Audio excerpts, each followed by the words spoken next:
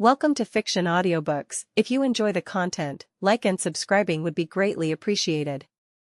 If you have any recommendations for novels, comment below.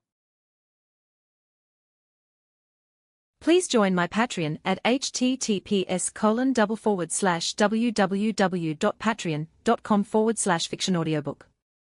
Chapter 222, Mutant School. Find 30+ advanced chapters. And for more fan fiction. Backhand index pointing down. Backhand index pointing down. Support link, patreon.com/RioRaRyu. Noah sometimes regrets having moments where he seems to have nothing to do but tell silly stories. For instance, like turning the dragon balls into the 4 elements and summoning a dragon to fulfill wishes. Well, in fact, Noah can tell that Evan and the others are just joking around. After their brief time at Hogwarts and Noah's guidance at Confrontation, their skills in elemental magic have significantly improved. Hogwarts has the advantage of having access to basic elemental magic Noah had introduced before. Dumbledore, rather than keeping it to himself, had carefully classified and shared some of the simpler aspects of it with the students. However, to officially take the elemental course, one must be in the 5th grade and pass a brand new exam. Naturally, Evan and his friends, along with nearly all the young members of the Mage Alliance, are eager to take the exam and pass it smoothly. Noah's assessment of their abilities is accurate. Although they can manipulate elements of all kinds, each has their best suit of elemental magic. However, Kate wasn't too pleased with Noah's comment about playing in the mud. Still, everyone else seemed to be on board. "Are you ready?" Fury, who had just returned after a phone call, asked. It seemed he had reported back to his superiors. "Of course, we're ready. We've been waiting for you," Noah and the others responded. Noah then added, "By the way, the tallest one is Kate, the one with brown hair is Lance, and the shortest one is Evan." "Hey. What do you mean by the guy with brown hair?" Lance snapped. "Damn it. It's not my fault that I'm short. It's not like you haven't seen Kate's parents. I even suspect they might be descendants of giants." Noah replied. His introduction naturally sparked some dissatisfaction from Lance and Evan. Lance's hair is different from Noah's and the others, who all have blonde hair. Evan, on the other hand, was upset about being called short. "Hello, my name is Fury," Fury greeted them. Fury, clearly uncomfortable, was sweating. Who would have thought these were all magicians with such immense power? "Hello, Mr. Fury," the group greeted, albeit with some reluctance. They turned to Noah. "Can we use our magic wands this time?" "Of course," Noah nodded. "But don't be too flashy. Learn from me." "Learn from you." Evan and the others studied Noah's hand carefully. Soon, they realized, "You turned your magic wand into a ring. Come on, didn't you learn transfiguration at Hogwarts? Damn it. Why didn't I think of that sooner? Did you do the same thing at Confrontation?" "Of course not. I only started doing that after I left Confrontation. Though I feel it doesn't matter whether you use a wand or not. A little more versatility never hurts, right?" "We haven't reached your level yet," Evan and the others shot him a dissatisfied glare. Their current predicament was similar to Noah's from years ago. Forced to give up using wands, they now cast spells without them. But using wands for so long had made the transition uncomfortable. Noah's advice might help, though, even if it meant losing some of their touch. But at least they could continue using wands. Once Evan and the others turned their wands into personal items, they immediately felt more at ease. Even if there was a psychological effect, the increased power of the wand was not to be underestimated. Even Noah, at his level, still used a wand. The group prepared to leave, but when Noah glanced at Fury, he realized Fury had yet to respond. "I think we can go now, Mr. Fury?" Kate asked, blinking as she noticed Fury still standing still. "Of course, I'm ready," Fury nodded, as if signaling for them to start. "Sir, since you're ready, why don't you take us there?" Lance asked, scratching his head. He found the ordinary man's behavior a bit confusing. "Wait, aren't you the one supposed to lead me?" Fury raised an eyebrow. Then, he tried to mimic Noah's method of drawing circles in the air. Like this. None of them responded. Instead, they all stared at him in silence. "So, you have no idea where their school is?" Fury asked as they drove in a van. "Come on, I haven't been out in 5 years. How am I supposed to know where they are?" Noah shrugged. Honestly, he thought Fury was a fake. "So, I'm just here to follow you, pay the bills, and drive?" Fury asked with a touch of sarcasm. "Maybe there's more you haven't discovered, Fury." "Don't worry about it," Noah dismissed him. Okay. Damn it, I knew nothing good would come of meeting you 5 years ago, and I feel the same now," Fury muttered. 5 years ago, I left the cosmic cube with you. Don't pretend you didn't benefit from it, Noah countered, rolling his eyes. Looking at Fury's disgruntled face, Noah felt no guilt. Even if Fury had some grievances, Noah had been kinder to him than to Dr. Ham. Although both were under the influence of Noah's silent spell and couldn't speak about magic, at least Noah hadn't erased their memories. It wasn't long before they arrived at the mutant school in New York. Everything there felt refreshing. The school was unlike Hogwarts, which was vast, old, and lacked electricity or internet. Camartage had these things, and now it seemed they had them here too. The mutant school resembled a lavish manor rather than a traditional school. It looks pretty good here, Kate commented. Your previous magic school wasn't like this? Fury asked, raising an eyebrow. Hogwarts was more like a castle, but there was no electricity or internet. Ghosts and magic made for candlelight everywhere. Camartage had electricity and internet, but no basketball courts, football, etc. Though I suppose we didn't have the energy to play, Evan responded with a grin.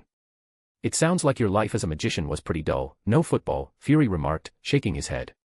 The football we're talking about is English soccer, not rugby. We also have our own sport called Quidditch, though we aren't interested in it, Lance chimed in, clearly educated by years of online discussions. All right, enough talking, let's go inside, Noah interjected, eager to get things moving. He wasn't too worried about Fury learning too much. Even if Fury found out, what could he do with the knowledge? But Noah didn't want to waste any more time chatting, especially if they were being watched. Evan and the others didn't hesitate, and neither did Fury. Though he was curious, he didn't press the matter. After a brief conversation, they entered the building and made their way through the vast school. Along the way, they passed many young mutants who looked at Noah and his friends with a mix of curiosity and fear. Fury, with his one eye and intimidating presence, was certainly a frightening figure, especially for these sensitive children. They look scared, Evan noticed. The life of mutants isn't easy, and Fury does look a bit intimidating. It's natural for them to feel this way, Noah sighed. The situation for mutants was bleak, and things were only expected to get worse. This was just one of many possible futures, including timelines like Deadpool's world, where no one heard a word from the chatterbox. Then there was the inevitable battle that wiped out all mutants. Noah was still uncertain about the future branching from the Dark Phoenix saga. Shaking his head, Noah continued toward Charles's office. More bonus chapters. Every 200 power stones equals bonus chapter. Give me more power stones. Chapter 223, turn him into a sheep. Find 30 plus advanced chapters. And for more fan fiction. Backhand index pointing down. Backhand index pointing down. Support link, patreon.com/RioRaRyu. It seems that we are here too early. Sitting under a tree on the playground of the mutant school, Noah stretched, bored. Evan and the others watched the children playing basketball, using their various special abilities, but quickly lost interest. Only Fury seemed entertained, but no one could tell what was going on in his mind. Noah and the others had indeed arrived early. When they entered Professor Charles's office, they were greeted not by the bald man in the wheelchair, but by a woman with silver hair and dark skin. This immediately confused them. Professor Charles went to Washington and will likely be back tonight. If you don't mind, you can stay overnight and meet him tomorrow, the woman explained. Now it all made sense. Sometimes, traveling directly using magic isn't the best option. They had probably arrived at their destination before the others had even left. After a brief discussion, Noah and the others decided to stay the night. With Fury around, his shield ID served as the perfect cover. Storm, who was already aware of S.H.I.E.L.D.'s existence since they had made contact before, was cautious but didn't make things difficult for them. After assigning rooms for the 5 of them, Storm took the S.H.I.E.L.D. agents on a tour of the school, finally leaving once all the students had finished their classes. It was uncertain whether they had truly left, as mutants are incredibly sensitive and constantly on alert. To help them stay hidden, Noah set up some magic so they could be seen but not heard. I have to admit, the abilities of these kids are really interesting, Noah said after watching Fury, who seemed intrigued by a child using space manipulation to play basketball. It's fascinating. Their training methods aren't bad. Simply put, they allow these kids to learn and enjoy the same things as outsiders, but they don't emphasize their differences, Fury observed. Noah nodded, agreeing. He couldn't deny that the mutants were impressive. However, he knew that the current X-Men lacked experience in fully developing their abilities. To him, they were just unpolished tools, but in a few years, they'd be forces to reckon with. Their current educational system, however, was far from ideal for survival. Do you think this is the direction human evolution will take? Fury asked thoughtfully, rubbing his chin. How should I know? I'm a magician, not a mutant, Noah rolled his eyes. Even if it goes in this direction, there will always be people trying to stop it. A magician understands that. Don't tell me, an agent doesn't know this. Fury grunted, somewhat amused by Noah's sarcasm. To be honest, I'm curious to see if you can convince them. Why? So I can borrow some of them. Are you serious? You know I'll lend you people, right? Noah couldn't help but chuckle. Fury wanted to borrow mutants. The idea amused Noah. He could tell that Fury knew he wouldn't be able to recruit magicians from the 8th floor, the higher-ups in the magical world, so he turned his attention to these mutants. Although Fury didn't expect to learn about magic from them, he was still intrigued by their powers. If these mutants joined the magical world, would they even be able to sustain themselves? Fury was thinking pragmatically. If he could get them jobs in S.H.I.E.L.D., it would reduce the burden on the magical community. Although the work would be dangerous, the pay would be high. He didn't think the magic world would support them for free. We'll talk about it later, after they agree and the Ministry of Magic finishes wrangling. Noah shrugged indifferently. But you said if they agree, you'd help them adapt to the British magic world, Fury pressed. I do have that plan, but it all depends on their decision. And, Fury, I don't care whether they agree or not. I'm not their babysitter, and their life or death isn't my problem. Got it. As Noah and Fury chatted on the playground, inside the main building of the mutant school, Cyclops and Storm were watching them on a large display screen. Just as Noah suspected, they didn't trust these S.H.I.E.L.D. visitors, even though the 5 of them had claimed to be looking for Professor Charles. However, after observing them for a while, Cyclops and Storm relaxed a bit. The group seemed genuinely interested in meeting Charles and hadn't acted suspiciously so far. Despite being on the playground, they were just watching the mutant kids, not making any radical moves. What should we do? Cyclops asked, looking at the 5 on the screen, looking a bit defeated. Before leaving, Professor Charles had tasked them with a mission. Now that he was in Washington, these S.H.I.E.L.D. agents' arrival made things awkward. Of course we should go, Storm replied calmly. The professor will be back tonight, and we just need to wait for him to return before leaving. Cyclops sighed. The professor's back. Who knows where they've gone? It's better than letting a bunch of worried people stay here unprotected. I'll take responsibility for this. All right. You take responsibility. Damn, these guys came at the perfect time. Cyclops grumbled. The next morning, Fury woke up early and proceeded to wake up Noah and the others, each one still in deep sleep. Naturally, his actions angered the lazy magicians, and as a result, Fury was turned into a sheep and left standing outside the door, bleeding. Even Gugu, the little one, jumped on his head and started rubbing it with his cat claws. To be honest, Fury wasn't angry at first. When he turned into a sheep, he'd had enough. He was just glad it was inside a room and not on the playground. There was grass out there. Of course we noticed. How could we not hear something so noisy? But that's no reason for you to disturb us so early in the morning. Do you know how long we've really slept? Lance groaned, yawning. Strictly speaking, they hadn't slept properly for a long time. Since learning meditation in Camartage, they didn't sleep like normal people, unless on vacation.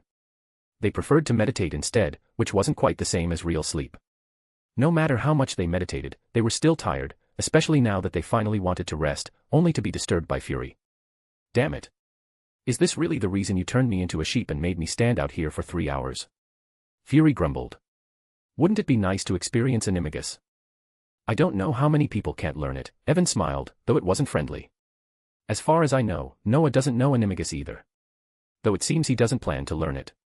But congratulations, Mr. Fury, you've got a step ahead of him, Kate said coldly, not amused. Noah simply shrugged. He really didn't know animagus magic, nor had he ever considered learning it. The idea of turning into an animal didn't excite him. He had once wondered if he could turn into a dragon, imagine flying with wings or breathing fire, but that was just a passing thought. Wait, what if it didn't work before? Could it work now? Noah suddenly realized he wasn't the same Ravenclaw he once was. He had spent 10 years studying real-world magic and countless hours training in his system space. I'm only one step away from joining the ranks of advanced magicians. My knowledge base is deep enough to master more powerful abilities. Maybe I should give it a try. Noah's thoughts were interrupted by the ongoing bickering between Fury, Evan, and the others. Sighing helplessly, Noah called out, "Should we meet Professor Charles?" "No problem, Noah, but before that, I want to turn this guy into a sheep and make him eat some grass." Evan quipped. "But who will pay for the damage to the turf?" "Of course he'll pay. Or, if we charge in gold galleons, we can pay it ourselves." Lance replied with a grin. More bonus chapters. Every 200 power stones equals bonus chapter. Give me more power stones. Chapter 224, Chapter 224 Professor Charles. In the end, Evan and the other two did not turn Fury into a sheep and throw him on the playground to watch him eat grass. Noah sighed. Although he had stopped this, he felt infinite regret. Think about it, the future director of S.H.I.E.L.D., a man who would do anything to achieve his goals, was turned into a sheep grazing on the playground of the mutant school. What kind of picture would that be? After pondering for a moment, Noah felt this guy might simply choose to forget the incident after getting angry. Then, at some point, when he or his subordinates needed to complete a mission, they might come to ask them to turn into other animals or something. That possibility was the greatest, right? It seems that not telling Fury exactly where we are was the right choice. Noah used to have no good feelings toward Fury. But after several interactions and considering the situation in this world, Noah's attitude toward him softened. In fact, whether in this world or in the original movie universe, some of Fury's actions that disgusted Noah were actually not that big a deal. From the perspective of ordinary people, his actions seemed normal. For example, when studying the cosmic cube, honestly, when Earthlings discovered aliens and felt scared, and Fury didn't even know Earth had guardians, naturally, he had to take precautions. Although the outcome was quite bad, it attracted Thanos' attention and led the Chitauri to attack Earth. As for his strong and humble stance toward the Avengers, well, if he hadn't done that, how could those proud Avengers care about him? Although I still think he's very annoying, I also find him quite interesting. Noah walked downstairs, stroking his chin thoughtfully. The room arranged by Storm was on the 3rd floor, and Professor Charles's office was on the 1st. Noah had no intention of using magic, so they had to walk. Of course, it would be too lazy to use magic for just a few steps. Evan and the other two were still arguing with Fury. Though the argument was fierce, there was no malice. In general, Fury used his modern knowledge and experience to challenge Evan and the other magicians. Meanwhile, the 3 magicians mocked Fury with their magical knowledge. Noah filtered out the frequent phrases like, "What kind of creature do you want to be turned into?" Noah worried that hearing those words would trigger his urge to research again. He'd never been one to lack specialization spirit, otherwise, his elemental magic wouldn't be so good. He once thought he wasn't good enough simply because he wasn't interested. But if interested, he found he wasn't worse than anyone else. The phrase, interest-driven, really made sense. When you do what you're interested in, you often get twice the result with half the effort. While walking, Noah suddenly sensed someone sneaking into Professor Charles's office. This surprised Noah. Did that guy run away? He was also interested in the fact that this guy's soul was very old. At Camartage, besides learning spatial magic, Noah kept learning soul magic. Although this consumed much of his energy, remember, Noah was learning 3 types of magic simultaneously, and one required constant exploration and self-improvement. But so far, Noah had done very well. The system space not only gave Noah more time and information but also more opportunities to practice. That's why he mastered various knowledge so quickly and elevated his magic level to the current state. An old soul, rashly breaking into Professor Charles's office. Could it be Logan? Noah touched his chin, thinking secretly, but soon stopped pondering. Anyway, given the current situation, they would definitely meet. So Noah said nothing to the 4 still arguing, but silently walked to Professor Charles's office door. Just then, a girl suddenly came out. Wow, did she just walk through the wall? Probably noticing their arrival, the 4 stopped immediately. Watching the girl, a little stunned but soon nodding and leaving quickly, Evan touched his chin and asked quietly. Nothing strange. Don't forget, we saw a little ghost in the teleportation space yesterday. However, they seem to be doing well here. Noah replied casually. They had observed the children yesterday. Indeed, they were doing well. Although a bit sensitive and vigilant when they saw strangers like them, they relaxed once they realized no ill will was present. Innate abilities are incredible, but I don't think they're as practical as magic. Kate tilted her head and stated her opinion directly. It can't be said like that. It's more a difference between specialization and diversity. Mutants' abilities tend to be monotonous. They may only have one power in their lives, but if developed to the extreme, it can be powerful. Magicians are different, we learn multiple abilities and use different skills depending on the enemy. Noah shook his head. He couldn't say whether magician diversity was better or mutant specialization was better. It is indeed terrifying to specialize in one skill to the extreme, but the more you master, the deeper your understanding. Otherwise, the saying, more skills are better, wouldn't exist. Perhaps, at the same level, a versatile magician would be stronger than a mutant specializing in one skill. After all, you only know that one skill, and I have many. You can't stand it if I use the skills that counter yours. Retracting his thoughts, Noah knocked on the door and soon pushed it open. The door wasn't locked, this wasn't Hogwarts or Camartage, so no need for such respect. Oh, it seems our guests have arrived. Are you members of S.H.I.E.L.D.? Professor Charles smiled warmly at Noah and the other 5. Hello, Professor Charles. Yes, we're from S.H.I.E.L.D. I believe you know us. Fury looked around and noticed Noah and the others were all watching him. He bit the bullet, stepped forward, and smiled. "Hello, agents. May I ask if you have important business at our school?" Professor Charles kept smiling. "We know the situation for mutants isn't good right now, so we came to take a look." Since Fury had spoken, he continued. With 4 magicians behind him, he had nothing to fear. He would never forget the bald female magician, Noah's teacher, who had scared him. She had crushed the fleet invading Earth and the universe right before his eyes. With such a person backing him, Fury really didn't fear anything, until a man who looked like a beast interrupted him before he finished. Logan shook his head disdainfully. "What bureau are you from?" "Never mind, it's all the same. Are you planning to use mutants as weapons?" "Shield, thank you." Fury took a deep breath, looked at Logan with dissatisfaction, then slowly said, "What do you know? Are you Logan Howlett? Lieutenant Howlett, Captain Howlett, or Sergeant Howlett?" Fury definitely knew this guy.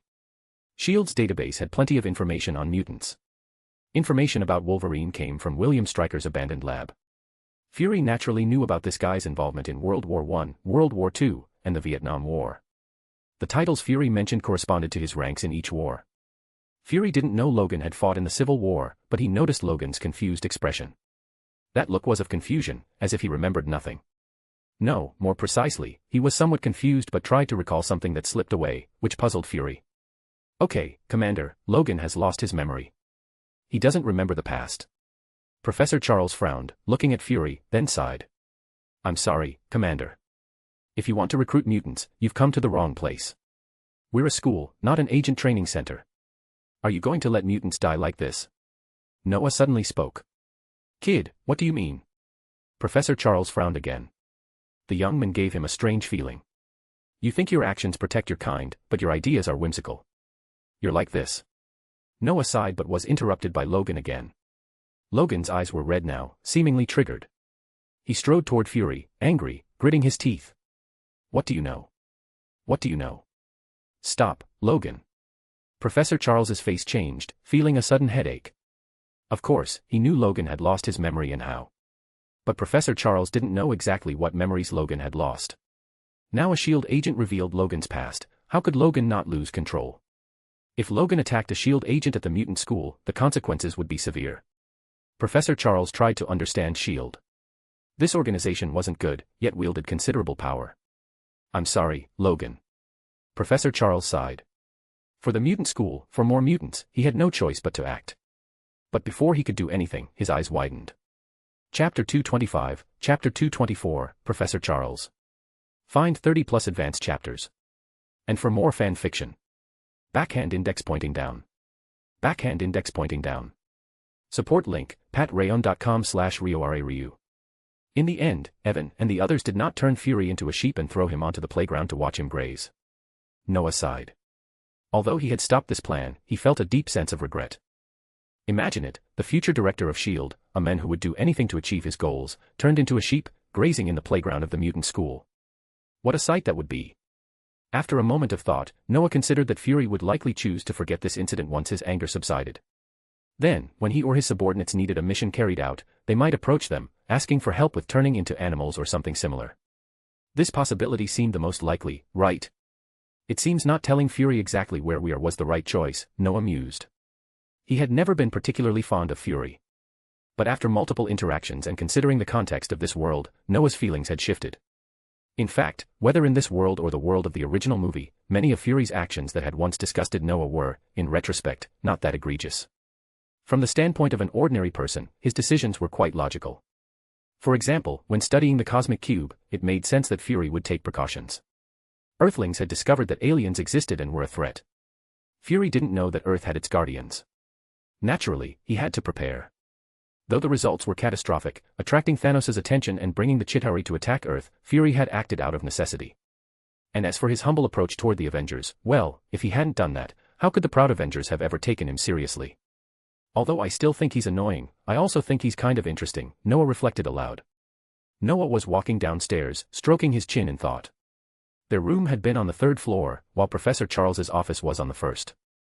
Noah wasn't planning on using magic for such a short distance. It would be too lazy for just a few steps, wouldn't it? Evan and the others were still engaged in an animated argument with Fury. Despite their heated debate, it was clear there was no malice involved. Fury, using his more modern knowledge and experience, was taking jabs at Evan and the others. Meanwhile, the three magicians were mocking Fury with their understanding of magic. Noah deliberately filtered out the frequent comments about, "What creature do you want to be turned into?" He was worried that he might get too carried away and start researching again. Noah was never one to shy away from specialization, and his elemental magic was proof of that. He used to think he wasn't good enough, but it turned out that his lack of interest had been the only thing holding him back. When he was genuinely interested, he found that he was no worse than anyone else. The concept of being interest-driven was very true. When you're invested in something, you often get twice the results with half the effort. While walking, Noah suddenly sensed someone sneaking into Professor Charles's office. This surprised him. Had someone fled? He was also curious about the soul of this individual. It felt ancient. At Camartage, Noah had not only learned space magic but had also continued studying soul magic. Although this took up much of his energy, given that he was learning 3 types of magic at once, he was managing well. The system space had provided him with more time, more information, and more opportunities for practice, which helped him advance his knowledge at an accelerated rate. An old soul, sneaking into Professor Charles's office. Could it be Logan? Noah stroked his chin, considering the possibility, but quickly dismissed the thought. After all, he would meet this person soon enough. Without saying anything to the 4 still arguing, Noah quietly approached the door to Professor Charles's office. Just then, a girl emerged from the office. "Wow, is this through the wall?" The others stopped upon noticing their destination. The girl, a bit startled at first, nodded in acknowledgement before leaving quickly. Evan, touching his chin, spoke in a low voice. "Nothing strange, don't forget that we saw a little ghost in the teleportation space yesterday. They seem to be doing well here." Noah casually responded, "Yeah, we did observe the children here yesterday. They seem fine. They're a bit sensitive and wary of strangers, but once they realize we mean no harm, they're fine. Innate abilities are incredible, but I don't think they're as practical as magic," Kate commented, tilting her head. "That's not entirely true," Noah replied, shaking his head. "It's more about specialization versus diversity. Mutants' powers are more specialized, they might only have one ability, but if they perfect it, it could be powerful. Magicians, on the other hand, develop multiple abilities and use them against different enemies. It's hard to say which is better, but perhaps a versatile magician would have the upper hand against a mutant who's mastered just one skill." He paused, contemplating the idea. At the same level, a magician with multiple skills would have an advantage over a mutant who only knows one ability. "After all, I can use skills that specifically counter yours." Noah knocked on the door and, finding it unlocked, pushed it open. Unlike at Hogwarts or Camartage, they didn't need to be overly formal. "Ah, our guests are here. Are you members of S.H.I.E.L.D.? Professor Charles greeted them with a warm smile. "Hello, Professor Charles." "Yes, we're from S.H.I.E.L.D. "I'm sure you've heard of us," Fury answered, stepping forward and looking around. "We've heard about your situation here and wanted to come check in," Fury continued, with the 4 magicians standing behind him.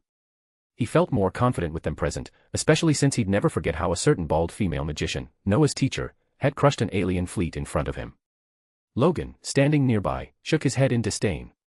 "What bureau are you from?" "Forget it, it doesn't matter. Are you planning to recruit mutants as weapons?" "Thanks for the concern," Fury replied, taking a deep breath and looking slightly annoyed. "Our plans don't concern you. Are you Logan Howlett?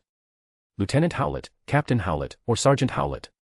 Fury was well aware of Logan, his history, and his service in multiple wars, including World War I, World War II, and the Vietnam War. The S.H.I.E.L.D. database contained extensive files on mutants, including Logan. Fury didn't know about Logan's involvement in the Civil War, but he did notice that Logan seemed confused by his questions. "Okay, Commander, Logan has lost his memory. He doesn't remember his past," Professor Charles interjected, his expression troubled. He sighed, looking at Fury with concern. "If you're looking to recruit mutants, you've come to the wrong place. We're a school, not an agent training center." Noah suddenly spoke up, his voice filled with frustration. "Are you really going to let the mutants die like this?" Professor Charles frowned. "What do you mean by that?" he asked, sensing something unusual in Noah's tone. Noah sighed again. "You think you're protecting your kind, but you're being naive. Your approach is flawed." Before Noah could finish, Logan's eyes flashed with anger. He walked toward Fury, gritting his teeth. "What do you know about me? What do you know?" "Stop, Logan!" Professor Charles shouted, his face tense as he sensed an unusual headache beginning. He knew Logan had lost his memory, but he was unaware of which specific memories were gone.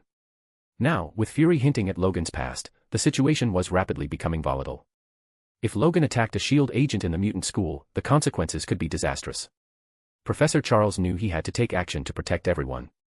But just as he was about to intervene, his eyes widened in shock. More bonus chapters. Every 200 power stones equals bonus chapter. Give me more power stones. Chapter 226, Chapter 225, Iron Bones, Part 1. Find 30 plus advanced chapters. And for more fan fiction. Backhand index pointing down. Backhand index pointing down. Support link, patreon.com/RioRaRyu. What is this? Just as Professor Charles was about to stop Logan, a piercing chill suddenly swept through the entire office. In an instant, Logan froze, turning into a solid ice sculpture halfway toward Fury. The power contained within this icy form was indescribable, something that Professor Charles had never encountered before. If Logan hadn't been encased in ice with his eyes still rolling around, Professor Charles would have thought him dead. Is this how you treat guests, Professor Charles? Lance asked, lowering his hand as the golden glow in it faded. Professor Charles felt incredibly embarrassed. Not just Lance, but Kate and Evan, too, shared a similar sentiment. In their eyes, professors should be like Flitwick or Snape, only those who had actually taught them deserved the title.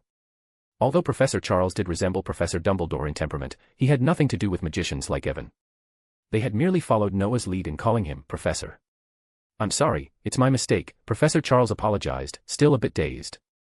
However, as he regained his senses, he carefully observed the three young men in front of him. Before, he hadn't noticed much, but now, under his scrutiny, he realized just how unusual they were. Especially the brown-haired young man, who had wielded the power of frost so quickly and proficiently, it was clear that his ability was highly developed. Intrigued, Professor Charles began to use his telepathic ability, wondering if these young people could also be mutants. Although he hadn't found any signs of it through his instruments, who knew if they had a way to conceal themselves? I advise you not to mess with your abilities, Professor Charles, Noah's voice cut through the air, a frown on his face. Everyone else mirrored Noah's expression, clearly disturbed. No one liked the idea of their thoughts and memories being explored by others, especially magicians like them who deeply disliked such intrusions. Even Professor Dumbledore, known for his great magical skill, rarely used magic to delve into someone's mind. When he did need to extract information, he would use truth serum.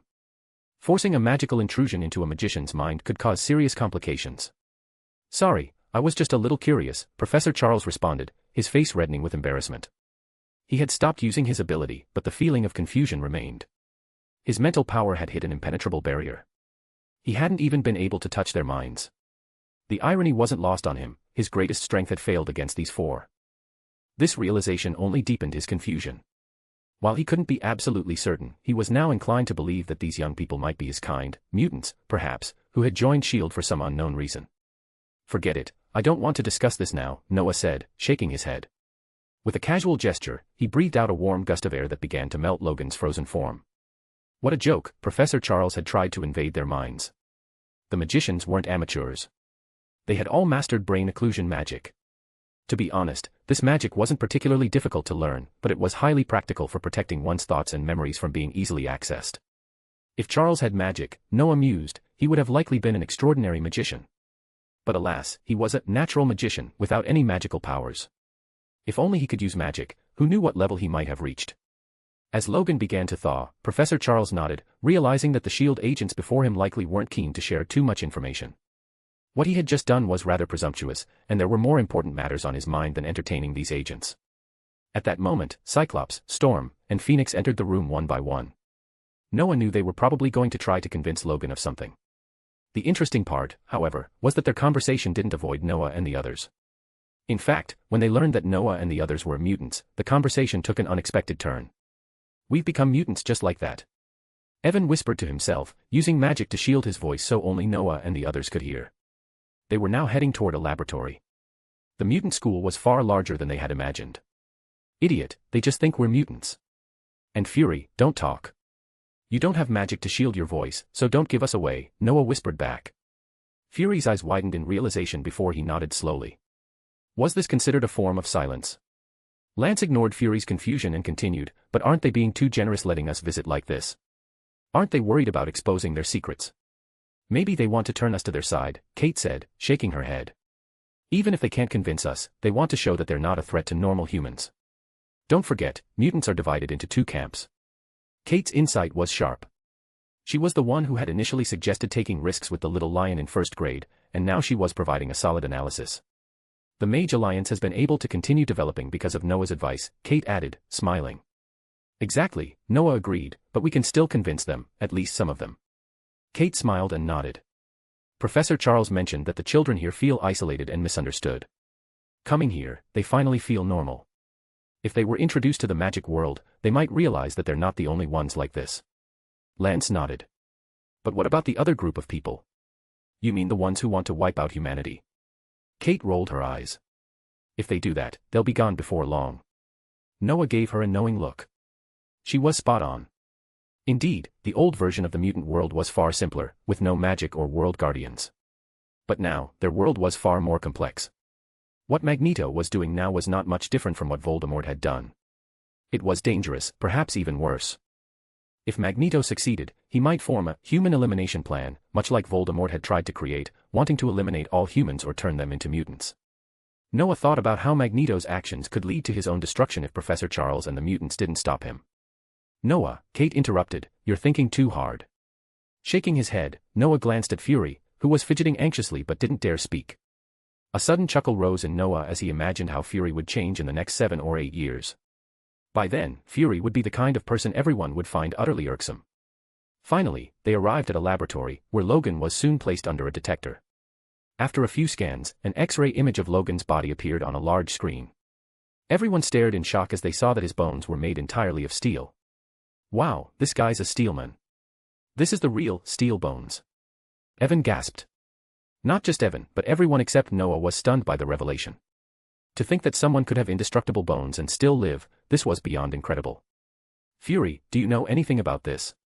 Kate asked, her arms crossed in disbelief. I know a little, but it's highly confidential, Fury said, swallowing nervously. Tell us, Lance demanded. We're curious. Highly confidential. A truth serum would get everything out of him in a second, but magicians didn't rely on such things. They used their own magic for security. Fury glared at Lance, but after a moment's hesitation, he began to explain. This is mutant territory, and if I don't explain, I might get into trouble. You all nearly got caught earlier. He took a deep breath. 15 years ago, a general performed experiments on Mr. Howlett. They implanted special steel bars into his body via surgery. The records were later erased, and the general kept quiet about it. William Stryker. Professor Charles murmured, his face a mask of recognition. I remember some things from 15 years ago, but I didn't know it was such an experiment. Now, Professor Charles was even more troubled. He didn't know what Eric's true intentions were in finding Wolverine. More bonus chapters. Every 200 Power Stones equals bonus chapter. Give me more Power Stones. Chapter 227, Chapter 225, Crazy Assumption, Part 2. Find 30 plus advanced chapters. And for more fan fiction. Backhand index pointing down. Backhand index pointing down. Support link, patreon.com/RioRaRyu. In fact, Eric wasn't targeting Wolverine at all. Though Wolverine was certainly interesting, and as a very key figure among mutants, he never lacked significance. However, at this moment, Wolverine Logan was in a rather poor state. Actually, he seemed to have never been in great shape. Apart from being handsome, with a body of steel plates and being nearly invincible, there didn't seem to be much else that stood out about him. No, there was one more thing, he was very good at poaching. For example, Phoenix was currently chatting with him, completely ignoring Cyclops, whose face looked extremely ugly. Noah had no interest in participating in this drama. After leaving the laboratory, he went straight back to his room. What the mutants had to deal with later wasn't something Noah and his friends could do anything about, though they didn't mind being seen by them. It's interesting, though, that everything had gone so smoothly today.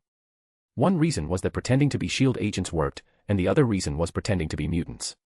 The combination of these two special identities proved to have an unexpected effect. The reason why Professor Charles and his friends had said and done so much, not minding Noah and his friends overhearing, was that they actually wanted them to hear and see. By using S.H.I.E.L.D.'s authority in the identity of mutants, they could send the message to S.H.I.E.L.D., hey, we are different from other mutants, we're close to ordinary humans. To be honest, the idea was simple, yet very practical. At least Fury had started thinking about something, though Noah could tell that the men didn't seem to trust these mutants. He hadn't had much contact with them after all. However, Fury did trust Noah and his friends, which Noah hadn't expected. But upon further thought, it didn't seem too surprising. They'd had that contact 5 years ago, and Noah hadn't harmed them. He had even followed through on what he promised. They were people who worked in the shadows to protect Earth. It wasn't enough to just say this, they had to show it through action. Fortunately, Noah had done exactly that and even helped Fury see a different side of the world, though Fury couldn't speak of it. Upon learning that there were actual guardians in this world, Fury hadn't completely unloaded his burdens, but he had felt some relief. In the original story, Fury knew about the aliens with plans for Earth, but had only one ally. Otherwise, he wouldn't have been in such a rush to form the Avengers in 1995. Things were different now. Although Noah didn't know whether Fury had already formed the Avengers, he now had more than just Captain Marvel as an ally. Of course, Fury still hadn't given up on his mission to protect Earth. That was just the kind of person he was. Honestly, these mutants are pretty pitiful. Evan sighed as the five of them entered Noah's room, sitting down on the sofa. Yeah, a person turned into that. But from another perspective, the abilities of these mutants are really impressive. Kate nodded, still recalling the moment when the entire body of Bones had turned into steel. Speaking of which, Fury, you guys are kind of twisted, right? Lance said directly, looking at Fury with some sarcasm. Hey, this isn't on me, Fury replied nervously. I never took part in this. I only found out a lot of things afterward. Fury was visibly uncomfortable, not wanting to take the blame. After all, he had never participated in this from the start, and in fact, he thought it was one of the dumbest things to do. You can study such powerful abilities, but why leave things half done after studying them? Also, never overestimate your control when conducting such research. If the research fails, or worse, if you accidentally create something you can't control, it could lead to an absolute disaster. As the planner and leader, Fury could escape, but who would clean up his mess? That would most likely fall on his subordinates, and the casualties at S.H.I.E.L.D. would be catastrophic. Fury really hated William Stryker. After learning the truth of the world, Fury had never entertained the idea of capturing people with special abilities for research. God knows, if they had caught someone from the magical world, would Earth even still exist? Fury had already begun to consider whether to use his privileges when he returned and investigate General William Stryker. He knew that taking action would cause trouble, but ignoring the unhappy magicians could lead to even more discontent. Alright, Lance, though Fury is a bit twisted, he knows a lot about this world. I don't think he's stupid enough to bring trouble onto himself. Noah interrupted their conversation, shaking his head. But I think Fury should do something. After all, it's a great opportunity to win over mutants, especially that Logan.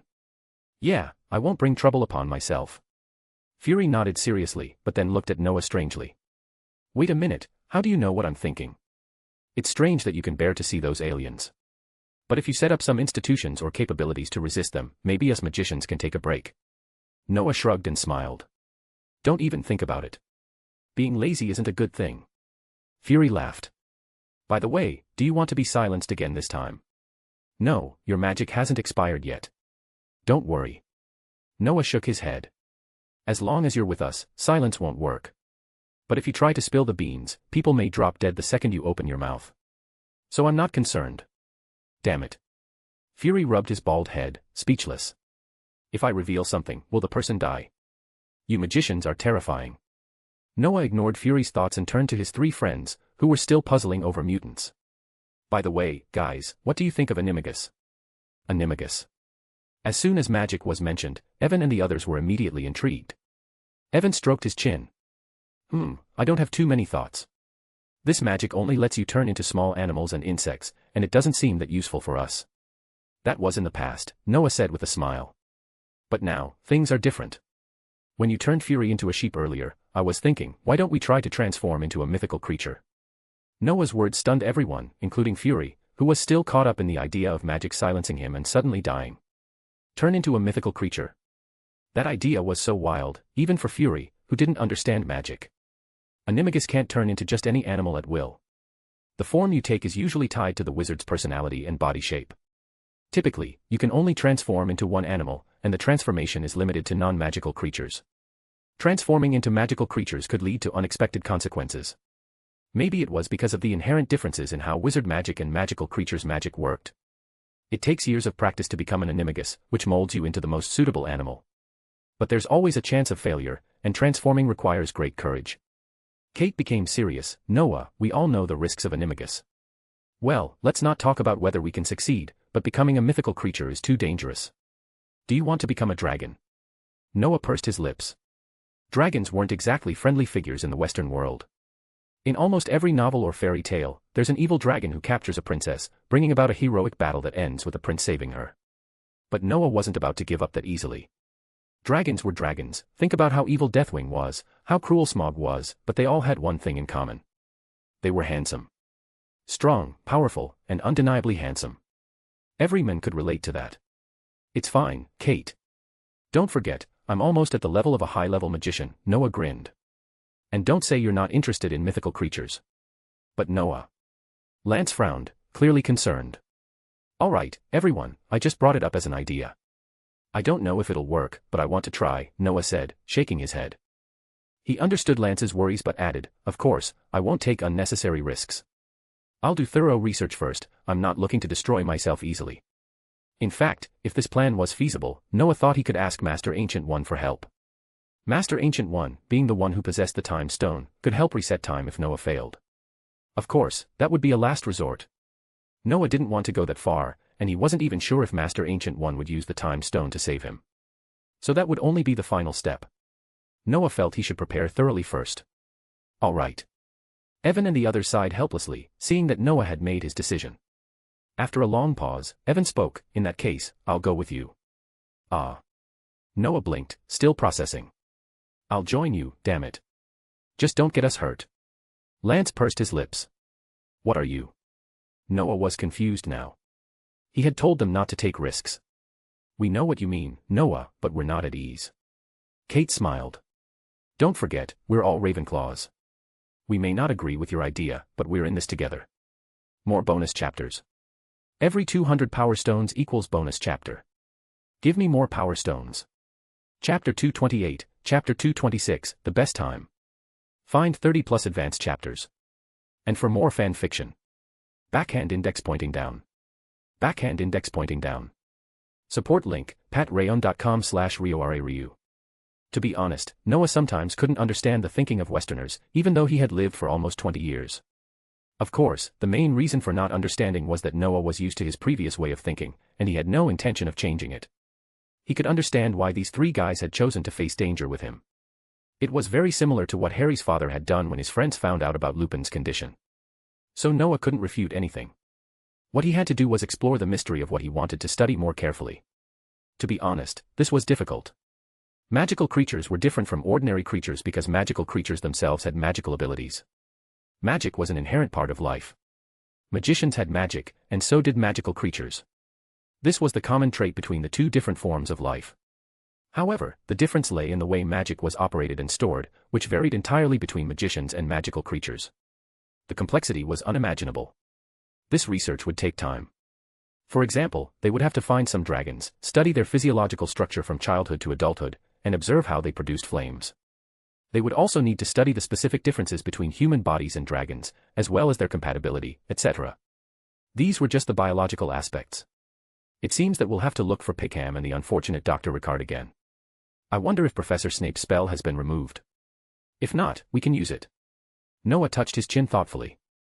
It was clear that Noah didn't intend to spend too much time on the biological aspects. It wasn't like he didn't know top talents in this field. Moreover, if Noah could convince these mutants, he could also make use of their technology. Let alone other things, Professor Charles alone was a top scientist. People with strong mental power had the potential to become great academic masters. And Professor Charles's mental power was terrifying to say the least. After processing these thoughts, Noah felt a bit more at ease. However, looking at the frowning Evan and the others, Noah suddenly found it a bit amusing. After thinking for a moment, he decided to tell them directly, so they wouldn't keep looking as if they were facing danger or even dying for their friends. You mean, what we want to study is just the flow and storage of magic power in dragons. We don't need to worry too much about other things. When Noah shared his ideas with the three of them, you can imagine their surprise. Hey! You mean Pickham and Ricard? Could it be? Fury's eyes widened. He certainly knew those two. Yes, they're the ones you're thinking of. Just ask them for help, and there won't be any problem. Noah answered Fury's question first, then looked at Evan and the others. That's all we need to do. The only issue is finding those dragons. Wait, there are actually dragons. Fury couldn't help it. He thought he knew a lot about the magical world, but now he felt as if he knew nothing. Of course, there are dragons. Not only that, but there are phoenixes too. Lance said, possibly a little annoyed with Fury, adding it directly. Werewolves, vampires, and now dragons and phoenixes. Are there that many things in the magical world? Nonsense, wolves and vampires. Those are just ordinary monsters. Dragons and phoenixes are mythical creatures. The headmaster of our Hogwarts has a phoenix. As for dragons, we've domesticated them. The reason they're hard to handle is because they can fly. Fury was completely stunned. He didn't know what Hogwarts was, but the idea of the headmaster having a phoenix. Dragons domesticated. And they were hard to handle because they could fly. What kind of devils were these magicians? Fury suddenly felt that if these magicians released these creatures, the world would probably be destroyed. At this moment, Fury really felt overwhelmed. Looking at Fury's expression of despair, Noah knew that the men had probably misunderstood something. The dragons in this world weren't creatures with high intelligence or infinite power. Simply put, they seemed to have degenerated. They didn't have that enormous size, nor did they possess terrible strength. To put it bluntly, they were just smaller versions of dragons. However, Noah's thinking wasn't focused on these half-decent dragons. He was hoping to become a real dragon, one that could cover the sky with one wing. In the following days, Noah and his team simply stayed to discuss and think things through. Anyway, Professor Charles didn't mind at all. In fact, Noah and his team had a good relationship with Storm and Phoenix. As for Fury, he went out to answer a phone call one day and stayed with them. But these days weren't all smooth sailing. Just like the guy who had been frozen and came running back after thinking he had recovered. Professor Charles and the others also arrived like this, but seeing their helpless faces, Noah guessed they had wanted to stop them but had failed. You're mutants too. Very good. Last time I didn't notice you and you managed to sneak attack me. This time, I'll try again. Looking at Logan's unhappy face, Noah spread his hands helplessly. Professor Charles and his team failed to stop them. Maybe they had also wanted to see their abilities, right? You see, they'd always been curious about Noah and his team's abilities, but Noah and his team hadn't said a word. With the shield agent vest on him, Professor Charles didn't dare do anything. And Noah and his team had strong mental defenses, making it impossible to explore their abilities. So, naturally, they were even more curious. Noah remembered that they seemed to have developed a mutant classification system. The weakest was Epsilon level, and the strongest was Alpha level. The Omega level might not have been proposed yet. All right, I'll play with you. Noah thought for a moment and nodded. Let's begin. Here. Logan looked a little surprised, but the next moment, he was dumbfounded. God knows when, a circle of light appeared under his feet. He instinctively tried to dodge, but the circle of light followed him closely. Whether he ran or jumped, he couldn't escape the circle of light. When he considered attacking Noah directly, the circle of light instantly turned into a black hole. Ah! With a shrill scream, Logan vanished before their eyes. The whole event, from beginning to end, took less than 5 seconds. It was so quick that Professor Charles didn't even have time to record or analyze what had just happened. Mr. Finnear, where did Logan go? Professor Charles immediately used his ability after Logan vanished, but to his surprise, he couldn't detect Logan's location at all. He's fine, very well. He should be enjoying the feeling of flying. If nothing unexpected happens, he should appear in your office in half an hour. Noah shrugged and sat beside his bed while the others looked on playfully. Professor Charles seemed confused. With his powerful mental abilities, he could tell that Noah wasn't lying. But this situation left him even more perplexed. While he felt that Noah and his team didn't harbor ill intentions toward them, who could say what S.H.I.E.L.D. thought of them? In his judgment, Noah's strange and terrifying abilities were at least beta level, if not alpha level. Beta-level mutants were nearly as powerful as alpha-level mutants, with only minor defects. Alpha-level mutants, on the other hand, had extremely powerful mutant traits without major defects. Professor Charles couldn't detect any defects in the 4 young people, which made him think further. But after thinking for a while, Charles felt like he still had no clue. In the end, he simply nodded to Noah and his friends and left with Phoenix and the others. Noah, didn't you say we only had basic elemental magic abilities? Why are you using space magic? After making sure Charles and the others had left, Lance asked directly, and Evan and Kate looked at Noah with surprise. Noah didn't answer immediately. He gathered the materials they'd been working on over the past few days, scattered on his bed, and then slowly looked up. Maybe, he's just not happy with himself. This guy is really annoying. Lance nodded, feeling that while Logan was quite pitiful, his temper was undoubtedly terrible. He always felt that Lance's last success was due to a sneak attack, though Lance had indeed taken advantage of that. Don't you think he's strange? I feel like he's looking for trouble with us because he wants to learn about himself. Kate thought for a long time and suddenly spoke. Maybe. Who knows? Maybe he just wants to teach us a lesson, or perhaps he wants to defeat any one of us to bring the information to Fury. But that doesn't concern us, does it? Noah shrugged. He really didn't care about what Logan was thinking. Speaking of which, we've been out for so many days. If you don't have any other thoughts, I wouldn't mind playing for a while. But with this impulsive idea, do you think we should head back? Evan tilted his head at Noah. It's time to go back. As for here, I think it's almost time. Then we can have a good talk with them. Noah touched his chin thoughtfully. If he remembered correctly, the little rascal would probably be stabbed through by Logan tonight and then absorb Logan's ability to recover. The next day, he'd be suddenly attacked by Mystique and run away that night. By then, Magneto Eric would probably show up, another good opportunity Noah had been waiting for. Have you seen his ability clearly? On the other side, as Professor Charles returned to his office, he immediately asked. I'm sorry, no. Jean Grey sighed and shook her head. His ability is too strange. I didn't even feel any fluctuations before everything happened. Professor Charles nodded, then looked at Cyclops and Storm. As expected, they too shook their heads. This situation made Professor Charles sigh, but just as he was about to speak, a circle of light suddenly appeared in his office. The next moment, a figure fell through it. Damn it. That damn guy. Logan. It was me. Damn it. Did you know? I was in free fall for more than half an hour. A full half an hour. More bonus chapters. Every 200 power stones equals bonus chapter. Give me more power stones. Chapter 229, Chapter 227, Wolverine and Little Rugrats. Find 30 plus advanced chapters. And for more fan fiction. Backhand index pointing down. Backhand index pointing down. Support link, patrayon.com/RioRaRyu. Noah, are you awake? Around 8 or 9 o'clock the next morning, Fury knocked gently on Noah's door. After his previous experience of offending 4 magicians at once and being turned into a bleeding sheep for what felt like an eternity, Fury had learned his lesson. He knew that these magicians usually woke up around 8 or 9, which led him to grumble to himself, these magicians are really lazy. But no matter how lazy they were, Fury understood one thing, these magicians were serious about their craft. Get up, come in. Soon, Noah's voice came from the room. Fury let out a sigh of relief and opened the door, stepping in. Inside, Noah was sitting on his bed, engrossed in a book titled The History and Research of Animagus. From the title, Fury instantly recognized it as a product of the magical world, likely tied to the research Noah and his friends were undertaking. Over the past few days at the Mutant Academy, Fury had begun to understand that these magicians were real scholars. Despite their quirks and personality issues, their dedication to research was comparable to any scientist Fury had known.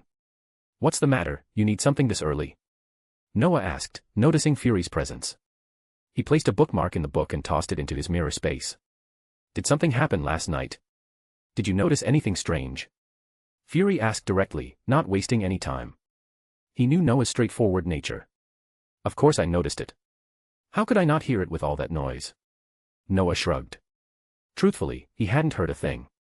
He'd been in a deep sleep, meditating in his system space, and knowing what had transpired, he wasn't particularly interested in checking it out. But the fact that Fury came to ask him this early surprised him. Aren't you curious, Fury? As the future director of S.H.I.E.L.D., shouldn't you be investigating this yourself? You didn't go to see it. Noah touched his chin thoughtfully. No, I woke up and noticed none of you took any action. I didn't want to do anything rash. Please, I'm not stupid. The only reason I can stay here and peek into the mutant school's secrets is because of you, Fury replied, rolling his eyes. Wise choice. Curiosity kills the cat, Noah replied, adopting the role of a guiding elder. Can you stop acting like that? Was it dangerous last night? Fury asked, his eyes narrowing with concern. It wasn't dangerous. It just sounded like it came from someone I taught a lesson to yesterday. Noah added, not elaborating further. Logan Howlett. Damn it, it's a good thing I didn't go over there. Who knows, that guy might seek revenge on me. Fury grumbled. Seek revenge on you? Noah thought about it but didn't explain. Instead, he found the whole matter trivial and just wanted to move on. Fury had his own way of dealing with things. After getting the information he needed, Fury took his leave. Noah was clearly not in the mood for further conversation, and Fury noted to himself, these magicians may be a bit lazy, but when it comes to research, they're as focused as any scientist. The day passed quietly. Evan and the others, having woken up, approached Noah with discussions on magic creature transformation. Meanwhile, Fury observed the mutant children, evaluating which of their abilities might be useful on the battlefield. Wall penetration, invisibility, and space travel were great for intelligence work, but Fury knew it would take time, energy, and resources to train them into skilled fighters, assuming they were even willing to follow him. That evening, after a delicious dinner, Lance encouraged Fury to share stories about his past, glorious career. Noah and the others listened with curiosity, even though they had no experience in this field. Still, they couldn't help but picture Fury as someone like Snape. Do you know? I was surrounded by 6 or 7 agents once. Damn it, I thought I was going to die that time, but in the end, I still thought of a way. Fury continued, animatedly telling his stories. Just as he reached the climax of his tale, the sound of a motorcycle roar interrupted him, causing everyone to look toward the source. What's going on? Fury asked, slightly annoyed by the interruption but still curious about the situation. I don't know, but I don't think it's a simple matter, Noah mused, stroking his chin. He already knew who it was. Shall we go check it out? Kate asked after thinking for a while, her arms crossed over her chest. Let's go. We've been here long enough, it's time to move around, Lance exclaimed eagerly, clearly feeling a bit restless.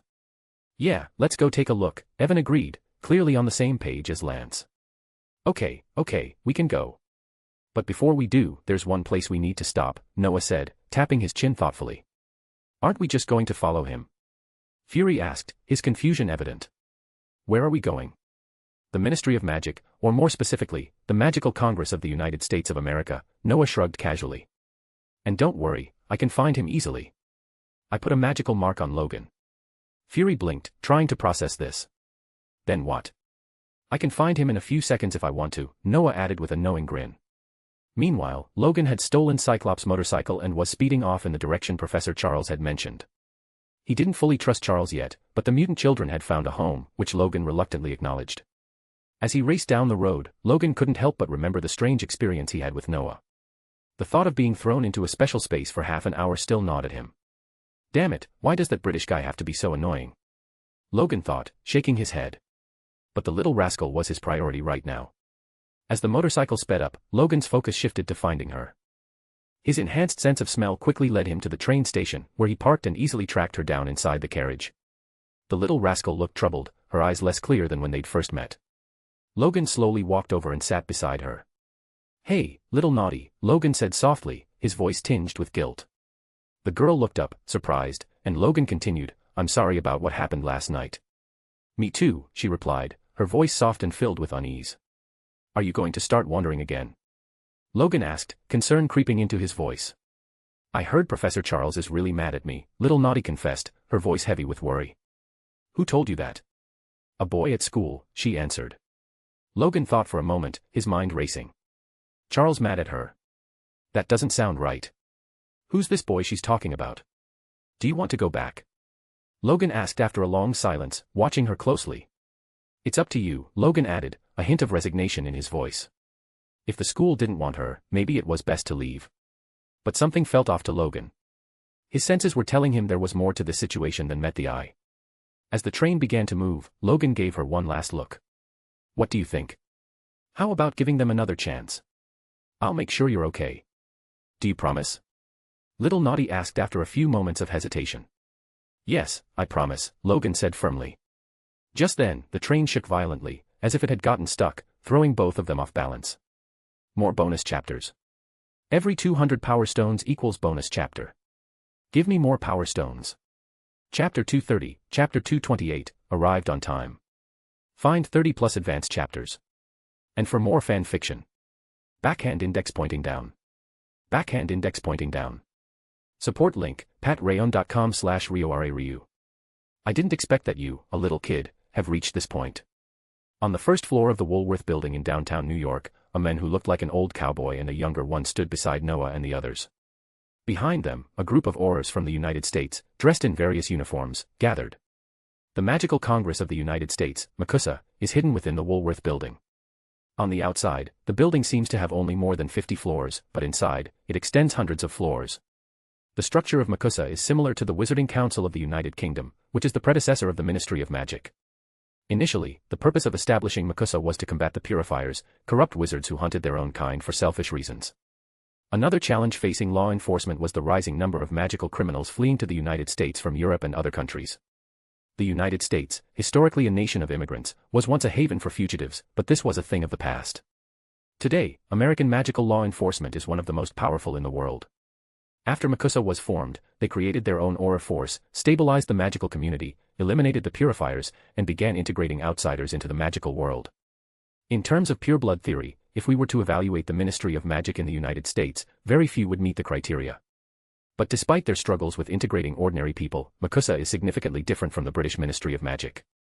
The Rappaport Act 1 separated wizards from the Nomage world after an incident where a witch fell in love with a handsome Nomage and nearly exposed the entire wizarding world.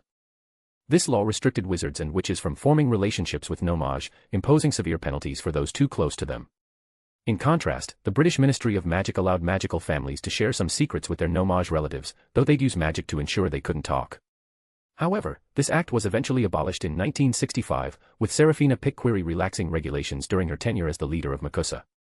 Over half a century, the American magical world has evolved to be more open, laughing at the strictness of the British Ministry of Magic, especially in the wake of Voldemort's disappearance and the Ministry's recovery. Noah wasn't embarrassed about seeking help from MACUSA. The current leader, Samuel G. Quahog, knew something about the Ancient One's disciples, even though he wasn't in office when Noah first stirred up trouble in the U.S. He was willing to help, offering to send an Auror team, though he had his reservations about Fury. Quahog felt Fury didn't belong to the magical world, given he had no magical relatives.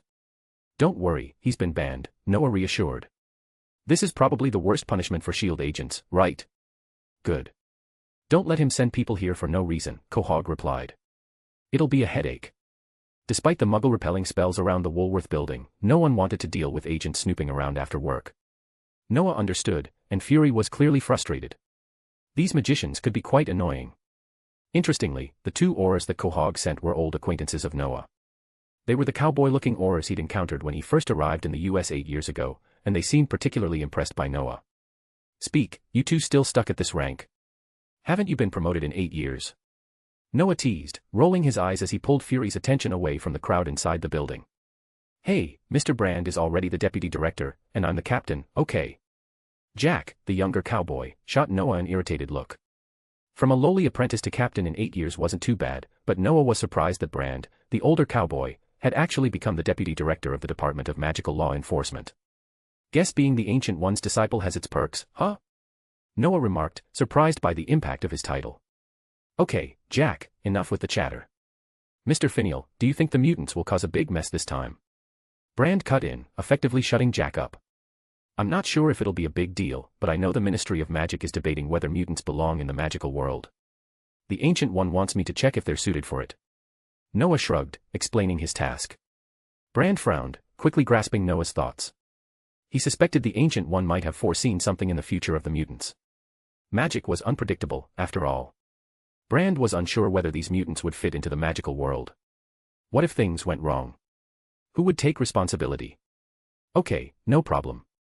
But if you're bringing them into the magical world, they'll need to be watched by Aurors, Brand said after thinking it over. No need. I'll take them to the British magical world, Noah replied, sensing Brand's wariness. I'm more familiar with it there, and it won't cause as much trouble with me keeping an eye on them. The British magical world might have its own challenges, but Noah didn't anticipate significant issues, especially with Dumbledore's support.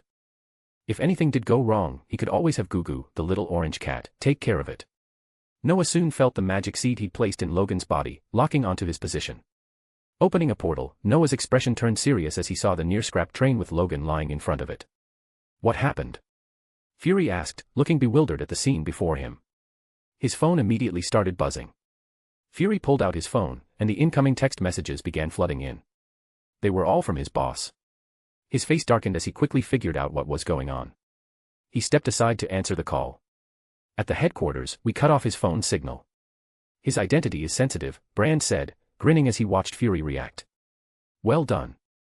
Lance, noticing Fury's annoyed expression, flashed a wicked grin. All right, Jack, get someone to carry Logan. The rest of you, follow me, Brand directed, leading the way. Jack, however, found that Logan was too heavy to move easily. He tugged, pulled, and tried again, only to find that Logan wouldn't budge.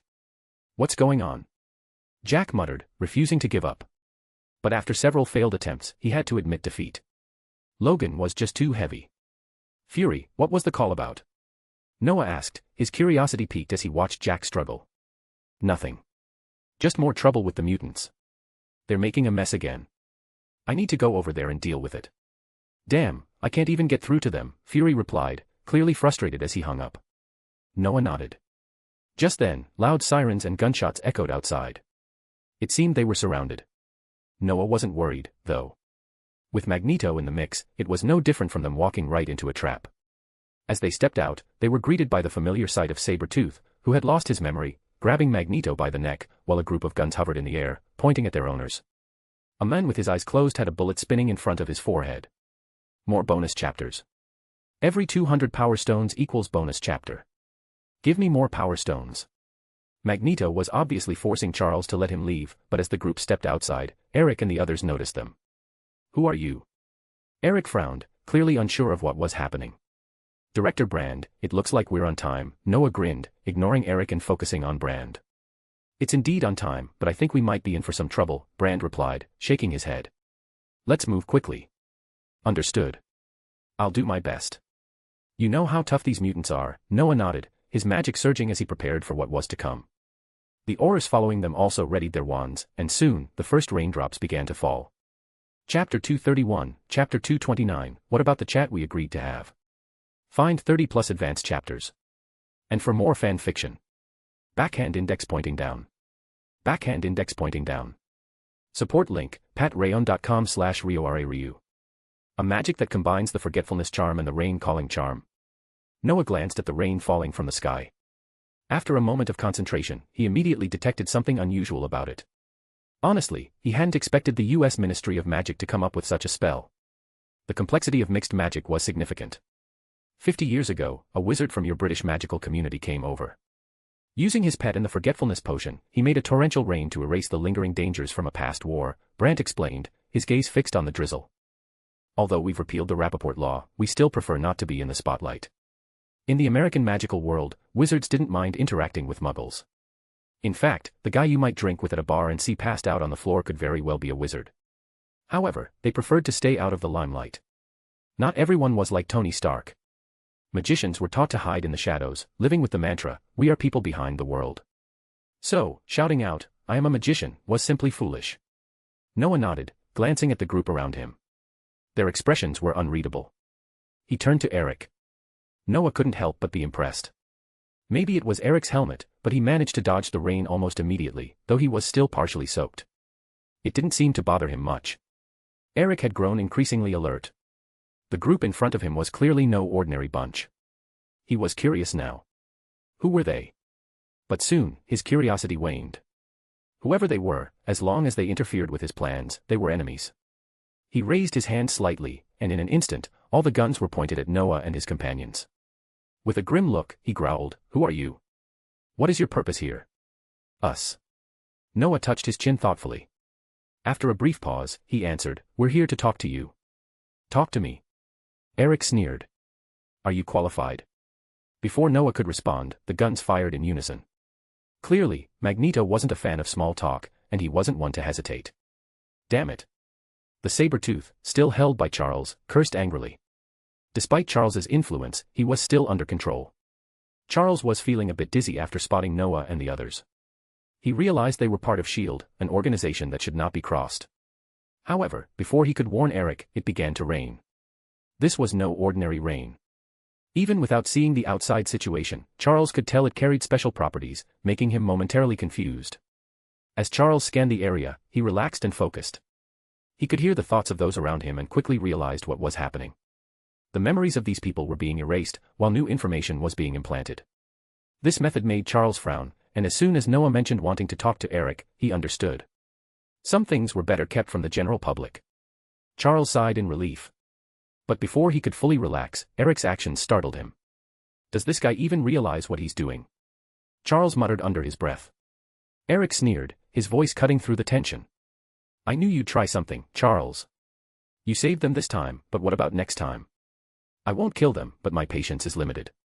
Just as Charles was about to reply, the bullets that had been aimed at Noah and his team suddenly froze midair.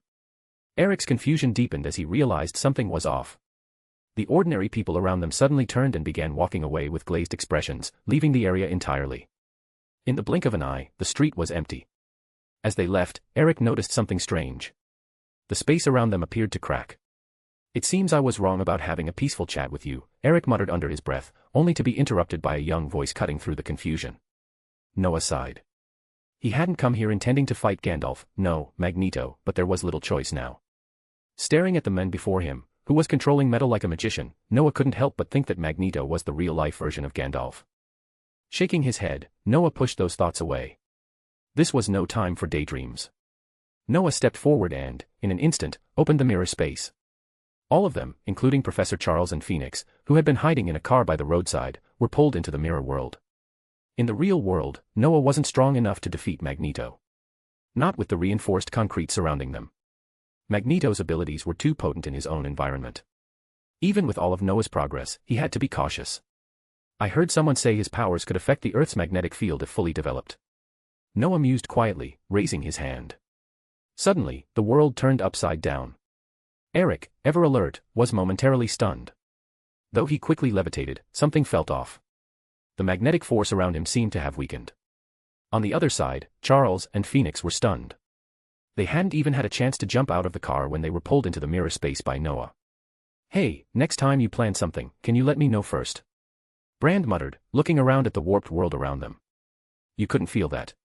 Kate shot back, her arms crossed. Even Evan, Lance, and Fury realized they had entered the mirror space. "I'll give you a heads up next time," Noah replied with a grin, as the world around them continued to twist. With a snap of his fingers, the space transformed, resembling a labyrinth. It was Noah's strategy to deal with Magneto's magnetic power, twisting both space and magnetism. Charles, watching the chaotic scene unfold, began to worry. Who are these people? Eric, still hovering in the air, furrowed his brow.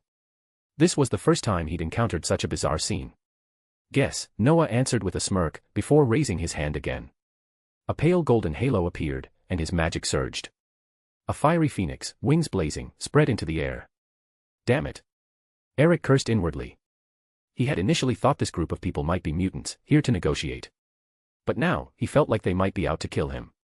Calming himself, Eric prepared to retaliate. He waved his hand, and a wall of metal appeared in front of him. Noah's team may have powerful abilities, but Eric wasn't to be underestimated. If Lance hadn't acted quickly, Logan would have been overtaken by Eric's metal constructs. Impressive abilities, Noah said, sensing the metal around him. Unfortunately for Eric, this was Noah's mirror space. The mutants had no prior connection with Camartage, nor the ability to interact with the more mysterious magicians. Noah's magic surged again, and the golden halo flashed. The magnetic force shifted once more. Eric's iron wall crumbled, and he watched in horror as the fire phoenix soared toward him. Wherever the phoenix passed, flames ignited. Eric knew that if it touched him, he'd be reduced to ashes. "Didn't you say you wanted to talk? Are you planning to kill me instead?" Eric shouted. More bonus chapters. Every 200 power stones equals bonus chapter. Give me more power stones. Chapter 232, Chapter 230, the choice is given to you. Find 30 plus advanced chapters. And for more fan fiction. Backhand index pointing down. Backhand index pointing down. Support link, patreon.com/RioRaRyu.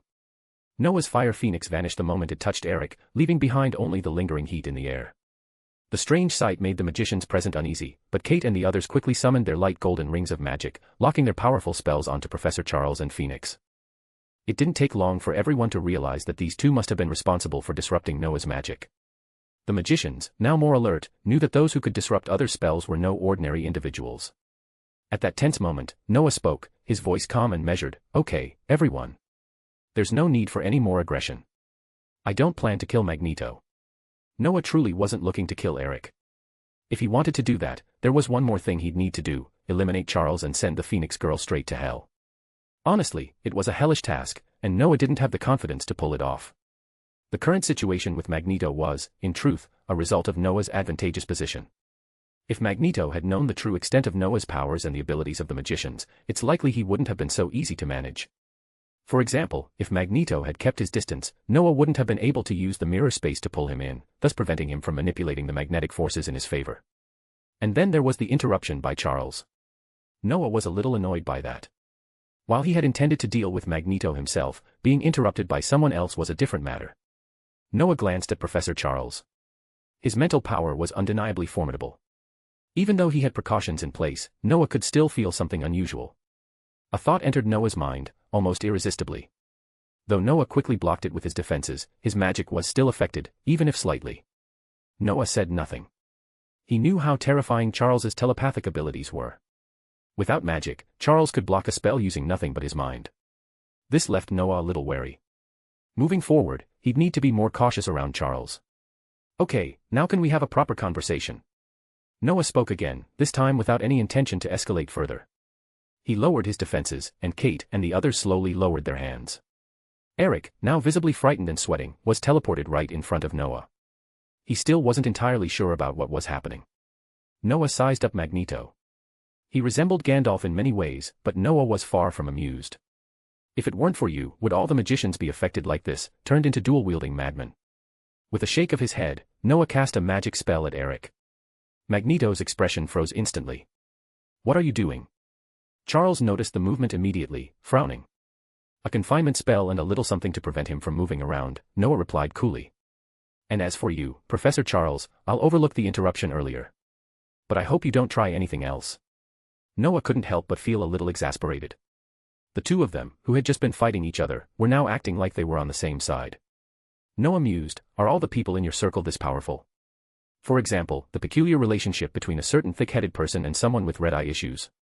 Or the white-haired person and the same red-eyed individual. And the couple in front of me. Noah pushed the random thoughts aside. No time for that. Magic? Charles asked, clearly still trying to understand the situation. He observed Eric closely and found that, though his movements were restricted and there was strange energy swirling around him, he was unharmed. Noah nodded, confirming, yes, magic. You mutants only know a small part of this world. In fact, the world is far bigger than you can imagine. Let me ask you, did you feel anything 5 years ago? 5 years ago? Charles and Phoenix exchanged glances, memories stirring. Eric, on the other hand, furrowed his brow. He had no idea what Noah was referring to. Are you talking about the big explosion in space 5 years ago? Charles asked, finally piecing it together. Exactly. 5 years ago, a fleet of alien ships entered the Milky Way and attacked Earth. But the Supreme Sorcerer dealt with them, and the rest fled the galaxy. Noah explained briefly. Aliens. Eric scoffed. Can you say something else? You expect me to believe you, a bunch of weirdos calling yourselves magicians, are the Earth's protectors. They are aliens. Their technology is incredibly advanced. They can already perform interstellar jumps. Fury here, Noah gestured to the men pretending to be unconscious behind them, was there with us at the time. Are you serious? Charles asked, still processing. And what about you? Are you really magicians? What else would you call us? Noah raised an eyebrow. Do you think my abilities are like those of mutants?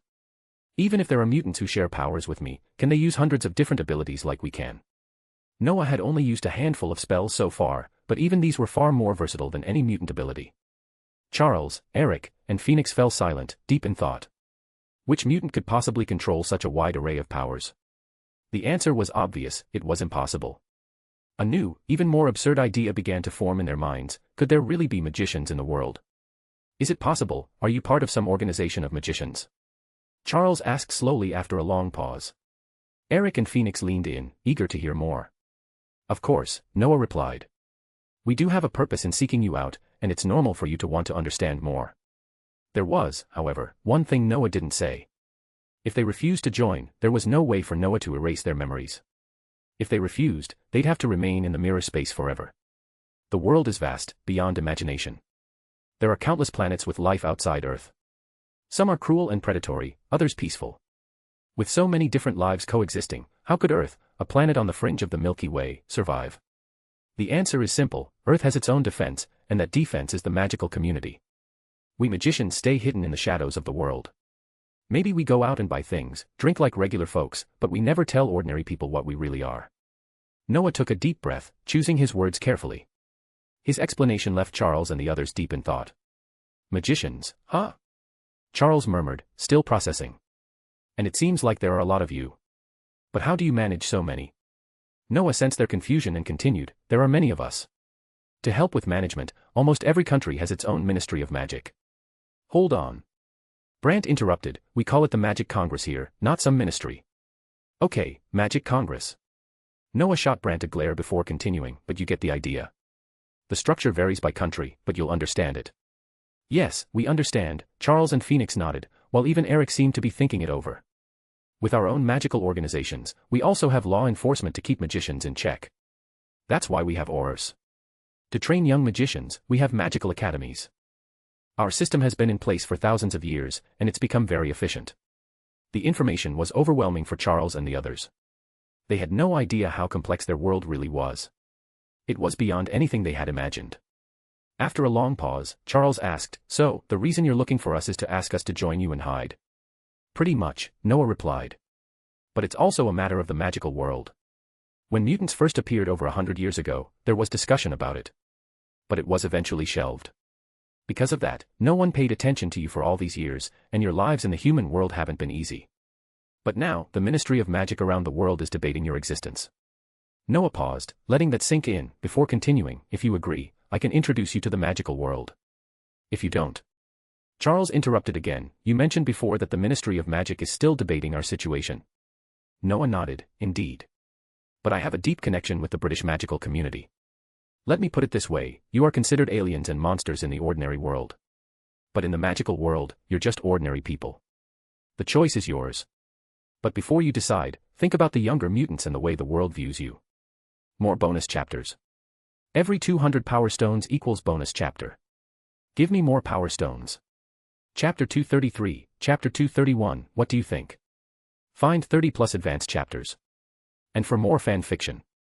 Backhand index pointing down. Backhand index pointing down. Support link, patreon.com/RioRaRyu.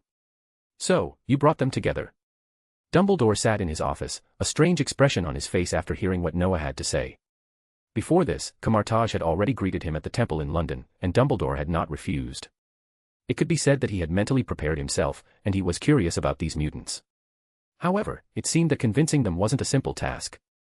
Although only 4 mutants followed Noah, according to him, 2 of these 4 were leaders of mutants, but they belonged to different camps. "Yes, I took them to the U.S. Ministry of Magic first to broaden their horizons, and then brought them here." Noah nodded, glancing at Charles and Eric, who were still silent, and Logan and Jean, who had already been dumbfounded. He spread his hands helplessly.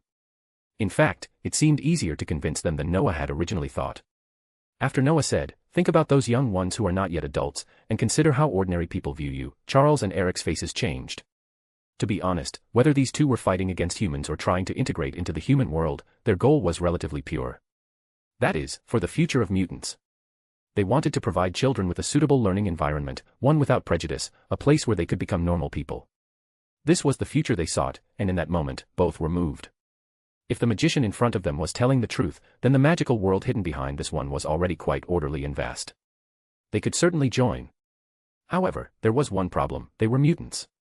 The Ministry of Magic around the world was still debating whether it was acceptable for them to enter the magical world. Could they be treated fairly there?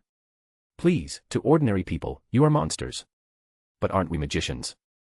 And there are far more monsters in the magical world than you think, so don't always believe you are so unique, all right." Noah's explanation, accompanied by a pair of dead fish eyes, led Charles and Eric to reluctantly accept the situation. Yes, in fact, mutants saw magicians as monsters as well. They had never encountered anyone so young, yet capable of mastering various terrifying abilities. In the end, both of them reached a consensus: they would go and see for themselves. In truth, both knew that if they refused, these so-called Earth Guardians would probably throw them into this space forever. Charles could tell that this young man named Noah definitely had the power to do so.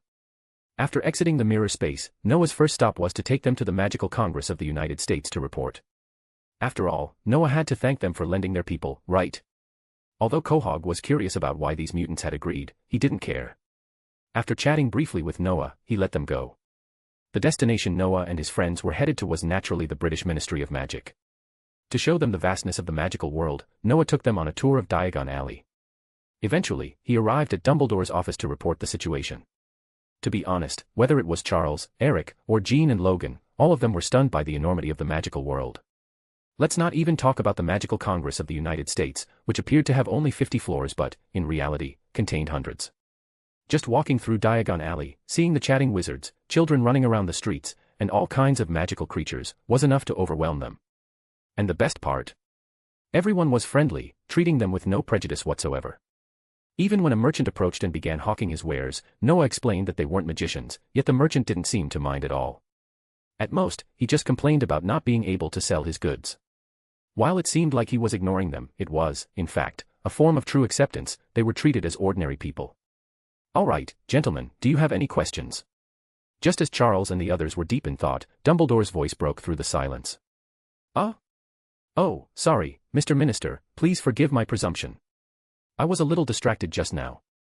Once Charles realized Dumbledore was speaking to him, he immediately looked apologetic. It's quite alright.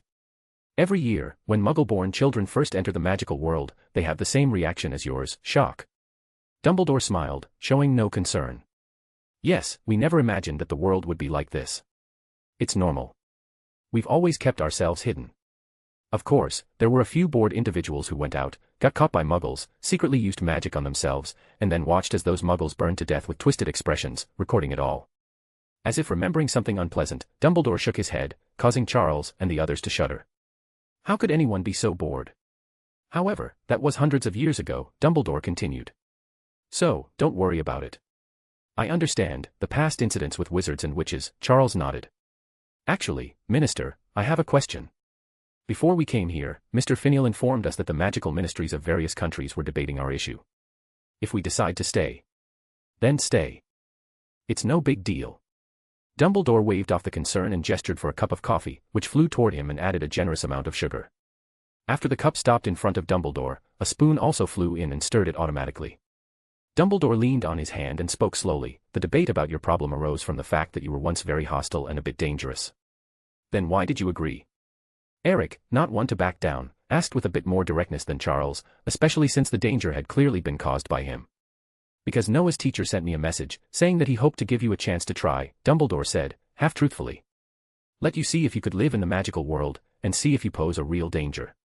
I'm afraid the danger we created is nothing compared to yours, Charles frowned, unable to understand why the minister seemed so unconcerned. Because we have many children here, and we must protect our future, don't we? Dumbledore's subtle reply indicated that he understood what Charles and the others were thinking. Noah and his companions rolled their eyes at the comment. This old man was being ridiculous. But Noah didn't contradict him. Caution was important. These two old men were incredibly powerful. If Noah hadn't taken shortcuts, it was hard to say who would come out on top. We understand. Thank you for clearing up our confusion, Mr. Minister. After hearing Dumbledore's explanation, Charles, Eric, and the others understood, it wasn't about dealing with them but about making sure they didn't harm the younger wizards. To be honest, Eric wasn't pleased. He felt the mess was largely his fault. But what else could he have done?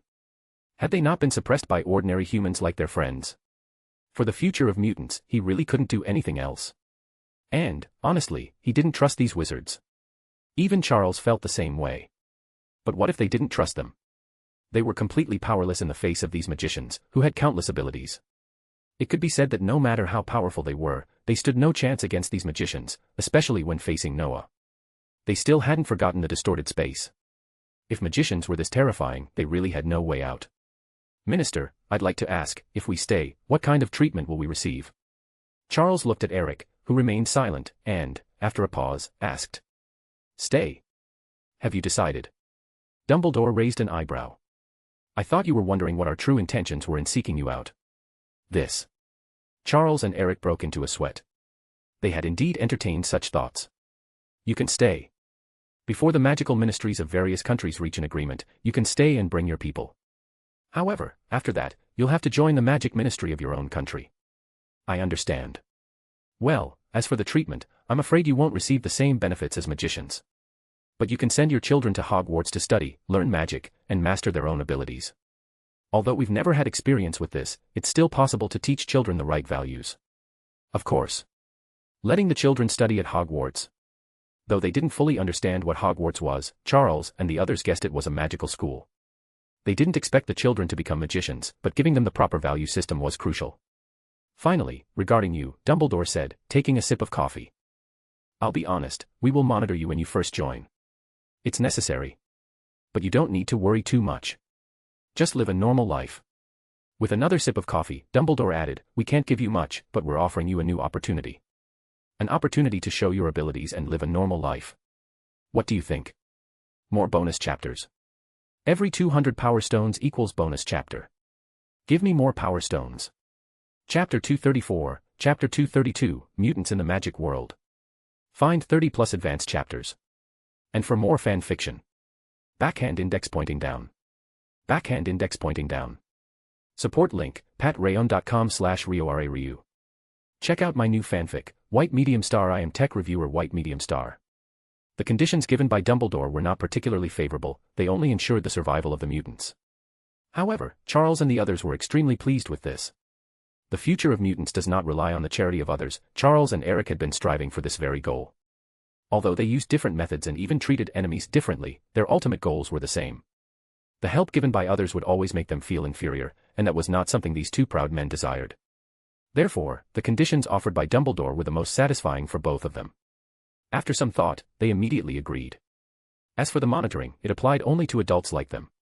Dumbledore assured them that the children would not be monitored. This, too, was to their satisfaction. After all, they were adults, and their abilities were far beyond those of the younger mutants. Additionally, Eric had a long criminal record, so it would be strange if the Ministry of Magic did not keep an eye on him. Regarding the length of the monitoring, Dumbledore did not go into detail, but mentioned an inspection system. As long as their performance met certain criteria, they would be deemed integrated and safe. Those who failed would be expelled. Charles and the others conversed with Dumbledore for hours, and the discussion didn't end until evening. They seemed quite satisfied with the outcome. For Dumbledore, this arrangement fulfilled the wishes of the Supreme Sorcerer, and cultivating a good relationship with him was undoubtedly the right choice. For the mutants, they had found a new place where they could begin life anew. Although this world was strange and novel, it made them feel like ordinary people. They could walk down the streets without fear, chat with others freely, and no longer worry about being stared at with strange eyes. During their stay, Noah also chimed in a few times, such as, "Professor Dumbledore, don't you think the Ministry of Magic is a bit outdated? When I was in Camartage, I could use the internet freely, but here it's a hassle just to make a phone call." This comment reminded Dumbledore that the outside world was rapidly advancing, while their magical world seemed to be lagging behind. Of course, there was nothing inherently wrong with this, but why not embrace something newer and more modern? Their train system had been taken over by a certain Minister of Magic from the Muggle world. The previous minister had kept pace with the Muggles, so surely Dumbledore, who didn't discriminate against Muggles, would not resist progress. This was, of course, impossible. With Noah's assistance, Charles offered to help the magical world acquire these modern conveniences and help them adjust to such an environment. After all, Charles's team was full of scientific talent, and the equipment they created was highly advanced. Dumbledore did not refuse this suggestion and even started contemplating whether students should learn some subjects like physics and chemistry. However, after thinking it over, he dismissed the idea. The magical world had a wealth of knowledge that was completely different from that of the Muggle world. Learning too much could be detrimental to magicians. After the agreement was settled, Charles and Eric lived in the British magical world for a whole month. Once they had a brief understanding of the local conditions, they began bringing other mutants into the fold. Charles, having taken in many young mutants, had the largest group. Eric, on the other hand, was fortunate enough to have fewer mutants, all of whom were adults. When they first arrived in the magical world, they were cautious and hesitant. But after interacting with magicians over time, they realized that the magicians didn't seem like monsters at all. In fact, these magicians seemed to resemble monsters more than they did. This made them feel as though they had found their kin. Even some of the magicians who had incomplete mutations were not looked at with disgust, but with admiration. Brave young man, dedicating yourself to the cause of magic, it's truly impressive. So, I can recommend you a transformation potion. Drink it, and you'll look like a normal person for 1 week. It's 5 gold galleons, what do you think? The mutants who hadn't fully mutated were at a loss for words. Despite explaining, "We're not magicians, we're mutants." The response they received was, "So what? You're in the magical world now, you're one of us. So, do you want to consider it?" After spending a few weeks in the magical world, the mutants began to feel that they were more suited to this place. By the time half a year had passed, they felt fully integrated into this world. They started to study the local knowledge in order to adapt better to their new environment. After a year, they no longer thought about the Muggle world at all. For them, the magical world had become their home. They were no longer freaks or monsters, they were simply part of this world. Dumbledore did not offer them any special treatment, as he had promised, and they eventually ran into some challenges. Since Dumbledore wouldn't intervene and they had to familiarize themselves with this new world on their own, the year was largely spent in study. Whether it was Eric, Charles, or their subordinates, everyone was studying daily. Charles even hired some teachers and bought textbooks from Diagon Alley, starting from the most basic lessons. Since they didn't learn any magic but focused on history, geography, and various countries' cultures, it took them just over a year to finish their studies. In terms of general knowledge, they had already become qualified residents of the magical world. Of course, they also learned about recent events in the magical world, particularly the rise of Voldemort. When they discovered Voldemort's history, they all turned to look at Eric. Eric's face showed deep distress. After all, there had been previous Forerunners who had done similar things, and their ends were nothing short of tragic. Eric and his friends studied on their own, while the children he brought with him entered Hogwarts. Dumbledore kept his promise and ensured they had the opportunity to learn. Although it wasn't clear if this education could help the mutants improve their abilities, few seemed to pay attention to that. Dumbledore even communicated with Charles, Eric, and Jean. Charles and Jean, with their strong mental powers, were particularly suited to learn magic. Eric, with his own considerable abilities, might find it useful to learn how to control his powers using magic. Though the magical world was a fascinating place, it wasn't a fairy tale. At its core, magic was still the essence of what defined magicians. Despite numerous rules and regulations, their essence remained unchanged. Charles accepted this, and Eric agreed as well, so they remained low-key. In response to Dumbledore's proposal, they did not refuse. They knew that only with sufficient power could they truly protect themselves. As time passed, the mutants quickly became integrated into the magical world. However, Eric and his group encountered a problem: they had no money. Eric, not wanting to depend on Charles, parted ways with him after learning some new knowledge. To make ends meet, Eric shamelessly approached Dumbledore for help. Dumbledore, who was sitting at his desk handling official business at the time, was curious about why Eric had come. Now that the magical world had access to the internet, and with Charles's help, it had become much more modernized, Dumbledore found Eric's situation somewhat amusing. He couldn't understand why Eric had insisted on separating from Charles. In Dumbledore's memory, Charles was quite wealthy, but he didn't deny Eric's desire to support himself.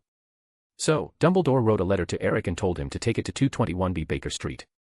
Dumbledore explained that there was an exorcist's office there, founded by Noah, who had once attacked him. This suggestion sparked an idea in many adult mutants. They knew that exorcists didn't hold high status in the magical world. But there were exceptions. For example, the exorcist agency Dumbledore mentioned had a very close relationship with magicians. Mutant children who had entered Hogwarts had heard about a small, powerful organization within the school, which seemed to have been founded by Noah. To join this organization, one had to be capable and prove themselves by completing a task. One day, after Constantine returned from an outing with Chase, he found his agency surrounded by a group of unusual individuals. Although they appeared honest, they made Constantine cautious.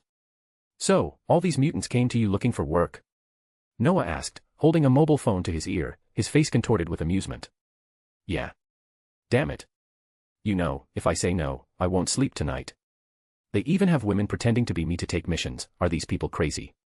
Constantine yelled at the phone, causing Noah to chuckle. He hadn't expected Eric's mutants to act this way. Noah, however, had no choice but to ask, "How did you handle it?" "What else could I do?" Constantine sighed, cigarette dangling from his mouth. "I agreed to let them join.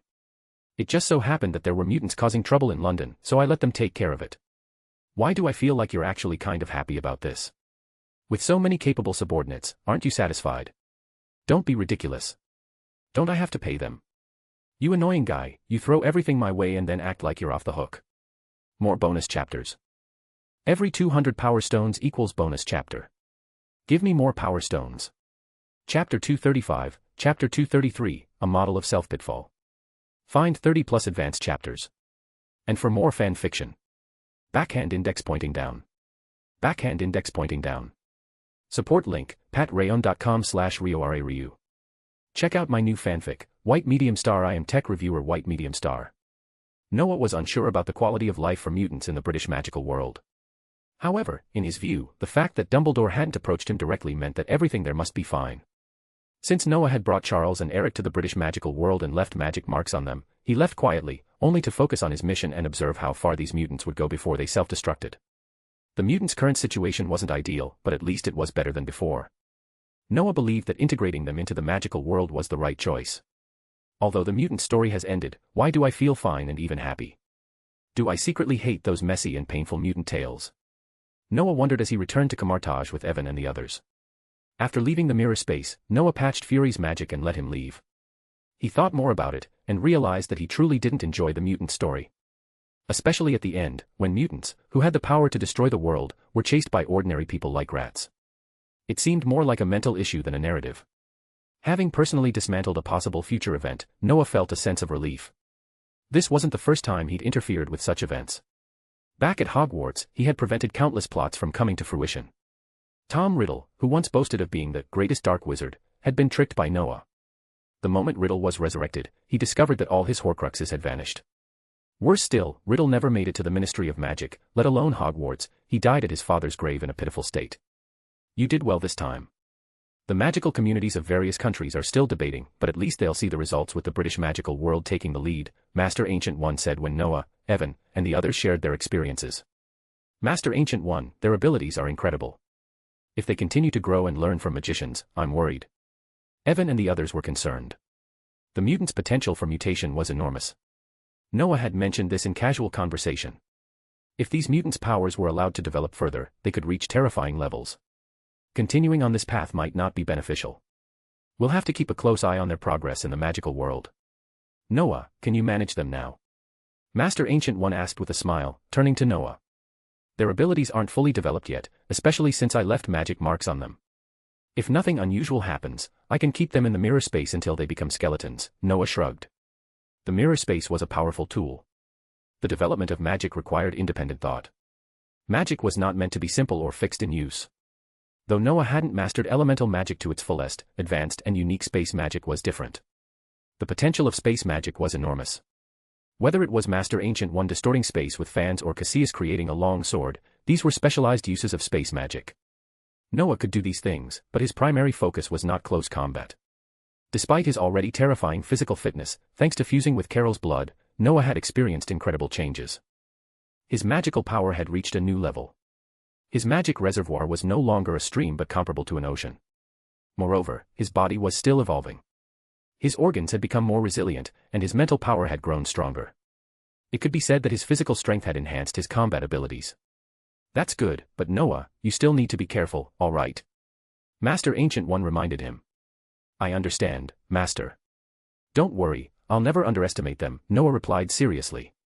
Underestimating mutants was a fatal mistake. Good. By the way, Noah, you're about to reach level 7, right? Yes, but I seem to be stuck. Don't worry. Honestly, it's amazing that you've reached this level at your age. Really? Noah scratched his head. Given his physical age, it was true. His body was still in his 20s.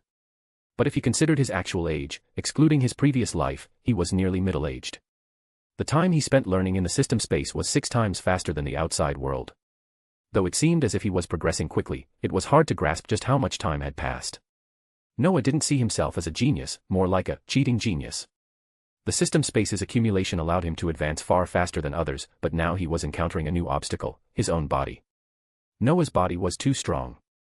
His physical fitness had reached the 3rd level, nearly the 4th level, but the system's training program was designed for bodies modified by Master Ancient One. This made Noah's progress feel painfully slow. Your physical fitness needs to reach level 5 before you can advance to level 7, the system informed him. This was Noah's biggest hurdle. His physical body was the reason he couldn't progress to the 7th level. However, Noah was determined to accept his situation and move forward. Your magic power and mental power are steadily improving along with your physical fitness. Your magical reserves are already at the high-level magician stage, and your mental power is almost there, the system added. Noah had already figured this out. He didn't like to take credit without acknowledging his progress, so he simply accepted his fate. He also looked forward to the day the system might offer him a task, sparking another major improvement.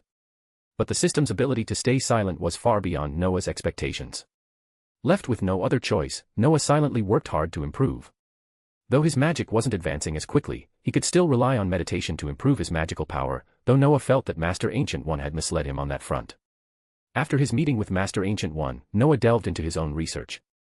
The problem was, Noah couldn't find a dragon for the time being. It wasn't that he couldn't afford it. With his connections and the firm he and Constantine had set up, Noah had ample savings. The issue was finding a place to house the dragon in Camartage. If Noah bought a baby dragon or dragon egg, it would be manageable.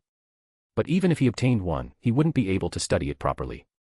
While Noah was highly skilled in understanding magical creatures' strengths and weaknesses, he wasn't as experienced when it came to research.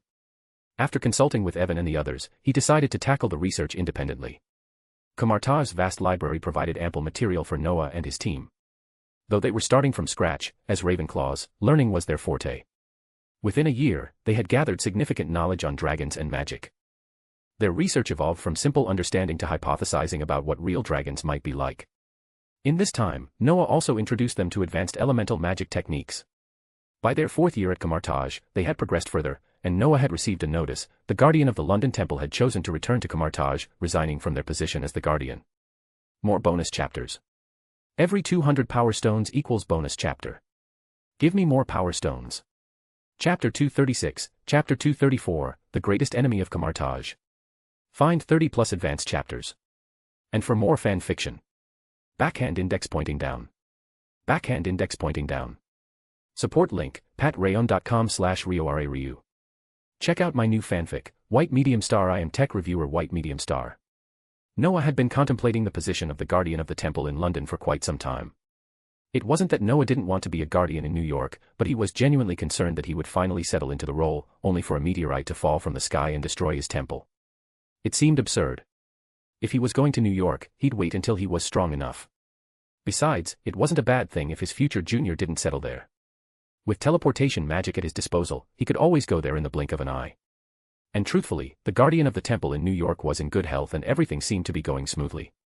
Noah didn't believe Cassius' smoky face would easily defeat this Guardian. If Cassius planned trouble, he would likely target the London Temple first. This year marked the second year of the new millennium, and it was also graduation season for Evan and the others. In the past 4 years, the magic levels of these three had improved significantly. Now, all of them had reached the 5th level of magic. Though they were still considered 4th or 5th level, this was truly impressive. Before their meditation, Mordo and Wong had also worked hard to reach this level. But after incorporating meditation, their progress became much easier.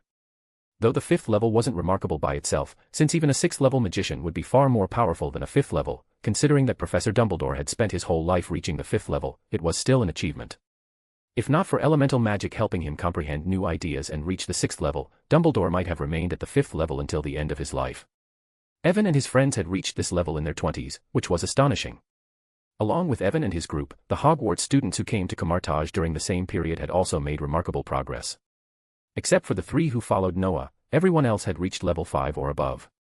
While this level wasn't on par with Evan's group, it was still above average. Noah knew that some students from that period were still at level 3 or level 9, a testament to the difference in talent. Some people advanced quickly, while others with more average talents improved at a slower pace, though they still had room for growth. As teachers, the magicians of Camartage had made the most significant progress. Several longtime members had reached level 7, the level of senior magicians. Mordo and Wong, being from the younger generation, had reached levels 6, 8, and 9. Considering Camartage had existed in public knowledge for at least 14 years, it was likely that by then, most of them would have reached high-level magician status. Although this world had no Noah, and no magical concept like meditation existed in the original timeline, Noah felt that by that point, the magicians would be around level 6. As for his junior, Dr. Strange, at that time, he was likely not as powerful. Without his extraordinary talent and the help of the Time Stone, he probably wouldn't have been able to face Dormammu and earn the title of Supreme Sorcerer. So, you've come to ask me to return to London and become the Guardian of the Temple? Noah asked as he sat in the hall of Camartage, gazing at the increasingly enigmatic Ancient One. The Ancient One remained calm, her appearance unchanged. Yet, the subtle magic energy she exuded caused an instinctual shiver in anyone nearby. That's right. You've been at Camartage for 8 years now. Time truly flies, Master Ancient One said, pouring herself a cup of tea and gently blowing on it. 8 years. Thank you for everything, Master. I wouldn't be where I am today without your guidance, Noah replied with respect. If it weren't for the Ancient One, he wouldn't have this fate. While Noah didn't flaunt being the Supreme Master's disciple, it wasn't hard for others to figure out. He had gained some fame in the magical world, mainly due to the introduction of meditation and his victory in the first Camartage Magic Award. You've worked hard. It's a pity though. I had planned to teach you even more, but it seems you can't wait, Master Ancient One teased with a smile, shaking her head. Teacher, London and Camartage may seem far apart, but for us, it's just a blink of an eye. You can teach me anytime. Going to London for a few years doesn't seem like such a big deal, Noah smiled bitterly and shrugged. That might be difficult, Master Ancient One replied with a smile. Do you know why I rarely leave Camartage? Noah raised an eyebrow, fully aware of the answer. It was to guard against and observe outsiders. But the real reason was Dormammu. The relationship between the Ancient One and Dormammu was complicated, as she secretly used power from the Dark Dimension. While using these powers, she was also aware of Dormammu's presence. Dormammu could find her just as easily as she could find him.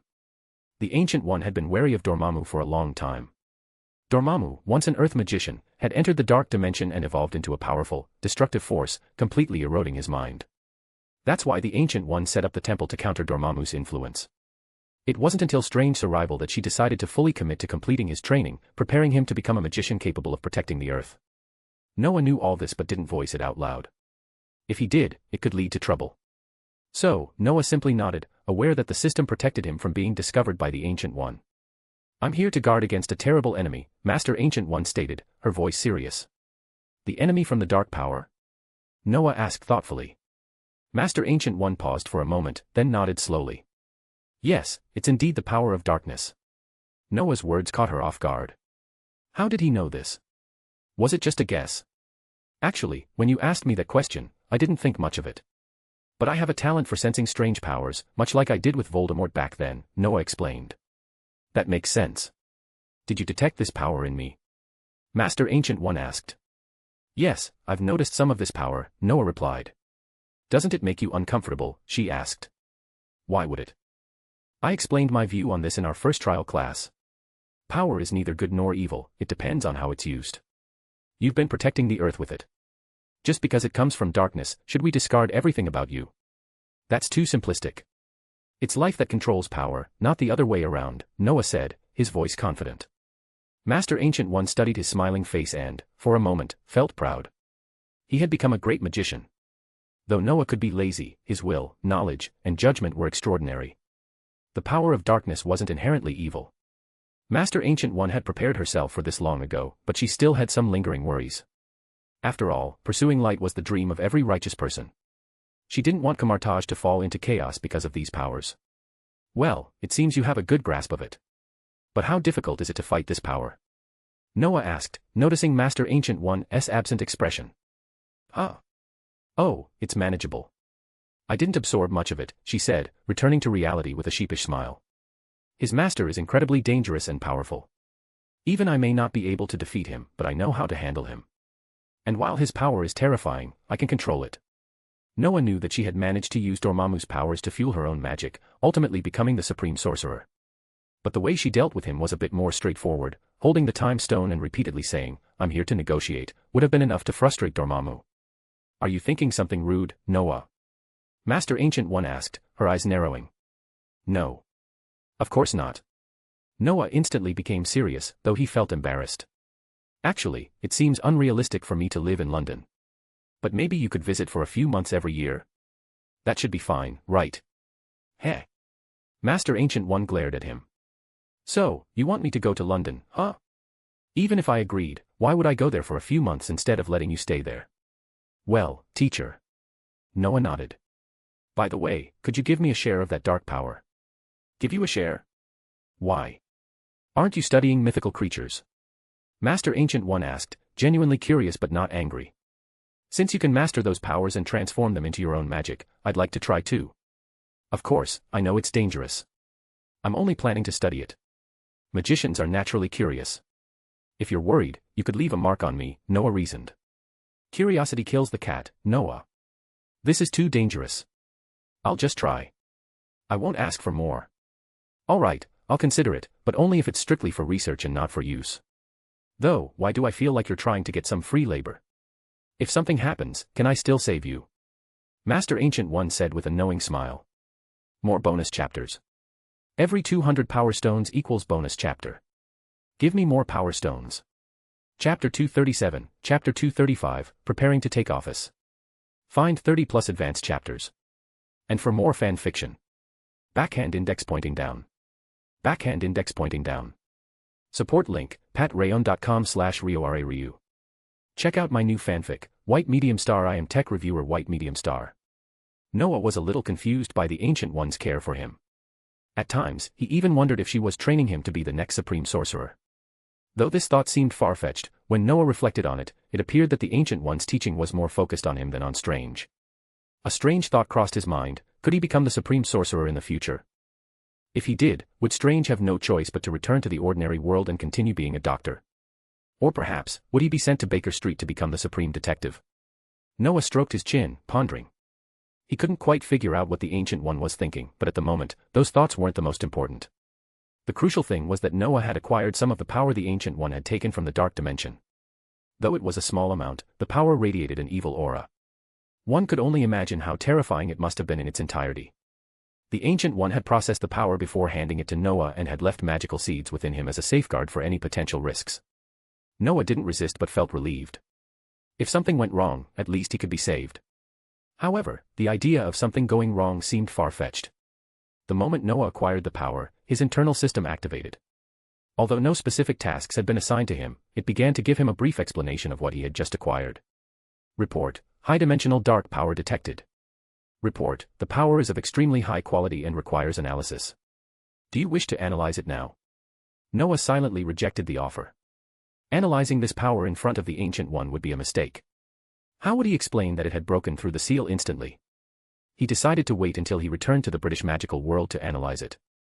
After handing over the power, the Ancient One reiterated her warning. If Noah couldn't control or study it, he was to notify her immediately. These powers were far too dangerous, especially for those with weak willpower. I will visit the London Temple every 3 months, the Ancient One said. Of course, you must also come to my place daily. Teleportation requires no time. Never close the portal of your temple. Keep it open to Camartage at all times. Do you understand? I understand, teacher. Don't worry. I will never close the portal again, Noah replied. The Ancient One's request was simple enough, and Noah had no intention of closing the portal. Though it felt like being separated from his family, they were still neighbors, just a door apart. But Noah didn't mind. On the contrary, it was convenient. He could visit her anytime. Mordo, knowing Noah was planning to return to London, had also suggested leaving the portal open so that Noah could visit during his breaks. As for Wong, Noah planned to take him with him to the London Temple. Noah was sure he would be busy after returning, and research alone would consume much of his time. Therefore, he needed help, and not just from Wong, but also from Ms. Hyphen. As for the students, Camartage University's student body was growing. Though it wasn't as large as the 7-year magical academy, the magicians here were exceptional and powerful. Noah had implemented a prefect system after studying the magical academy, and the teachers leading the teams found their workload much lighter. Though they had only 12 students per year in the 3rd and 4th years, handling issues for each student individually could be quite cumbersome. The prefect system, however, made things easier, and the students Noah supervised had small privileges, including the ability to travel through the portal to seek his help when necessary. Interestingly, the 2nd-year students who came to my staff were Draco, Potter, and Hannah. Though I'm not very familiar with the 3rd and 4th-year students, they are all members of the Mage Alliance. They came in one after another. It was interesting, but not unexpected. The Mage Union had dominated the path to Camartage for 4 years, and it would continue to do so. There was even a saying at Hogwarts, joining the Mage Union is like getting a ticket to Camartage. And that was proving true. Even those who failed to be selected by Camartage still had opportunities elsewhere. The Mage Union had truly surpassed Noah's expectations. When excellent individuals were united, they only became better. Unity and competitiveness were the core values of the Mage Union, and now, Noah felt it was time to take things further. Many members of the Mage Union had already started working, with some even entering the Ministry of Magic. For example, Ron, after spending a year working with Constantine and studying hard, retook the exam. Unfortunately, he failed again. But instead of trying a 3rd time, he chose to enter the Ministry of Magic. Thanks to his father's connections and his status as a Mage Union member, Professor Dumbledore had high regard for him. Ron joined the Department of Magical Law Enforcement and became an apprentice Auror. It was rumored that he'd risen to the rank of captain within a few years. Could this guy take Hermione and Harry's positions in the future? Noah mused.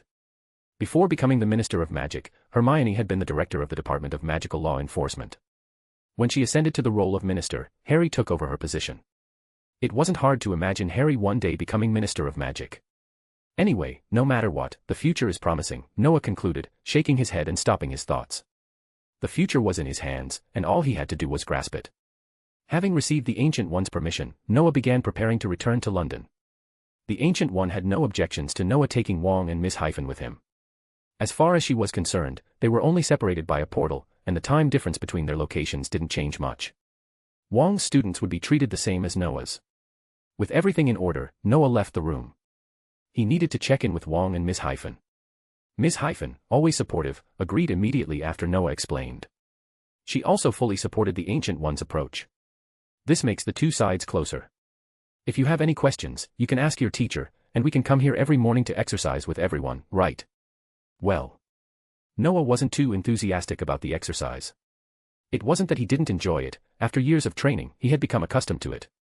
The issue was his physical condition. He knew he wouldn't reach the 7th level without additional effort, but he didn't want to wait decades for progress either. But it wasn't a huge deal. He wouldn't give up on continuing his exercise regimen. Ms. Hyphen packed her things, and Noah turned to speak with Wong about the plan. As for his own luggage, Noah had already prepared. He didn't have much to bring, just 3 pets and some clothes. So, you plan to have me go with you? Help guard the temple? Wong asked, looking puzzled. Hey, it's not about guarding the temple, it's about us working together. Noah replied, glaring at Wong. I know you too well. You say you learned the prefect system from the Magical Academy, but you just want to be lazy, right? You misunderstood me. I'm not lazy. Really? You're not lazy when studying magic, but what about everything else? Stop talking nonsense. Just answer me, are you going or not? Noah stared at Wong. They had known each other for years, and Wong was one of the few who truly understood Noah. Wong, seeing Noah's exasperated expression, smiled and nodded. Of course. Since the teacher has given us such a good opportunity, why wouldn't I go and take a look? Besides, I'm curious about managing a temple. Good. Let's get ready then, Noah said, his previous frustration melting into a smile. With Wong, Ms. Hyphen, and the magician stationed there, Noah was confident that his team would be sufficient for now. If the need arose, Noah wouldn't hesitate to bring in more magicians. But for now, he felt it wasn't necessary. Watching Wong turn to pack, Noah felt a sense of fulfillment. He had finally reached this point. More bonus chapters. Every 200 power stones equals bonus chapter. Give me more power stones. Chapter 238, Chapter 236, New Guardian of the Temple. Find 30 plus advanced chapters. And for more fan fiction.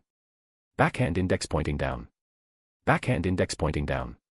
Support link, patrayon.com/RioRaRyu. Welcome, Mr. Finial, or more accurately, Mr. Guardian. Don't be so formal, Dennis. We'll need your help in the future. Noah smiled politely at the respectful young man before him. Honestly, seeing Dennis in front of him made Noah feel a bit awkward. If he hadn't intervened, Dennis would likely have been the new guardian of the London Temple. This was the same Dennis who had been stabbed by Cassius with the space blade in the original timeline, only to be sent to Camartage for treatment and never heard from again. After Camartage University's fourth-year graduation ceremony, Heinier, the former guardian of the London Temple, announced his resignation and returned to Camartage to study magic. The new successor was Noah. Though this news was shocking, most magicians were merely surprised, not dissatisfied. Noah's contributions to Camartage were undeniable. The meditation techniques that benefited all Camartage magicians were his idea, as were the Camartage Magic University and the Camartage Magic Award. These initiatives had deeply impacted many magicians. Even team leaders and instructors often boasted about Noah's achievements to their students. Even after being elected, Noah had the assurance that the portals between the London Temple and Camartage would never close, and he could visit Camartage at any time. This had been casually mentioned by Mordo. The magicians didn't feel any particular emotions beyond surprise when the official announcement came from the Ancient One. Though Heinier was slightly regretful that his disciple hadn't taken the position, he had no complaints. In fact, he was pleased. Noah's talents and magical abilities had earned full recognition, and Heinier believed his disciples could benefit greatly under Noah's leadership. By the way, Mr. Finial. Stop, Dennis, just call me Noah. We're familiar with each other, so no need for formalities. When I was studying at Hogwarts, I often came through here. Dennis, still respectful, paused. Noah rubbed his brow in mild distress. When they first met, Noah had been studying at Hogwarts, and Dennis hadn't been so formal. Although the respect Dennis showed him was nice, Noah hadn't expected him to act this way, especially given Dennis' potential to help him in the future. But if Dennis insisted, Noah wouldn't say anything. All right, Noah.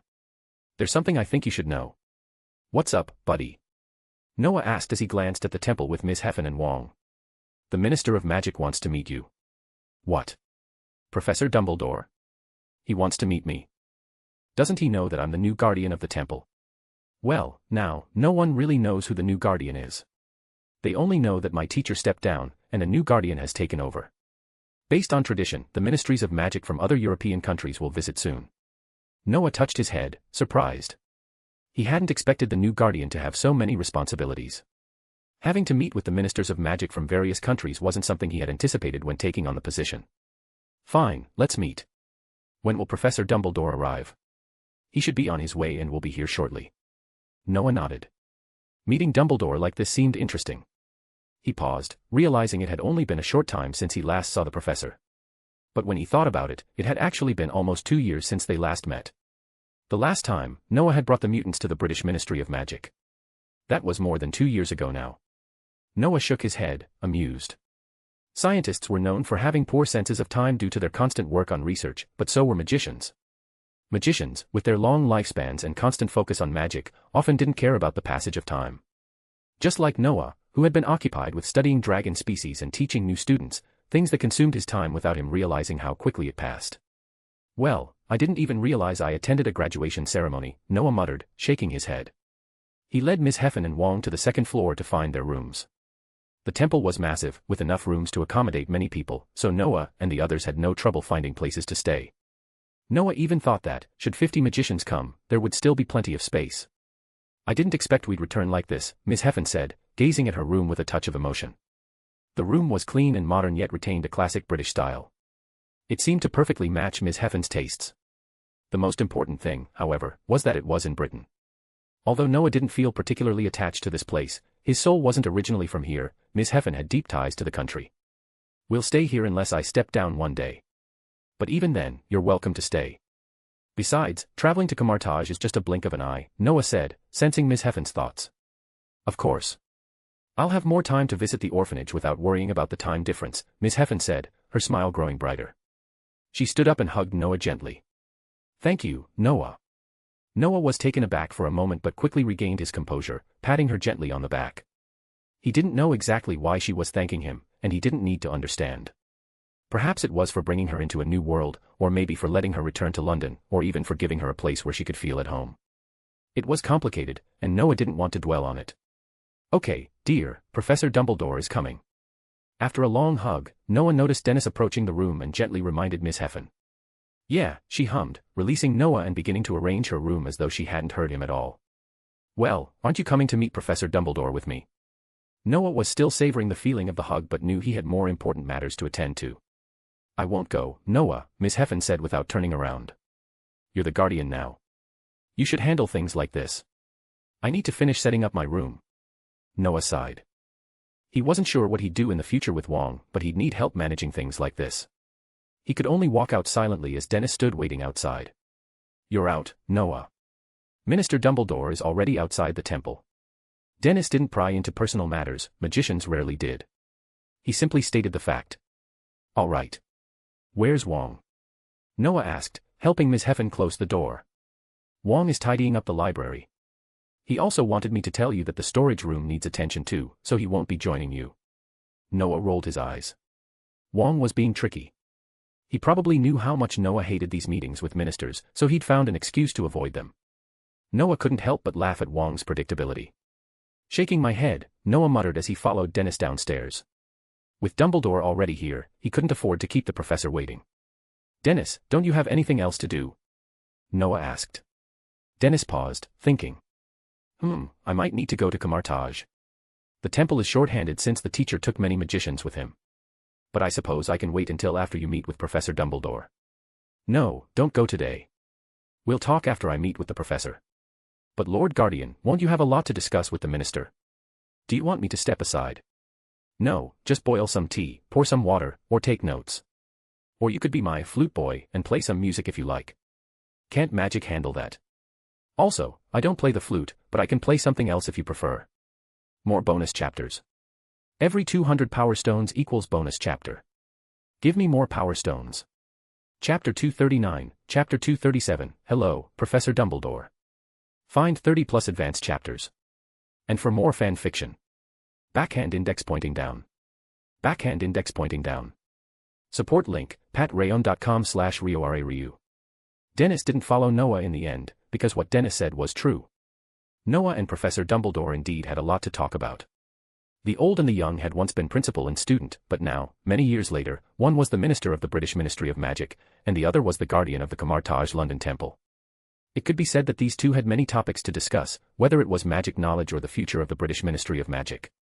Anyone who stood there would probably feel uncomfortable, right? Noah had thought about this and decided to let Dennis do his own thing. Noah walked downstairs slowly.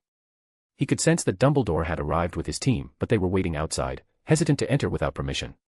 Noah didn't intend to embarrass Professor Dumbledore and the others. He turned his magic and the door of the temple opened immediately. He found a seat and sat down, quietly waiting for their arrival. It seems our new guardian of the temple knew we were here, Dumbledore said, smiling at Arthur Weasley beside him as they stood outside the door. This time, Dumbledore had brought only 3 people with him, Arthur, the current director of the Department of Muggle Affairs, and Ron, who worked as an Auror in the Department of Magical Law Enforcement. It was clear that the Weasley family had received exceptional attention from Dumbledore. How else could Dumbledore only bring the director of the Muggle Affairs Department and the captain of the Aurors to such an occasion?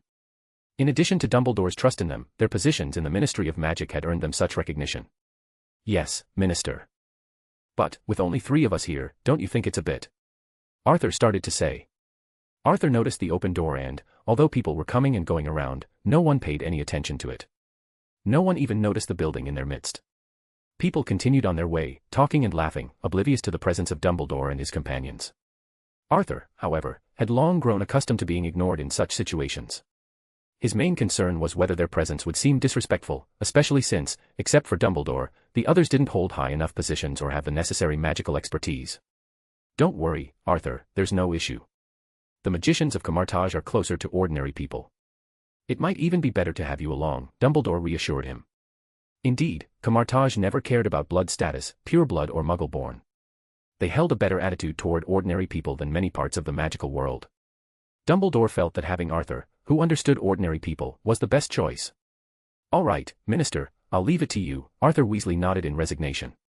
In fact, if it weren't for the quota limit, I would have brought Ron along too, don't you think? Dumbledore added with a slight smile. Thank you, Minister. Ron is my pride, Arthur said, pleased. As they spoke, the 3 of them slowly entered the temple. Arthur and Ron, both visiting for the first time, were filled with curiosity. Dumbledore had last been here when he was Minister of Magic. Minister, do you know the new Guardian? Arthur asked, taking in the surroundings. No, my old friend, Dumbledore replied, shaking his head. There are too many magicians in Camartage. But it's certain that the one who serves as the Guardian here is no ordinary person. What about the previous Guardian? Sir Heniel. He was a pragmatic and powerful magician. I originally thought his disciple would take over, but it seems the Supreme Master made a personal decision. Dumbledore lowered his voice as they continued, but soon quieted as they reached the main hall. It was important to be respectful when meeting important people. But as they entered, they saw someone sitting in the hall, idly playing with his mobile phone. They all stopped in their tracks. Arthur was taken aback. He didn't expect the person receiving them to be so casual, but he didn't feel it was his place to comment. Frowning, Arthur wondered whether the new Guardian of the Temple didn't take them seriously. While the Ministry of Magic and the Temple were supposed to be on equal footing, the Temple, being part of Camartage, played a critical role in mediating for the British Ministry during tough times. The Ministry highly valued the Temple's help, particularly when facing major troubles.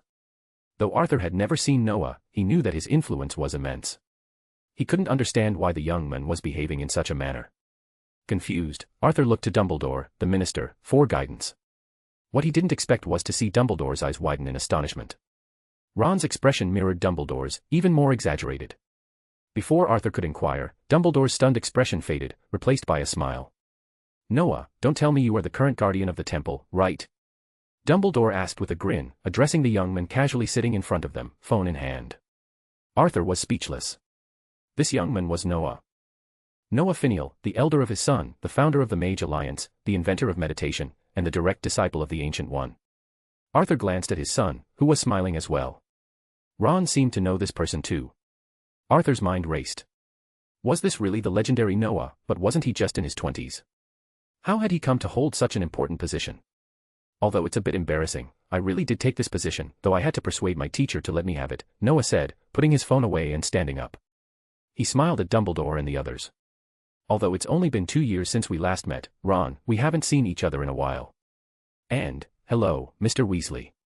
Noah was familiar with everyone in the room. He had known Dumbledore and Ron for years, and he had met Arthur several times, most notably 8 or 9 years ago when they discussed how to face Voldemort. After some small talk, Noah led them to sit down.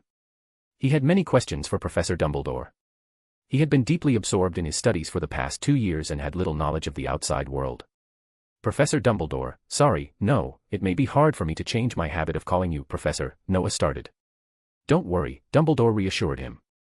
I prefer being called Professor rather than Minister. You know, I'm still attending classes. To be honest, I think I am more suited to Hogwarts. Noah chuckled before asking, can you update me on the mutant situation? At the mention of mutants, Dumbledore's expression shifted. I have to say, these mutants are really fascinating. They now regard the magical world as their home. It seems your prediction was right. When the Ancient One had communicated with Dumbledore about bringing mutants into the British magical world, Dumbledore had been nervous. But after Noah's private assurance that he would intervene if necessary, Dumbledore agreed. Now, the mutants were fully integrated into the magical world, adopting it as their own. More bonus chapters. Every 200 power stones equals bonus chapter. Give me more power stones.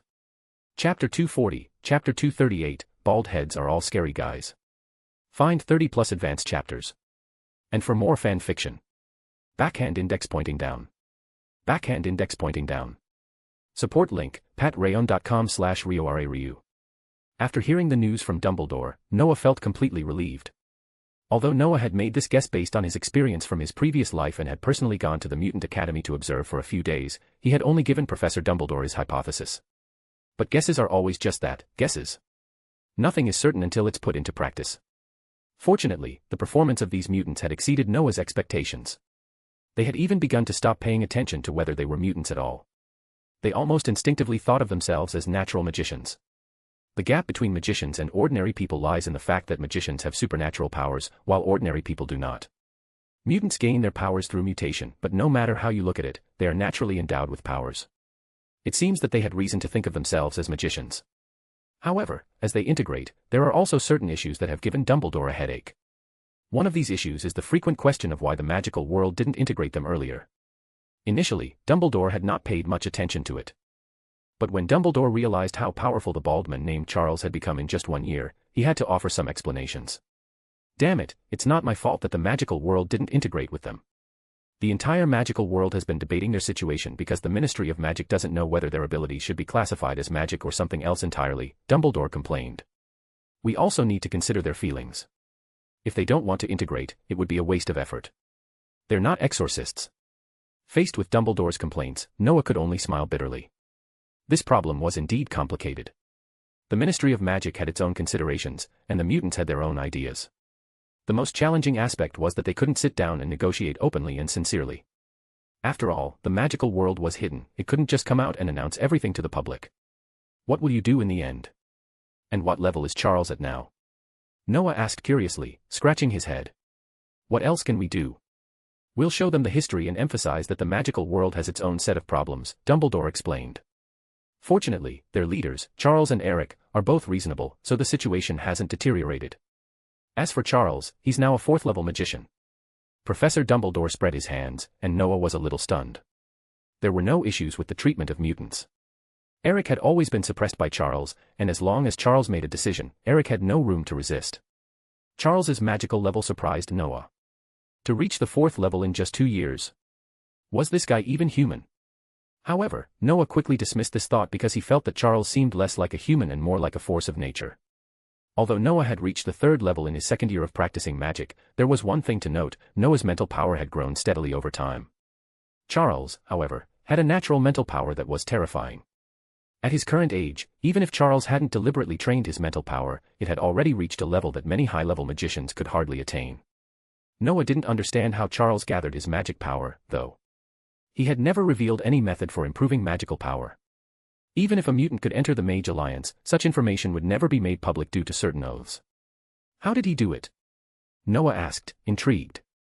Simple magic practice, repeated consistently, and that's how he improved his magical power. Dumbledore replied, incredulous. Damn it, isn't this the method you stayed with? Did you teach him? Noah was a little dazed. Was this really possible? After leaving Hogwarts, Noah had indeed shared the method of continuously practicing magic to improve magical power with Dumbledore. But Noah hadn't expected them to announce the entire method publicly. Even now, Hogwarts only held daily magic training classes. The only explanation left was that Charles's magical talent was off the charts. Even if he didn't meet the criteria of a traditional magician when he was born, this didn't negate his magical potential. Charles's situation should be similar to Doctor Strange's, right? Noah didn't know how to evaluate him. It was hard to say whether Charles was just fiddling around with small magic every day out of boredom or if he was deliberately doing so to reach this level. Either way, he had now reached the 4th level of magic. Sighing, Noah shook his head helplessly. I'm not generous enough to explain it that way. I can only say that his luck is too good, or his qualifications are exceptional. Of course, it could also be that he's just too lucky. I agree with the last explanation, Dumbledore said with a wry smile. As for the first two, I prefer to believe the second one. What the two of them said left Arthur a little confused, but Ron understood immediately. To be honest, Ron was also surprised. He had seen the bald man several times, but he hadn't expected the kindly-looking guy to be such a terrifying magician. This news was indeed shocking. Noah could only sigh, muttering, "Gold can shine anywhere." He decisively changed the subject. He didn't want to dwell on his own frustration. The future of mutants had clearly changed for the better. "By the way, what's the situation in the magical world now?" Noah asked after a moment of thought. "I just got back, and you're here too. To be honest, there haven't been any idiots causing trouble in the past few years, right?" "Not bad, everything is stable. I think I can retire in a few years," Dumbledore replied, his mood lifting when the topic turned to the magical world.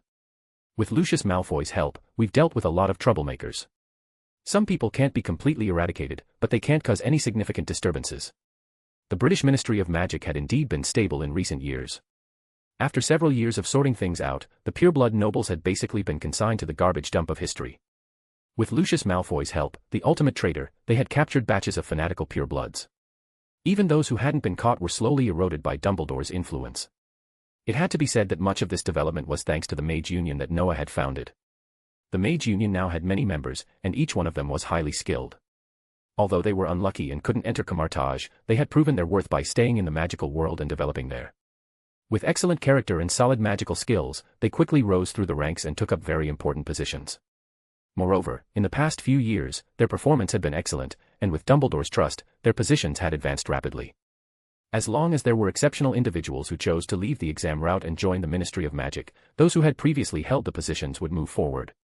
This had caused some criticism, with people saying that Dumbledore's overtrust in young people wasn't a good thing. However, the members of the Mage Alliance had proven their worth with their actions. Take Ron, for example.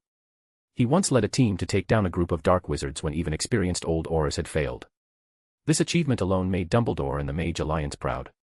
Although Ron now looked slightly disfigured, he was calm, wise, and a far cry from the foolish young man he used to be. There was another thing that made Noah feel reassured: the relationship between the members of the Mage Alliance was still strong. Apart from Noah, they often held gatherings, and Evan and the others frequently returned to participate, making sure to keep in touch. Though they didn't harbor any ill feelings because Noah couldn't attend, they all understood that Noah was likely very busy. Evan would never expose such a statement, so no one ever blamed Noah. On the contrary, they all held Noah in high regard, which made Noah feel a little embarrassed. "Speaking of which, since you're back, don't you plan to invite them to a gathering?"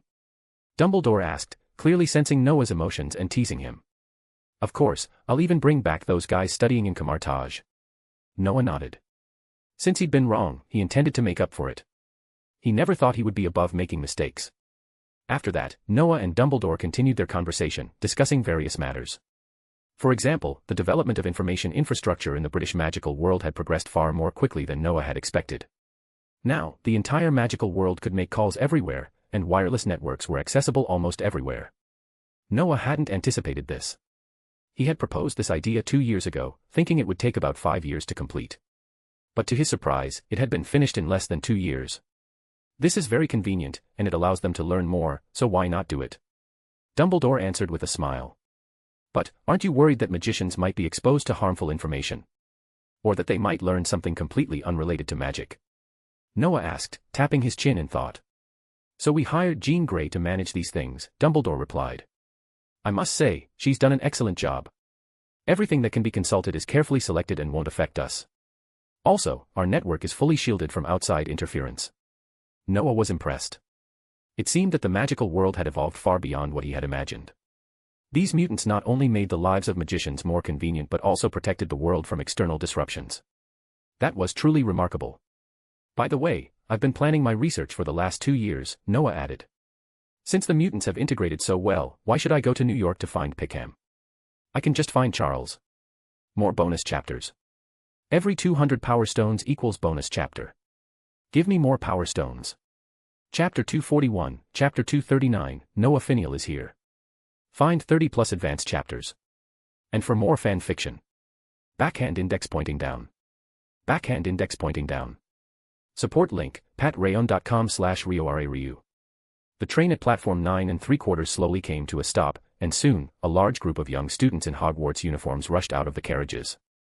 It was graduation season once again, and also the start of the holidays. After saying goodbye to a few friends, Alec ran toward a young man wearing a full coverage eye mask. He wasn't the only one, many of the students eagerly ran to the masked figure. This young man was Cyclops, Scott Summers. Through his eye mask, he smiled at the energetic students around him. The energy in the air was contagious, and the warmth from those around them was something Scott never would have believed possible in the past. Among them, Alec left a particularly strong impression on him. A few years ago, Scott had found Alec trembling behind a garbage dump on a street, hiding in fear. The boy had been silent, sensitive, and overwhelmed with anxiety. But since entering the Mutant Academy, Alec had blossomed. No longer timid, he was now full of energy, enthusiasm, and generosity, everything a child should be. "Alec, how was your performance this semester?" Scott asked, gently ruffling the boy's hair. "It's going well. Although the top 20 spots are still dominated by that group of people, our house won the House Cup," Alec exclaimed with excitement. Alec was a Gryffindor through and through, and he had been born in an era of great change. For many years, a small organization made up of top students from various houses had dominated the rankings. But with the departure of Evan and a few others, Ravenclaw's reign over the House Cup had ended. This was the second time Gryffindor had claimed the cup, and the first time Alec had been part of the winning team. "It feels amazing. I've been working hard at Hogwarts, and it feels good to have contributed to the House Cup." "Congratulations, Alec. By the way, how's your magic rating?"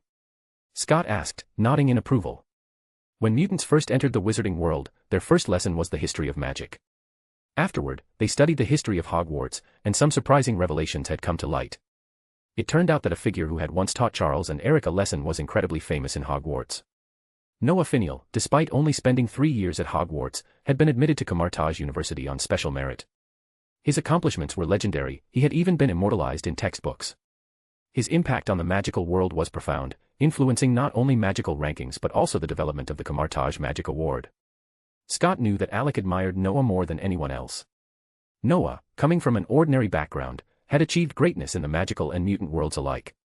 With the implementation of the wizard rating system, which evaluated not only a wizard's magical prowess but also their knowledge and willpower, many of the systems introduced had been adopted by Camartage. The feedback from the wizarding world had led to improvements in the rating system, and it was now widely accepted and respected. "Ninth-level magic apprentice," Alec said, scratching his head. His rating was solid, though not exceptional. Alec wasn't a true wizard, which made his rating a bit lower. However, his mental power evaluation was outstanding. Alec loved the magical world, and his academic performance was excellent, though he didn't overly focus on grades. He knew he could improve with effort. "If I get the chance, I'd love to join that mysterious organization," Alec added with determination. "Very good," Scott said. "All right, everyone's here. Let's head home." With the financial backing from Charles, the mutants had purchased a villa in the suburbs of London. It was much smaller than the school in New York, but it had one major advantage: it was hidden from ordinary people. Ordinary people and satellites couldn't even detect the villa's presence, thanks to the magic that cloaked it. After selling the New York Mutant Academy, Charles had used the proceeds to fund this new home. It marked the mutants' withdrawal from the ordinary world. However, some issues remained. Minister Dumbledore had informed them that the Ministry of Magic in various countries was beginning to recognize and recruit mutants, which was complicating matters. The bus moved quickly along the roads, with the little ones chatting excitedly. They were in no danger of getting caught speeding since the bus was rented from the Ministry of Magic, and magic kept them hidden from prying eyes. Alec laughed as he listened to a boy with lizard-like features bragging about his school. At Hogwarts, students didn't need to hide their original appearances, as many hadn't fully mutated yet. Some still retained mutant traits, but it wasn't an issue. The little wizards actually thought it looked cool. Hogwarts Academy had even attempted to use magic to address some of these issues. Professor Snape and Lupin had been researching ways to use magic and mental power to assist in the mutations.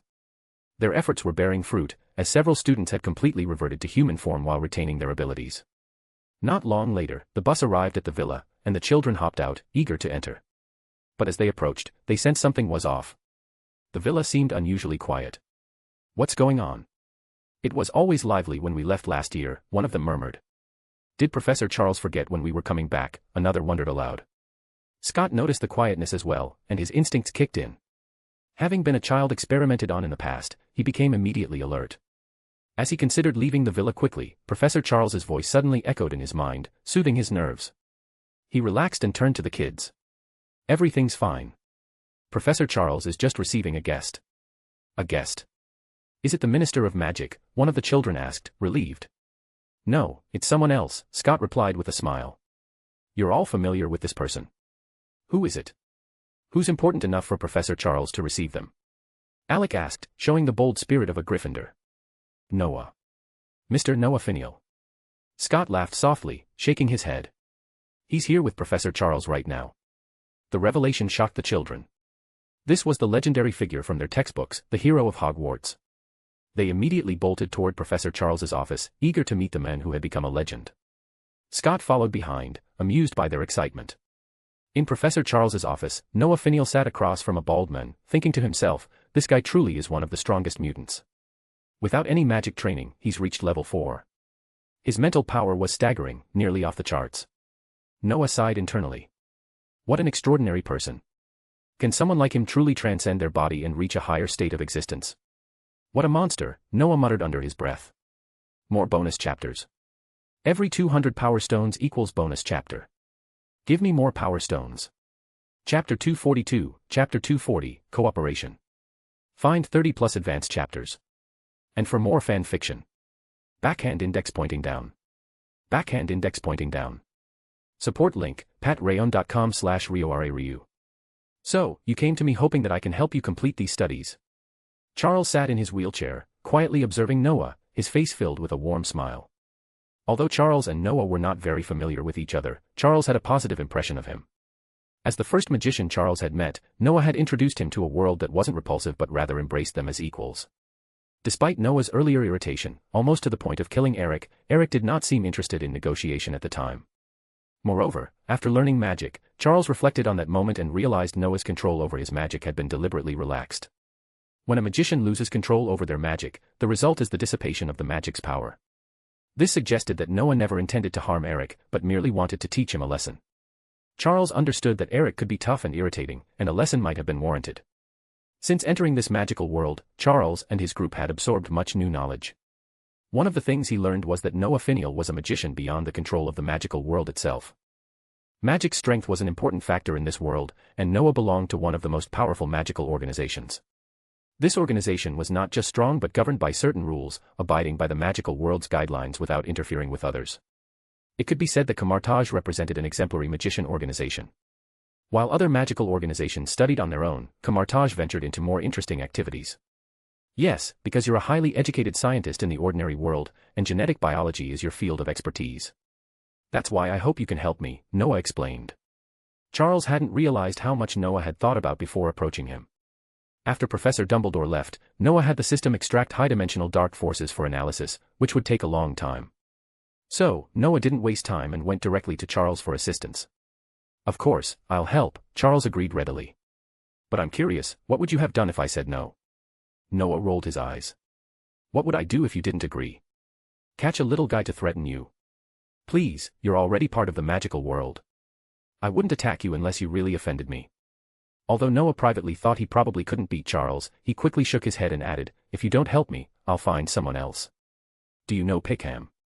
I don't, but I know him, Charles replied, embarrassed for a moment, though the look quickly faded. How could I not know the chairman of Ham Company, a top scientist in biology? But he's not a geneticist. Yes, but he has a friend named Ricard. Professor Ricard?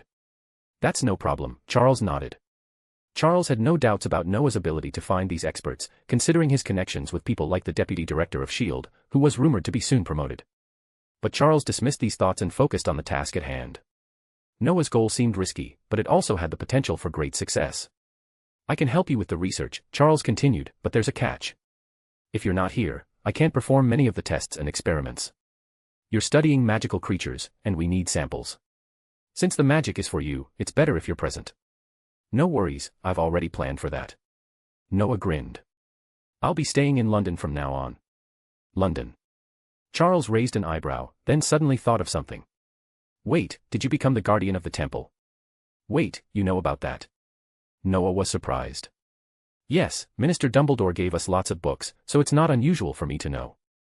It's hard to believe you've come so far. Noah nodded.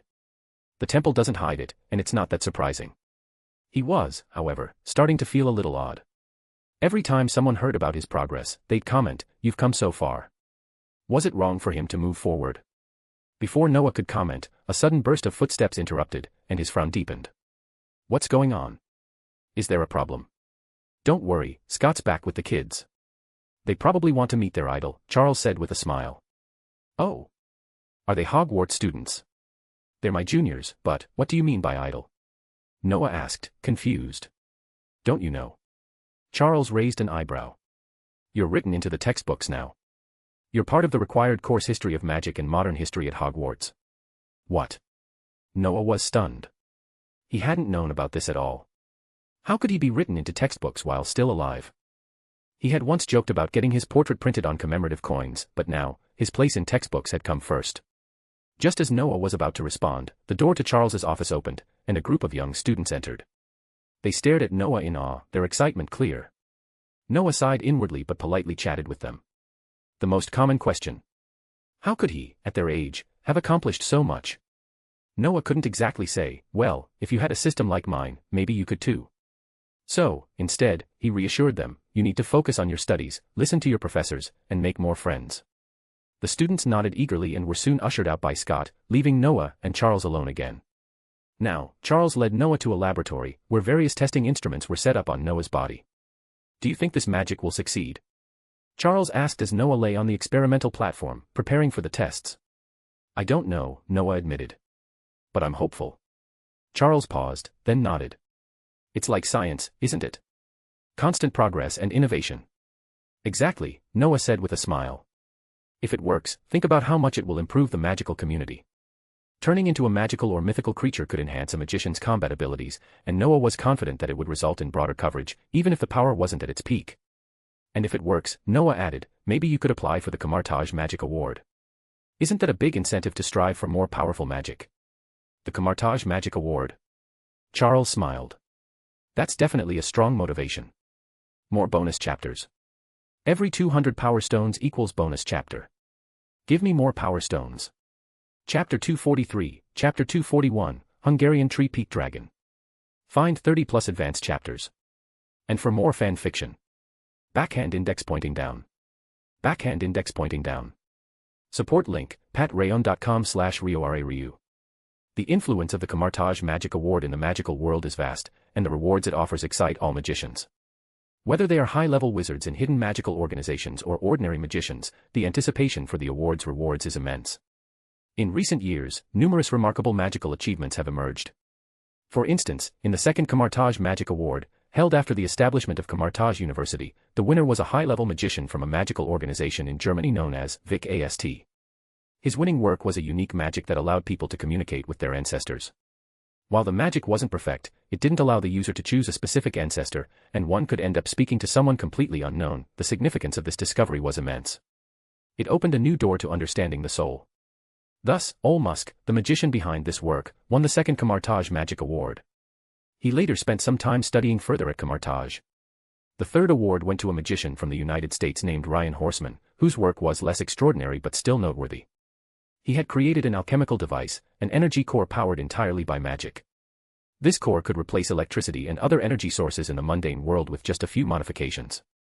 Though not yet widely used, it caught the attention of the Ministry of Magic in various countries. Like Musk, Ryan was granted an opportunity to retreat at Camartage. The fourth award went to a high-level magician from China, who created a magical barrier that accelerated the growth of crops and livestock. While such magic existed in other countries, the Chinese magician's work was different. His barrier wasn't just a form of accelerated growth, it operated like a time field, accelerating the passage of time within it. The barrier also had the added benefit of increasing productivity. The idea alone was enough to secure the award. Though Noah wasn't sure whether his research on transformation magic would be successful enough to win the award, he was determined to try.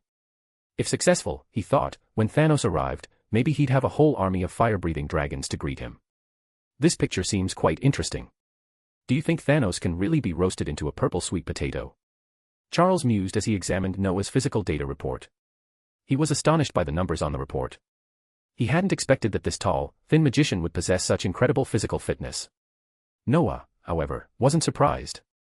He knew his physical condition well, after all, it was the very factor that had limited his magician level.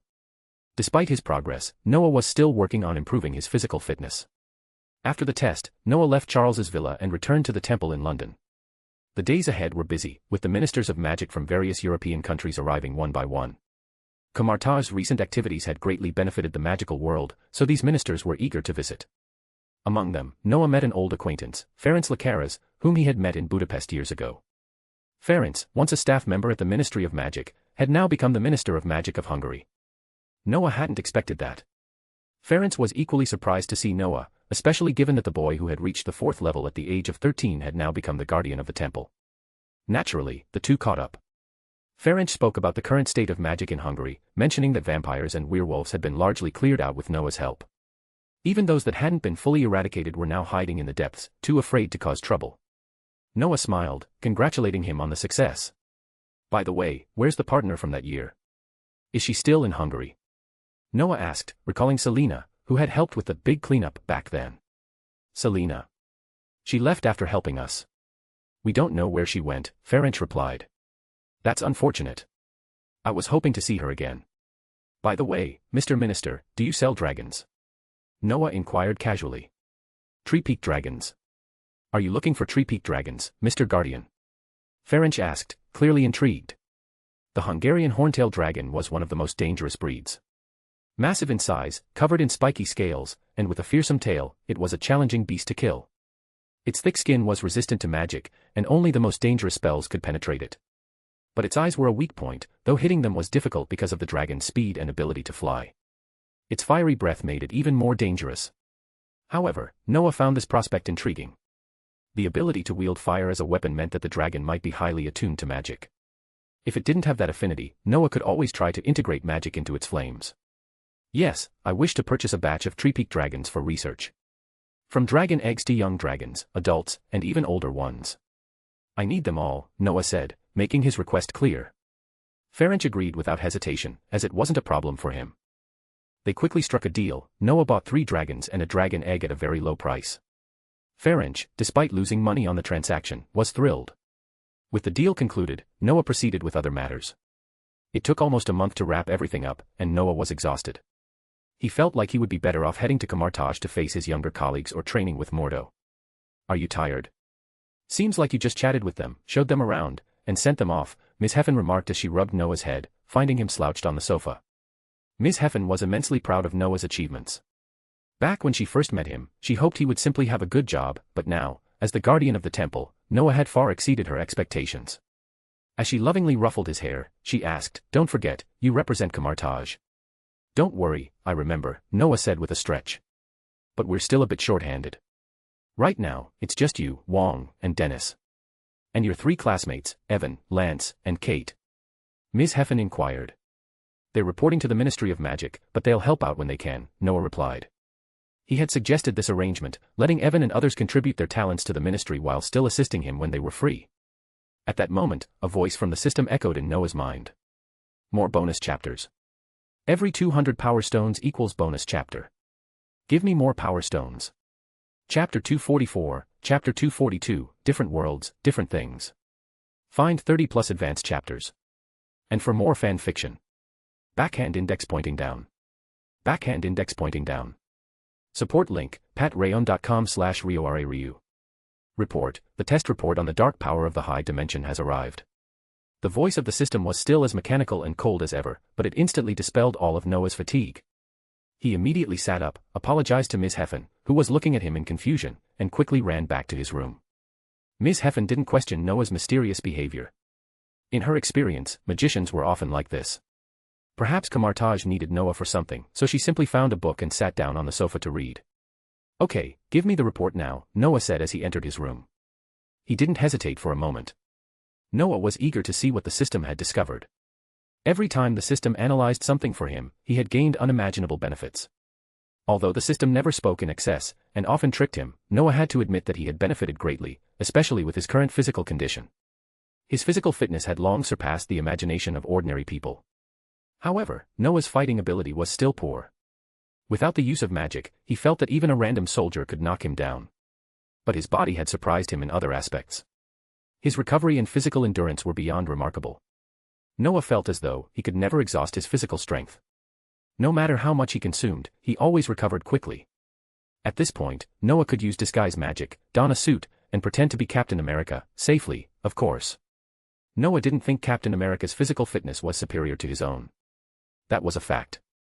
Though Captain America and Thanos appeared to fight evenly later on, Noah recalled how Thanos had always been more concerned with Thor than with Tony, or Cap. Thanos had toyed with them, and the only real damage they inflicted on him was a small scar on his face. The report results are out. Please check, the system's voice interrupted Noah's thoughts. Soon, the system presented the report to Noah, which appeared in his mind. Noah only had to close his eyes to read it. The system even explained the findings as he read. The report results show a high-purity energy body, but the energy body contains a bewitching will. Bewitching will. Noah frowned. This wasn't good news. The system quickly filled in the gaps. The will contained in this kind of power is deadly to ordinary people.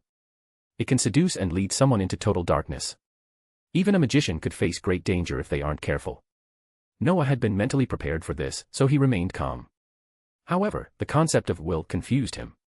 If the system said this energy had the power to seduce, Noah could understand that. But the term will made him wonder, wasn't will something only a person could possess? Because this energy has a master, the system answered without needing Noah to ask further questions. A master. Noah's frown deepened. Dormammu.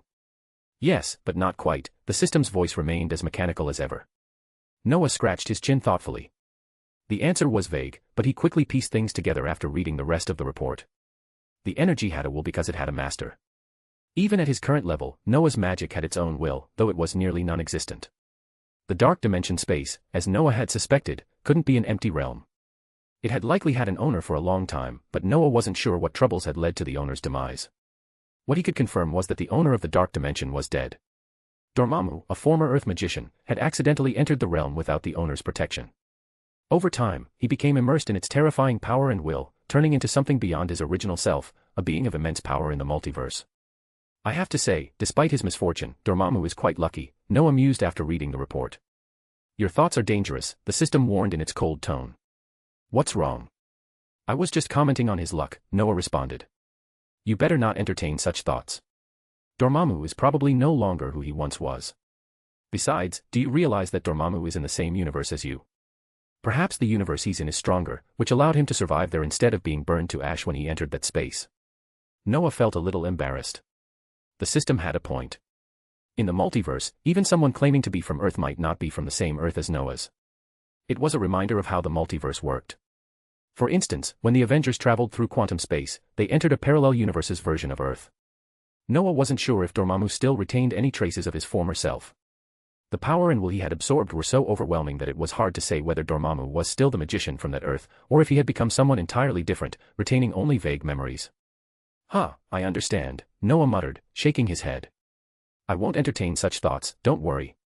If I lose myself, then I wouldn't see the point of continuing to live. Noah continued to read through the reports. As for the origin of the will within the power, it didn't matter much. But he did remain curious about when his teacher, Ancient One, had first encountered these powers. Based on your memory and the characteristics of this world, your teacher likely encountered these energies around the 7th level. However, she was probably on the brink of death when she came into contact with them, the system suggested. On the brink of death. I recall that the original story mentioned Ancient One using these powers to prolong her life, but how could she have been on the verge of death? Noah puzzled. Is this world exactly the same as the one in your memory? The system countered with another question. Noah blinked, realizing the point. It wasn't exactly the same. After all, there was no Hogwarts in this world, and the Ministry of Magic didn't exist in his original world. And of course, mutants didn't exist in the original universe, likely due to copyright issues. While this world was similar to the one Noah remembered, it wasn't the same. It was a parallel world, almost identical, but fundamentally different. There's still two similar flowers, Noah grumbled. Your understanding is correct, but perhaps it's not ideal to use other people's lines, the system remarked coldly, its tone almost a joke. Noah sighed, forget it. Don't think about it. Keep talking about my teacher, even if it's just your guesswork. Your teacher likely encountered these powers while dying or discovered the dark dimension's space. Instead of entering, she extracted some of the power and used it to restore herself. She's highly perceptive, so she could sense what these powers contained. She chose to wield them for her own purposes, the system continued. Noah listened carefully. The system's conclusion seemed to align with his own. Though the initial encounter differed, the result was similar. Ancient One, after using these powers, had recovered, but she likely struggled with their influence for some time. Unlike the comics, where the Ancient One struck a bargain with Dormammu, here, the Ancient One had purged the will from the powers and used the pure magic for herself. This act of using the power likely attracted the attention of Dormammu, the true owner of the Dark Dimension. To protect against him, the Ancient One built a temple and guarded against the threat of Dormammu. Well, even if I'm not sure it's completely accurate, at least there's a solid foundation for it, Noah concluded with a sigh. He glanced at the dark power swirling in his hand.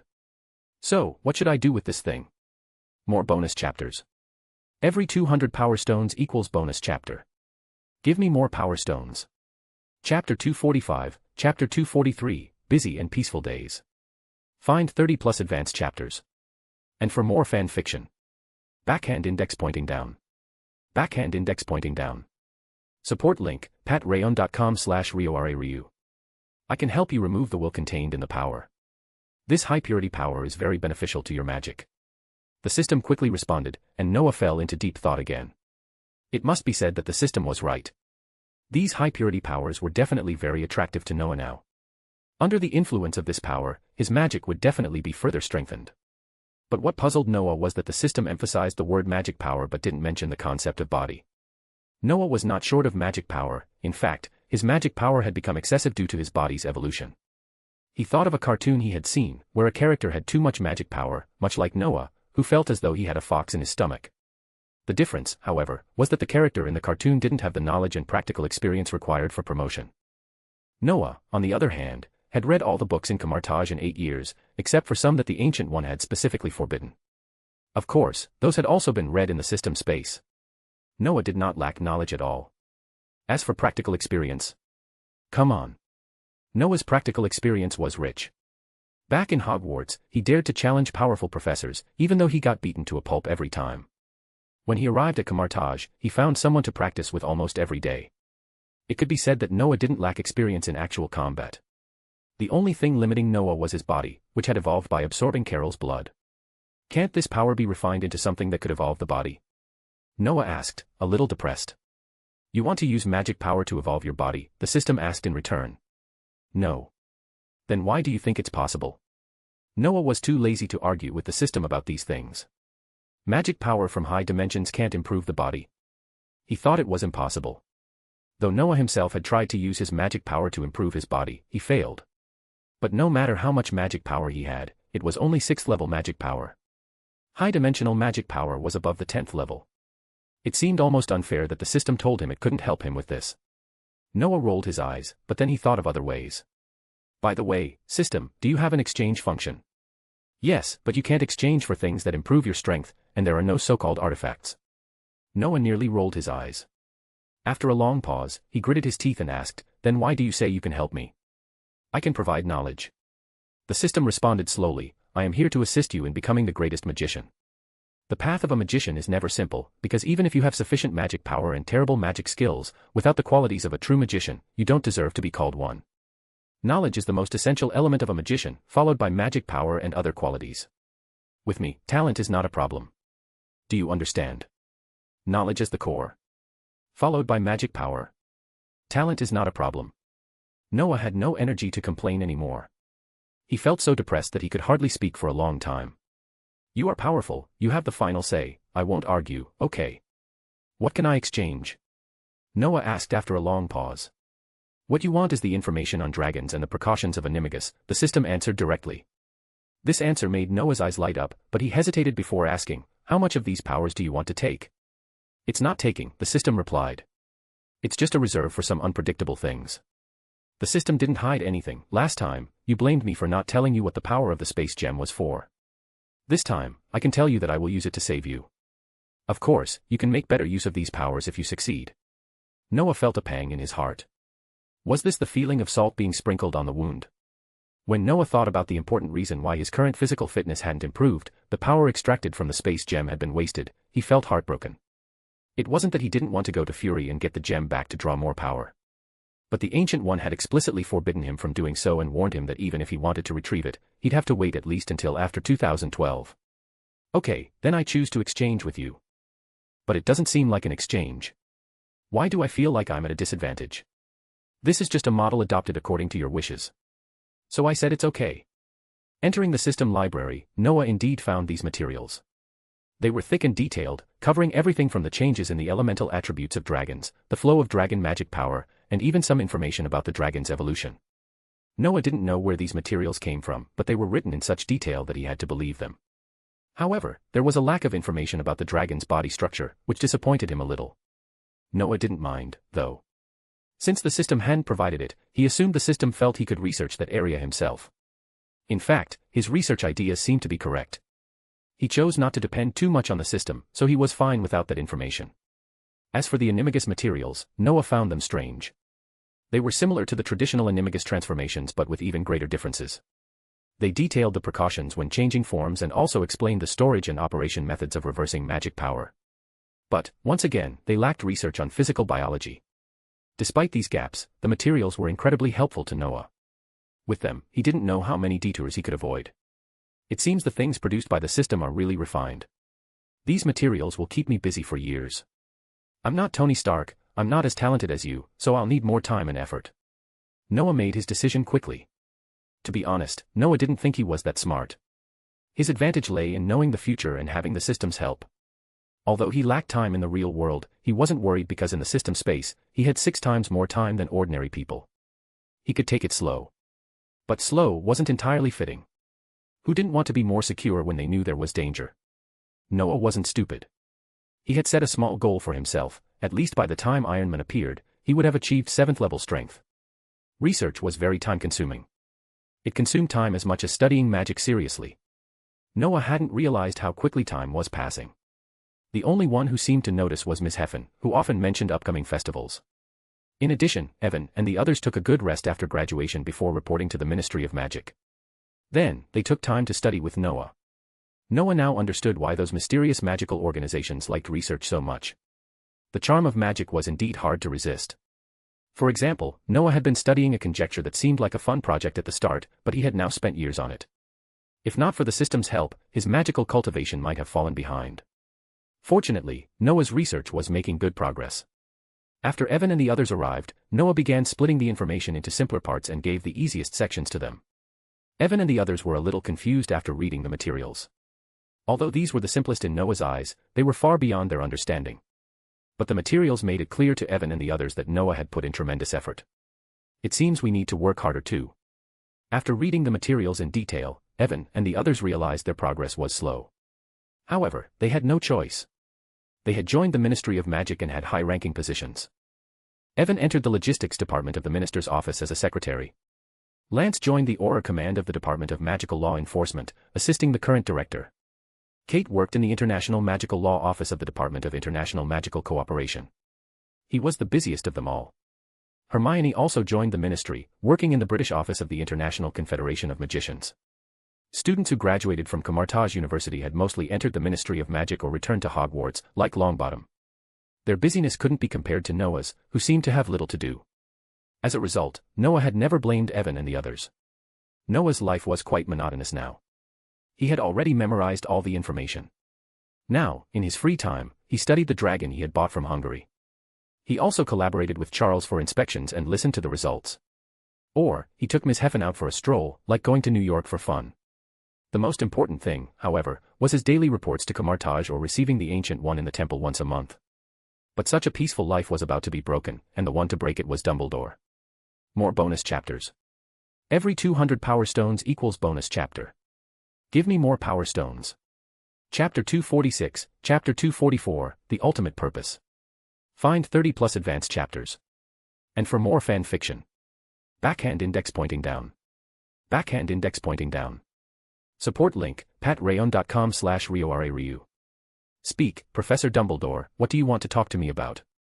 Noah, who was sitting in the laboratory, looked at Professor Dumbledore curiously, with a dead dragon in front of him.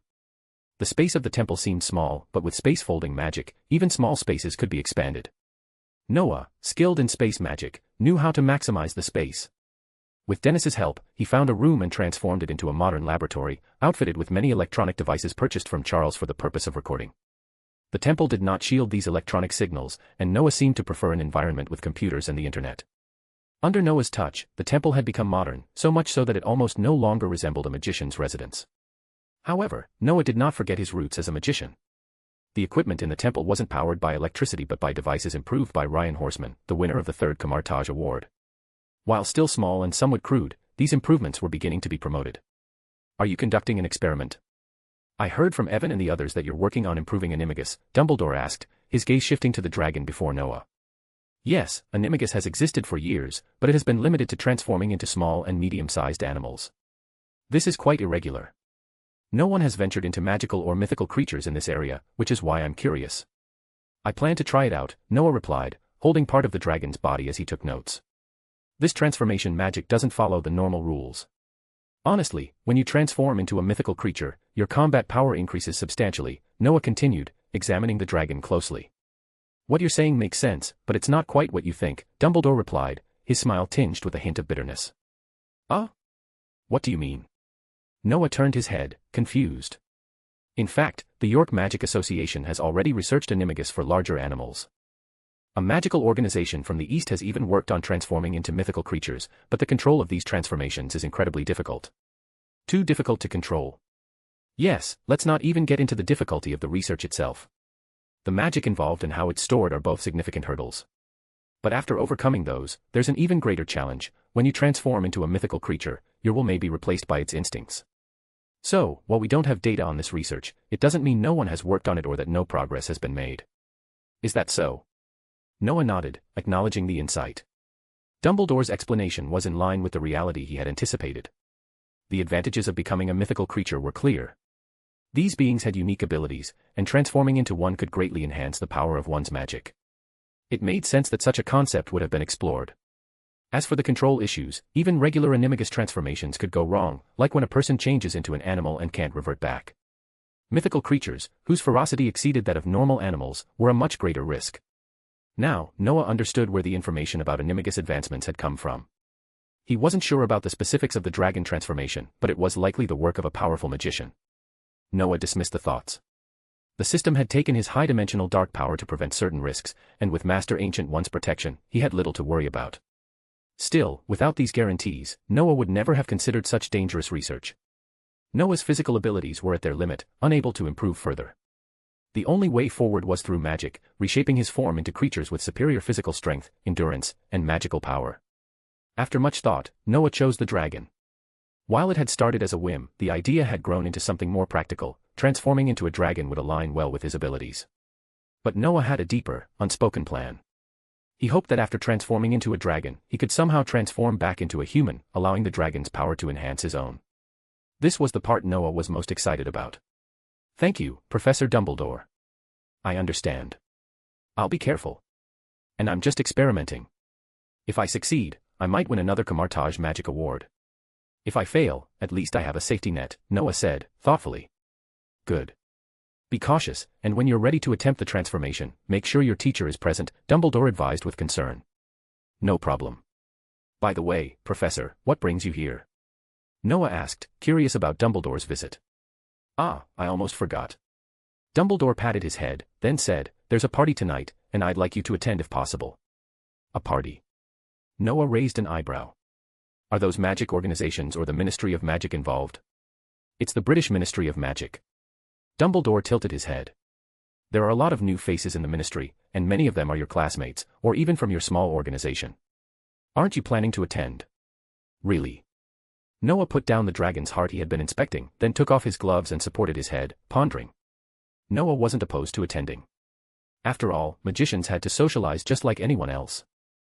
While many researchers were introverted, Noah was not one of those technical types, and he was growing tired of the bloody smells from the dragon corpses. He also hadn't been in contact with many of his classmates since leaving Hogwarts and Camartage. This was an opportunity to reconnect. The work he had done for the Wizard Alliance had been aimed at ensuring a better future for them. As they achieved success, it would be time for Noah to begin reaping the benefits. Many of his classmates had moved into important positions in the Ministry of Magic, and some who hadn't entered Camartage had found success in various fields, many of them now leaders. It made sense to meet with them now, especially since Noah had never taken the time to organize a reunion. All right, I'll go tonight, Noah decided. Great, I was worried you'd come up with an excuse not to go, Dumbledore smiled, relieved. Actually, you could just call me for these things. Why come in person? Noah chuckled. You have no idea how boring it is in the office. God, it's just filled with endless paperwork. I really think I should retire soon, Dumbledore said, sounding exasperated. Don't rush to retire. You've got enough life ahead of you. Why not stay a little longer, stabilize the situation, and let the younger generation take over before you leave? Noah suggested. You have too many ideas, Dumbledore remarked with a grin. He knew that Noah had always been a bit more ambitious than others, even back at Hogwarts. The young magicians from the Mage Alliance were exceptional, especially those from Camartage University. Their knowledge was vast, and their character was impressive. It was clear to Dumbledore that using these students to strengthen the magical world, and its ties to Camartage, was a wise move. But Dumbledore knew that Noah, a disciple of the Ancient One, would have been the perfect candidate for the Minister of Magic if he hadn't chosen to guard the temple. It was a shame, really. It's just an idea, Professor. You can think about it, Noah shrugged, unbothered. It's all right, but I'll feel pretty exhausted if I take on all that responsibility, Dumbledore joked. Professor, have you ever heard the saying, the capable should do more? Noah grinned. I've heard it. But shouldn't you, as the capable one, do even more? Dumbledore raised an eyebrow. Noah smirked. Oh, by the way, Professor, I think your cat just ate a baby dragon. It swallowed it whole. More bonus chapters. Every 200 power stones equals bonus chapter. Give me more power stones. Chapter 247, Chapter 245, Increasing Industry. Find 30 plus advanced chapters. And for more fan fiction. Backhand index pointing down. Backhand index pointing down. Support link, patreon.com/RioRaRyu. Is your cat eating a dragon? Noah turned around and found that a baby dragon seemed to have disappeared. This made him sigh helplessly, feeling as though he'd said something wrong. To be honest, he felt like he'd once again dug his own grave. Although this feeling wasn't as severe as when he had recklessly used the power of the space gem, it still felt off. When did he become a capable person? He had always seen himself as a magician constantly learning. Perhaps this was the difference between someone like Professor Dumbledore, who could always consider himself an apprentice, and someone like Noah, who had a more average mindset. But Noah wasn't too concerned about it. If anyone truly needed his help, he was willing to lend a hand. Under Noah's quiet guidance, the British magical world had undergone significant changes. In a few years, the middle and lower levels of the Ministry of Magic might very well consist mostly of wizards from Noah's Wizard Alliance. In another decade, perhaps the entire British Ministry of Magic would be filled with people from his circle. No matter how it looked, his current standing and relationships with figures like Evan and others would likely work in his favor in the future. There was no harm in what he was doing now. Strive to make the British magical world an ironclad group within 10 years, an ironclad group around me. Noah clenched his fist. But before that, I need to buy another baby dragon. After sending Professor Dumbledore off, Noah asked Miss Heffen if she would accompany him. However, after hearing his proposal, Miss Heffen shook her head, signaling that she wasn't interested in attending. I'm not a member of the Ministry of Magic, she explained. Although I could attend as a Camartage magician, my magical level is too low. You should go by yourself. I still want to read more books. Okay, I understand. Noah couldn't refute her reasoning. While Miss Heffen's magical knowledge was excellent, her magical abilities were still a bit lacking. However, considering her consistent progress, Noah thought her path was a good one. Miss Heffen's magic level is already commendable. After years of observation, it's clear that meditation is a useful method.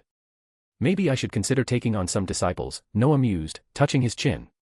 He had never used this approach at Camartage, but now, as the guardian of a small temple, he could start cultivating talent.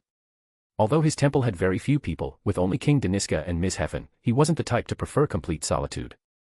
He liked his office to be quiet, not the entire temple, too spacious, too empty, like a haunted house.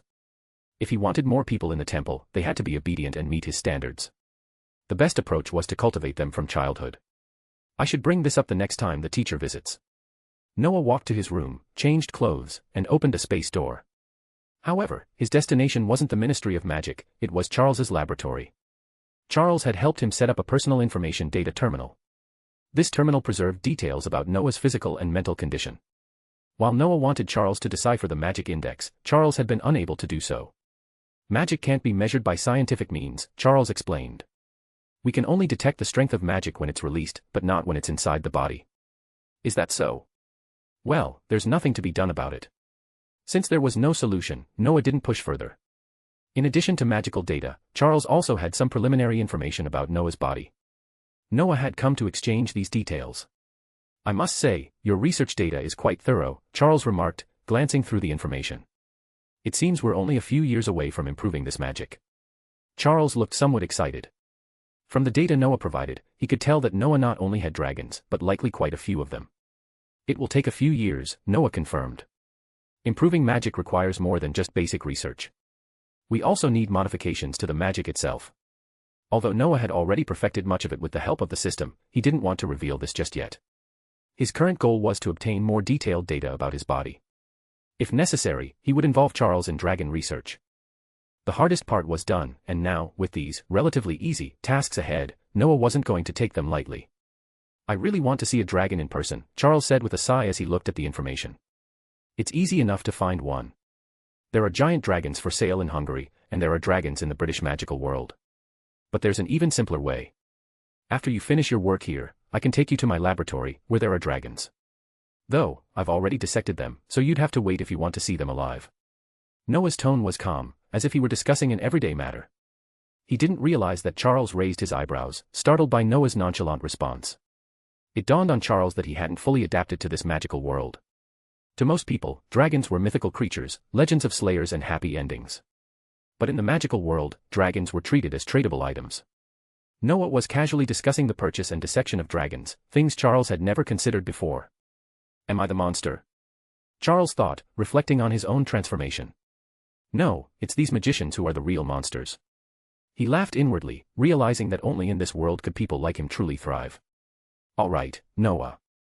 I'll make sure the data is perfect, Charles replied, smiling. I'm really looking forward to seeing dragons and other things. Is that so? Then I look forward to it too, Noah said, though he didn't understand why Charles was laughing. Maybe he had just thought of something amusing. After exchanging the data, Noah stored it in his space bag. As he was about to leave, he stopped suddenly. What's wrong, Noah? Charles asked curiously. Your equipment must be quite expensive, right? Noah hesitated before asking. It is, Charles replied. But since I help the Ministry of Magic with their network and power systems, they pay me a monthly fee. It's manageable. That's good to hear, Noah said, rubbing his chin thoughtfully. How would you feel about a business partnership? A partnership? Charles was confused. Of course, to make money, Noah clarified. He had been thinking about it for a while. Since he was planning to train more magicians to fill the temple, he would need funding. I haven't spent much money before, Noah continued, and while Constantine keeps sending me money, I plan to leave that to Miss Heffen for the orphanage. It's my small sanctuary in this world, and I want to see it grow. A partnership to make money? Charles looked at Noah, his face now reflecting a mix of curiosity and amusement. What do you have in mind? Don't you see? The magic world has computers and the internet, but there's no product that should have emerged, Noah mused. How about creating social software for the magical world? And why are there no movies? We could try that too. More bonus chapters. Every 200 power stones equals bonus chapter. Give me more power stones. Chapter 248, Chapter 246, Research requires funding. Find 30 plus advanced chapters. And for more fan fiction. Backhand index pointing down. Backhand index pointing down. Support link, patrayon.com/RioRaRyu. Noah, you're finally here. I was starting to think about standing you up. As evening arrived, Noah stepped into the Ministry of Magic, and Evan and the others immediately surrounded him. It wasn't just Evan and his immediate circle, almost every member of the Mage Alliance gathered around, regardless of whether they were in the same class as Noah. Their admiration and curiosity for him were evident. How could I stand you up? Am I that kind of person? It's just that something delayed me, Noah muttered with a hint of dissatisfaction. He couldn't recall ever being late for anything, let alone skipping classes without a reason. He had always been the model student. In his eyes, he was simply a 3-good student, so he couldn't imagine doing something like that. Soon, however, this issue was overshadowed by others. Many who had previously formed close bonds with Noah, or who had joined after his departure, were eager to chat with him. Noah was easygoing and relaxed with his classmates, and they all remembered the key tenets of the Mage Union regulations: all wizards are equal, and everyone should unite. These principles hadn't changed even after graduation, and their relationships remained strong. When other members of the Ministry of Magic saw the camaraderie between the Mage Alliance members, they couldn't help but shake their heads in amusement. After Dumbledore took office, those still working at the Ministry were known to be his most loyal supporters. This gave them a unique perspective on the existence of the Mage Union. Sometimes, they couldn't help but lament the fact that such an organization hadn't existed during their time at Hogwarts, or wonder why they hadn't had someone like Noah around. It seems that our Ministry of Magic dinner has turned into a class reunion of the Hogwarts Wizards Union, joked the current director of the Department of Magical Law Enforcement to Dumbledore. It doesn't matter, Dumbledore replied with a smile. These little ones are the future of the magical world. Dumbledore's unspoken thoughts were clear to everyone in the room. He didn't mind the playful remarks, in fact, he likely took great joy in seeing his students maintain such strong bonds after graduation. Each of them had grown and achieved great things. Although Dumbledore had resigned from his position as headmaster of Hogwarts, everyone understood his personal wishes. They had no objections to him stepping aside. They were also aware of Dumbledore's plan for the future Minister of Magic. Had Camartage University and Noah not been a factor, they might have expressed some discontent, even through unofficial channels. But things had changed. Camartage, a premier wizarding organization, held a position of influence that was unshakable. And the fact that Camartage was allied with the Supreme Sorcerer made it the most strategic partner for any wizard. It seemed clear now that the future Minister of Magic would likely be someone who had graduated from Camartage University. While it wasn't certain, the opportunity to place Camartage graduates in key ministry positions was also a viable option. However, in the British wizarding world, those students were still seen as Dumbledore's apprentices. Therefore, their ties to him made them the obvious successors to his legacy. Though it caused some resentment, no one could deny that these students were the best fit to carry on Dumbledore's work, and they were thriving in their positions. After a few light exchanges, Dumbledore officially announced the start of the dinner. This wasn't a traditional dinner where everyone sat at a table to eat. It was more of a social gathering, a casual salon where people could move around, chat with whomever they wished, and form connections. Noah was fortunate. Although a few unfamiliar faces came over to talk to him, they didn't take up too much of his time. Of course, there was also the possibility that there were simply too many people around him, making others hesitant to monopolize his attention. Instead, they chose to focus on engaging with the younger members of the group.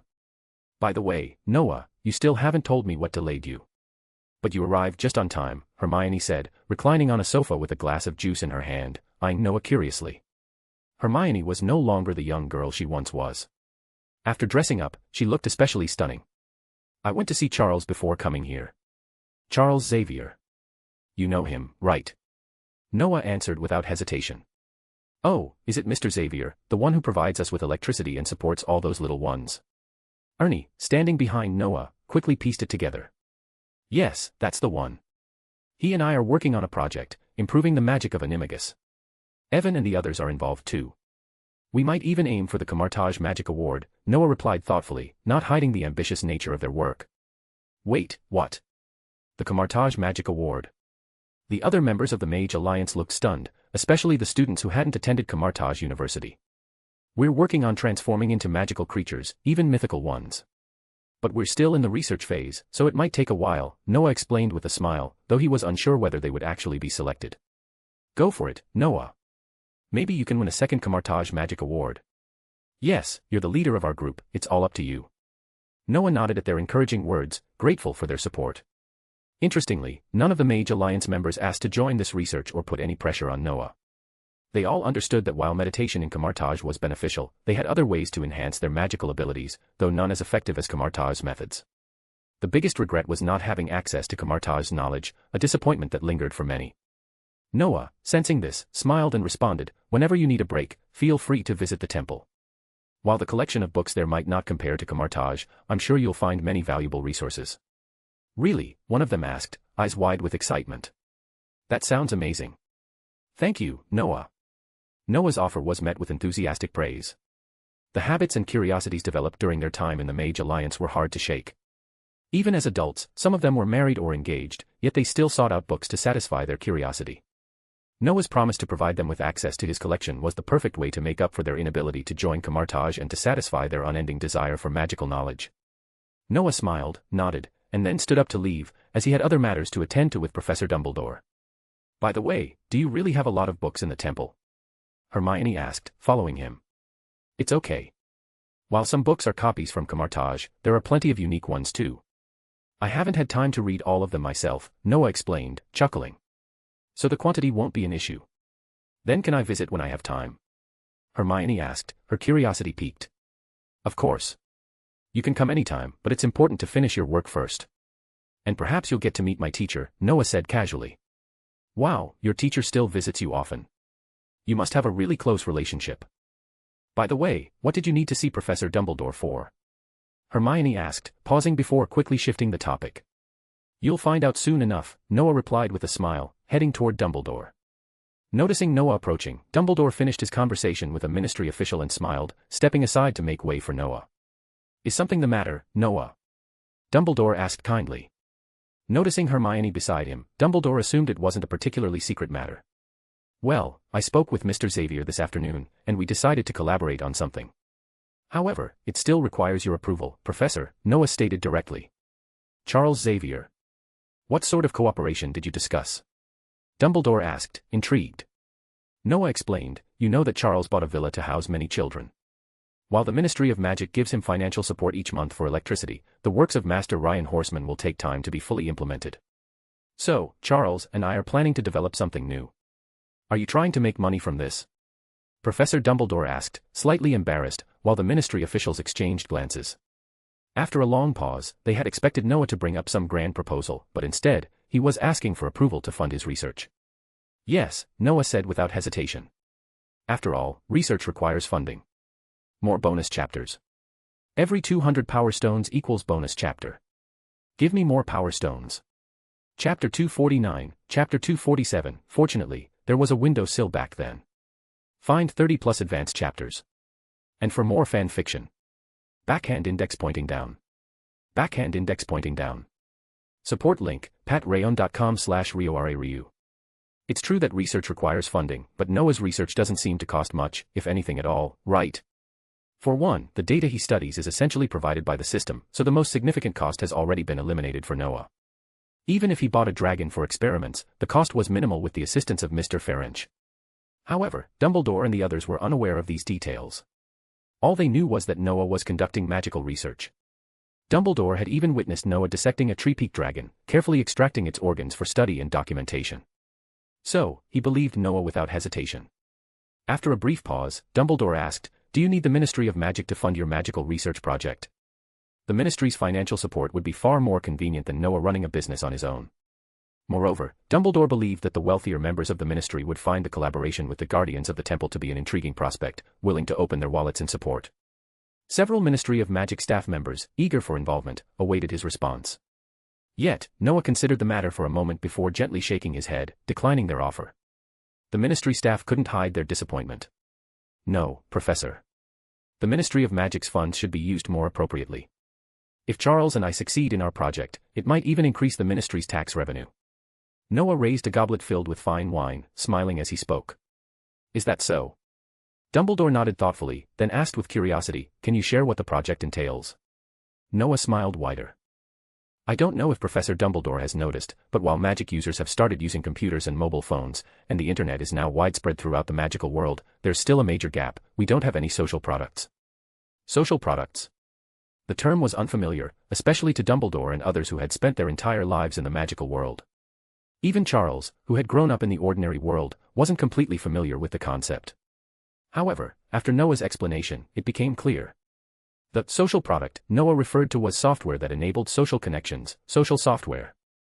The internet was already established within the wizarding world, with most wizards having their own computers and mobile phones, though Hogwarts was an exception due to interference from strong magical fields. Still, phone bills remained quite expensive, and not everyone could afford a mobile phone. Sometimes, reaching someone by phone could be difficult, and writing letters was still a common practice. Unfortunately, owls weren't always cooperative, especially over long distances. It could take weeks for a letter to arrive. Noah had even heard a tale of a wizard who sent a letter to his family, only for the owl to return with a phone and an instruction manual. Noah's idea for social products promised to enhance communication between wizards. He emphasized that these products would create a larger social platform, expanding magicians' social circles. Aside from connecting friends and family more easily, it would also provide a space for wizards to express their opinions on public matters. It could even extend to the Ministry of Magic, creating connections across international magical communities. Dumbledore and the Ministry staff seemed intrigued by the idea, seeing the potential for a much more connected magical world.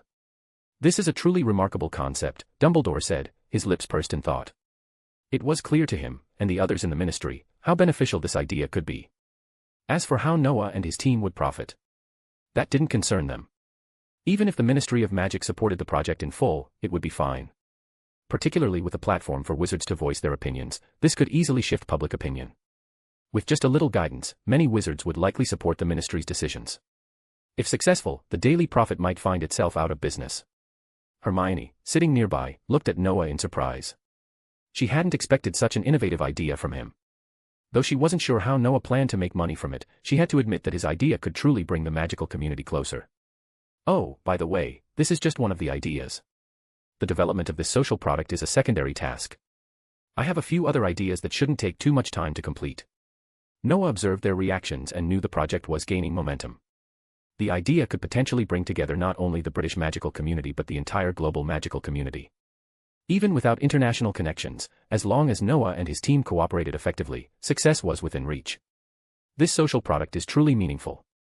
If you encounter any obstacles, don't hesitate to reach out to the Ministry of Magic.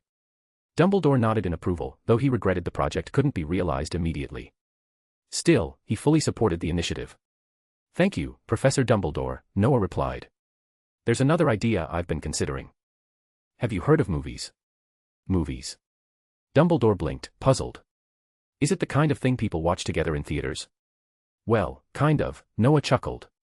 "But there's more to it." While Dumbledore's understanding of movies was somewhat off, Noah could see the potential for the magic world to embrace them. Movies were profitable, especially when you didn't have to worry about complex special effects or extravagant budgets. There were no movies in the magical world yet, but Noah was confident that could change. "I was thinking, what if we adapted some existing stories into movies? Perhaps a version of Harry Potter where I'm the protagonist instead. Or, what about making a film about the X-Men, or even the entire Marvel Universe?" Though making a Marvel Universe movie might be a bit complicated due to its timeline, Noah considered starting with something simpler. The Harry Potter series, with its roots in Hogwarts and the reign of Voldemort, seemed like a good place to start. After discussing the potential of both projects with Dumbledore, Noah felt a sense of relief. There was much to do in the coming years, but now was the perfect time to lay the groundwork. The Ministry of Magic's dinner stretched on until around 10 o'clock that evening. When Noah finally left, he felt reassured. The Ministry was fully on board with his plans, and Dumbledore's support was exactly what he needed. If these projects succeeded, Noah could imagine the future, rich in both wealth and connections. As a magician deeply involved in research, the need for funds was clear. Beyond that, these social tools would help unite the magical community. Maybe when the Magic Academy recruits students in the future, it won't be an owl perched on your windowsill, but a mysterious message that appears on your phone, one only you can see. Noah chuckled to himself, recalling the silly owl that had once visited his room. How much had changed since then? He had been learning magic for over 10 years now, and the time had flown. Soon, he would be a high-level magician, with only one step left to take. But as he continued to reflect, a question popped into his mind. Hey, if there had been no windowsill in my room back then, where would the owl have flown? More bonus chapters. Every 200 power stones equals bonus chapter. Give me more power stones. Chapter 250, Chapter 248, Are You Really Not a Mutant? Find 30+ advanced chapters. And for more fan fiction. Backhand index pointing down. Backhand index pointing down. Support link, patreon.com/RioRaRyu. Whether the owl would have arrived or not, Noah couldn't say. But he did feel that if owls continued to be the only way information was passed, many young witches and wizards with magical potential might have slowly faded into the world of ordinary people simply because they didn't have a windowsill. Some of them might have even repressed their magical powers, falling into silence. The existence of silence was no joke. Although Noah hadn't experienced it personally, he had seen enough reports in the newspapers to know how dangerous it could be. Looking back at his own past, Noah was relieved to realize that he never suppressed his powers. Despite the discomfort that came with them, he never made the foolish choice to hide them. Even better, his system had appeared later on, offering him further guidance. It seems that fate didn't want me to be lost in the crowd, or for me to give up entirely, Noah mused with a sigh, before returning to his daily routine. His days were filled with a mixture of tasks, although they weren't overwhelming. In addition to regularly reporting to Camartage, Noah also spent a considerable amount of time in his laboratory. The experiments and magic research were time-consuming, even with all the knowledge he had gained. But when it came to his personal issues, Noah's cautious nature took over. He was determined to avoid any accidents. Even Ancient One, a firm believer in patience and precision, supported this mindset. One day, when Ancient One visited the temple in London, she was greeted by Ms. Heffen, who led her to Noah's laboratory. Upon seeing the dragon corpses scattered across the room, she was initially taken aback. "So, this is what you've been doing. I can understand. It's good that you're being careful," Ancient One commented after Noah explained his work. "But why the obsession with transformation magic?"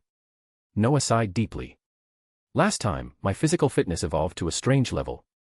My body is too strong now, and regular exercise seems to have little effect, so I need to find other ways to improve it." Though it had benefits, Noah's enhanced physical condition had also caused him many problems. Hesitant to share his deeper thoughts, Noah eventually opened up about his current idea. "I want to transform into a mythical creature, then use the power generated by that transformation to strengthen my body," Noah explained. Ancient One raised an eyebrow, immediately understanding his plan. "Yes, that's a difficult task, and I'm not sure if there's a surefire way to succeed. But I can see why you want to try. Noah nodded, a bit defeated. I just feel I'd regret it if I didn't at least try. Ancient One thought for a moment, then said, why didn't you tell me sooner? I could have taken you to Asgard to meet an old friend of mine. Maybe he can help you solve this problem. Noah was taken aback by the suggestion. Now that you've gone this far in your studies, continue working at it. Perhaps you'll find a solution and help magicians gain even more power. Noah reflected on Ancient One's words. He realized that sometimes, it was better to voice your thoughts directly. If you kept them to yourself, you might miss out on help, or even worse, end up making things more difficult for yourself. Do your best, Noah. If you need anything, don't hesitate to reach out.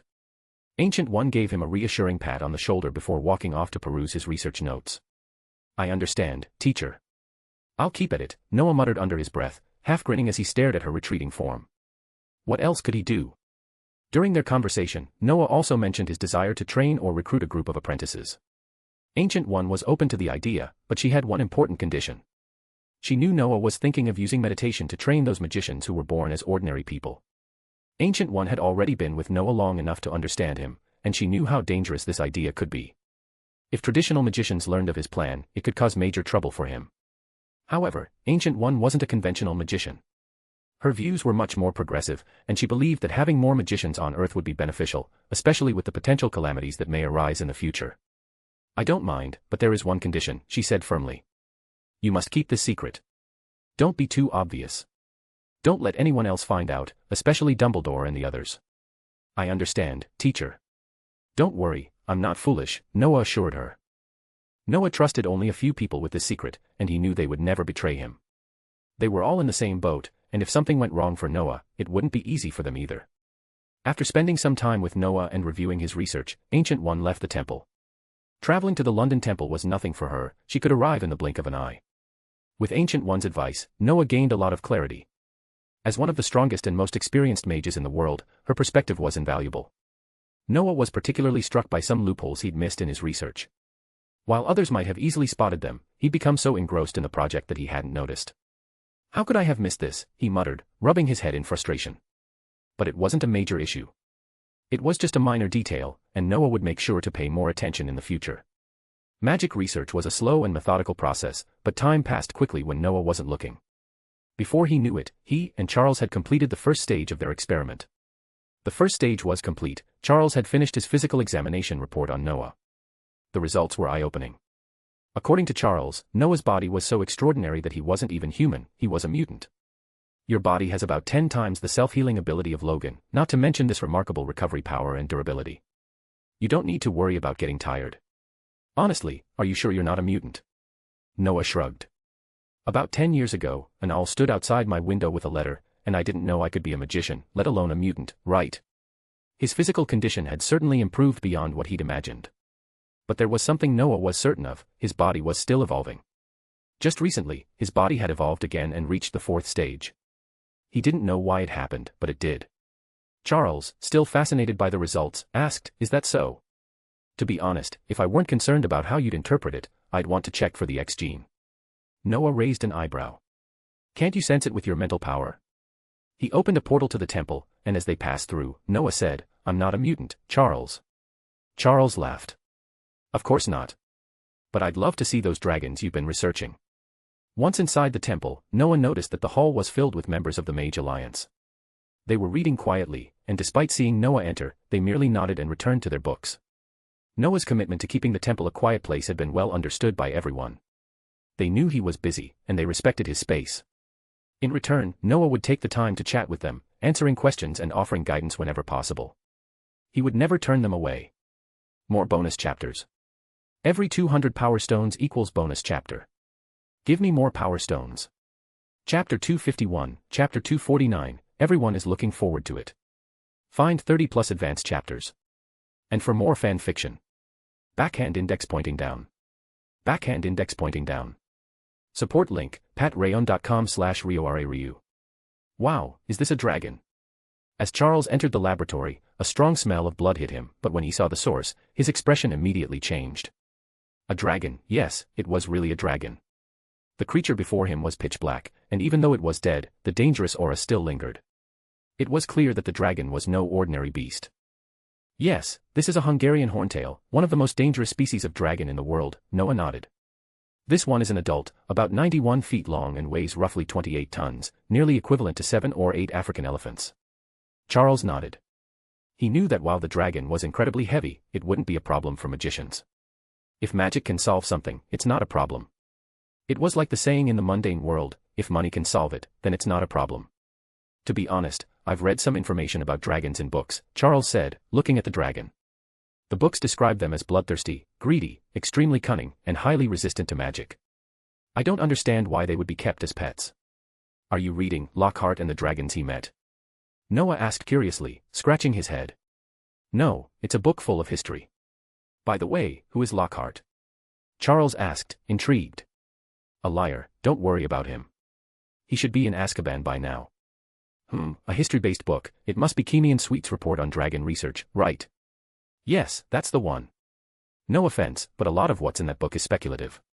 Dragons are indeed greedy and bloodthirsty and have a high resistance to magic, but they are not particularly cunning. Mr. Sweet's book blends myths and legends with actual dragons. Today's dragons are much less intelligent. You could say they have degenerated or were misled by legends. Is that so? Charles fell silent, while Noah didn't dwell on it. The dragons in this world were indeed as Noah described, but he found the idea of their degeneration being an alien intervention more plausible. No one knew how the first dragon came to be, or how long dragons had existed. So it was difficult to say that dragons were not extraterrestrial beings who left their offspring behind on Earth, with those left behind slowly degenerating into what they were now. The world was indeed very complex. Why were high-dimensional and low-dimensional universes intertwined? Why did various civilizations and life forms from other galaxies exist? If dragons were truly extraterrestrial, everything would make sense. Otherwise, how did Noah's system possess such detailed information on dragons? As his research progressed, Noah increasingly felt that it was unlikely that the York Magic Association had developed such a perfect theory on dragon evolution or degeneration. Despite the system being powerful, it wasn't capable of creating something from nothing. Well, whether it's a story made up by others or a case of degeneration, it doesn't matter much to me, Charles said, regaining his composure. I have to admit, this dragon is a work of art. Every part of its body is a weapon. It's hard to imagine how it evolved. If you like it, I can get one for you. But I recommend getting a smaller one or a dead one. Otherwise, it'll be very troublesome. Noah smiled. If Charles liked it, Noah would let him have one to play with. Forget it. The Ministry of Magic doesn't allow dragons to be kept in cities, even if I live in the suburbs, Charles said with a glint in his eye. But after a moment's thought, he shook his head. When we finish our research, you can give it to me. No problem. Noah nodded in agreement. This was easy for him. If Charles wanted a dragon skeleton, that wasn't a problem. After all, Noah had dealt with several dragon corpses before. In order to keep them fresh and active, Noah couldn't just study the ones he had to continuously acquire more. He quickly grabbed his previous experimental report and handed it over to Charles, who took it with a smile. However, instead of opening it, Charles placed the report on his lap and looked up at Noah, grinning. What's wrong? Noah asked, feeling a little uneasy under Charles's gaze. Speaking of which, your movie is about to be released. Don't you plan to go and see it? Charles asked, a smile playing at the corner of his mouth. It's about to be released. Noah scratched his nose, genuinely surprised. Yes, it's been in preparation for almost 2 years. How could it not be released? Charles was puzzled. You didn't forget, did you? Noah rubbed his nose, realizing that he really had forgotten. He and Charles, along with Dumbledore, had discussed the movie over a year ago. Since then, Noah had turned into a bit of a recluse, only leaving the lab when necessary. He'd been jumping between Camartage and his lab every day, with little regard for time. Since merging with Captain Marvel's blood 9 years ago, Noah's physical growth had slowed dramatically, to the point where it was barely noticeable. Especially in recent years, Noah's appearance had hardly changed at all. Between his rigorous research and his slow physical changes, Noah had lost his sense of time. There was also the matter of Mishafin. A few years ago, Mishafin used magic to stop her aging process, and she even looked younger now.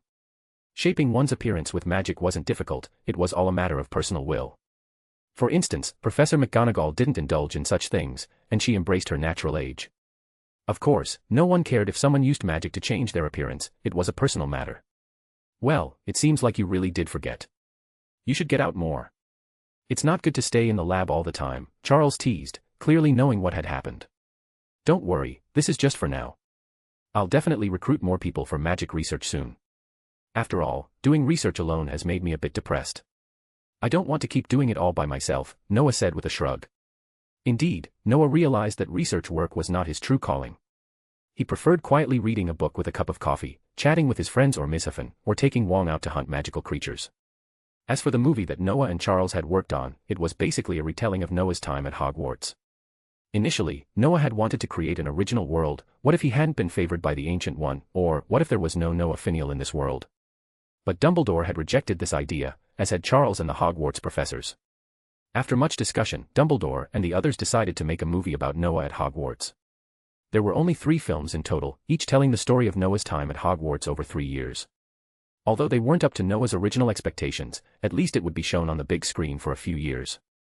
Noah had even joked that if the movies didn't do well, they could always film Newt's story. Noah had asked Nagini countless times about the third part of Fantastic Beasts, but the lazy snake kept claiming she couldn't remember. Nagini had been with Noah for many years, yet her presence was always low-key. She rarely changed back to her human form, even when alone with Noah. In her words, she was still trying to adapt to her snake form, especially after learning magic. Noah couldn't help but be speechless at how long it had taken for her to integrate. But thinking about it, it made sense. Nagini had been cursed with blood that transformed her into a snake, and this snake state had lasted more than twice as long as her human form. Adapting to her human form again wasn't easy, especially since Noah's influence had led her to learn magic, which extended the process. Shaking his head, Noah pushed these thoughts aside and asked, "So, when will it be released?" "It will be released in about a month," Charles smiled. "It seems like all the young witches and wizards in the British magical world are looking forward to it. To them, you're an idol, and they've all heard about your time at Hogwarts. But seeing it on the big screen is a whole different experience." "Really? Well, I hope it's not too bad by then. Otherwise, I won't have enough money to continue my research," Noah said with a smile, clearly amused. It was strange to think of selling his own story for money. Dumbledore and the others had been very thorough in the production process. They found actors, watched movies from the ordinary world to learn about acting styles, and even filmed portions at Hogwarts, with many young witches and wizards serving as extras. Dumbledore himself had even gone back to help. It was clear just how excited the young witches and wizards were for this film. More bonus chapters. Every 200 Power Stones equals bonus chapter. Give me more Power Stones. Chapter 252, Chapter 250, Fury's Call. Find 30 plus advanced chapters. And for more fan fiction. Backhand index pointing down. Backhand index pointing down. Support link, patreon.com/RioRaRyu. Noah didn't have much of a concept of time, but others were different. Students were always highly sensitive to time. At least during this period, no matter how good the students were at their studies, they were all looking forward to the holiday. Why? Because when the holiday came, they could watch the story of their senior, Noah Finial, in a newly opened cinema called Giveaway in Diagon Alley. To be honest, they didn't care what the movie was about, or even the name of the cinema. All they cared about was Noah's growth story. Even though Noah's time at Hogwarts only spanned 3 years, it was enough to excite them. Noah, however, wasn't all that interested in the movie about himself. He had already seen the sample film. How should he describe it? It was like looking in a mirror. While the restoration was quite high, many details were changed. For instance, Noah had originally wanted to go to Slytherin, but he was concerned he wouldn't fit in due to his bloodline. He didn't want to go to Gryffindor, so he ended up in Ravenclaw. But in the movie, Noah communicated directly with the Sorting Hat and requested to be placed in Ravenclaw. Honestly, if it had happened again, and Noah had realized that Slytherin didn't only accept pureblood wizards, he would have told the Sorting Hat, "I want to go to Slytherin." But sadly, Noah couldn't go back and change things. He was very happy in Ravenclaw, though. If he had ended up in Slytherin, the story might have been different. Speaking of which, I remember feeling a sense of loss at the time. "I seem to have misunderstood the way Slytherin recruited students," Noah muttered. The Sorting Hat hadn't mentioned that Noah had wanted to go to Slytherin, but he himself remembered it. Both Dumbledore and the others who listened to Noah's story chose to ignore this point. Of course, changes were normal, and Noah didn't think there was anything wrong with it. As for the timeline when Noah had run off to the United States, they didn't plan to include that. However, Noah hadn't intended to film that part anyway. Constantine had made it clear that he would never let such a thing appear on the big screen. At the time, Constantine had been a salted fish waiting to die. Although he had a dream of changing things, dreams were always beautiful, weren't they? The harsh reality had forced Constantine into his salted fish role. That was, until Noah arrived. Despite his complaints about the movie, Noah still chose to attend the premiere. After all, as the developer, producer, and protagonist of the story, if he didn't show up, it would likely have been a major blow to the film. When Noah arrived with Miss Heffen, Wong, and Dennis, it caused quite a stir. In addition to Noah and his group, Dumbledore, Professor McGonagall, Professor Snape and his daughter, and of course, other professors, all arrived one by one. Even most of the people from Noah's class came. To put it simply, the scene was packed. To accommodate everyone, Noah had to ask Dumbledore for help in setting up multiple space folds, squeezing everyone into the venue. When the premiere ended, many moviegoers were reluctant to leave. Some even went out to buy tickets for the second showing. The movie had been a huge success. Noah earned more than 2,000 galleons that day. Seriously, you were so interesting when you were a child? Ms. Heffen asked as they returned to the temple, still immersed in the plot. She had no idea that Hogwarts was like that, and she was surprised to learn that Noah's school life had been so interesting. It's okay. I felt good when I was in Hogwarts, Noah said, slumping on the sofa, reminiscing about the past. It really had been an interesting time. Ms. Heffen sat beside him, leaned on his shoulder, and asked with a smile, when you went to save Hermione and faced a giant beast, did you feel excited? Speaking of which, she's become very beautiful now. Don't you? No, Noah interrupted, immediately denying it. This, too, was something that had been changed in the movie. At the time, Noah hadn't told the actors the true purpose of his actions. Instead, it had turned into the classic hero saves beauty story. Noah felt a little embarrassed watching the scene, especially since Hermione's face turned a bit red. Why? You're already 25 years old. Why don't you find a girlfriend? Miss Heffen tilted her head and looked at Noah strangely. Suddenly, a mischievous thought crossed her mind. Are you like Minister Dumbledore? Like Dumbledore? Noah was stunned, his face darkening. Damn it, how could I be like him? Then why don't you have a girlfriend yet? At your age, with your appearance and talent, it shouldn't be hard, right? And what about you, dear? With your looks and talent, shouldn't it be easy for you to find a boyfriend? Noah retorted. Miss Heffen was too lazy to argue with Noah's stubborn attitude. What could she say in response? If she hadn't been pressured by her family, maybe she could have had a happy relationship by now. In the end, Miss Heffen took over the orphanage and poured all her energy into it. As for learning magic, it wasn't something she had thought much about. Noah, on the other hand, seemed to be entirely focused on magic and didn't care much about anything else. He had many friends, including a few of the opposite sex, but there was no romantic progression. This left Miss Heffen a bit uncertain about what to think. But after reflecting, she decided there was no need to ask. The lifespan of a magician was still very long, and Ms. Heffen thought it was better to take things one step at a time. By the way, what are your plans next? Miss Heffen asked, shaking her head and changing the subject. Plans? Noah thought for a moment and replied, the next plan is, of course, to find the right person to be my apprentice. Is that so? Miss Heffen thought for a moment, then asked, what do you think of the children in the orphanage? Could they be like me?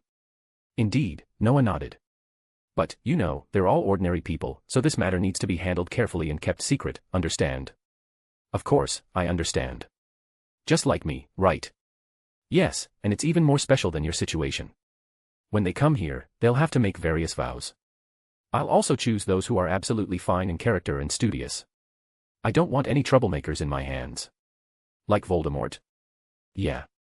It wasn't just Voldemort, there was also the future Cassius, and Mordo, who had yet to change or understand certain things. Speaking of these two, Noah couldn't help but think of Cassius, whom he hadn't seen in a long time, but Mordo he encountered more often. Mordo had changed a lot. Though he still refused to cross certain lines, he knew how to make the right choices at critical moments. Noah was happy to see such changes. After all, in the Hogwarts days, was it necessary for him to witness all the tragedies? That was impossible, unless Noah had no ability to change things. Now, with his current level, Noah had the power to make changes where needed. He wouldn't hesitate to do so. Although Voldemort was troublesome, Dumbledore could completely crush him. Mordo was troublesome too, but his nature wasn't bad. As for Cassius, he gave Noah a very bad vibe. Though he appeared kind, his beliefs were firm, and unless forbidden magic was used, no one could alter things like life and death. But forbidden magic came with a price. Not everyone was like Voldemort, creating countless evil Horcruxes in pursuit of immortality. And not everyone was like Professor Snape. Although Snape couldn't get out of the situation like Cassius, he wasn't so obsessed with it either. Thanks to Noah's advice and help, Snape had found a new way to express his feelings. But Cassius had gone down a dark path. Noah hadn't mentioned Snape's method, as Cassius had rejected it, thinking Noah's suggestion was merely self-deception.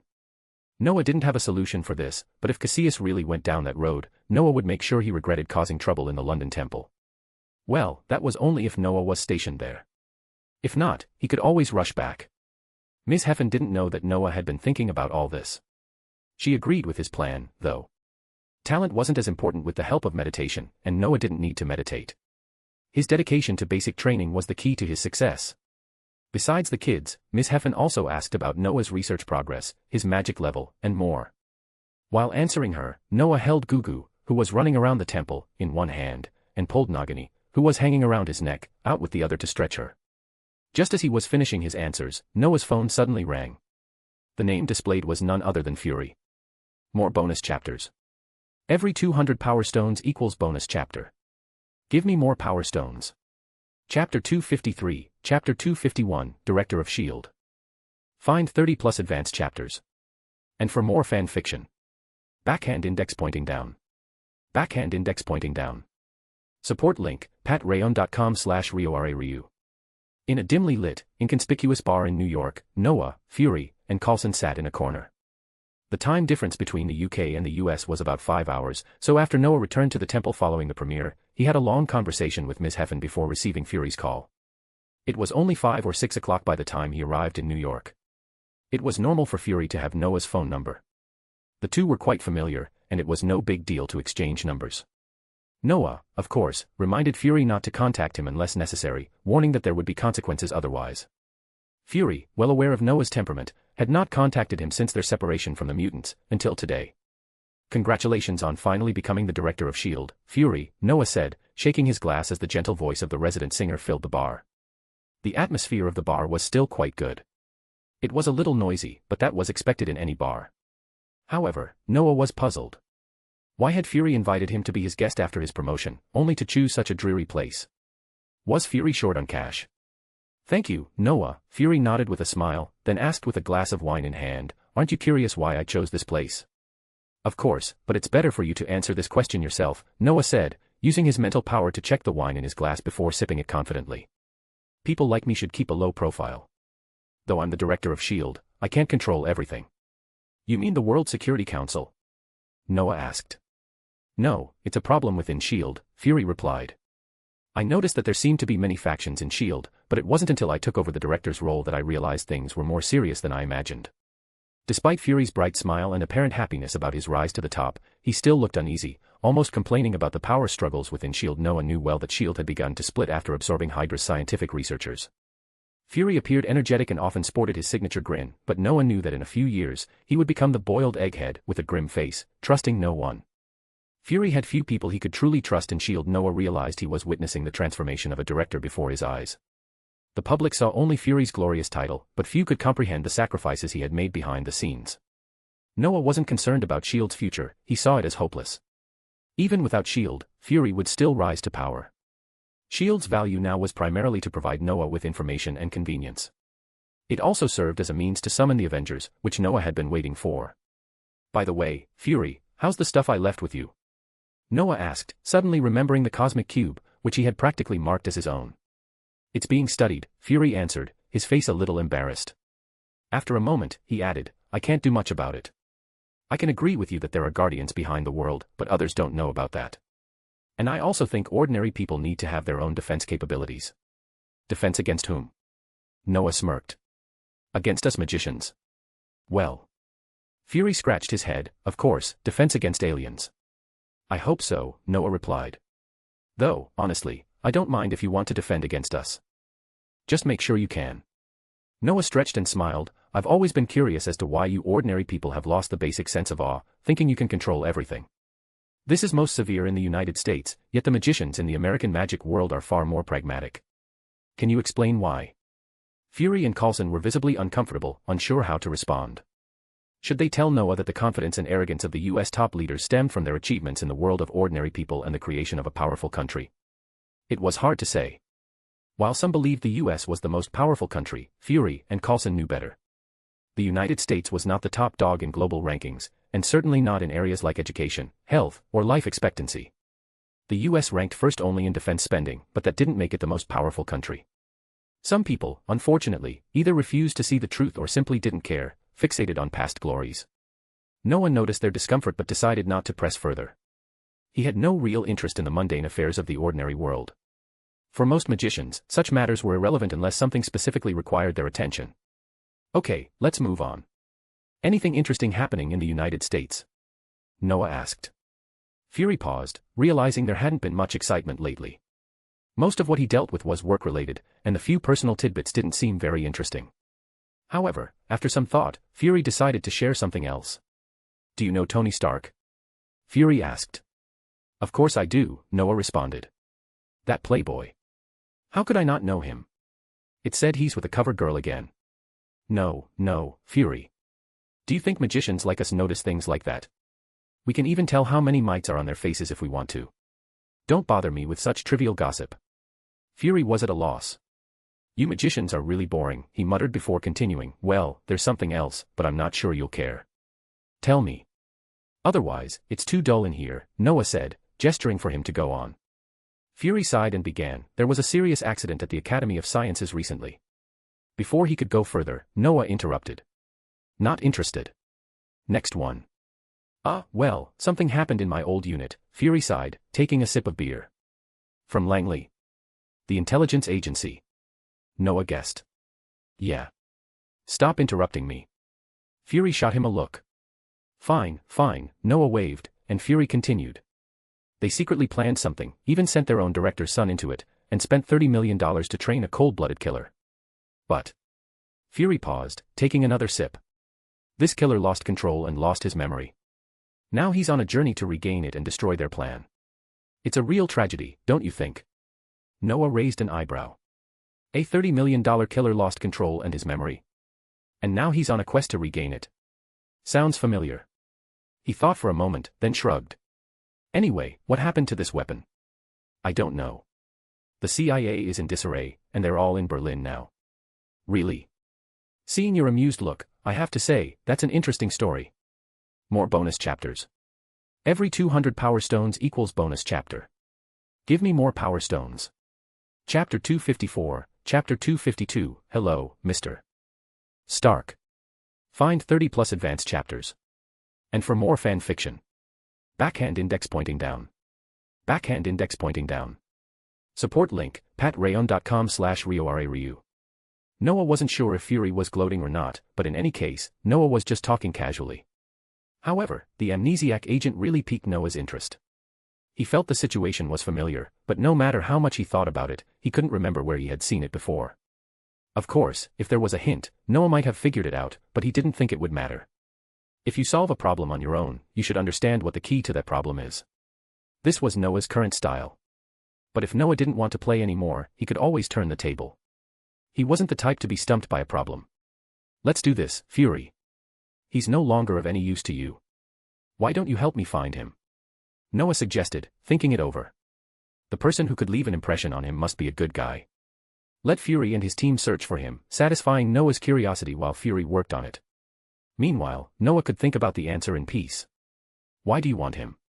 You're a magician, and that guy's an agent, Fury said, a little puzzled. He neither agreed nor disagreed. He couldn't quite figure out what Noah was thinking. I'm in London now, Noah explained. Sometimes I need someone to help me deal with things in the ordinary world. It's not like I can call you or Coulson every time, right? Noah spread his hands. Although it makes me feel proud to assign you tasks, I'm afraid we won't be able to stay friends if this continues. Friends? Fury raised an eyebrow, eyeing Noah with suspicion. Noah wasn't bothered by Fury's look. Friends come in different levels. For instance, close friends and distant friends were two very different concepts. To Noah, Fury was a friend, though perhaps a distant one. Still, a friend. All right, friend, I can help with this, Fury said with a smile. It just happens to align with some troubles in my old unit, but there is one thing. Don't worry, I'm not interested in your secrets, Noah interjected. Even if I know them, what can I do about it? If I want to do something, can you stop me? Please don't keep saying threatening things around us all the time, okay? Coulson, who had been mostly silent, shook his head. We'll start feeling sorry for you if you keep this up, sir. I'm just stating the facts, Phil, Noah smiled indifferently. Don't you see that your new director doesn't care at all? Is it useful for me to care? Fury responded darkly, staring with his signature dead fish eyes. You draw a circle and appear where you want to appear, then wave your hand, and boom, it's magic. What I say is really that useful. Noah smiled. It was true, but he wasn't dumb enough to offend ordinary people in this world. If he did, he might not be able to stay in the magical community. That being said, it didn't mean he couldn't throw out some harsh words. Okay, let's stop with the nonsense. Noah waved it off. Just remember to help me find that guy. And congratulations again on your promotion, Mr. Fury. I hope you don't lead S.H.I.E.L.D. into the abyss. Thanks for your blessing, Mr. Magician. Actually, you should say it's getting better and better, Fury replied with a smile. By the way, are you heading back to England later? Not for the time being, Noah said, shaking his head. I'm going to find Mr. Tony Stark later. Ah, what do you want with him? Some things need his help. Isn't S.H.I.E.L.D. capable of handling that? Possibly, but it would only take a few hours for him to complete it, while it may take you much longer. Fury was left speechless. Although Noah's words were a bit harsh, they were undeniably true. The two phrases, not everyone is Tony Stark, and, because he is Tony Stark, had definitely stuck in people's minds. Fury was surprised that Noah was seeking Tony out, especially since he had just mentioned him with no real interest. But after hearing Noah's reasoning, Fury almost rolled his eyes. Noah's purpose in visiting Tony was to get him to develop social software. This left Fury at a loss for words. A magician needing social software. What did that even mean? But Fury was too lazy to ask more questions and simply suggested that either he or Coulson accompany Noah. Noah readily agreed. It wasn't a big deal, and having someone lead the way suited him just fine. After leaving the bar, Fury drove back to S.H.I.E.L.D. on his own, while Coulson became Noah's driver. Noah looked at Coulson, noticing his unchanged hairline. He found it amusing but also observed that Coulson seemed more tense and cautious than he would be later, far from the experienced and cheerful version he'd become. Phil, why do you always look so tense? Noah asked, feeling a little bored in the car. Sorry, it's part of the job, Coulson said, putting one hand on the steering wheel and awkwardly rubbing his nose with the other. Actually, you don't have to keep a straight face around me. Look at your director. Okay, I'm just a little uncomfortable. You superheroes are so scary. Superhero. Noah raised an eyebrow. That's interesting. Have you ever thought about forming a superhero alliance in S.H.I.E.L.D.? This. Noah looked at Coulson's increasing embarrassment with a playful expression. He knew the answer already. It seemed the Avengers Initiative was Fury's idea all along. Even 10 years ago, before Fury became the director, he had been preparing for it. It was clear that Fury had a very forward-thinking mind. Noah couldn't help but complain, though, why should magicians be counted among superheroes? Magicians are magicians. What were they doing? And Noah wasn't strange, he had no interest in joining the Avengers Initiative. In fact, Noah didn't think Doctor Strange ever truly joined the Avengers. He cooperated with them mainly to protect Earth, in a way similar to Thor. While Thor and Strange came to an understanding over time, it wasn't the same as a full commitment. Of course, these were just Noah's guesses. The real outcome didn't matter to him. Who could really predict the future? Under Coulson's guidance, it took almost an hour to arrive at Tony Stark's mansion. To be honest, Noah felt a little jealous after seeing the mansion. It was absolutely luxurious on the outside, facing the sea, surrounded by blooming spring flowers. Noah knew immediately it was a high-end place. He even considered whether he should try to acquire such a mansion for himself. But then he remembered, he had no money, and he had responsibilities tied to his role as the guardian of the temple. It was better to forget it for now. Mr. Fennell, I'll go talk to Tony, though I apologize for disturbing you so late, Coulson said, noticing Noah's gaze lingering on the mansion. Noah thought Coulson assumed he was wondering how to enter. But he quickly realized, remembering that Noah was a magician. No need, Noah said, waving his hand. A golden door suddenly appeared before them. Let's go. I hope Mr. Stark won't be too angry. Is his room that way? Yes, but I'm afraid this might backfire, Coulson replied with a wry smile, following Noah inside. Tony was lying on the bed, eyes closed, with a beautiful woman beside him. Suddenly, Tony felt a strange sensation, like a throbbing in his chest. He slowly opened his eyes, looking around, but found nothing. This made him uneasy, his strange feeling hadn't gone away. In fact, it was growing stronger. What's going on? Tony thought, frowning as he sat up. He was about to ask his bodyguard if he had noticed anything, but as he pulled on his pants, a golden halo suddenly appeared in his room, spinning and emitting strange runes. What the hell is this? Tony immediately sensed something was wrong. Before he could react, the space around him seemed to shatter, but it didn't last long, everything returned to normal. Am I dreaming? Tony muttered uncertainly. Soon, the sensation of it being a dream became undeniable as the golden halo grew larger. What was even stranger was that two men slowly emerged from it.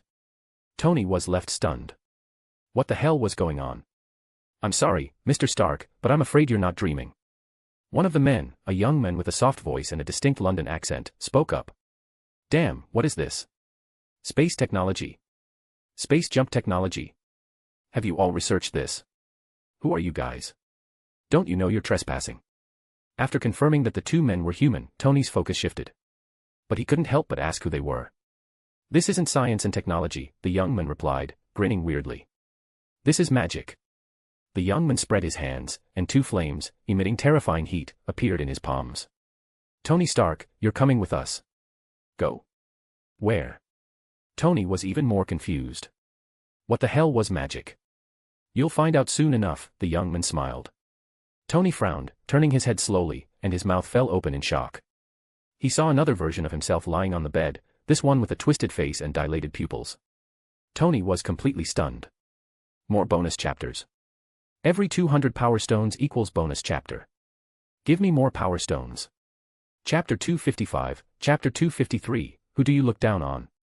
Find 30 plus advanced chapters. And for more fan fiction. Backhand index pointing down. Backhand index pointing down. Support link, patreon.com/RioRaRyu. I am dead. Tony stared at the person lying on the bed in disbelief and asked, am I really dead? Noah, suppressing a smile, answered with a serious expression, well, the cause of death can be understood as fatigue and excessive excitement, which led to acute myocardial infarction. Coulson, standing nearby, lowered his head, baffled. He couldn't understand what the wizard was thinking. He hesitated, unsure whether to interrupt, but decided to hold back, hoping to avoid upsetting the wizard. Excessive excitement. Acute myocardial infarction. Tony muttered, then glanced back at his self lying in bed. He looked down at his body, confused. Is it because of that wild night with the cover girl? He couldn't help but feel embarrassed. And what happens to my property now? His mind raced with a series of questions, and although he didn't believe the young man in front of him, a part of him wondered if this was some sort of scam.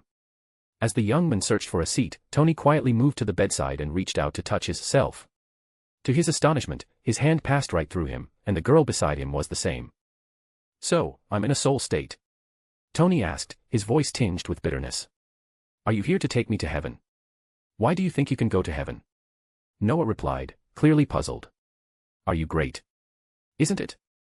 Well, even if I'm not great, I've done a lot of charity work. Doesn't that count for a ticket? Tony replied, trying to hold on to the hope of heaven. Then do you see us spreading our wings? Noah raised an eyebrow. Tony froze, his mouth open, unable to respond. So, where do you think we're taking you? Noah continued, his smile widening as he noticed Tony's face turning pale. Tony was known for his cocky attitude, and people often longed for his humiliation, but it was rare to see someone succeed in doing so. Noah's smugness only made it sweeter. Coulson was tempted to intervene but decided to wait, though he did feel that Noah's joke might be too much. Could it be hell? Tony asked, swallowing nervously. He wanted to shout out and run, but the unknown was more terrifying than he expected. The current Tony, unlike his future self, hadn't yet become the seasoned Iron Man. Well, although I'm sorry you can't see your parents in heaven, you can write letters in hell once a year. How does that sound? Noah smiled, unfazed by Tony's increasingly ugly expression or Coulson's discomfort. Tony's face twisted as he tried to make sense of it. What do you mean? Why is that old guy in heaven? Noah's mention of Howard and his mother being in heaven caught Tony's attention, and his flustered look quickly turned into a mix of confusion and anger. This reaction amused Noah. It seemed that without going through later events, Tony still didn't understand Howard's love for him. Noah decided to tease him further. Yes, Howard's in heaven because he worked to prevent war and create peace. And you? You inherited his company and turned it into a source of disputes and profit. You'll understand this later. Later. Tony latched onto the key word, his mind racing. Does this mean I don't have to go to hell? Noah, leaning back casually in his chair, smiled. If you want, we can go now. Tony froze. Was Noah serious? Did he not know the coordinates? No, no, no. Tony quickly shook his head. Don't joke about this. What did I say? Noah feigned ignorance, tapping his chin. You just said that I'd know it later. If you take me now, I won't know anything, and I won't have a chance to change it, right? Noah grinned. But the answer you experience is completely different from the one I'm giving you. I didn't ask you to change, at least not right now. Standing up, Noah slowly walked to Tony's side. He wasn't sure if Tony had yet made Jarvis, but without the Iron Man suit, the current Tony didn't stand a chance against the dangers ahead. If he didn't make some changes, he'd likely be dead soon. With a teasing smile, Noah pulled out a USB drive and tossed it to Tony. Help me, and you'll be able to live a normal life.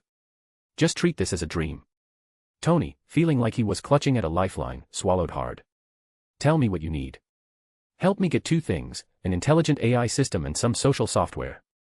It depends on your abilities. Noah paused, realizing it might be tricky to explain, so he used magic to help Tony see the functions and uses of what he needed. This magic was relatively simple and not difficult for Noah to cast, though Tony, lacking formal magical training, found it disorienting at first. As the information filled Tony's mind, Noah was impressed by his quick acceptance. Does this guy have potential as a magician?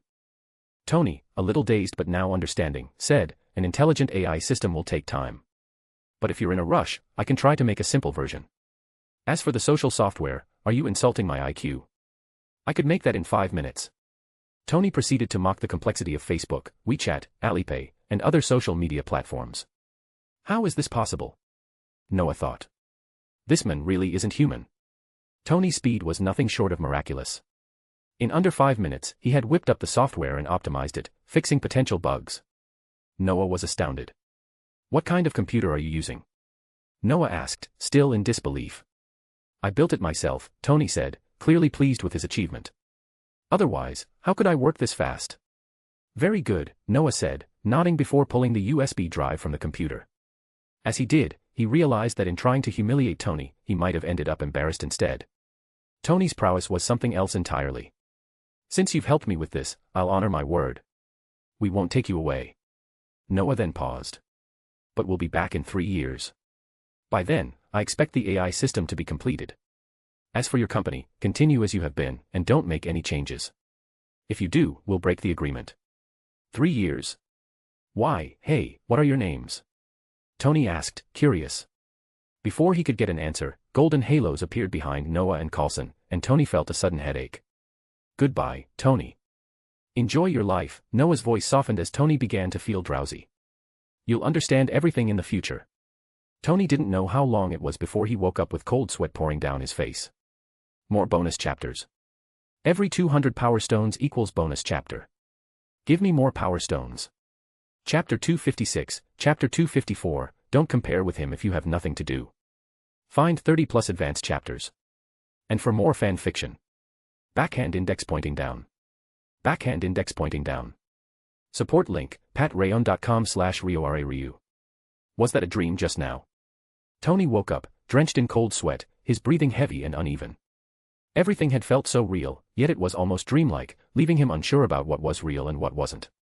He even questioned if he had died. Damn it. Tony cursed, shaking his head in frustration. What's wrong, dear? The girl lying next to him, who had stayed over, stirred awake at the sound of his outburst. Tony attempted to get up and check his body, but as soon as he moved, he froze. He was completely naked, and the sight of his own body, exposed and vulnerable, made him feel incredibly uncomfortable. His outcry startled the girl awake. After quickly calming her down, Tony hurriedly dressed and walked to his computer desk. As he moved, his eyes unconsciously glanced at the spot where he had just been lying. The memory of his earlier self, so disheveled and grotesque, lingered in his mind. Shaking his head, Tony turned on his computer.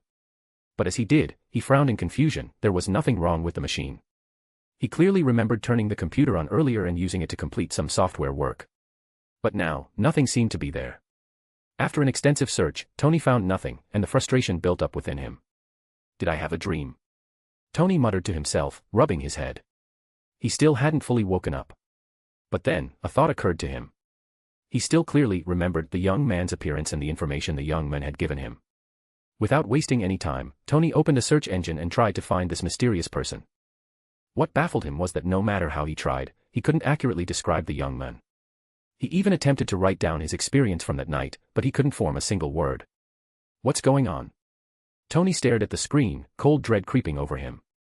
Could what happened before really have been true? After thinking it over carefully, Tony, ever the skeptic, decided to try again. He remembered that the young man had asked him to create a social software.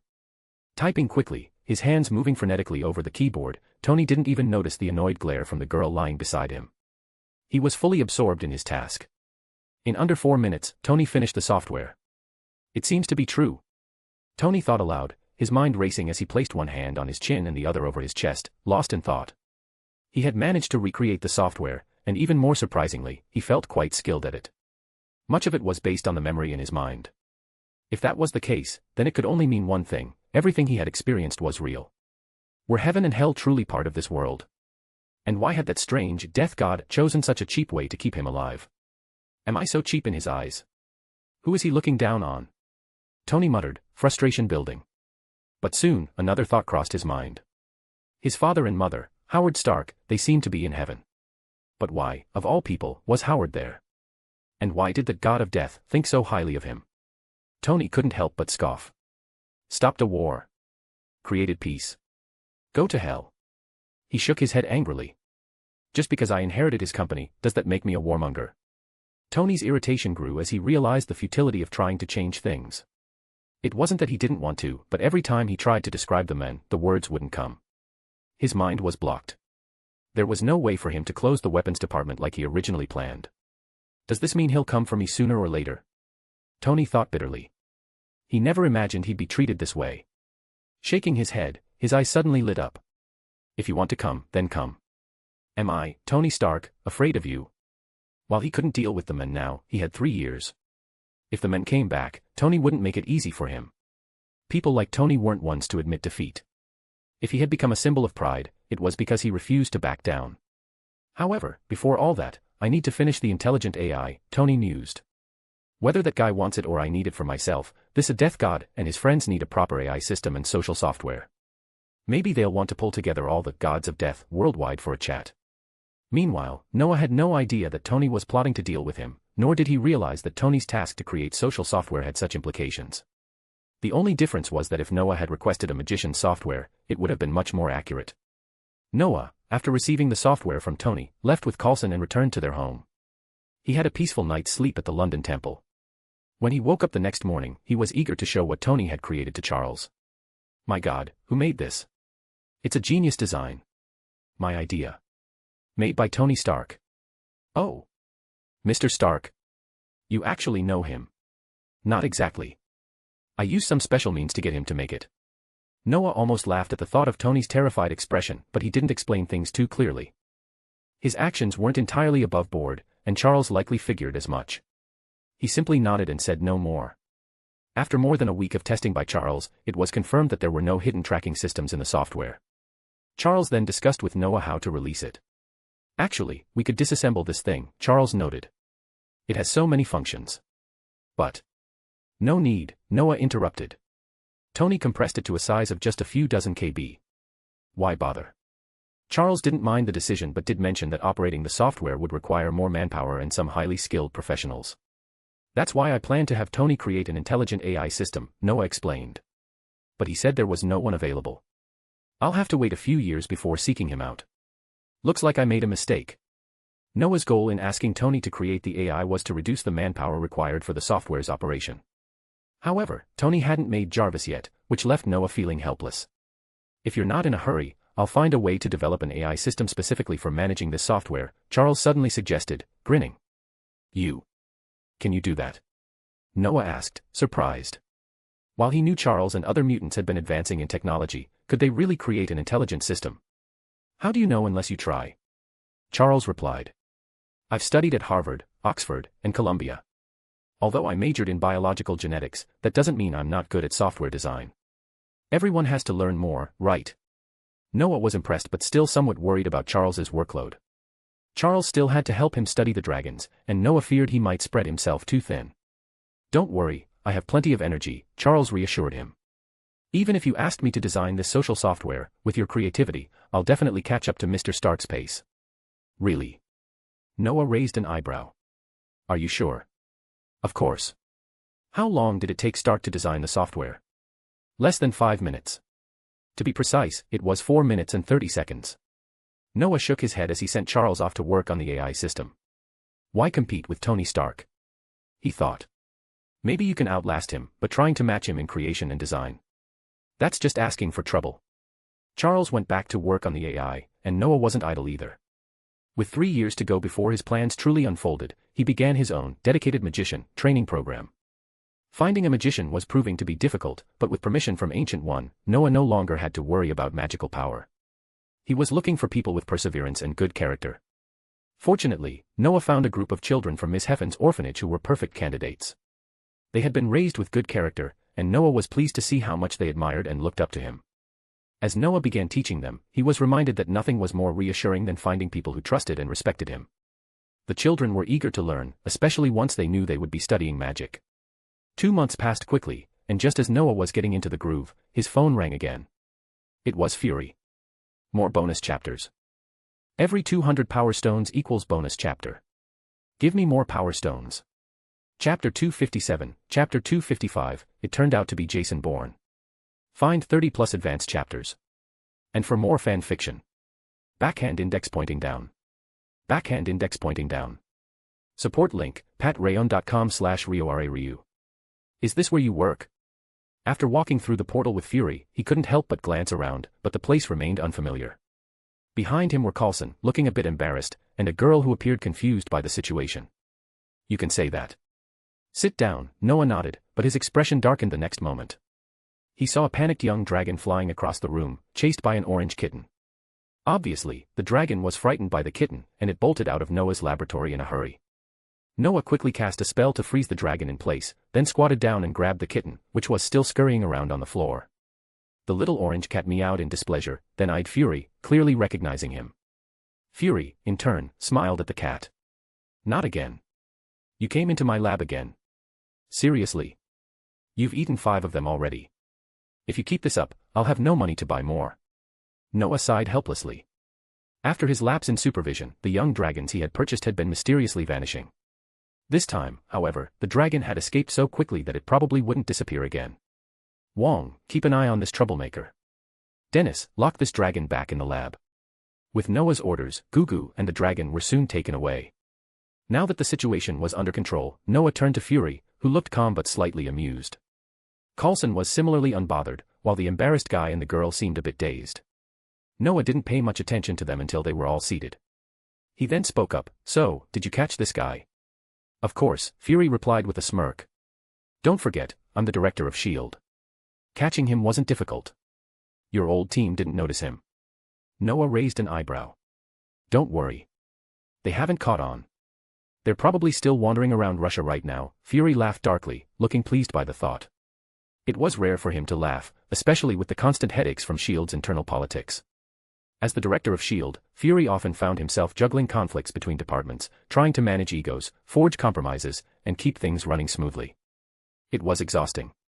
But here, in this secluded place, far from the mundane world, Fury felt free of those worries. "You seem tired, Fury," Noah noted, noticing Fury's exhaustion. Fury gave a small sigh before gesturing to the embarrassed guy. "Tell me about this guy. How did you catch him?" "I've told you about his situation, but he seems to be recalling a lot now," Fury shrugged.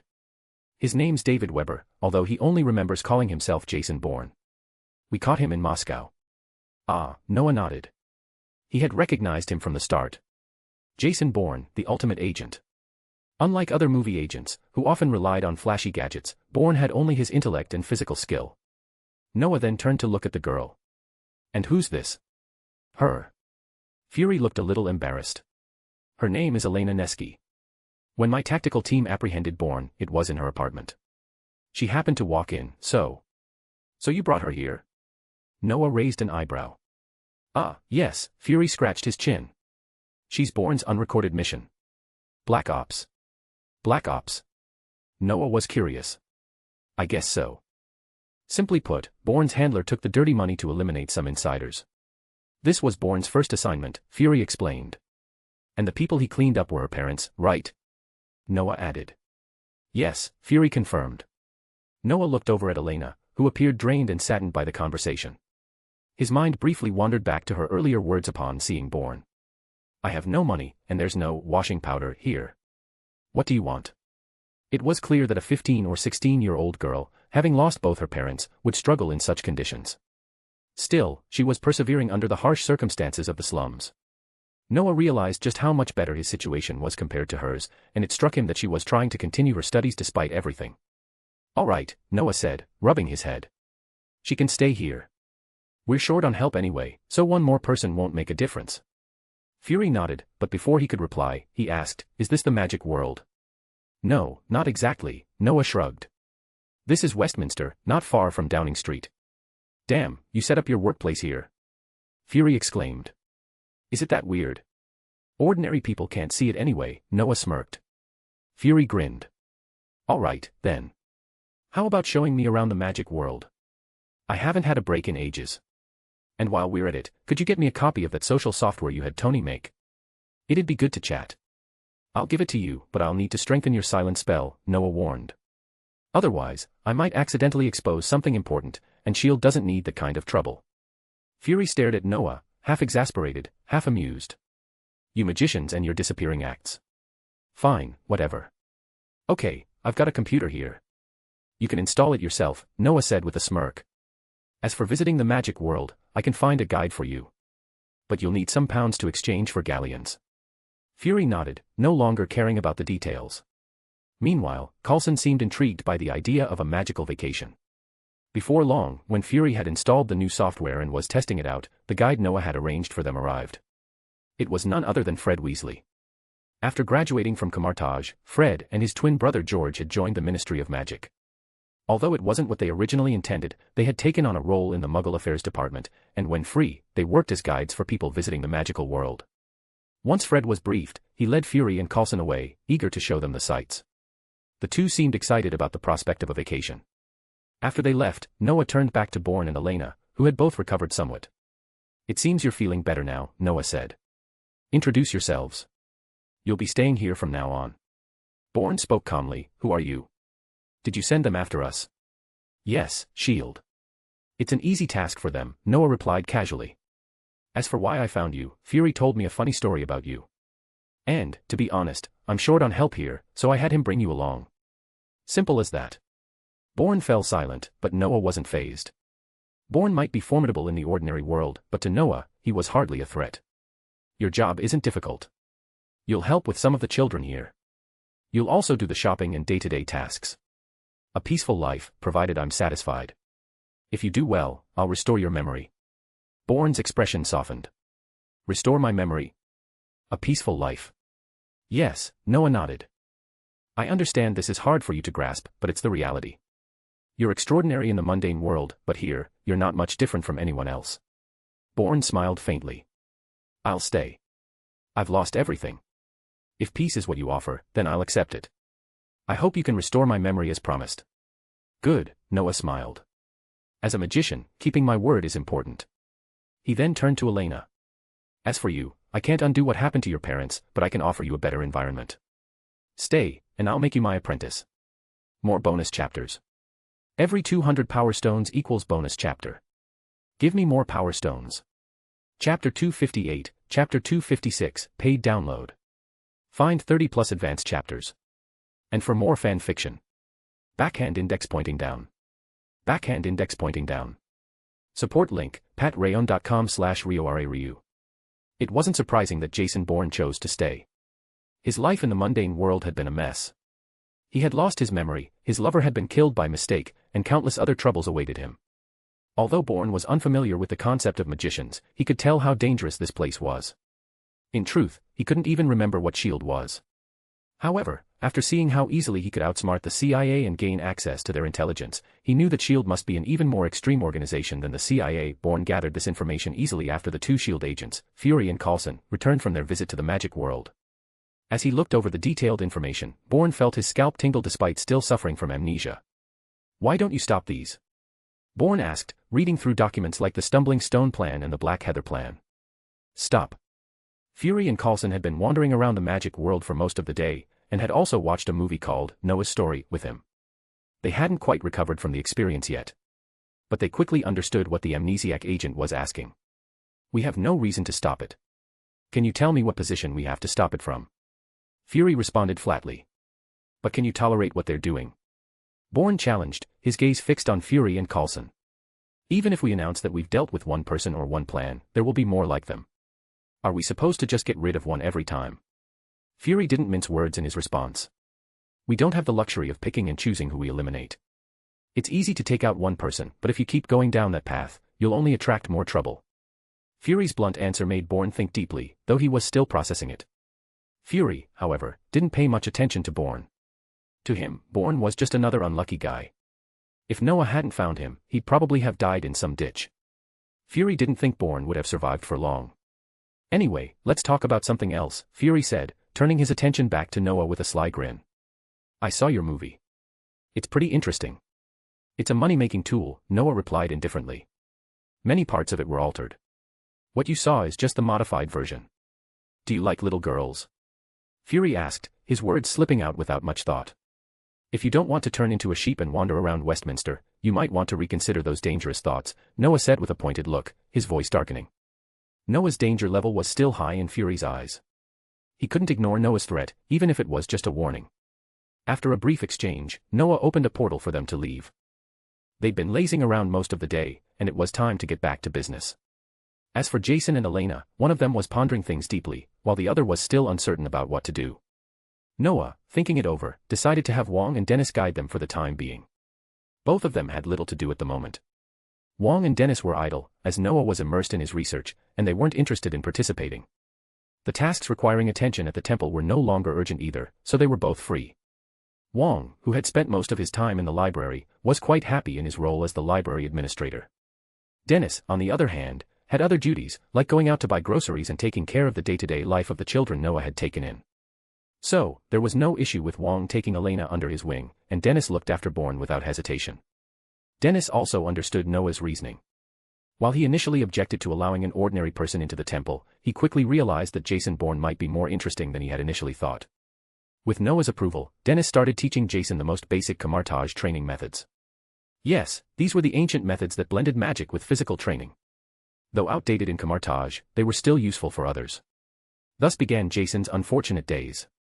He never expected that this monk-like figure could be so terrifying. Dennis didn't even use magic while training Jason, he relied solely on his raw physical power, utterly overwhelming Jason with his strength and skill. After facing Dennis in training, Jason no longer entertained any rebellious thoughts. He had witnessed firsthand the power of the magicians here, so he stayed quietly in his role. His job was simple, take care of the daily needs of a group of children, all magic apprentices. Initially, Jason wasn't comfortable, especially worried that the children would be afraid of him. However, after some time, Jason realized he had been overthinking it. None of the children were scared of him, and they all got along with him quite well.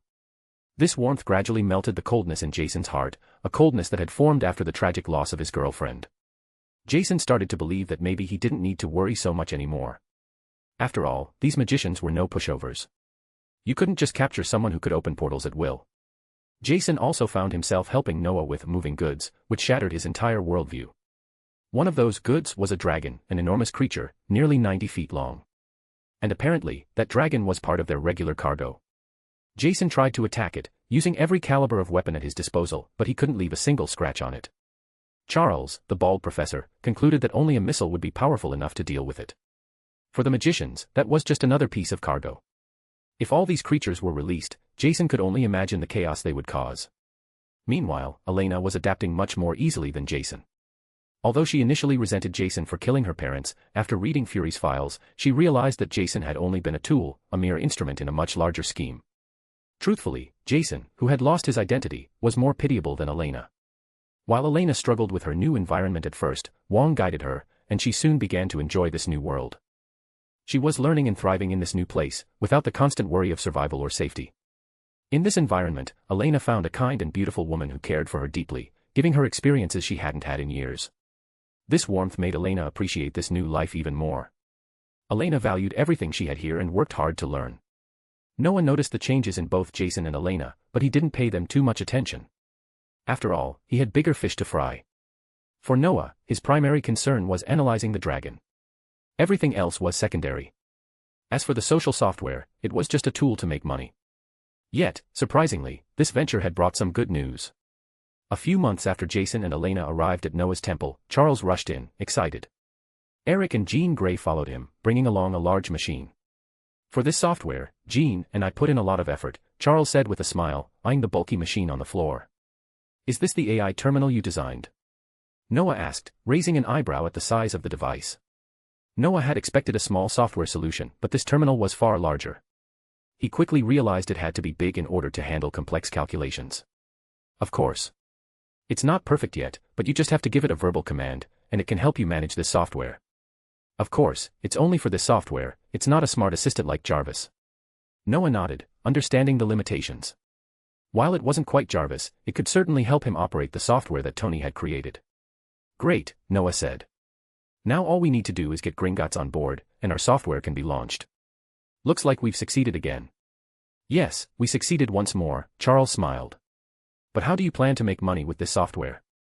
Advertising fees. Advertising fees. Noah chuckled. That's the simplest way, but there are plenty of other ways to make money with social software. In fact, there are all sorts of methods.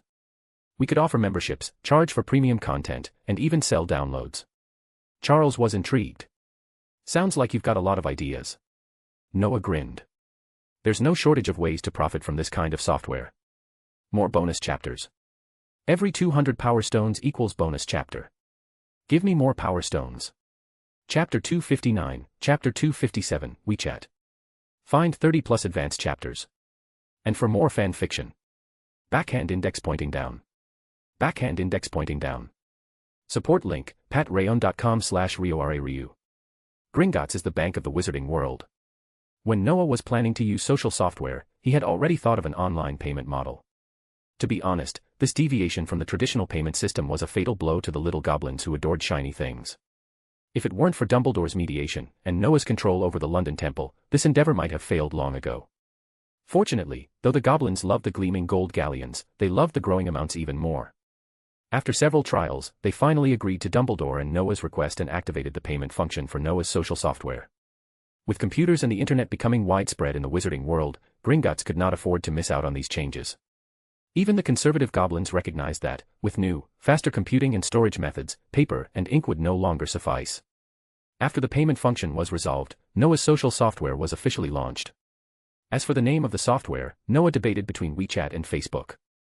In the end, Noah didn't feel like overthinking it and simply went with WeChat. George Gascoigne was a fairly ordinary member of the British magical community. Perhaps the only unusual thing about him was that his last name matched that of a star from the Muggle world. Of course, that didn't cause him any trouble, as the magical and Muggle worlds were entirely separate. As a half-blood wizard, George lived through the first reign of Voldemort, and at that time, he thought he was going to die. This caused him to harbor a deep hatred for Voldemort's followers, and when he heard that Voldemort was returning, only to be killed by Dumbledore, George was sincerely grateful to him. What followed was simple. Dumbledore, the former headmaster of Hogwarts, expressed his disdain for the then Minister of Magic and ran for the position of minister himself. Without hesitation, George cast his vote. Strictly speaking, George had been a student when Dumbledore was headmaster. Dumbledore was successfully elected, and under his leadership, the magical world saw a renaissance. The magical world was no longer just a place to protect the interests of purebloods, but one where all wizards were equal. As for the magician ratings, George wasn't fond of them at first. But after several changes that linked knowledge accumulation and magic level as equal criteria, he fully accepted it. Only through this system could the value of a magician be accurately reflected, and only truly talented individuals could ascend to important roles. In recent years, the magical world had made George feel the pulse of rapid development. After a new generation of wizards, who were more attuned to modernity, entered the magical world, they learned about the internet, mobile phones, and computers for the first time. After some learning, George realized how useful these things really were. Today was a day off, and George had planned to go out with his family. Recently, a movie was made about Noah Finial, the pride of the British magical world, the pride of Hogwarts, and the guardian of the temple. However, George's family hadn't seen it yet. The main reason was that tickets were still hard to get, even months after the release. Today, George planned to take his family and try their luck. But before they could leave, George's phone rang. What's this? Is this a text message? He took out his phone, surprised by the message inside. The message was from the Ministry of Magic, recommending a piece of software to everyone in the magical community. George had an inkling of what the software was, but he was curious about what kind of software would prompt the Ministry of Magic to send out a message. "Dear, did you get this message?" George asked his wife, puzzled. "I did. It's a bit strange," she replied, but then laughed. "Well, there's no rush. Let's just give it a try." As soon as she said that, George quickly turned on his computer, while his wife tried to download it on her mobile phone. The Ministry of Magic's message informed them that this software was available on both mobile phones and computers, so they could try both. However, as soon as they clicked on it, they were faced with a registration interface. After completing the registration, they were shocked to discover that the software required a download fee. They exchanged glances but decided to continue with the registration process, entering their payment details. George's family wasn't wealthy, but they could afford the 10 silver coins. As for linking the payment account to their Gringotts account, they had no doubt. They trusted the Ministry of Magic, Gringotts, and Noah Finial, the software's publisher. One-time payment. After downloading, we won't have to pay for future downloads. After reading the terms of purchase, George eagerly pressed the Confirm Payment button, with his wife doing the same. Within about 10 seconds, the software was downloaded on both the computer and mobile phone simultaneously. After logging in with their registered accounts, they were greeted by a simple window. Real name system. Upload photos. And usage instructions. After reading the details, George and his wife quickly understood the software's features. The real name system linked to their Gringotts registration. Although they didn't understand why, they dutifully uploaded their photos and began to familiarize themselves with the software as instructed. Oh my god, this is amazing. After some exploration, George had pretty much figured out how to use the software. Though George's friends were still empty, it was because he hadn't added anyone yet. The space function was a platform to showcase himself. In fact, this space resembled a combination of Weibo and Facebook from the Muggle world, though George and his friends had no way of knowing that. After opening the Space tab, they were greeted by numerous updates from newly registered users. The first post pinned at the top was from Noah Finial, "Welcome to WeChat. I hope everyone likes the software." Several options for like, comment, and forward were available, with the like count already exceeding 1,000 and growing rapidly. Albus Dumbledore. With sharp eyes, George immediately noticed that the first person to like the post was Minister Dumbledore.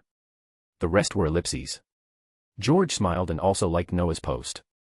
Scrolling down, he saw another post from Noah, and his jaw dropped when he saw the content.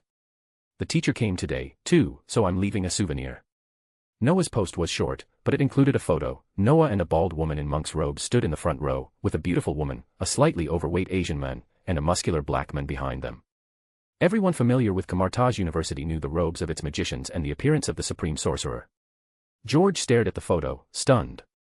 The smiling woman standing next to Noah was the supreme sorcerer. Oh my god! George exclaimed, startling his wife. She came over, saw the photo, and was just as shocked.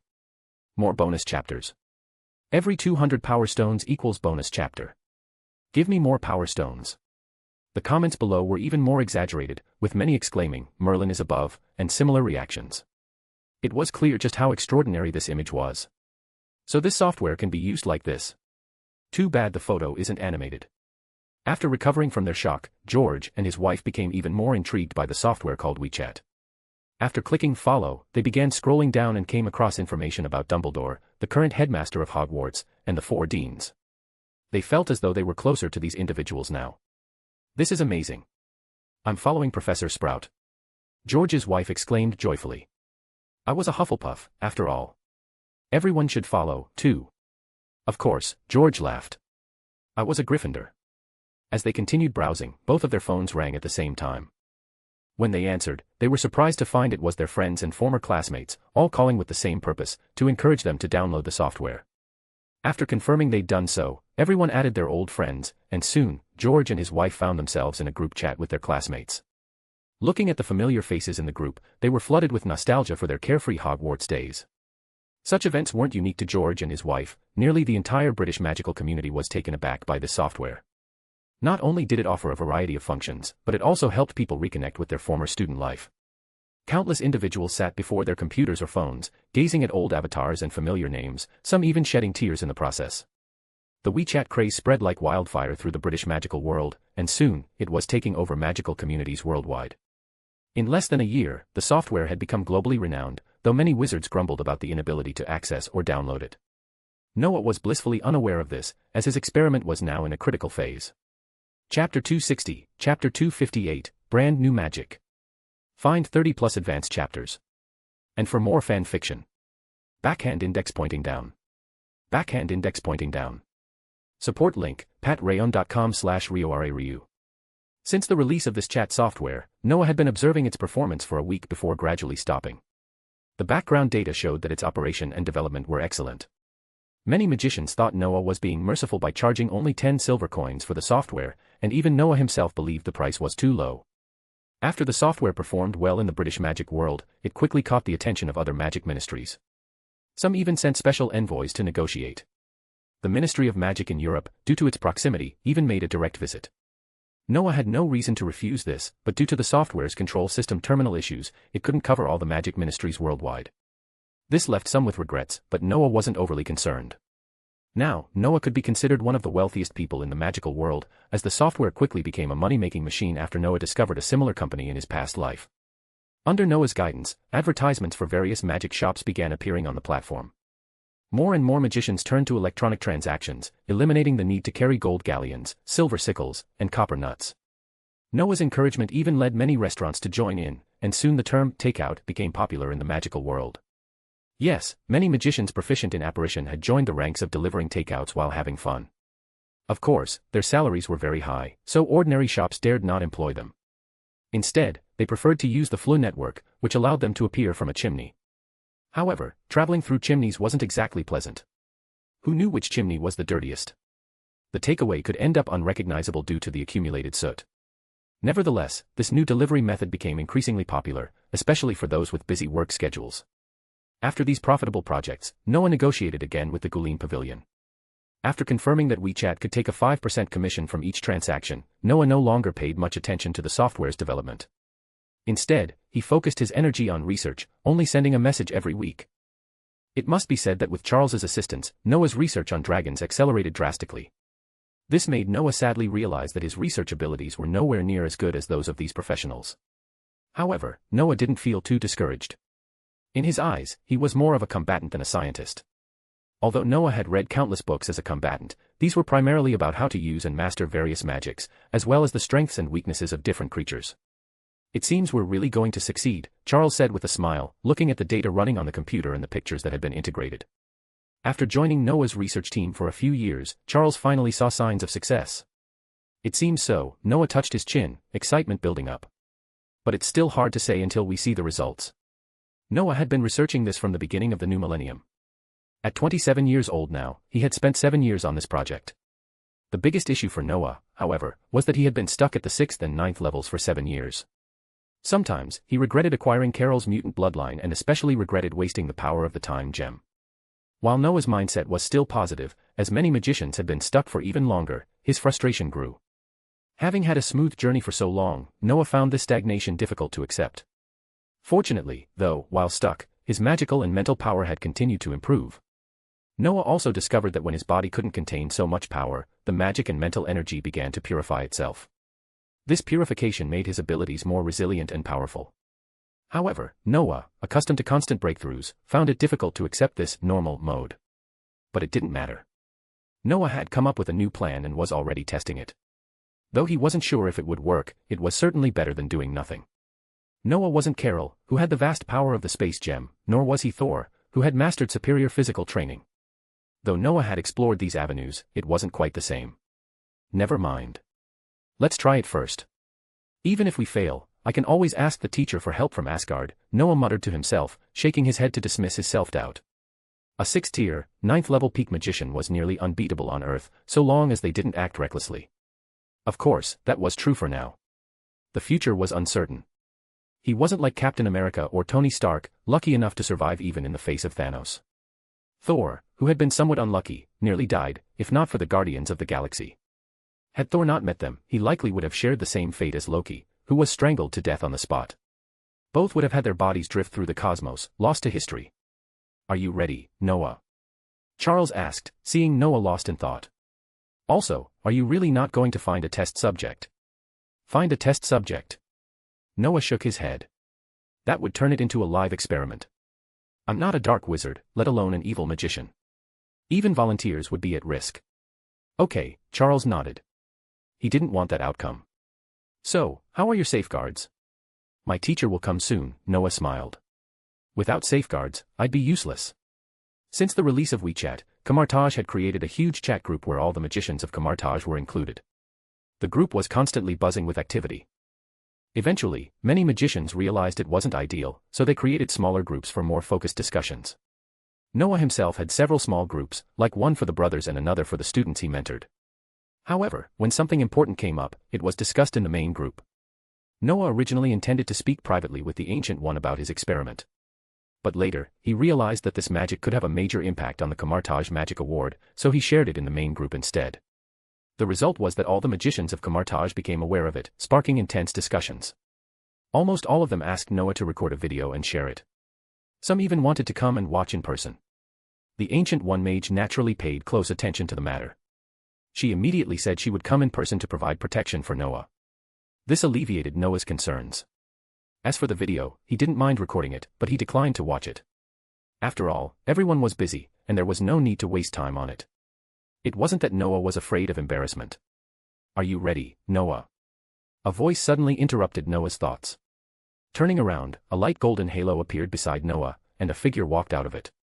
When the others saw the figure, they immediately became respectful. It was the Ancient One mage. "Almost ready, teacher," Noah nodded, now fully prepared and just waiting for the Ancient One mage to arrive. "Oh. Evan, Kate, and Lance are here too." The Ancient One mage glanced around, then looked at Noah. "Are you confident?" "It's okay," Noah said, scratching his head. "If it doesn't work, I'll probably have to ask you to send me to Asgard." "No problem," Ancient One smiled. "But I have a feeling you will succeed." "Will it succeed?" Noah shook his head, hoping it would. If the magic succeeded but there was no feedback from his body, it would still be considered a failure. But for now, Noah didn't have to worry too much. With the support of Ancient One in the system, he felt more at ease. "Thank you, teacher." "Let's begin," Noah said with a deep breath, looking at Ancient One earnestly. "Go ahead," Ancient One nodded. Then a golden glow emanated from her hands, and the entire space shattered like glass. Soon, everything returned to the starting point, as if time itself was flowing backward. Noah stepped out of the temple as soon as Ancient One finished. This was the mirror space. Noah had planned to conduct the experiment there. However, Noah couldn't use his own mirror space as the subject of his magic. If he passed out due to the overwhelming power during the transformation, the mirror space would break. The resulting fall of a fainted dragon into the normal world would be nothing short of catastrophic. "Noah, come on." When they reached the street, Evan and his friends cheered Noah on. As one of the few people allowed to watch, Evan and his colleagues, who were also involved in the research, had come along to support him. "Thank you, everyone," Noah nodded, taking a deep breath. He then took a test tube of blood from his space bag and began channeling magic into it. More bonus chapters. Every 200 power stones equals bonus chapter. Give me more power stones. Chapter 261, Chapter 259, 2 hearts. Find 30 plus advanced chapters. And for more fan fiction. Backhand index pointing down. Backhand index pointing down. Support link, patreon.com/RioRaRyu. The traditional animagus transformation is a complicated process. For example, you must keep a single leaf of mandrake in your mouth. You cannot drop or swallow the leaf accidentally while holding it, or else you must start over. The timing is also critical. It must be a full month, from this full moon to the next full moon, which is extremely demanding. If it was only this, it would be manageable, but the next step can be said to challenge Noah's bottom line. At the full moon, take the leaf out, fill a small crystal bottle with saliva, soak the leaf in it, and let it receive the pure moonlight. Saliva. Yes, saliva. Although Noah knew that these substances wouldn't be consumed later, he felt disgusted just thinking about it. At first, he could try to ignore it, but with the system's help, Noah would never choose this method again. The system's assistance was to simplify the entire magical ritual process, and in fact, it had altered the magic to some extent. Mandrake blades. No need. The soaking process. Omitted. Even the weather, like the storm, was bypassed by the latest method provided by the system. This new magic, yet to be named, was completely different, with the only similarity being the effect. This magic requires your own data and the data of the creature you wish to become. It then requires constant adjustment and refinement during the transformation, before completely adapting to the new body. So in this kind of magic, there will be no random transformation into a certain animal or the animal you want. The transformation depends on the blood you use and the life you construct in your mind. The intensity of this transformation is determined by your physical strength and magical power, which will decide what you become, and how big you are. However, this change can, to some extent, help you unlock potential in your body. After all, magical and mythical creatures share one trait: they have stronger bodies and enhanced resistance to magic, something human bodies can't compare with. I don't know how big a dragon I can become, or if I'll even succeed. Noah thought silently as his magic power infiltrated the dragon blood in the test tube. The dragon blood Noah chose was from an adult dragon over 100 feet long.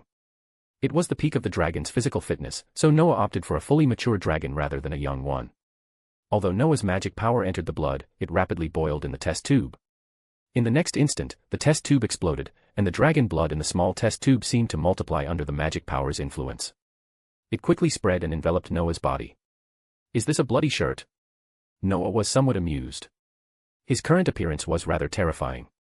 Although he couldn't see himself, he noticed that among the crowd, Miss Heffen seemed a little panicked, and Jason, a well-trained agent, was shaking while holding the camera. Others were similar. Only Ancient One seemed calm.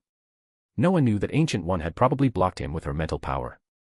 If anything went wrong, she would likely intervene and halt the magic. "It's really safe." Noah chuckled internally but soon stopped. As the dragon blood fully enveloped Noah, it began to flow into his body, along with the magic power. Noah swore he had no wounds on his body, but he couldn't understand how the blood entered his system. Before he could ask the system, he suddenly felt his body burning. Not only that, but Noah seemed to feel an additional heart beating in his left chest. This heart's rhythm was stronger and more forceful than Noah's original heartbeat, as if it might leap out of his chest. As the second heart pulsed violently, Noah felt his blood flow accelerate. Even the dragon blood that wrapped around his body seemed to speed up. "Is this the heart of the dragon?" Noah thought, sensing the truth, this heart was his own. The blood seemed to soak into his skin, traveling deep into his body, finally settling in the new heart. "Damn it, I should have found an experimental subject earlier. Isn't this just self-punishment?" Noah regretted his actions. The pain surged, especially in his chest. The dragon heart was merging with his original heart. The intense burning and chest pain caused Noah's body to spasm. He quickly used his magic power to alleviate the pain. Only through this could he observe the changes taking place. What shocked Noah was that as the two hearts blended, he felt his entire body changing. Though the pain eased with magic, it still nagged at his nerves. Closing his eyes, Noah braced himself for the worst. But in that moment, a pair of eyes, cold and burning, appeared in his mind. The gaze, indifferent and omniscient, made Noah's heart falter. "What is that?"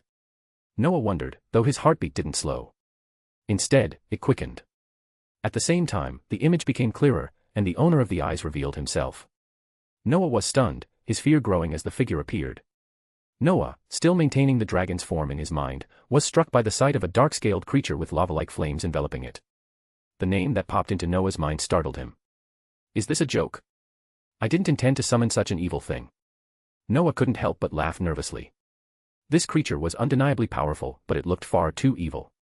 Those terrifying eyes alone would make anyone judge it as an evil entity, completely contrary to Noah's own nature. But even so, Noah didn't plan to stop. He had come this far. The fusion of his two hearts continued, each fusion unleashing immense power. As Noah's power overflowed, the substance enveloping him began to shift. The bright red dragon blood soaked in his magic gradually faded, replaced by an energy that radiated with power. Noah's body felt unusually soft, almost as if it were becoming an energy form. "We need to adjust now, to change this plastic form into one more suitable for dragons, and then adapt it to become instinctual." Noah began manipulating his magic, relying on the data in his memory. He had prepared extensively, and he understood both his body and the dragon's anatomy. With Charles and Evan's joint efforts, Noah knew which parts had fused and required only minor adjustments. This process wasn't difficult, so Noah's magic consumption remained manageable. However, when Noah reached the key transformations, he felt his magic power running low. This surprised him, considering his high magical strength. Creating a bridge between the differences of dragons and humans to form a cycle that can be controlled by thought. This is really hard. Noah cursed inwardly but had no time to focus on that.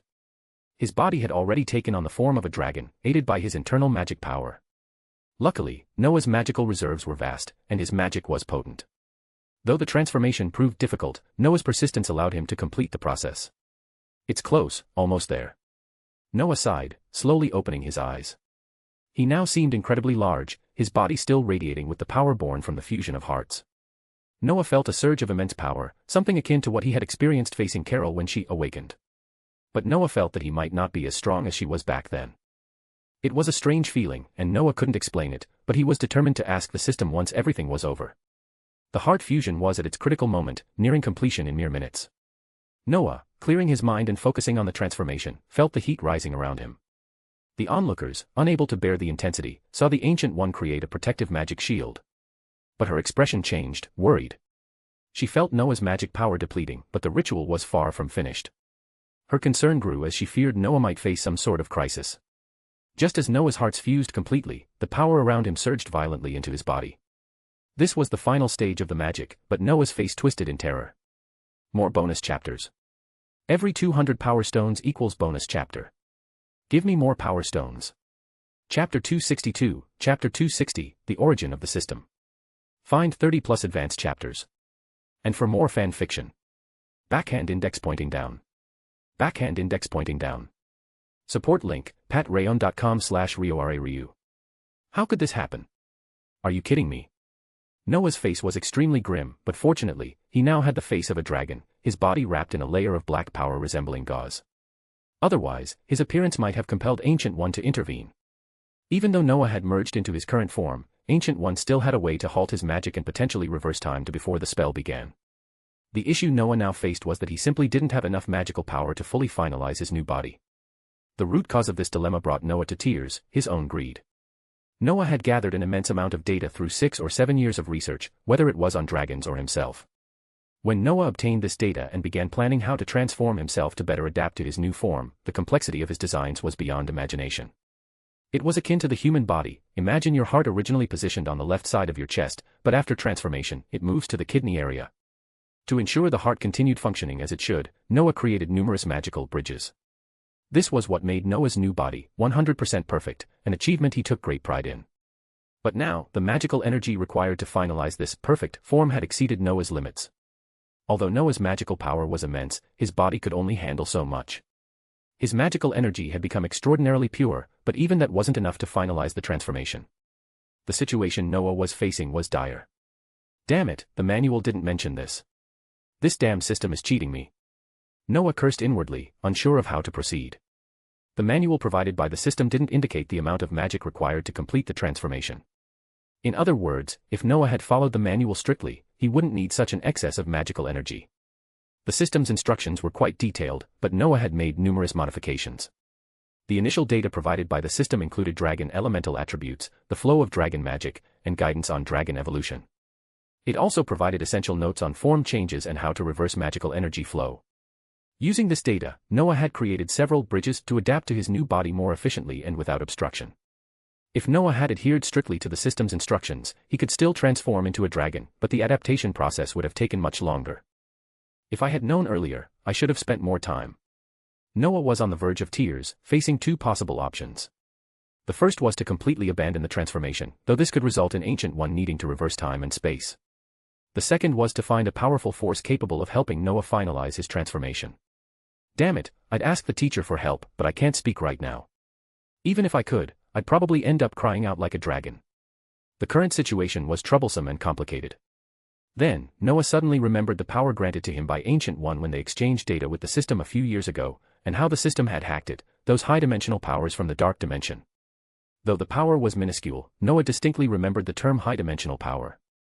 In some cases, magic or other types of power weren't judged by quantity but by quality.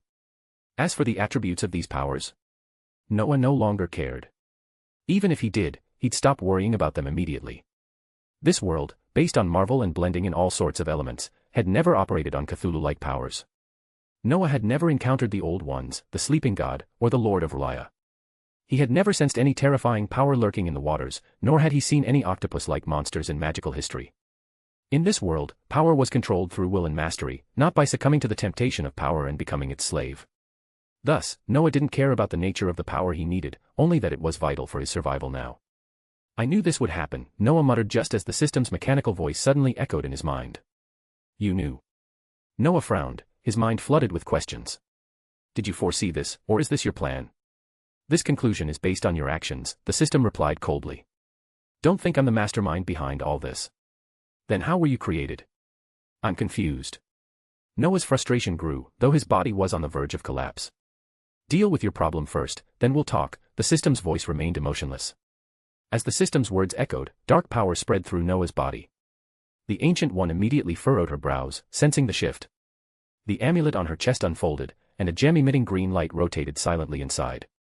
However, the Ancient One made no move, sensing that the dark power had lost its terrifying will. This power had transformed into pure energy, though its excessive mass and dark aura were still unsettling. Noah, this kid, quietly stripped Dormammu's will from his power. The Ancient One's eyes gleamed. This was promising news. Noah, however, had no idea what the Ancient One was thinking.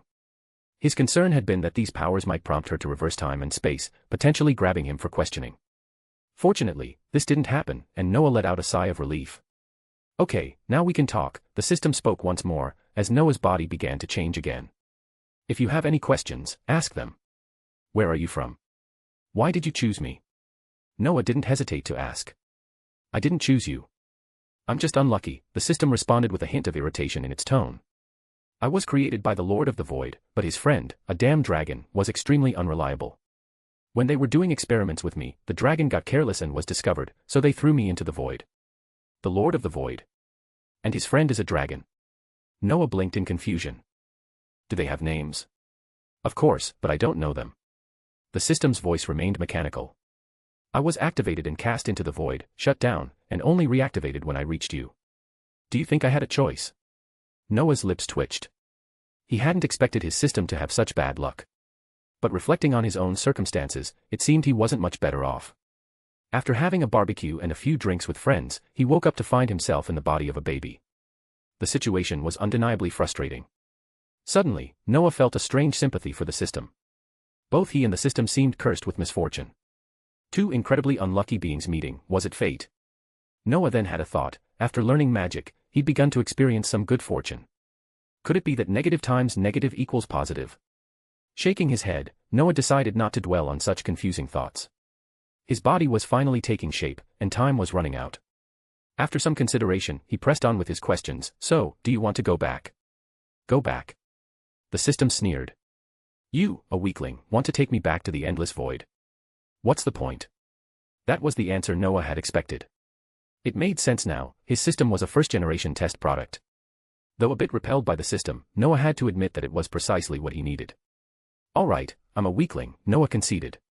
Was that system space you brought? And how did you know I'd use these powers? I have it myself. I was born with it, the system replied swiftly. As for how I knew you'd use these powers, based on your earlier misuse of spatial power, I calculated a high chance of your death, around 70%. So, I decided to keep the powers. It turned out to be the right choice. Okay, you win, Noah said, half amused, half exasperated. His system really seemed to know him all too well. Noah wasn't dying, but he certainly didn't have years to adapt to his new body. As for using those powers, Noah figured he'd definitely study them further. After all, they were high-dimensional powers. Shaking his head, Noah understood the system's game. He no longer harbored any mistrust. Without the system, he wouldn't have achieved nearly as much. After all, it was the most fitting system for him, despite its oddities. Finally, Noah sighed as he felt his body settle into its new form. The power enveloping him surged within him, and in an instant, he regained full control of his body. This new body, much like his old one, felt seamless, without any discomfort or hindrance. Most importantly, he felt the strength of his body intensify, even while in his blue empty state. It was terrifying. Name, Noah Fennell. Age, 27 years old. Mage level, 6th level, 9th level, 9th level. More bonus chapters. Every 200 power stones equals bonus chapter. Give me more power stones. Chapter 263, Chapter 261, the problem of many years has finally been solved. Find 30 plus advanced chapters. And for more fan fiction. Backhand index pointing down. Backhand index pointing down. Support link, patreon.com/RioRaRyu. Noah stared at his attribute panel in a daze. For a moment, he was completely stuck. Why is there an extra line for my age and strength after my transformation? 0 years old. It should be the age of my transformed dragon body, but what the hell is the 9th level strength? 9th level, the limit of what a high-level magician can reach. Above that lies the 10th level, a key stage of transformation from human to god, the stage that Master Ancient One has reached. But Noah's strength had been stable for so many years, and learning this transformation magic was supposed to only feed back to himself. Why is this dragon clone even more terrifying than himself? What is going on? Noah was at a loss. Could it be because of the dark power from Dormammu? But the effect can't possibly be this good, can it? Noah. Are you okay? Just when Noah was deep in thought about his transformation, Master Ancient One's voice suddenly reached his ears. This snapped Noah back to his senses. He looked down, and sure enough, Master Ancient One was looking at him intently, and the others appeared the same. However, the time stone on Master Ancient One's chest was emitting a faint glow, signaling that she was preventing something ominous. Shaking his head, Noah stopped thinking about it. He focused on what Master Ancient One was about to say. But as soon as Noah opened his mouth, his face turned green. He hadn't used any power at all, but as he spoke, a surge of magic rushed out of his mouth. The magic that Noah had painstakingly recovered with his body was gone once more, and more importantly, the magic instantly transformed into black flames. This terrifying power made Noah a little scared. But in an instant, he made a decision. Raising his head, Noah opened his mouth to the sky like a fool. The terrible flames shot upward, penetrating the sky until Noah's magic was completely drained. What the hell? Noah knew that the way dragons cast spells was different from humans. He had made a lot of adjustments in this regard, but this wasn't what he expected. It was as if he could trigger magic power just by making a sound, and Noah was baffled. Have you forgotten the way dragons cast spells? The system spoke up. Dragons rely on their roars, using them to trigger magic. Of course, I know. I even rebuilt my vocal cords. Why did it end up like this? Noah asked quietly, feeling something was wrong. The answer is simple, you're less than level 7, the system replied. Though you've undergone a series of improvements, being too perfect isn't necessarily good. Your body is too strong, and you missed some critical training, so you'll need to figure it out gradually. Is that so? Noah thought for a moment, then shook his head. Becoming a dragon and adapting to the dragon's body is training in itself. But because of my laziness, I missed it. Noah realized that his body, being less than level 7, might cause minor issues when such overwhelming power was gained all at once. Sighing, Noah concluded that unless the dragon's body was absolutely necessary, he should use it sparingly. Although the strength of the 9th level was tempting, his control seemed lacking. Without giving it his all, he felt that this transformation was simply causing him trouble. So, what should I do next? Also, will such a powerful body force the growth of seedlings? Noah mused aloud. Don't worry, the system reassured. This is just advancing your physical potential early.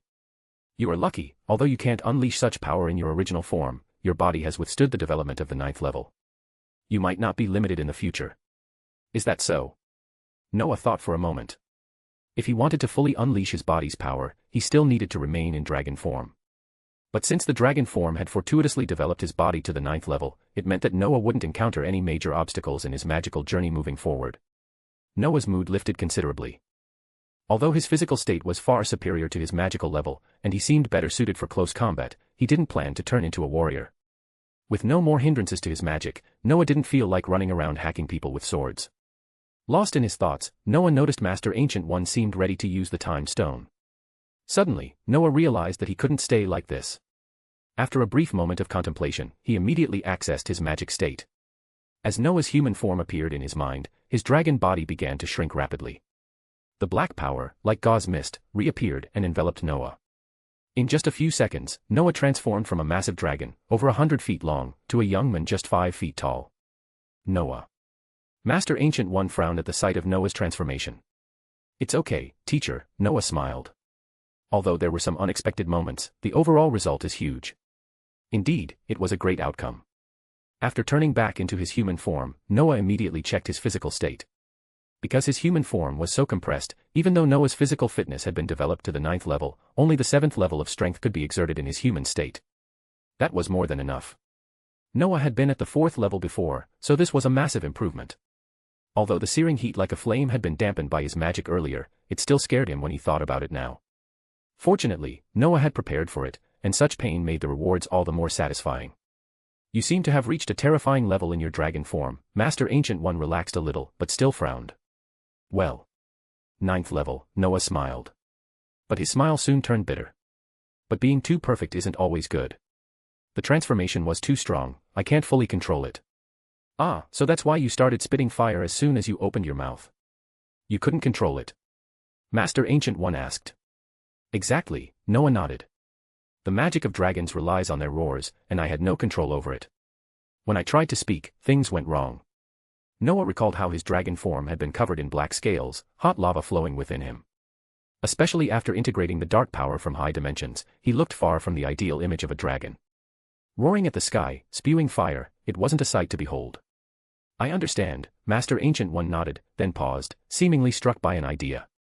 You've reached the 7th level. 7th level. Noah was stunned. He immediately pulled out his pendant and called for the system to change. Sure enough, whether it was the pendant or the system panel, Noah's level now displayed as the 7th level. This left Noah speechless.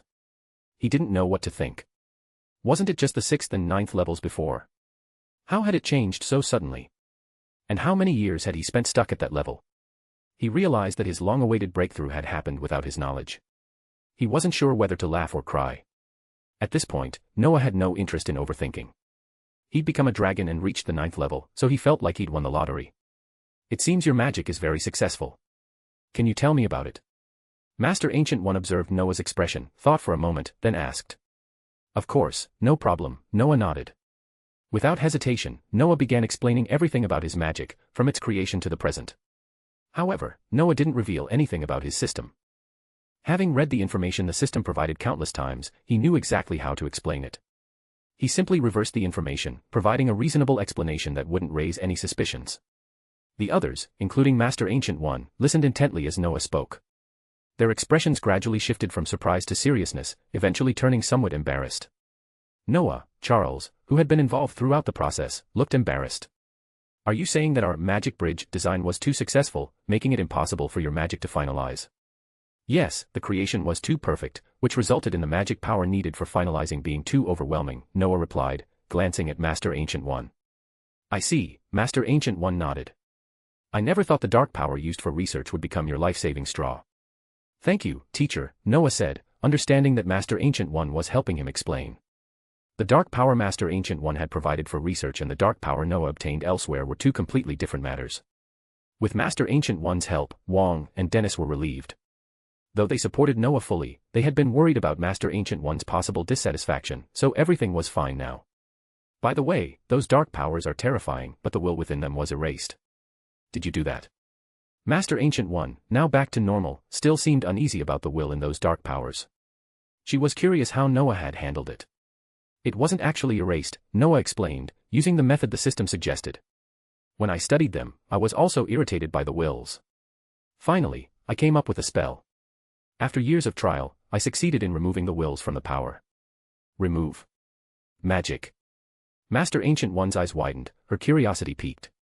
More bonus chapters. Every 200 power stones equals bonus chapter. Give me more power stones. Chapter 264, Chapter 262, Power Bank and Grab Root Treasure. Find 30 plus advanced chapters. And for more fan fiction. Backhand index pointing down. Backhand index pointing down. Support link, patreon.com/RioRaRyu. Fury, you need to trouble me with this kind of thing. What a joke. Don't you know I'm very busy? Sitting in the temple in London, Noah looked at the man with a beard, an eye mask, and a shaved head on his phone, his face full of annoyance. This man was Fury. Now, he was essentially the same as Noah remembered, but he couldn't stand up to Noah at all. Time had unknowingly reached a critical point. Over the next few years, Noah suspected that the world wouldn't remain as harmonious as before. A year ago, after Noah completely mastered his new transformation magic, he also encountered some issues. The main problem was how to eliminate the will in the high-dimensional dark power. To be honest, Noah knew nothing about this.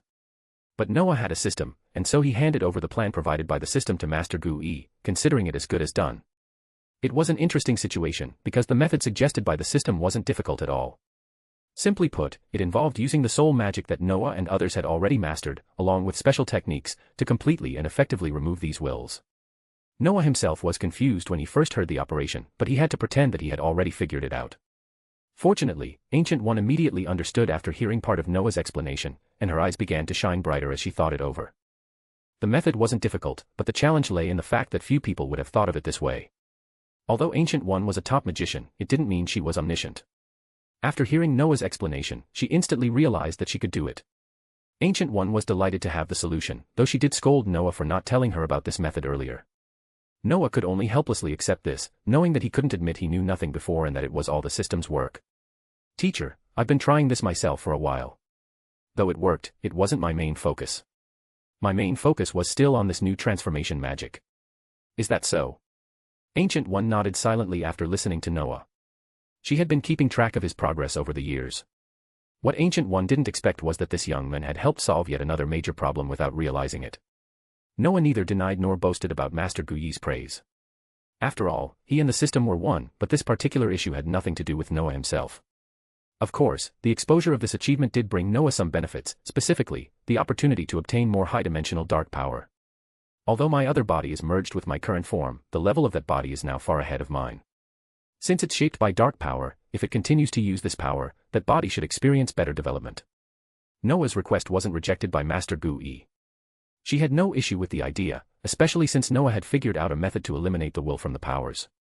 However, Ancient One made it clear that she would first try to eliminate these powers herself before handing them over to Noah. Noah's strength was comparable to his original self, and it had taken him considerable effort to overcome the will's influence. Even though Noah's method was very successful, his strength wasn't enough to handle these powers. Therefore, Ancient One planned to tackle it herself. On the one hand, it would serve as practice for her, on the other, it would allow her to check the effectiveness of the solution. If she could completely solve these powers, it would open up possibilities for their more widespread use. While Dormammu might be terrifying, he had crossed so many dimensions to cause chaos. As long as Noah was here, it wouldn't be a problem. And with the help of these clean powers, even more powerful magicians could be forged. At that point, if Dormammu wanted to cause trouble again, he might find himself thwarted, especially if Noah wasn't around. Noah didn't fully understand Master Gu-Yi's idea of using Dormammu as a power bank, but even if he did, he would likely agree with her. Noah wasn't sure about other worlds, but from what he'd learned from the system and Master Gu-Yi, this kind of power was abundant in the dark dimension of this world, there was no shortage of it. Rather than wasting it to pollute the environment, it would be better to put it to more meaningful use. Aside from this matter, Noah raised another topic, the assessment plan for magicians and wizards. Ancient One was always very interested in Noah's opinions, but this time, she didn't listen to him attentively.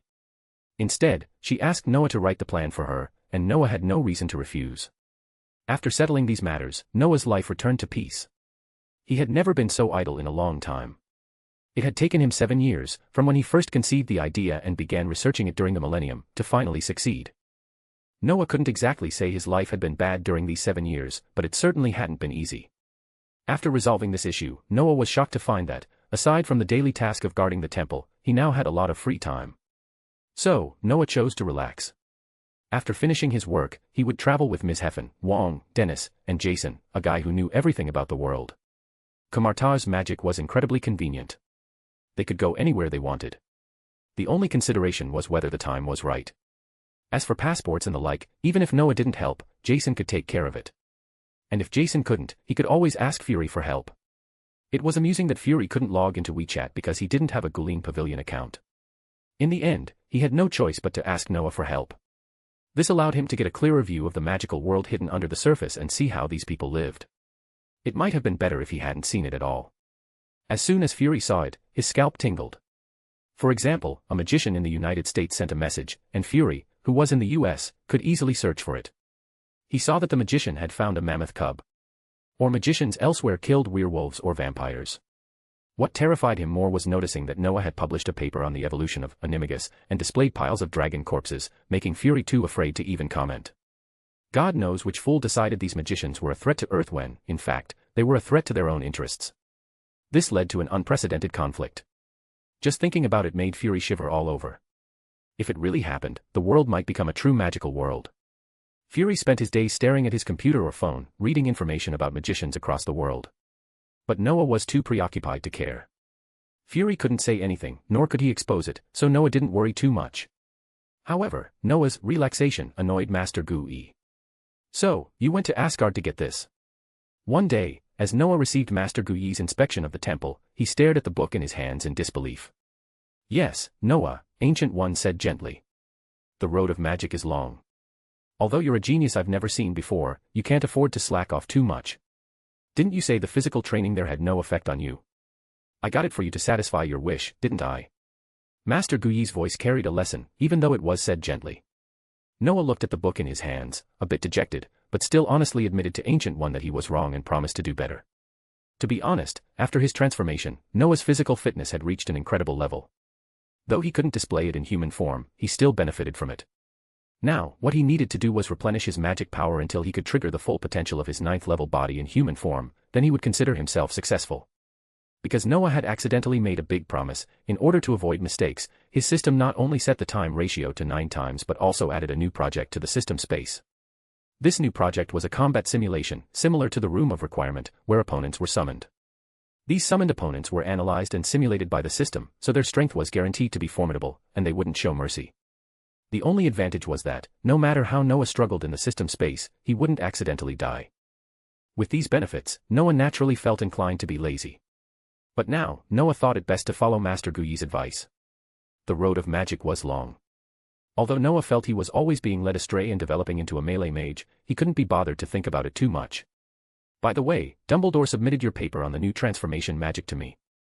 You should give this magic a name. Ancient One noticed Noah had too many things on his mind and didn't press further on the previous topic. A new name. Noah, feeling like a terrible namer, hesitated. How about Dragonborn? Ancient One shook her head, feeling she'd asked an unnecessary question. By the way, since you're already level 7, you should take the magician exam. You haven't taken it yet. Don't worry, it's next September, right? I'll take it.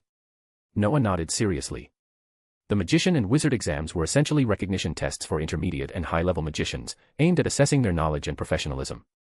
The most important part of the exams was the will assessment. Only by passing all 3 exams and meeting the magic power criteria could one be awarded the title of magician. It was like a diploma, there was a big difference between having it and not. Both might be level 6 magicians, but one with the title of wizard would have the advantage when applying for jobs. Noah studied hard to pass the exam he had created for himself.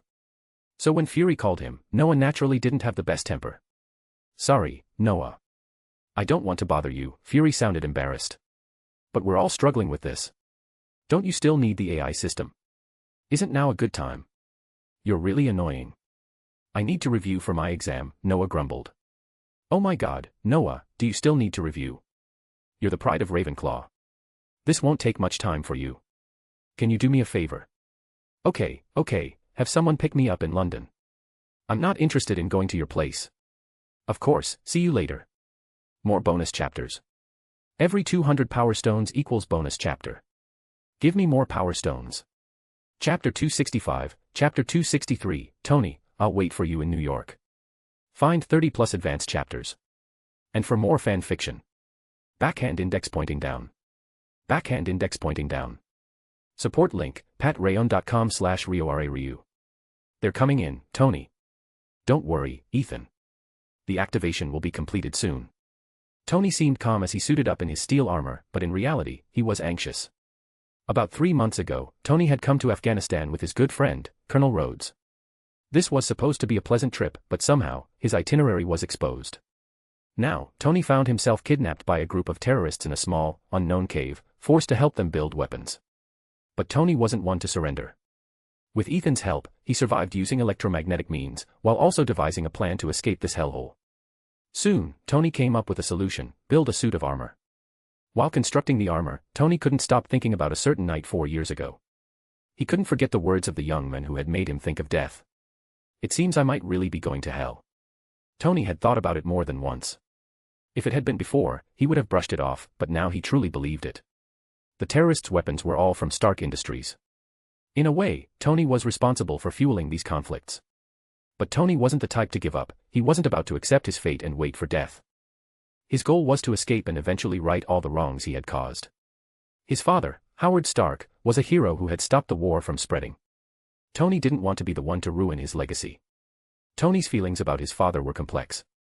On one hand, he believed Howard had killed his mother, but on the other, he didn't want to be inferior to him. The sound of footsteps grew louder, and Tony's anxiety grew. He glanced at the progress bar on the computer. It was almost done, just a few more minutes. I'll buy you some time, Tony. Ethan looked at the computer quietly before his expression turned resolute. Hey, stick to the plan. Tony immediately guessed what Ethan was thinking. It's almost done, don't be impulsive, stick to the plan. Ethan smiled at Tony but didn't say anything. Silently, he moved toward the 2 terrorists they had just taken down, picking up their weapons. His plan was simple: buy Tony as much time as possible. For Ethan, these past days hadn't been so bad. He had lost all his family, and death didn't scare him. Maybe after he died, he would be reunited with his loved ones. But Tony was different. He was young, capable, and powerful. If Tony stayed alive, he could change a lot of tragic futures, or at least prevent tragedies like his own. Ethan didn't hesitate. He took a deep breath, ready to act with his gun. But just as he was about to go, he paused. Tony's eyes widened in surprise. Beside Ethan, a golden light circle appeared, flickering slowly. Strange black runes slowly swirled around the light. Ethan was stunned, and Tony was too. Unlike Ethan, Tony swore he had seen this scene before. This was something Tony would never forget, because it had appeared in his home 4 years ago, and at the time, Tony had thought he was dead. Could it be that I'm doomed this time, and they came early? Tony whispered in disbelief. The next moment, 2 figures stepped out of the aperture as it took shape. One of them was very familiar to Tony, a young man in his early 20s. The other was a stranger to him. Who are you? Ethan asked, trembling, looking at the 2 mysterious figures. His voice quivered as he tried to make sense of the situation. You're too tired, take a rest first. The mysterious young man glanced at Ethan and waved his hand gently. The golden power spread rapidly, and Ethan collapsed to the ground, dazed. Tony took a sharp breath as he watched the scene. To be honest, he had no idea how this was done. If Ethan hadn't snored softly, Tony would have thought he was dead. Tony swallowed hard, eyes fixed on the 2 figures, especially the young man. He couldn't help but feel uneasy. He remembered that after the young man left 4 years ago, he tried everything to investigate them. But Tony discovered that, aside from his memory of their faces, no surveillance equipment had ever captured them. Even worse, no matter how he sketched or described their appearances, Tony always ended up drawing them differently. Tony sighed, realizing he would never learn their identities. But he didn't sit idly by. He also tried searching through the social software he created. Of course, there were no results. So, Tony began developing an intelligent AI terminal. This was one of his most proud creations. In his words, it was practically omnipotent. But what depressed Tony was the thought that he might have to give it away, and even worse, the person he had been waiting for hadn't shown up yet. Until today, that person finally appeared. But Tony didn't want to see him at all. Didn't this mean he would definitely die in this hellhole? How could Tony, with his new goals, accept dying here? Long time no see, Tony. It seems you've been living a good life these past few years, the mysterious young man, Noah, smiled at Tony, who looked like he'd seen better days.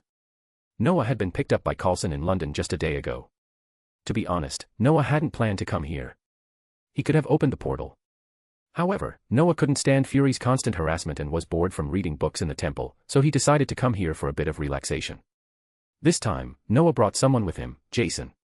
In Noah's mind, what could an ordinary agent do in a city like this? There were so many ways to gather information. Noah brought Jason with him and had him hide in Coulson's base, continuing his usual work. But Noah didn't expect Jason to be so efficient.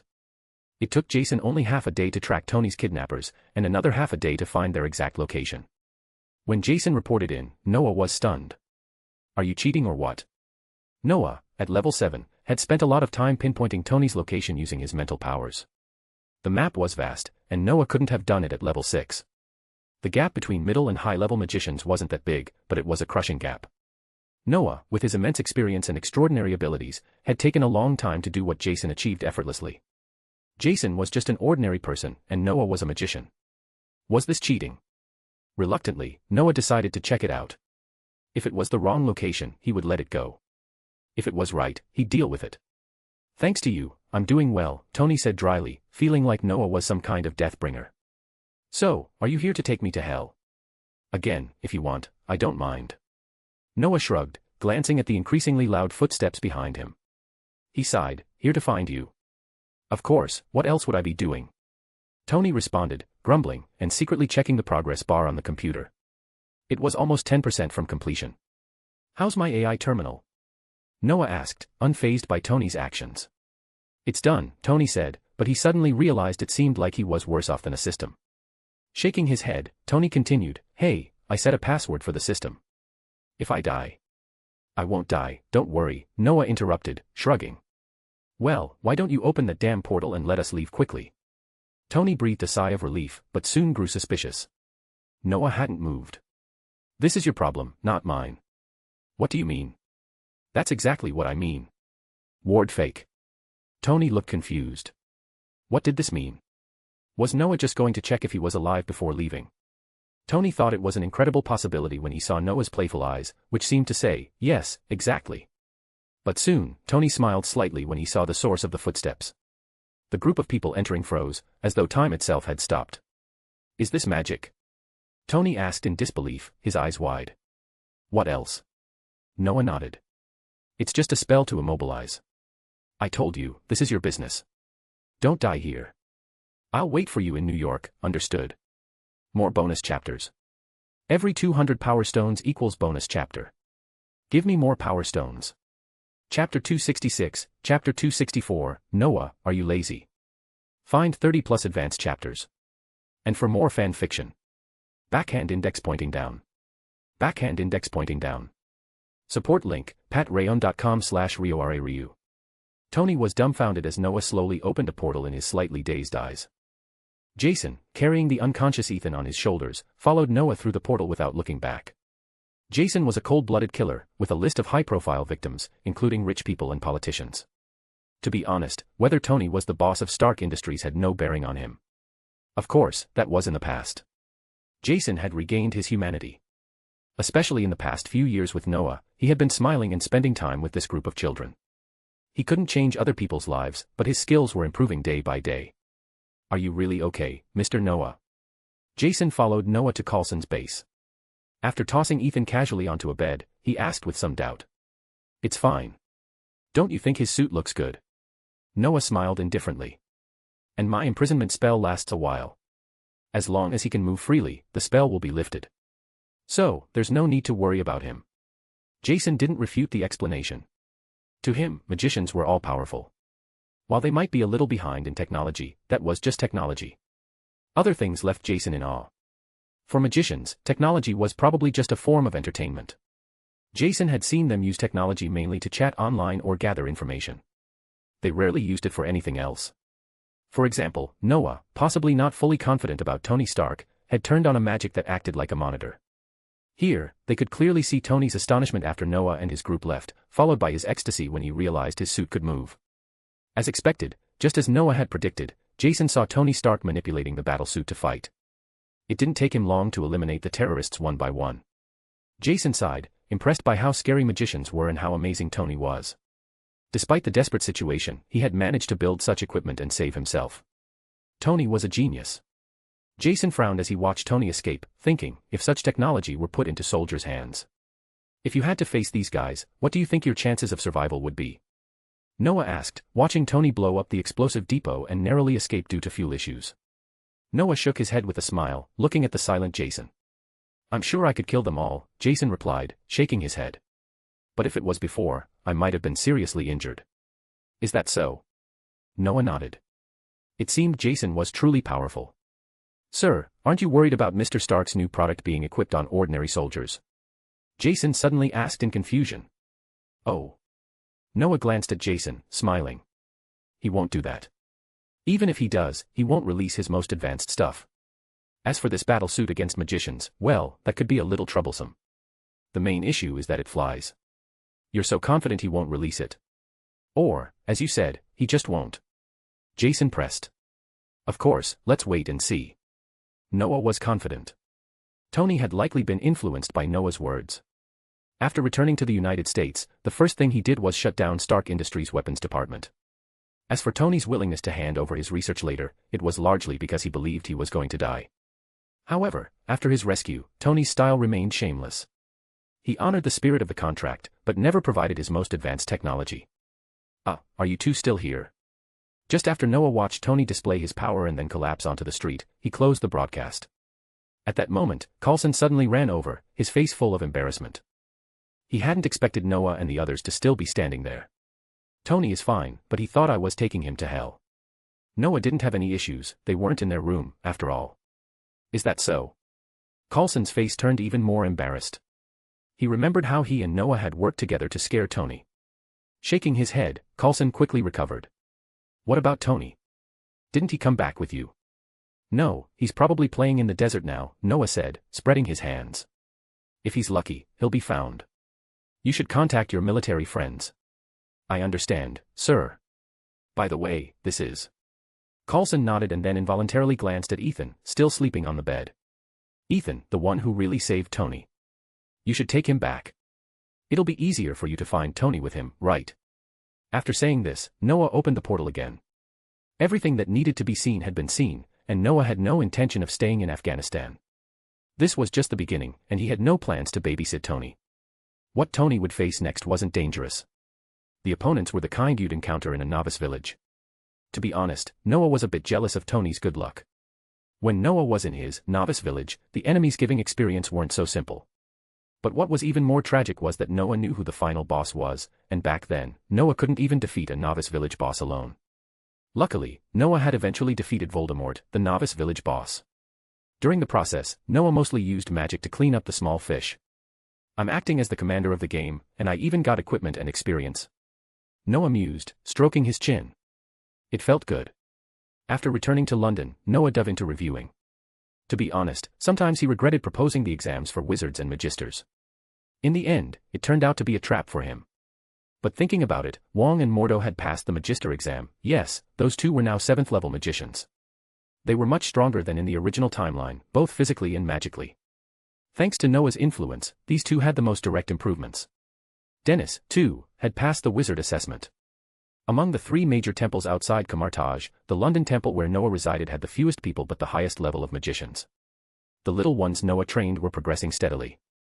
Even Elena had become a 5th-level first-tier magician. Not long after Noah returned, his phone rang. It was a WeChat notification. Noah glanced at it but kept reading. He had too many WeChat messages to go through. But soon, his phone rang again. Thinking about it, Noah picked up the phone and started reading. After all, there was plenty of time to read. Even at night, he could read in the system space. As for WeChat, if he didn't check it now, some information might be outdated. I love studying, but I can't ignore my friends' messages. Noah muttered silently, then opened his phone. Noah was part of many groups, the Camartage Magic Exchange Group, the Hogwarts Teachers and Students Group, and the Ravenclaw Group. He'd even created a personal friend group. This group contained members of the Mage Alliance as well as his relatives and friends. Noah had a complete circle of friends. Some well-known names in the group included Professor Dumbledore, Wong, and even the Ancient One. Thinking about it, Noah decided to check his friend group first since the Camartage group mostly discussed magic. Many in the Hogwarts and Ravenclaw groups weren't people Noah knew personally. When Noah opened the group, he immediately saw a notification in the lower right corner, 999 unread messages. Noah couldn't help but think that these people were really good at chatting. I read books all day long, and you guys just chat. Is that really okay? So Noah quickly typed, you guys either work in the Ministry of Magic, study at Camartage, or at Hogwarts, and yet you chat all day long. Is that really okay? As soon as Noah sent the message, the group went silent for about 5 seconds before Evan replied. Then, as if someone had taken the lead, the others followed suit. Evan, please, some of what we talk about is work. Also, I give advice to the younger ones on vacation. Lance, that's right. You're the most idle one. I noticed the last time I looked at your phone, all the unread messages were cleared. Noah. Hermione, I heard you were studying for the Magister exam. Damn, you're not even a Magister. How could you pass it? Kate, right, privileged people are different. I looked at my Magister certificate and suddenly felt sad. What do you think, Noah? Noah. What do you think? I'm the one who proposed the exam, okay. What's wrong with me taking the Magister exam directly? Noah was furious. If I hadn't provided them with a library, could they have passed the Magister qualification exam? He picked up his phone to respond, but just then, a message popped up on the screen. Noah nearly dropped his phone in shock. Ancient One, Noah, are you being lazy? More bonus chapters. Every 200 power stones equals bonus chapter. Give me more power stones. Chapter 267, Chapter 265, I want to see how he throws me into hell. Find 30 plus advanced chapters. And for more fan fiction. Backhand index pointing down. Backhand index pointing down. Support link, patreon.com/RioRaRyu. Well, the deterrent power of the Ancient One is still immense. After she suddenly said something, Noah was so scared that he quickly closed the WeChat app. Others looked at Noah's profile picture with a smile, and it suddenly dimmed, not appearing for several days. Kate even took a few screenshots and threw them into her space.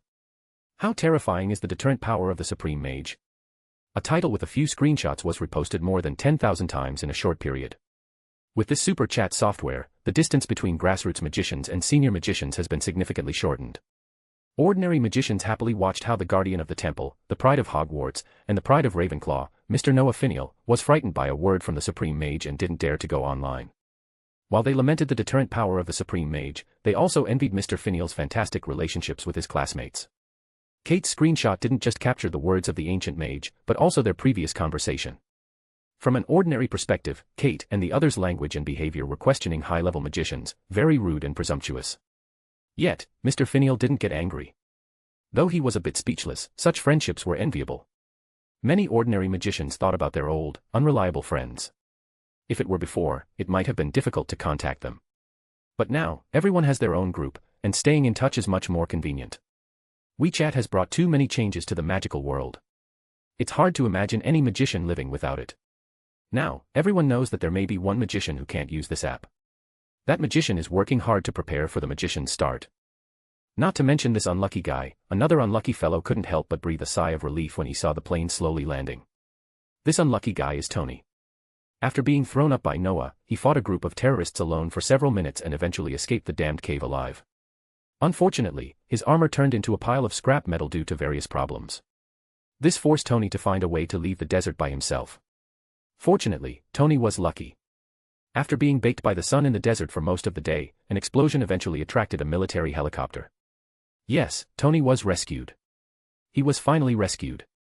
But on the way back, Tony kept thinking about whether he should board the plane, because according to the plot in some novels, if the god of death wanted to talk to him, a plane crash would be the best way. He remained silent on the plane, and James Rhodes thought Tony was emotionally shaken and didn't disturb him. If Rhodes knew Tony was wondering, will the plane explode, and, will I die in a plane crash, he probably would have kicked him off the plane. Fortunately, they landed safely. As soon as they got off, Tony made a decision: he wanted to close Stark's weapons department. He no longer questioned the words of the mysterious young man because he had seen it with his own eyes. Although Howard the Bastard and I did the same thing, the mysterious guy was right. He was saving the world, and I was causing chaos. After making this decision, Tony immediately asked for a press conference, foregoing any hospital visits. His decision made Pepper Potts very depressed, but in the end, she complied. When they arrived at Stark Industrial Building, Tony walked to the podium while eating a hamburger. However, he didn't choose to stand on it. Instead, he squatted down and took out another hamburger, eating while telling his experience. "Nice to meet you, Obadiah." Tony saw that everyone had squatted, and said directly, "You know, I never got to say goodbye to my dad." Obadiah patted Tony's shoulder in a friendly manner. Tony took a bite of his burger and continued, "I never caught up with my dad for the last time. I have some questions. I want to ask him how he feels about his company's actions." Tony set down the burger. He founded this company to stop war, but now that the war has stopped, there's one thing he didn't do. I wonder if he ever felt conflicted or doubtful. "I witnessed a young man being killed," Tony sighed. "Killed by the weapon I made to protect them. I found myself becoming part of the Anxiang Zero responsibility class." As soon as Tony finished speaking, all the reporters realized that this press conference was far from ordinary, and they immediately began asking questions. It was then that Tony's eyes locked onto someone, a man who had been etched into his memory. "It's him." Tony looked over carefully and saw the man next to his secretary, Pepper Potts. Even though this man's hairline had receded, Tony couldn't forget him. He was the guy who broke into his house with the mysterious young man 4 years ago. Why is he here? Tony's body trembled, but he quickly deduced the reason.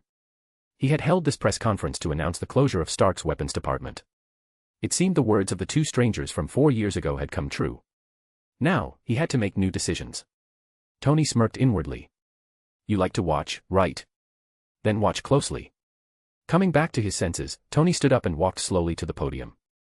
His eyes remained fixed on the guy with the receding hairline.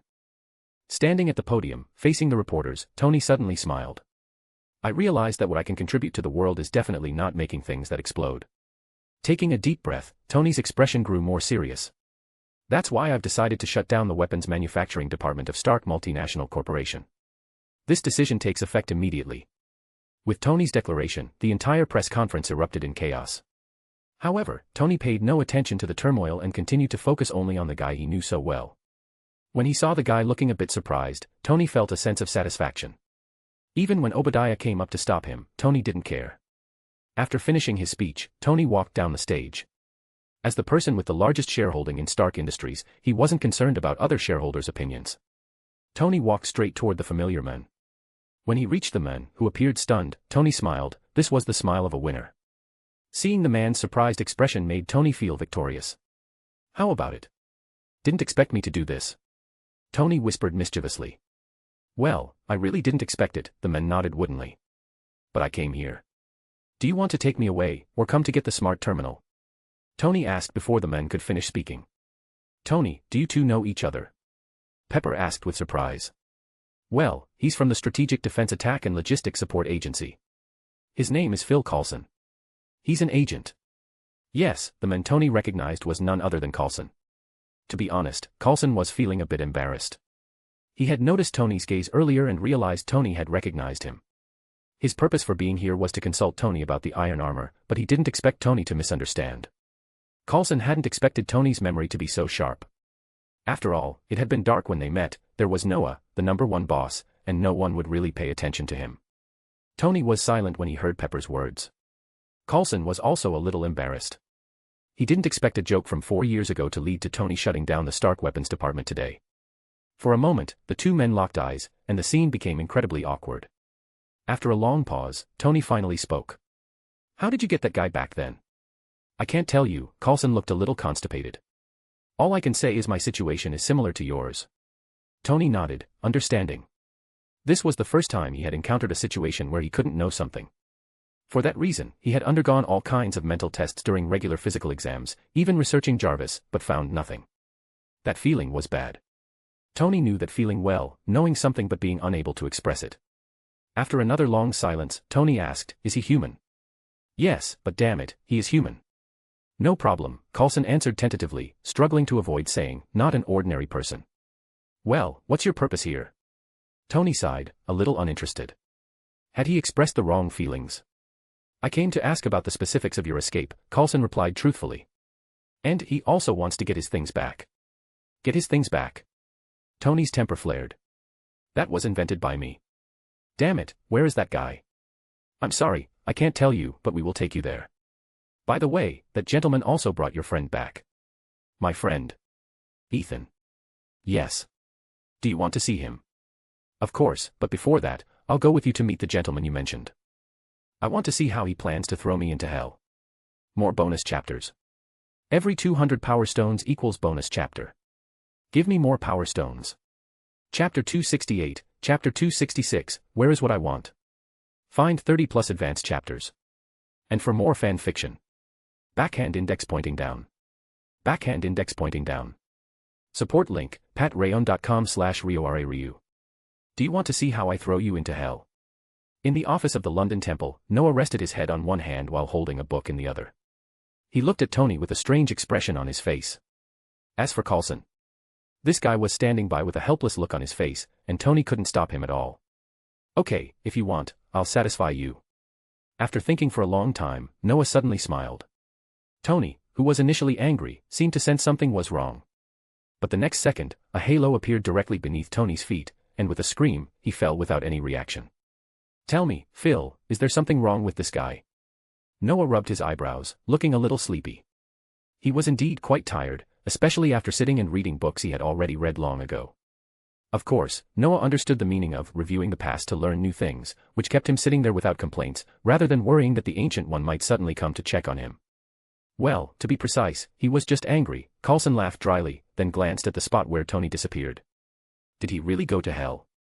Of course not. Noah shrugged. But he will experience what it's like to fall into hell. Now, tell me what happened.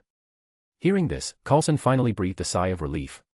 To be honest, he was really worried that Noah, the mysterious magician, would throw the son of the founder of S.H.I.E.L.D. into hell without a word, even though Mr. Stark could be frustrating at times.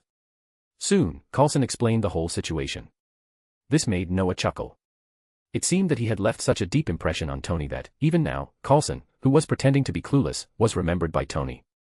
Though Tony's escape was tied to Noah, they still had to investigate for the sake of appearances. They were shocked to find that Tony used an incredible machine to escape, which gave many people at S.H.I.E.L.D. new ideas. In fact, Fury thinks that if we can get our hands on this technology, it would significantly increase our strength. So, if we face aliens and face our magicians? Noah interrupted. No. How is that possible? Don't get so excited, I'm just kidding. Looking at the extremely excited Coulson, Noah shrugged indifferently. Even if Fury had such an idea, it was normal. After all, no one wanted the world's defense power to be in someone else's hands. But if Fury really thought that technology could handle magicians, then he would be in for a rude awakening. Noah had come to understand Fury's nature over the years. He had to admit that Fury seemed more and more like the black-bellied egghead in Noah's memories. Many times, Noah found himself thinking about the darker side of things. Okay, Phil, don't be so nervous. By the way, does this guy have any other business besides showing off that he took the initiative to close the weapons department? Looking at Coulson, who still seemed to want to explain something, Noah decisively changed the subject. God knows when this nonsense would end. Noah didn't have the time or patience for it. Coulson was no longer the shy guy he was 13 years ago. Even though he still got nervous around Noah, Noah didn't think he could actually intimidate him. Seems like that's it. Coulson thought for a moment and then shook his head. Really? Then where is my artificial intelligence system terminal? Noah frowned.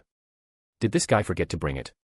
As WeChat became more and more important in the magical world, the smart terminal server that Charles and his team built a few years ago was no longer enough.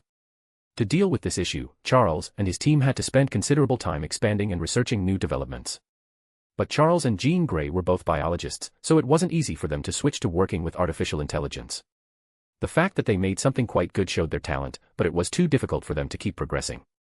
I'm not sure about this. Maybe you should release him and ask him directly. Coulson suggested uncertainly.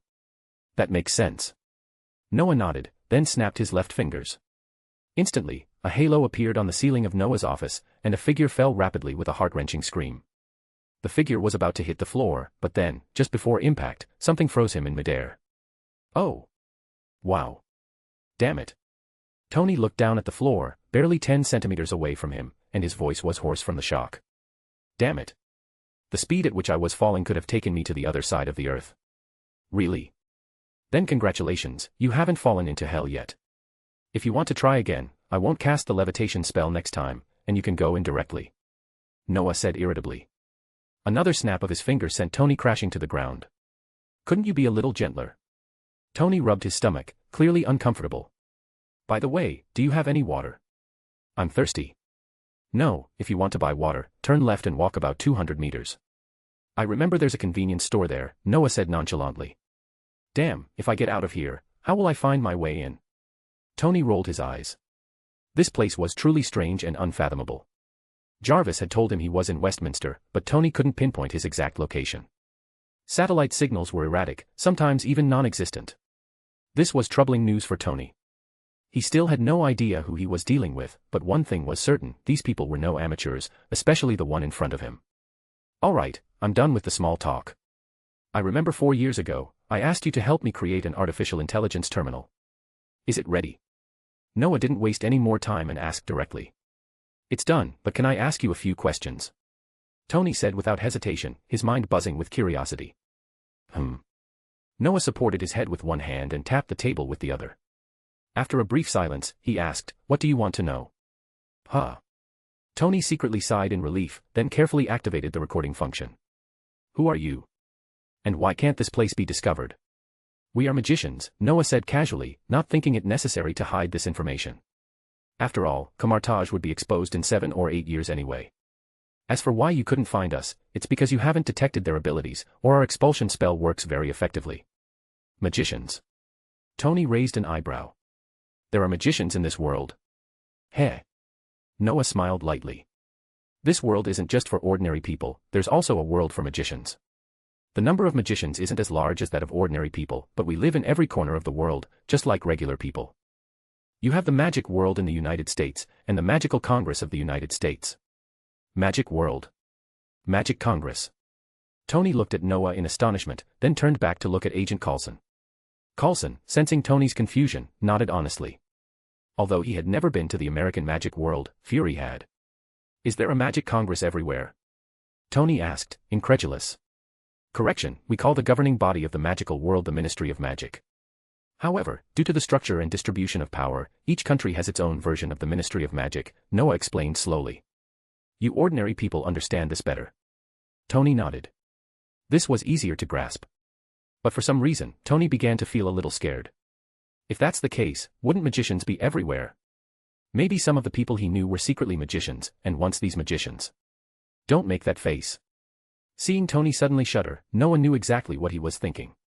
The rules of the magical world forbid us from attacking ordinary people on a whim. No matter how advanced your technology becomes, magic and technology are two separate branches. You can't handle us. And if we attack? Noah wasn't afraid to brag like this. Although Tony was incredibly talented and powerful, Noah didn't think Tony in this universe compared to the one from the final universe. That Tony had countless anti-armor suits, each more powerful than the last. But this Tony, closer to the film version with Robert Downey Jr.'s face, lacked the resources and research subjects to study. In Noah's memory, Tony didn't seem to have made any anti-Doctor Strange armor.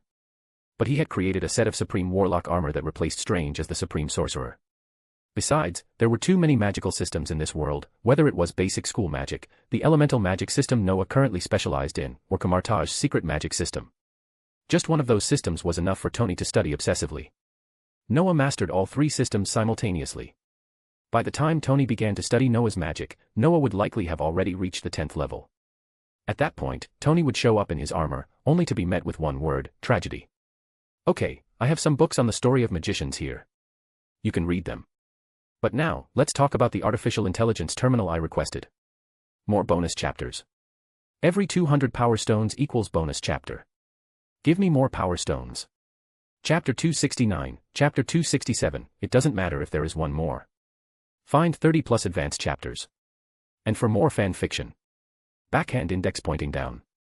Backhand index pointing down. Support link, patreon.com/RioRaRyu. I've made it, but the server terminal is too big. You should know that, right?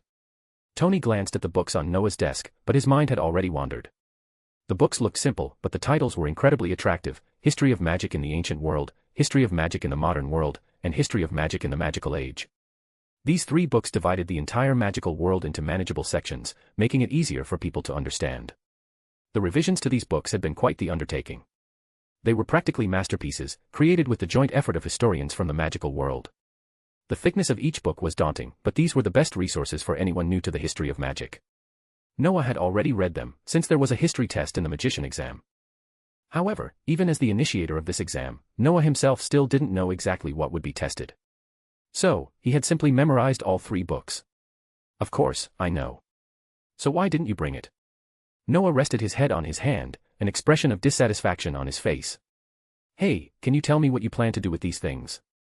Tony was puzzled. He couldn't figure out why this magician in front of him would want an artificial intelligence terminal. Was it that he disliked memorizing books and wanted to dump all that knowledge into a smart terminal? Or maybe the magic test was too difficult and dangerous, and the terminal would simulate it for him. Damn it, Tony hadn't seen these magics in action and didn't design any functions for the smart terminal to handle them. Take a look at this. Noah thought for a moment before casually tossing the phone to Tony. After all, this was Tony's work, so it was fine for him to take a look. Wow. You magicians can use mobile phones. A BlackBerry. Tony was momentarily stunned, then took the phone with a curious look. But the next moment, his smile froze. The screen on the phone, wasn't this the social software Tony had designed for Noah 4 years ago?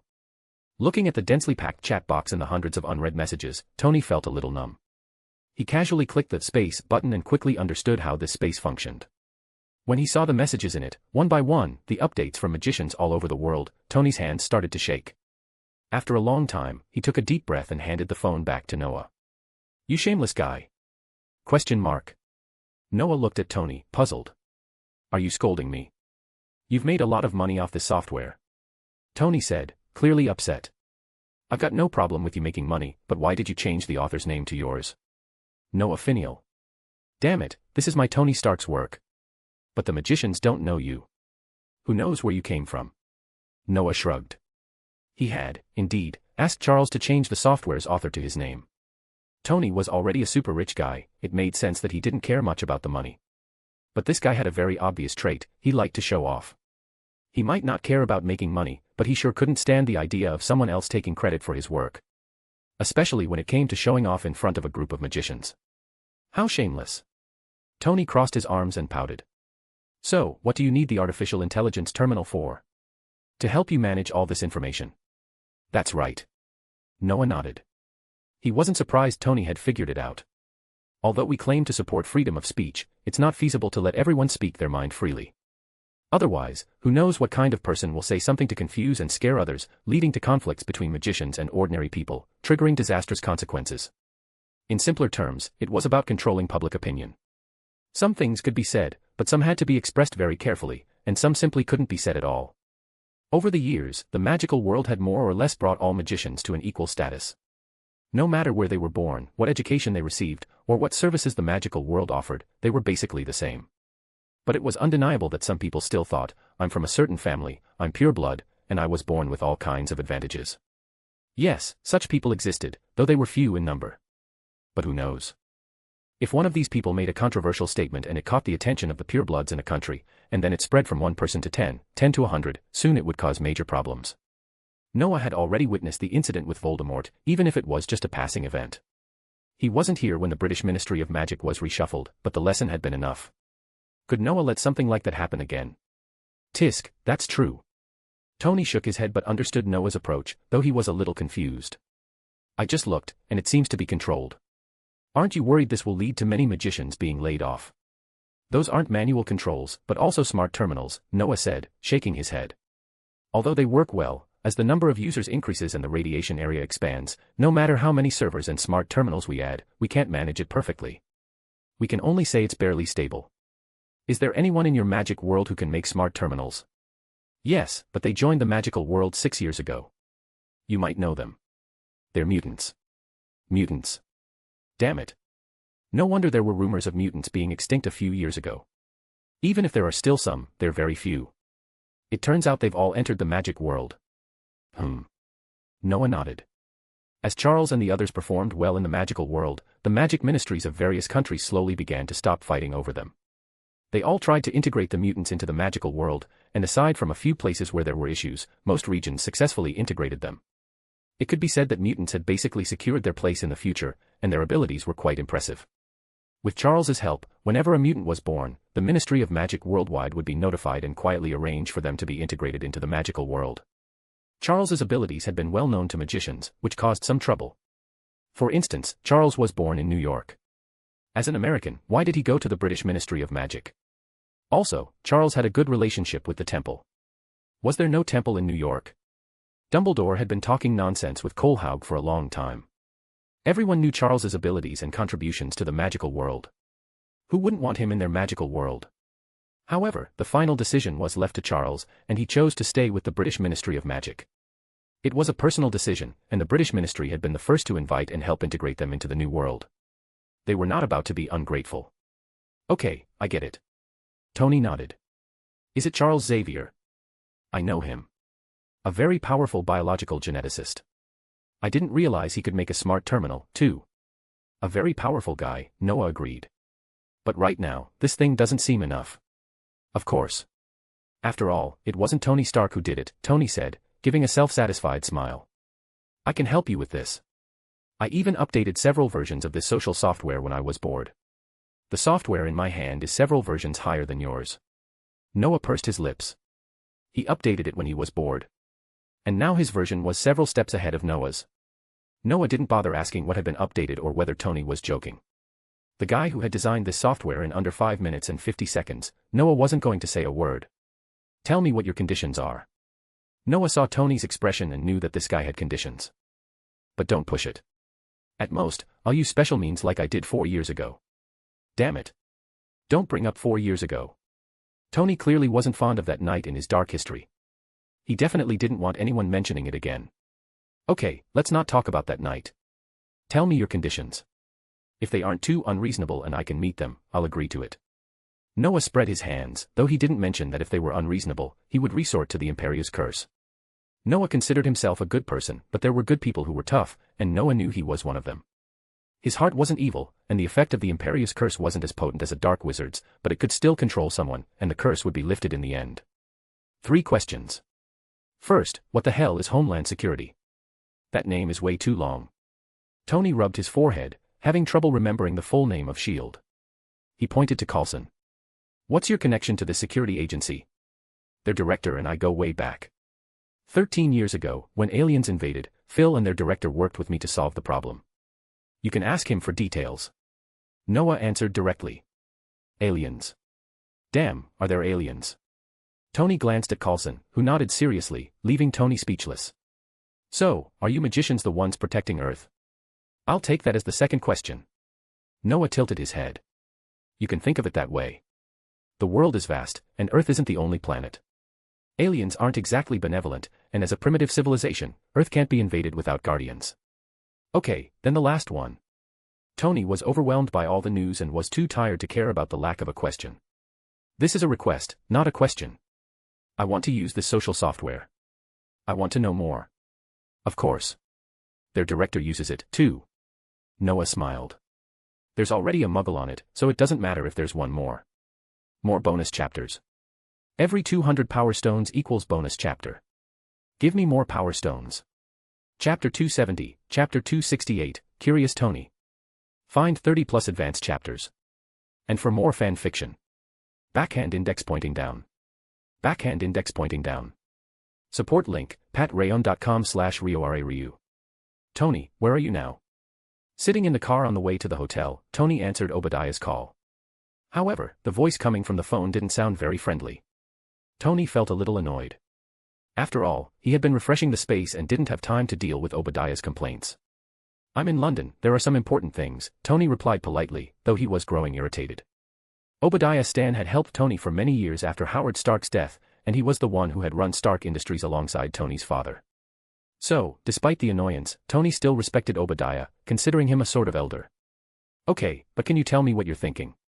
Do you have any idea how much Stark Industries' market value has dropped because of your actions? Obadiah's voice came through, urgent and demanding. It's nothing, don't worry, Obadiah. I've got a plan, Tony replied, a little more irritable now. The closure of Stark Industries' most profitable department had caused the stock to plummet. Tony had expected this and wasn't bothered by it.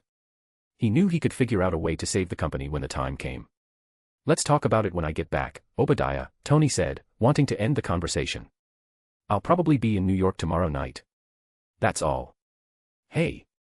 Tony, Obadiah's voice trailed off, but Tony hung up before he could finish. After a moment of reflection, Tony quickly set his phone to block all calls, except from Pepper Potts.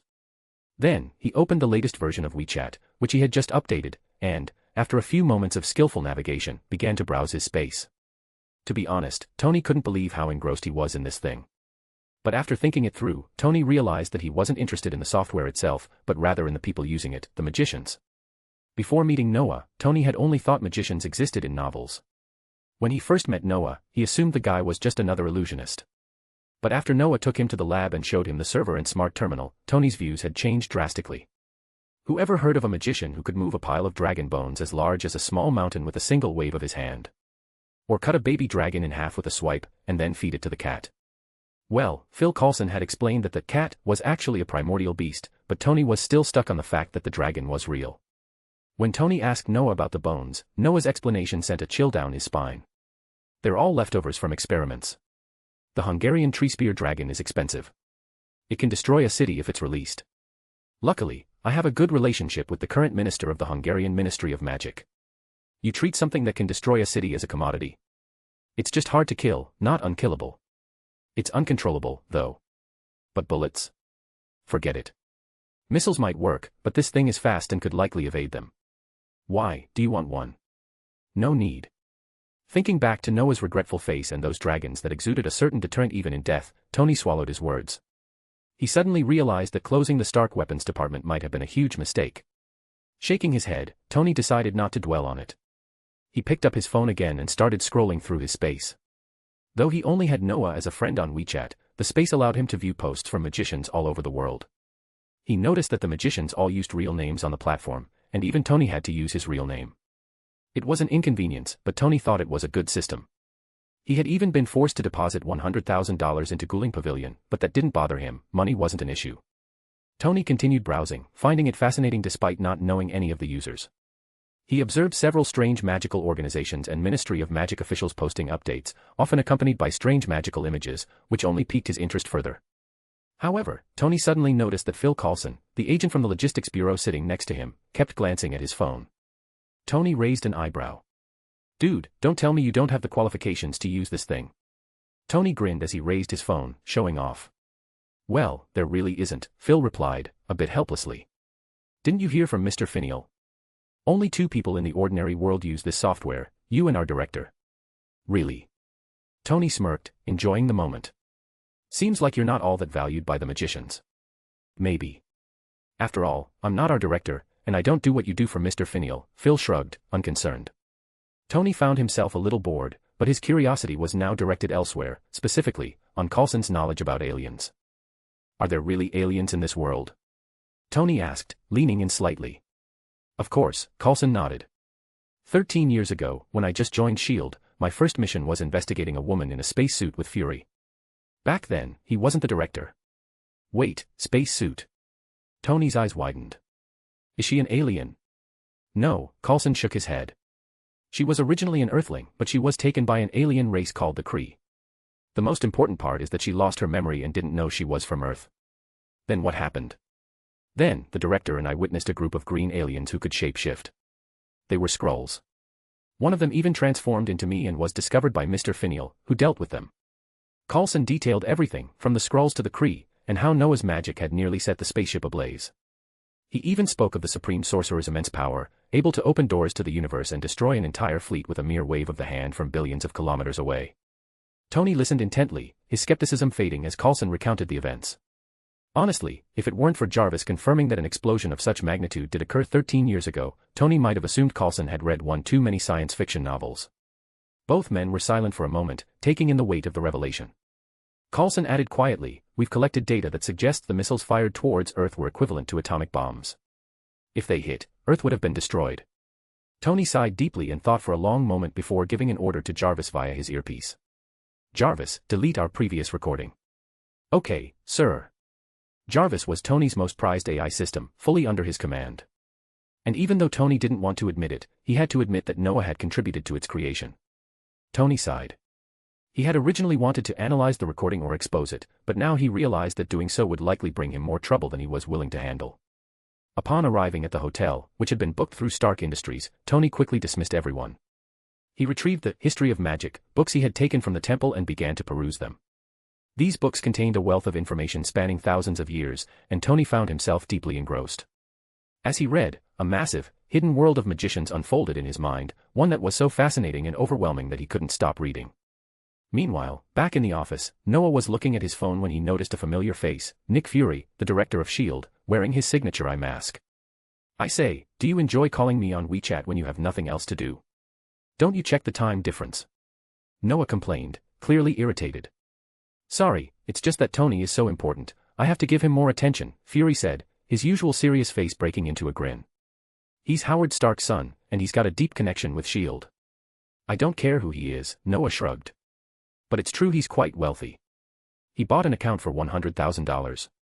He doesn't waste time with nonsense, which is more than I can say for you." "I don't have money."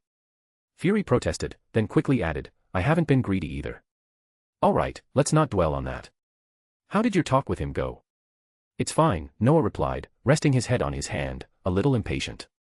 "He agreed to help me install the AI terminal in 2 days, and he's giving me 10 of the best servers for free.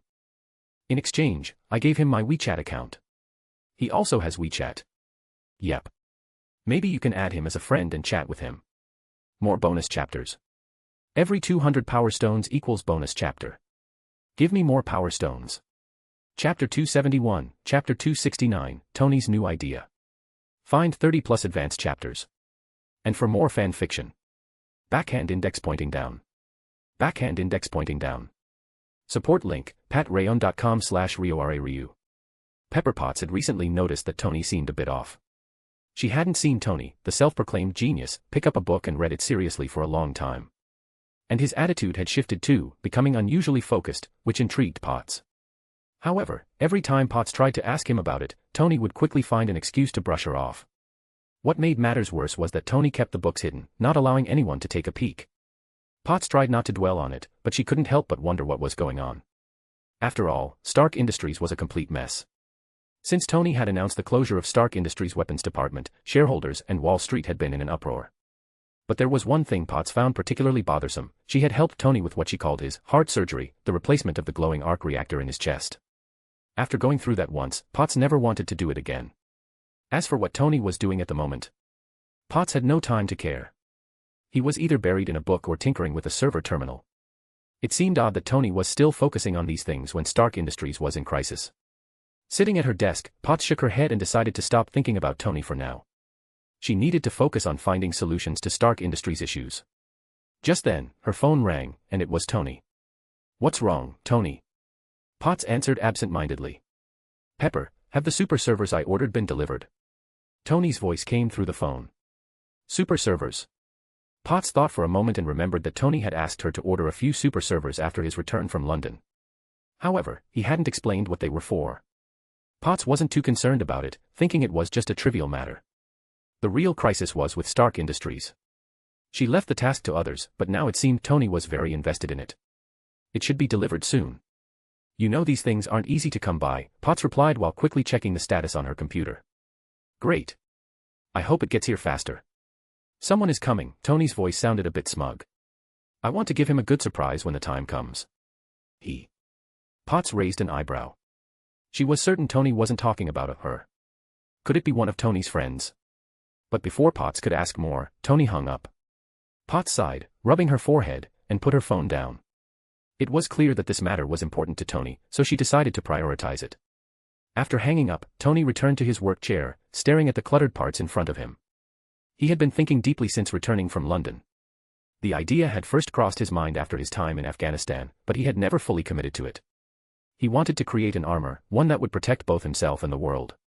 Tony felt increasingly strange about the world around him, magicians, aliens, and the like. After his return from London, he added a new friend on WeChat, a guy named Nick Fury. At first, Tony had declined the friend request, but out of curiosity, he accepted, wondering if Fury, being on WeChat, saw him as a magician. However, after a brief conversation, Tony regretted it. He suspected that Fury might be the director of the Logistics Bureau, a possibility confirmed when Coulson mentioned his boss was named Fury. Just as Tony was about to delete Fury from his contacts, the men sent him a blurry video. It was a top-secret recording made 15 years ago, taken by a satellite. The video showed a fleet surrounded by a mysterious halo, and then the ships were sliced into two and turned into a sea of fire, with only a few ships escaping using some form of space jump. Tony watched the video in silence, and Jarvis confirmed that it was authentic, no editing or post-processing. It was real. Tony recalled seeing a similar golden halo with Noah, which further intrigued him. The existence of such powerful beings beyond Earth made Tony believe in the magician's cause. But, at the same time, he felt uncomfortable. Why should it be magicians protecting the world instead of ordinary people? To better understand these magicians, Tony spent several days reading 3 books on the history of magic. The more he read, the more confused he became. It turned out that magicians had always existed, but something happened over time that caused them to separate from ordinary people. So, the stories of King Arthur and Merlin are actually true? Tony wondered. Tony had always known about Merlin and King Arthur, but according to the history of magic, Merlin was not a young girl, as some stories suggested. Merlin was an old man, and King Arthur had been betrayed by his son, Mordred. It seemed that magicians had become isolated from the ordinary world, no longer caring about everyday matters. In fact, magicians had their own world now, and even though they occasionally visited the ordinary world, it was more out of boredom than a sense of duty. Tony could sense the pride and superiority in their attitude toward ordinary people.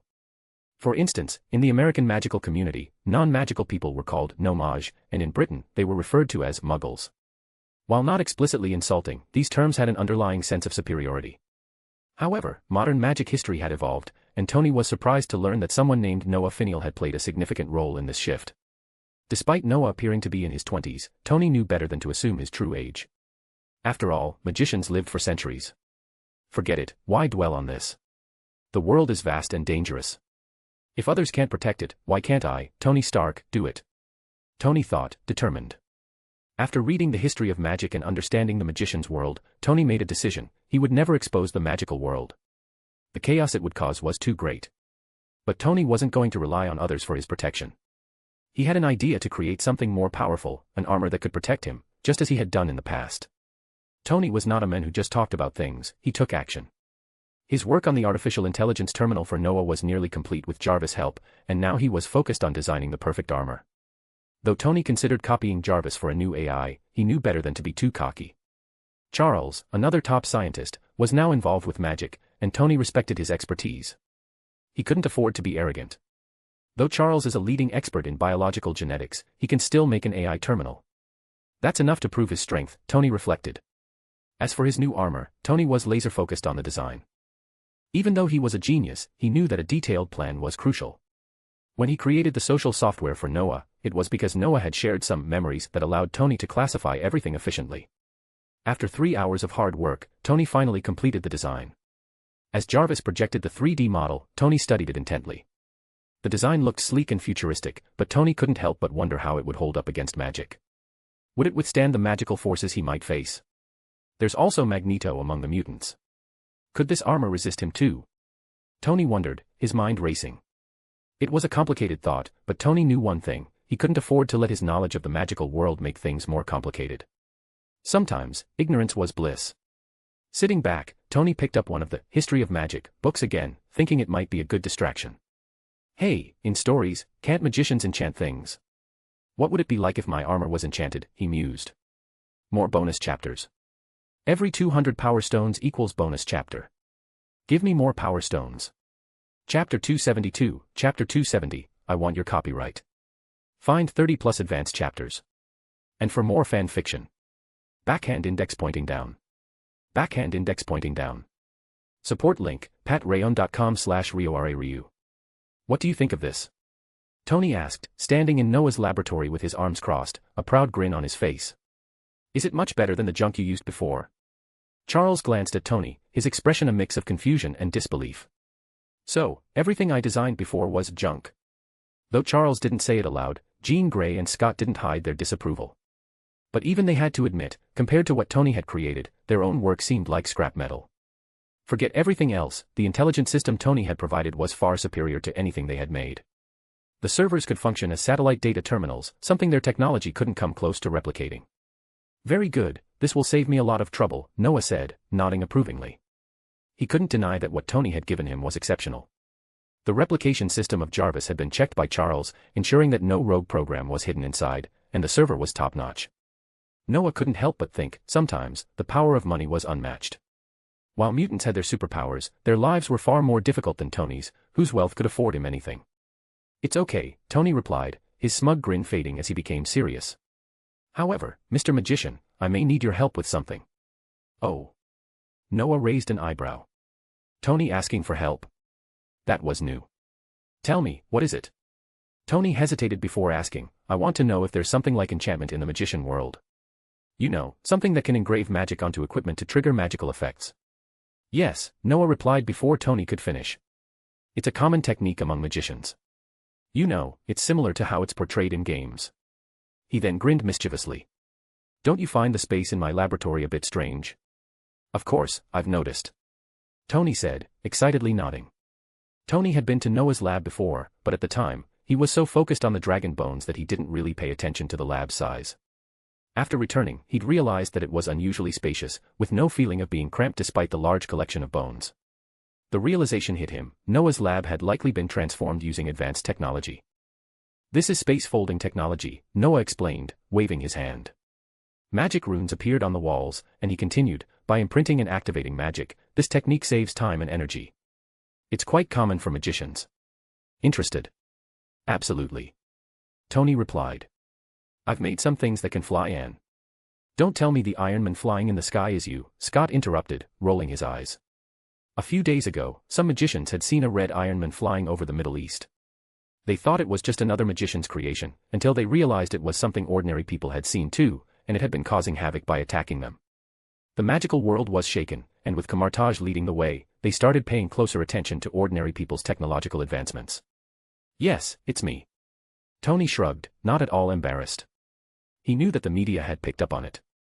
He had even seen the stories on WeChat himself and felt pretty proud of it. Noah had known all along that the Red Iron Man was Tony. But now, he was surprised, Tony wanted to combine his technology with magic.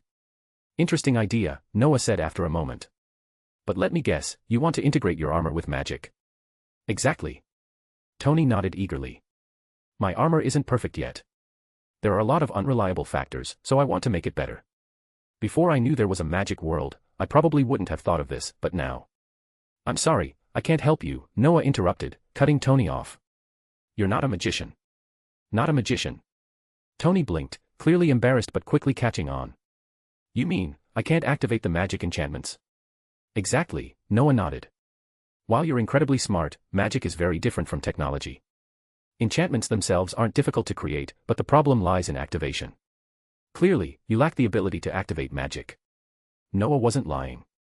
Enchantments weren't that complicated, even he had made some enchanted equipment before. However, those things were typically easy for magicians to use, but for an ordinary person, it would be difficult. Looking at Tony's slightly dejected expression, Noah smiled knowingly. It wasn't impossible for Tony to improve his armor with magic, but it would require Tony to learn magic. That was something Noah didn't think he was ready to commit to, though. Okay, I understand, Tony sighed. But seriously, can I learn magic? Yes, Noah said without hesitation. I can teach you, but it won't be easy. Tony's eyes lit up at the thought. If he hadn't seen Noah's power firsthand, he probably wouldn't have been interested. But after witnessing the magician's abilities, Tony had been hooked. Then will you teach me? Noah spread his hands, grinning. I can teach you, but I don't want to be punished. He added with a smirk, there's only one way for you to learn magic. One way. How? Tony asked, leaning forward, intrigued. The Comitage Magic Award, Noah said casually. I'm sure I mentioned it in the book I gave you. Tony's face dropped in disbelief. You want me to create a research course for your magicians? I feel like I'd have better luck competing for a Nobel Prize in physics, which I could have done years ago. This is your own business, maybe one day you will, Noah shrugged indifferently. Whether Tony became a magician or not didn't really concern him. In fact, Noah hadn't even mentioned that there was another way, taking Tony as his apprentice, but that wasn't something he wanted to consider for now. Tony might not become a magician, but he'd still be Iron Man. However, Noah had been considering whether Tony could benefit from learning the magical knowledge. He had great potential, and it was possible Tony could make breakthroughs in the future. Shaking his head, Noah pushed those thoughts aside. They could discuss it later, especially after consulting with the Ancient One. Although I can't help you with that, I can tell you something else. Noah's expression shifted to something more mischievous. Do you find your recent attack strange? Strange. Tony frowned, confused at first. But soon, his face grew serious. It was strange. Tony had kept his itinerary highly confidential, yet he had been attacked. No, it wasn't a coincidence. The attackers had known exactly where he was going. Tony suddenly felt uneasy. You know something, don't you? Noah smiled, his smirk growing wider. I know a lot. Can you tell me? Tony asked, swallowing nervously. He had a sinking feeling about what Noah might say next. No problem, Noah said, but before Tony could relax, Noah added, but there's a condition. I want the copyright for this. It'll make a lot of money when it's turned into a movie. Tony blinked in confusion. More bonus chapters. Every 200 power stones equals bonus chapter. Give me more power stones. Chapter 273, Chapter 271, I feel uncomfortable without spoilers. Find 30 plus advanced chapters. And for more fan fiction. Backhand index pointing down. Backhand index pointing down. Support link, patreon.com/RioRaRyu. For Noah, spoilers were a common occurrence. As for the outcome of the changes, Voldemort has something to say, Marcus in Budapest has something to say, and Ronan's fleet also has something to say. It seems that the only ones who wouldn't say anything were the mutants, who were happy to accept such an ending. As a time traveler, if Noah didn't change something for his future benefit, he wouldn't be a qualified time traveler. He never considered simply ignoring a fate he knew was coming, especially when it involved his friends. He couldn't just pretend to not know, even if it meant death for those around him. Noah couldn't bring himself to do that. If he was going to change things, he was going to change them completely. This was a kind of confidence in his own strength. Well, it could also be understood as confidence in having a powerful ally. Indeed, Ancient One was Noah's ally, and he wasn't a person without advantages. If this was the case, then if Noah still lacked the courage to change the damned plot, he might as well wait for Thanos to snap his fingers. After all, the probability was 50%, and maybe he could be resurrected later. But Noah didn't want to be controlled by fate. To put it simply, there's a difficult course for magicians called divination, Noah started, making up a reason that was partially true. Divination allows me to see some things in the future, kind of like a prophecy. Prophecy. Is it accurate? Tony pursed his lips, thinking Noah had real proof. Someone once predicted that my classmate would become a terrible force of darkness and die in the future, but we didn't believe it, Noah shrugged. Turns out, the prophecy was right. It just wasn't predicting my classmate, but another soul inhabiting their body. Tony's eyes widened. There are other souls in the body. What kind of operation was this? Don't make that face, Noah said, looking at Tony, who looked like he was comparable to fury in confusion. He smiled and rolled up his sleeves, revealing a small green snake wrapped around his arm.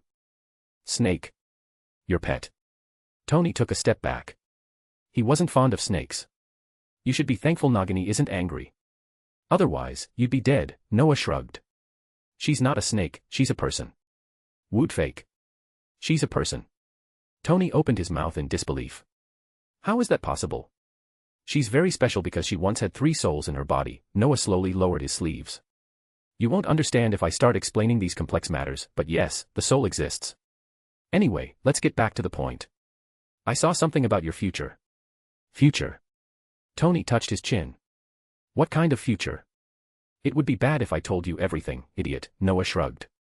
He could tell Tony what the future might hold, but what if the future turned out differently for him? What if, later on, people didn't understand the choices he made, slapped him in the face, and said, your prediction was terrible? Noah didn't want that. So, he decided to avoid getting into too much detail. Okay, then what can you say?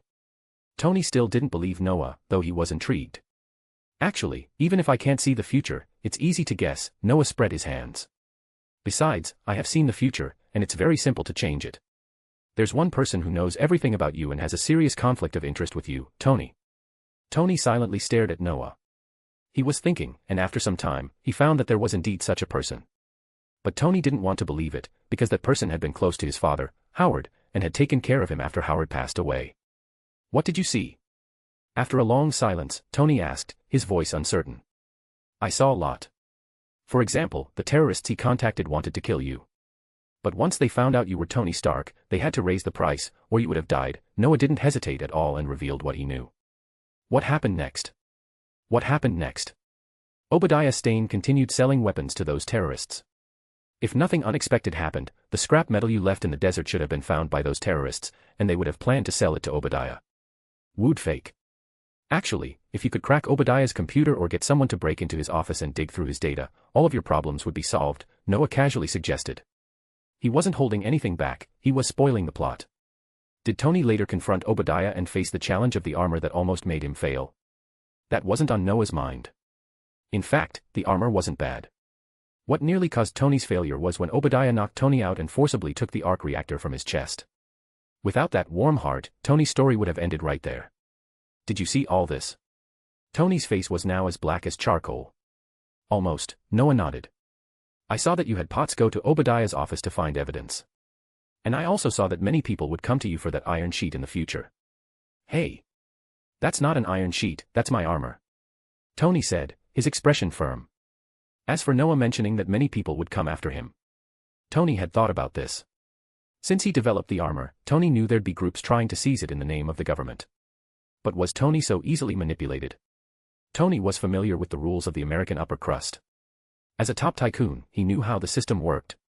Although he hated dealing with certain figures and didn't want to follow his father's path, that didn't mean he was naive or unaware.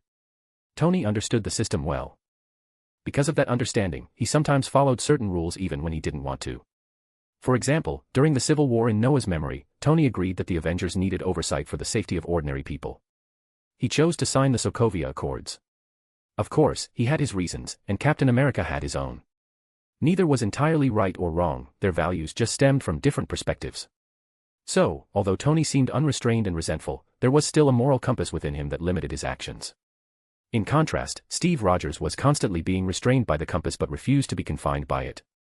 These two men were, in essence, contradictory individuals, both inside and out. Okay, since you know everything, why don't you try it? Noah spread his hands. By the way, the copyright for your story belongs to me, understand? Why do you want the copyright for my story? Tony had already made up his mind, but he was still surprised that Noah would even bring this up. No choice. The little guys here need training, and training magicians requires money. Noah smiled and tilted his head. Whether it's experimental supplies or basic needs like food, clothing, and housing, it all costs money. I once made the copyright for my own story into a movie. Your story is interesting, so you want to make it into a movie? Tony raised an eyebrow. Your story has been made into a movie. Of course, my story at the Magic Academy has already been made into a movie, Noah nodded. If nothing goes wrong, after my magician exam, I should be able to catch up with the last part, the story of my final year at Hogwarts. In 3 years, Noah's story had been adapted into 3 parts, and this third part would be the conclusion of his saga. Noah wasn't interested in adapting Kamartaj's story yet, so this would be the final part of his series. However, if he ever wanted to make more films in the future, he could continue the saga. Wow, where can I download this to watch? Tony immediately became interested when he heard about Noah's story. Tony had learned from modern history of magic that Noah was a key figure who had helped shape history. Tony had also seen praise for Noah online, calling him the pride of Hogwarts and the pride of Ravenclaw. Tony became very curious about Noah's story. As for the copyright, Tony figured that even if Noah didn't ask for it, he would probably take it. So, it might be better to agree up front. Maybe he could even be the protagonist. Download. Noah tapped his chin. I remember there's a paid item in the space where you can watch the movie. Why don't you go find it yourself? Is that so? Tony nodded. All right, I understand.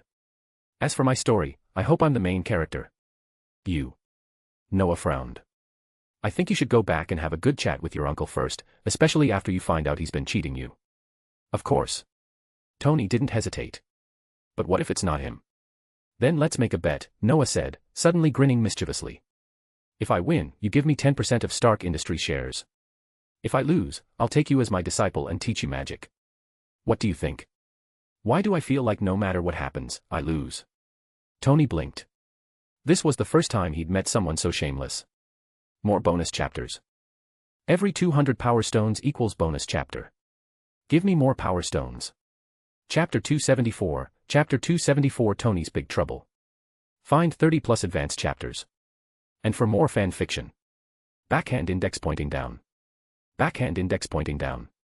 Support link, patreon.com/RioRaRyu. Take a deep breath, relax, Tony. Obadiah held a vibrating object in his hand against Tony's neck, and Tony felt numb all over and even his blood vessels bulged out. He couldn't move now, and he even felt that it was very difficult for him to speak. Obadiah helped Tony lean on the sofa, and then turned off the vibrating thing in his hand. Remember this thing. It's a pity that the government didn't agree to its production. In fact, temporary paralysis is used in many places, just like now. Obadiah chuckled, then walked to Tony's side and sat down, and casually clicked the play button on the computer. The scene of Tony being held hostage and Obadiah being threatened was played again. And Obadiah seemed to be enjoying a good movie, and there was an inexplicable smile on his face. You know, Tony, I avenged you. Obadiah pointed at the person in the picture and said sarcastically, yes, it's him, this guy. He has a strong vitality. The explosion you caused did not kill him, and he survived. At this point, Obadiah turned to look at Tony. You know, you are really an unprecedented genius. In such a desperate situation, you can actually invent a cross-era product, something that can hardly be copied. I am proud of you, kid. After saying these words, Tony's face turned pale, but Obadiah didn't care at all. He gently closed the computer, then turned to look at Tony. After a long time, he shook his head and sighed, stood up, took a tool and walked in front of Tony. Then Obadiah directly pressed the tool to the position of Tony's reactor, and said while operating the tool, actually, I didn't plan to do it so quickly, if I hadn't returned to the office unexpectedly and found that something was being downloaded in the background of my computer. Tony's pupils widened instantly. He didn't expect such a bad thing to happen. He checked Obadiah's schedule before taking action, but this guy actually returned to the office inexplicably. The most important thing is that Tony now feels that the reactor on his chest seems to be pulled out, which makes Tony feel unprecedented fear. In fact, when I ordered the assassination of you, I was also worried that I would kill the goose that lays golden eggs. The tool in Obadiah's hand kept making noises, and the smile on his face became more and more prosperous. But, look, you survived, it's all fate. Obadiah gently pulled, and Tony's face became paler, and a reactor emitting dazzling light was pulled out by Obadiah. Obadiah looked at the reactor in his hand, and the smile on his face had completely turned into a winner's smile. It's destined, you have laid this last golden egg. Thank you, Tony, I'm proud of you. Obadiah stood up, and Tony's face was full of anger and hatred at this time. Such an expression made Obadiah very dissatisfied, but at the same time he also felt an extremely refreshing feeling in his heart. He shook the reactor in his hand, then leaned down and looked into Tony's eyes, and his smile gradually became disdainful. Do you really think that your own ideas will definitely belong to you? Obadiah tilted his head. Your father built the atomic bomb for us. If he was as selfish as you at that time, what would the world be like? After saying that, Obadiah stared at the reactor in his hand. Yes, your father stopped the war.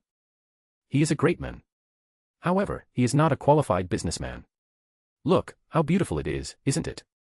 Ah, Tony, this is the symphony of your destiny. Obadiah patted the shoulder of Tony. Masterpiece.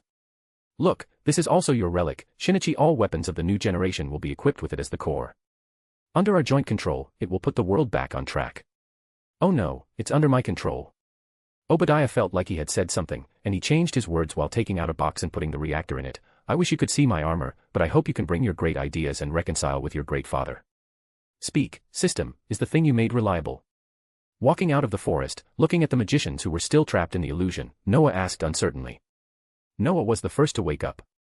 To be precise, he didn't enter the illusion at all, but let the system help him create a picture. In the picture set by Noah, he referred to the role of Cassius. All his friends died, the Ancient One also left the Earth and disappeared, and even Miss Heffen died. It can be said that this is a more miserable master than Cassius, a person whose residence is on the verge of collapse. In the environment, Noah is already a supreme sorcerer, and because of the disappearance of the Ancient One, Noah finally became the owner of this position. But unfortunately, Noah's strength in it is not that strong, the level of the peak of the 9th level. Because there is no discipline from the Ancient One, Noah reads and comes into contact with Dormammu's information. In order to find friends, relatives, and the Ancient One, he contacts Dormammu and even starts to do things according to Dormammu's ideas step by step.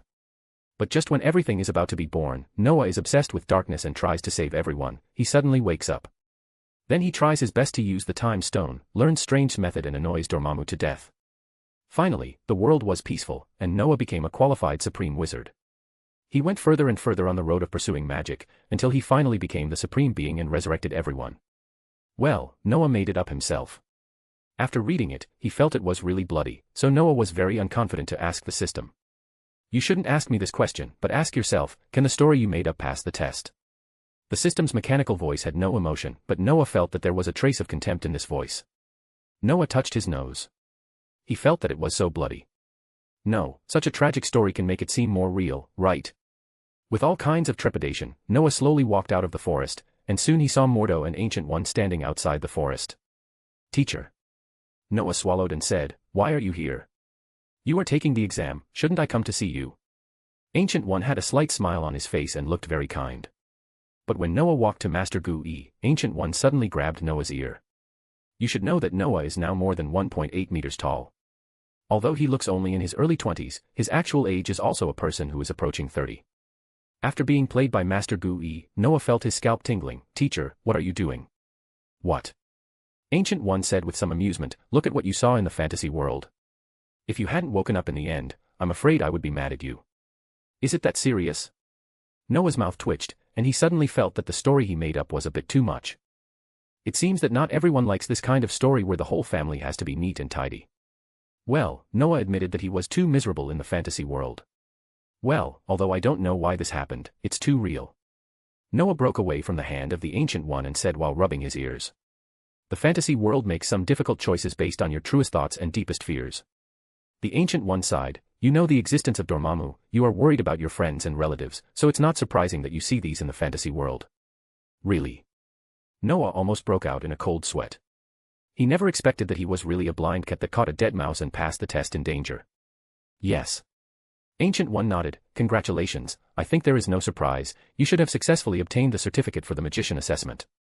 After speaking, Ancient One patted Noah on the shoulder, those are not true, but they are indeed the most true portrayal of your heart. I am proud of you, Noah. Thank you. Noah's eyes were a little erratic, he always felt that he had done something not so good. Just when Noah's face was full of embarrassment, his mobile phone suddenly rang. In this quiet night, Noah's mobile phone ringtone seemed so harsh. Noah took out his mobile phone and looked at the name displayed on it. Suddenly, he felt that this damn boiled egghead was not so annoying sometimes. Damn, we really can't deal with these two guys. Fury sat in the office, looking at the picture of the two Iron Warriors bombarding on the computer, with deep worry on his face. He received a call from Coulson before, and he knew that the big guy was Obadiah's armor. He also knew that the picture that went viral in the magic world was actually Tony Stark, and now it seemed that this thing was snatched by this Obadiah. It's really bad. Fury frowned at Obadiah's armor with various weapons. This thing is simply a war machine. Looking at the vehicles that were constantly blown up, Fury shook his head. If these two big guys really let go, I'm afraid New York will not exist in this world the next day. It seems that I have to find some people. I hope this guy won't be angry. Hesitantly taking out his mobile phone, Fury thought for a long time and finally decided to make a call. Although this call would cause some trouble, he had to do it. Although in the end, the things he was worried about might not happen, it would be good to have a preparation in advance. After dialing the number without even a name, the call was connected soon. More bonus chapters. Every 200 power stones equals bonus chapter. Give me more power stones. Chapter 275, Chapter 275. This is just a magic. Find 30 plus advanced chapters. And for more fan fiction. Backhand index pointing down. Backhand index pointing down. Support link, patrayon.com/RioRaRyu. Who is looking for you so late? Avril. Didn't she come with you? Ancient One looked at Noah holding the phone and frowned, and asked involuntarily. Indeed, it was about 4 or 5 in the morning in Camartage now. It didn't seem good to call at this time. It seemed to be 2 or 3 in the morning in London. It's from New York. You have seen this guy. His name is Fury. Noah looked strange. Although he praised this boiled egghead for helping him out, he didn't know why this boiled egghead wanted to find him. Fury. Oh, that kid from S.H.I.E.L.D.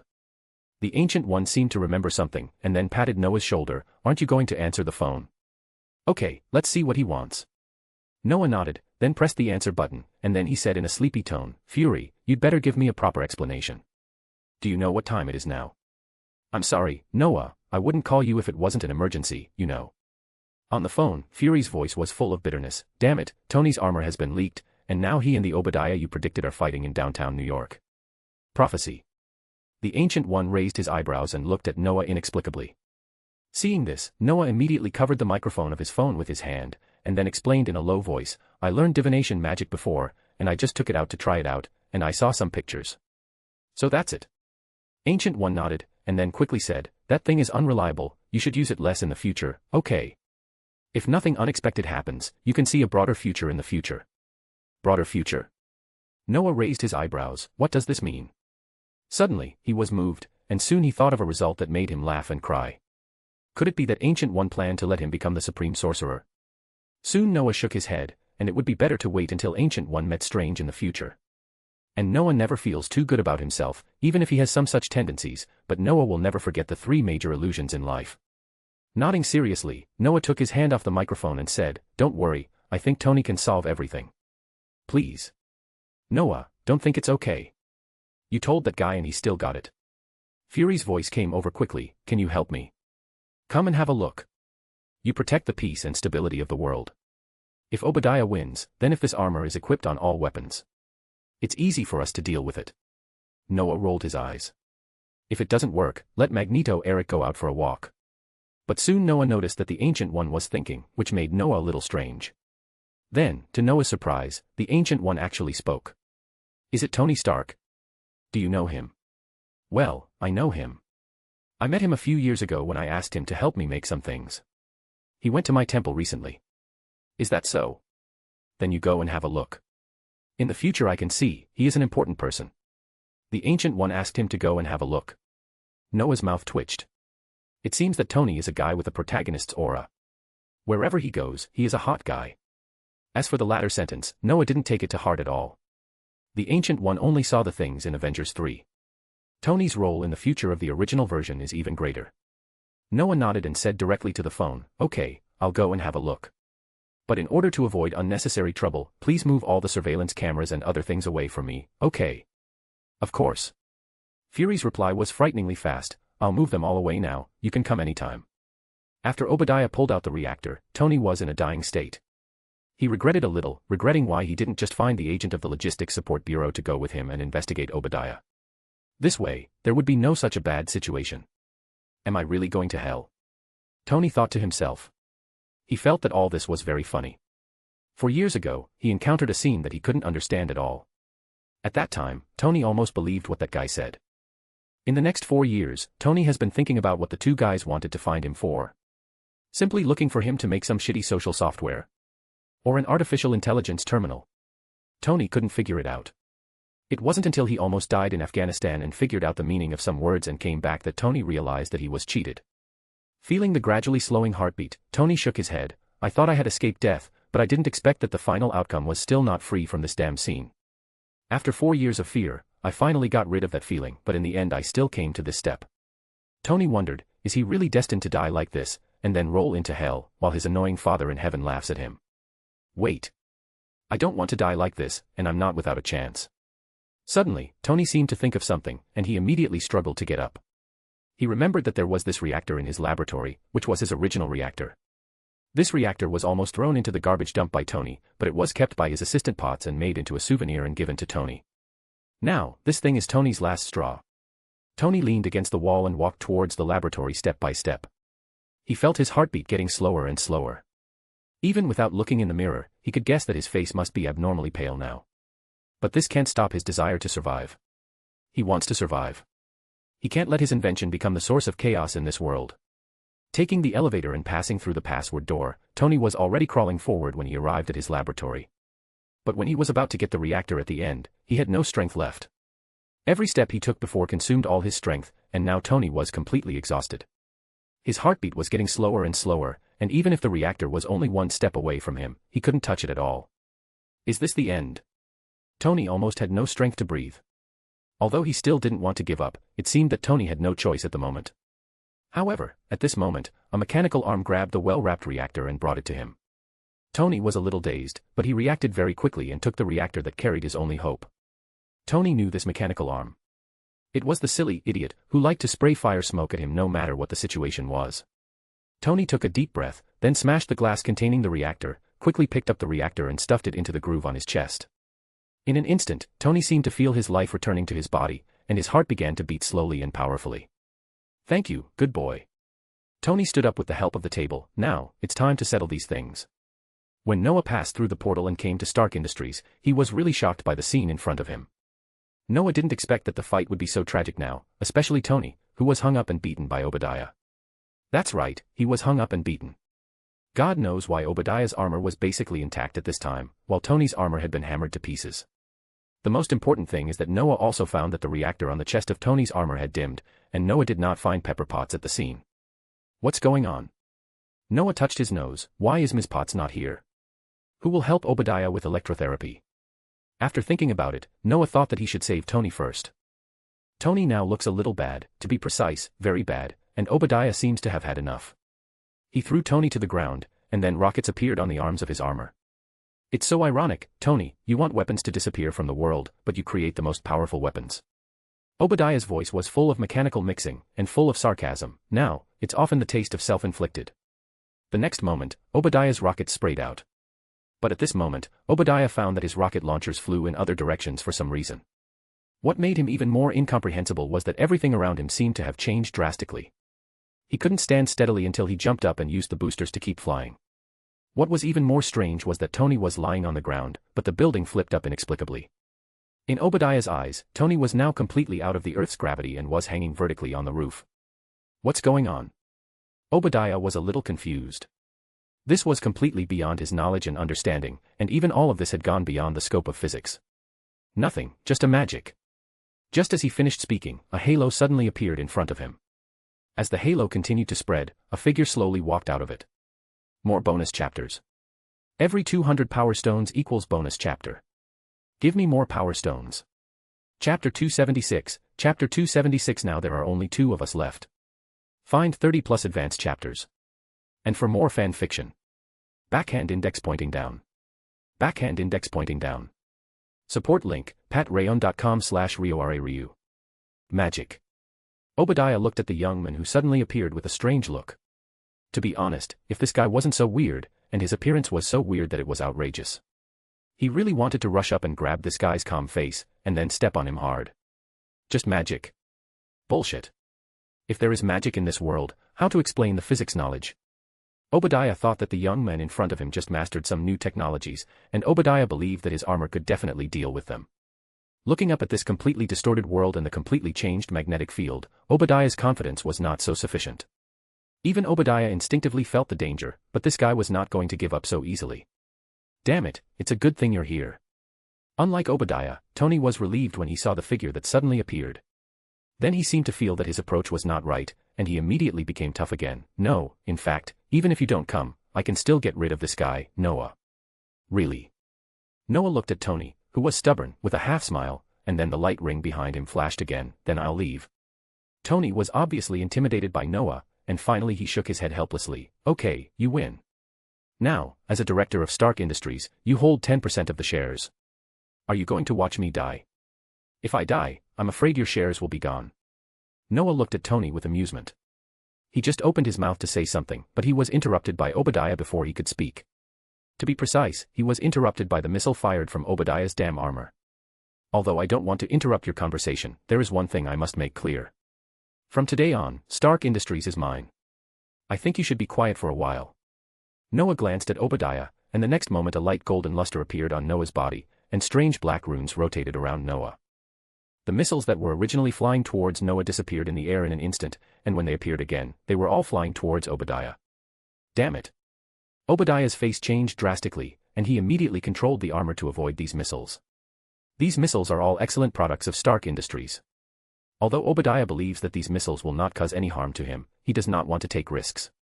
What made Obadiah even more terrified was that his body could not move at all. He could only look there stupidly and watch these missiles hit him. Boom. Boom. Boom. The piercing explosions reached Noah and Tony's ears. Noah had no sympathy at all when he saw the dazzling fireworks. The only thing he was curious about now was how Tony had gotten to this point. He was even worse than the one in the original book who helped him. That guy can't move for now. Tell me about your story. Noah walked to Tony's side and looked at him with a playful look on his face. Speak, didn't I tell you that he was the mastermind behind the scenes? The world of ordinary people is different from the world of magicians, man. Tony smiled bitterly and slowly got up, then tried to take off the damaged armor on his body. We need to pay attention to evidence. If there is no evidence, everything is just speculation. Noah rolled his eyes. It seems that this guy really thinks he is a native of the magic world.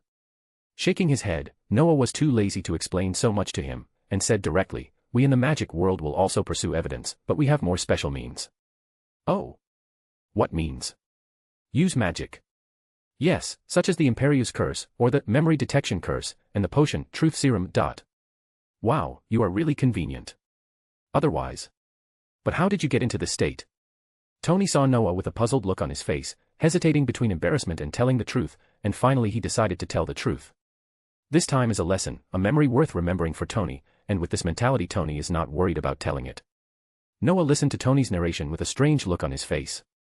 To be honest, he never expected that his ability to flap his wings like a butterfly was so strong. Tony actually ran back to investigate by himself, and no one told anyone. As a result, although Jarvis was concealed when downloading this information, his degree of bad luck was beyond the sky. Just in time, Obadiah ran back and found this.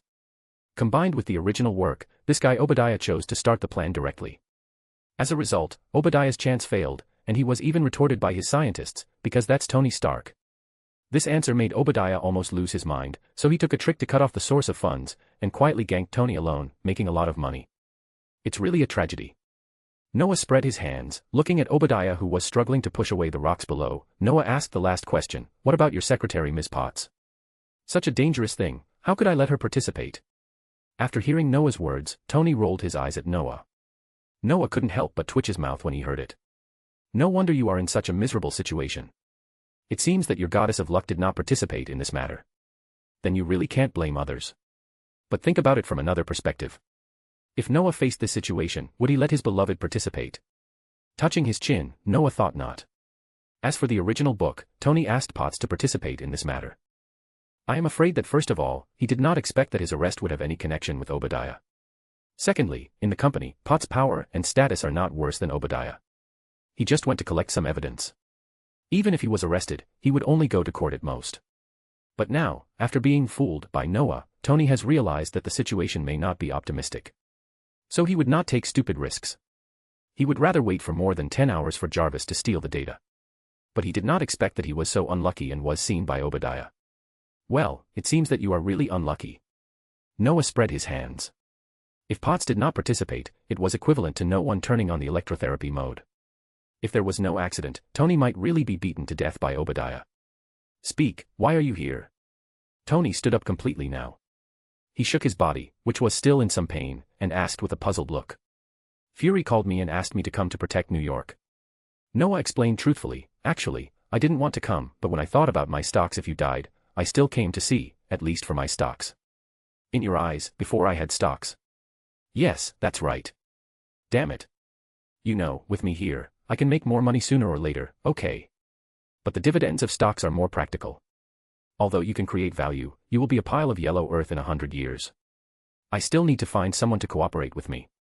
Tony's forehead was bulging with veins. I felt that there was really no need for me to talk to this damn magician anymore. It will just be a pile of earth after 100 years. Damn the yellow earth, can't I be cremated and burned to ashes? Also, can't I find a way to learn magic? Well, the road to becoming a magician seems to be very difficult, and Tony also learned from the book given by Noah how big the worldview of magic and the real world is. But what is Tony? He is not worried about these things at all. In his opinion, challenging things are the most interesting. Shaking his head, Tony threw these unrealistic things out of his mind.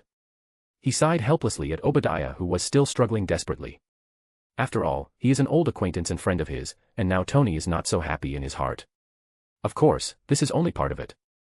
Another part is because of the armor on Obadiah.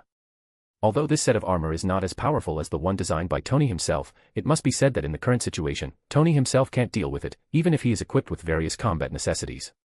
But even so, in Tony's eyes, this powerful big guy was just like a toy that Noah knocked over easily. How could Tony not sigh? The gap between them has really reached a desperate point. How are you going to deal with him? Here's a suggestion. I know how ridiculous the laws in your ordinary world are, so. Noah spread his hands. He didn't want Tony to become a Batman-like character. As for what Tony was thinking, Noah didn't care. Even if he knew, Noah would smile faintly. What a joke, I am a 7th level high-level magician. 7th level, this is the level that I don't know how many Earth magicians dream of reaching. If the 7th level can't solve a stiff big guy, Noah thinks he should just delete his account and start over. At most, he will study technology in his new life. But this is just a joke. If Noah really wants to delete his account and start over, I'm afraid that's a last resort. And God knows that Noah has not yet woken up and had the chance to rebuild. Him. Tony looked at Obadiah with a complicated expression. This was the first time he had encountered such a situation. Tony knew what Noah meant. This guy was so rich. I'm afraid everything would become very troublesome if he went back. After a long time, Tony seemed to have thought about what he should do. At this moment, his expression suddenly became very firm. Is this the mirror space that Fury and the others talked about? Tony did not say how to deal with it, but asked, then can I go out first? No problem. Noah nodded. He also understood what Tony meant, which made Noah's favorability towards Tony increase a lot. Batman is a saint, but he is not so likable. Tony is a bastard, but he is indeed a lovable bastard. At least before Noah was reborn, Tony's popularity was much higher than Batman. After watching Tony leave, Noah turned his gaze to Obadiah. Now, there are only 2 of us left, man. More bonus chapters. Every 200 power stones equals bonus chapter. Give me more power stones. Chapter 277, Chapter 277 True to Life. Find 30 plus advanced chapters. And for more fan fiction. Backhand index pointing down.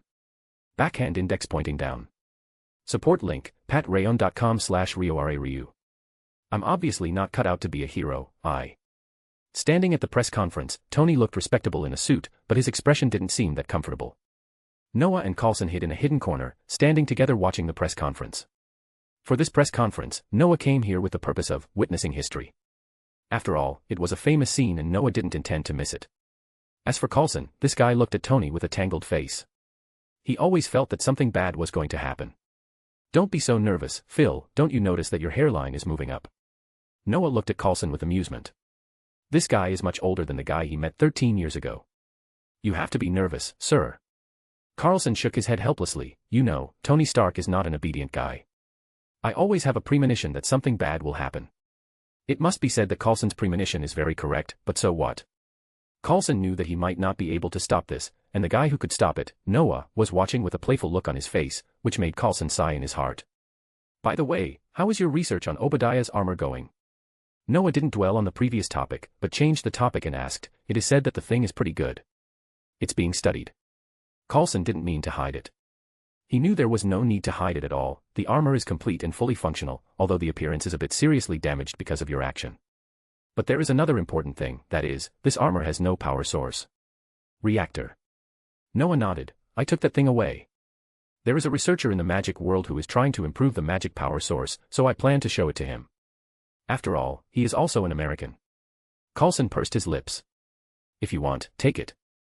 I'm afraid Tony wouldn't dare to say anything if he knew about this. Thinking of Obadiah's unharmed body, Coulson shook his head decisively. Looking up and continuing to look at Tony, who was still on the stage and had just dealt with the reporters, Coulson hoped that this matter felt over. I am a person with a lot of shortcomings and I have made many mistakes openly. Tony continued to talk nonsense there, and even James Rhodes couldn't help reminding him to read from the script. Tony nodded, then picked up the speech and took a look. His face was unnatural and a little stiff, in fact. After a long time, Tony said slowly and firmly, I am Iron Man. For a while, the whole audience was in an uproar. Man, is this exciting enough for me to do? Sitting in Tony's laboratory, Tony looked at Noah and Coulson with excitement. As for whether it was a mess outside, it was not Tony's consideration. It's quite exciting, but your troubles are probably not small. Noah shrugged, and Coulson nodded seriously. Who cares about him? Is he afraid of them? Tony's face was full of indifference. Of course, he knew what the troubles Noah and Coulson were talking about, but so what? Although Tony was very unhappy with his father, after this incident he found that his father seemed to be much better than he imagined. However, he still hated what he should hate. This kind of understanding may continue until Tony becomes a father himself, or he will understand it once he meets his father. By the way, Noah, I heard that you are going to take an exam. Suddenly, Tony came back to his senses and seemed to think of something. Mage exam. It's over, and the results should be sent out soon. Noah raised his eyebrows and nodded. The results of the magician's exam are much faster than those of ordinary people in the world. And this exam is subjective to a certain extent, so such results will be announced immediately as long as they are qualified. Anyway, there are not too many people taking the exam. To be honest, Noah himself still has some lingering fears about this exam. If it weren't for the help of the system, and Noah's own good luck, God knows if Noah would have any big problems. Fortunately, Noah was lucky enough to guess the right answer, and the system was powerful enough to help Noah pass the test. Mage exam. Tony and Coulson looked at each other, and finally Tony asked, "Can you tell me what your magician exam is about?" "Of course, if this is too secret, it doesn't matter if I don't tell you." "And what exams do you have to take?" "Of course, the exam tests what you need to master. Just treat it as a master's or doctoral exam." Noah tilted his head indifferently. There was only one exam for magicians before, that is, the final exam every year in the Magician Academy. If you fail the exam, you have to repeat the year.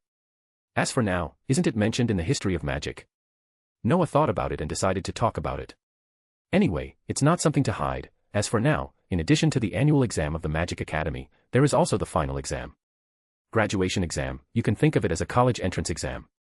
Wow, I know this, Camartage University entrance exam.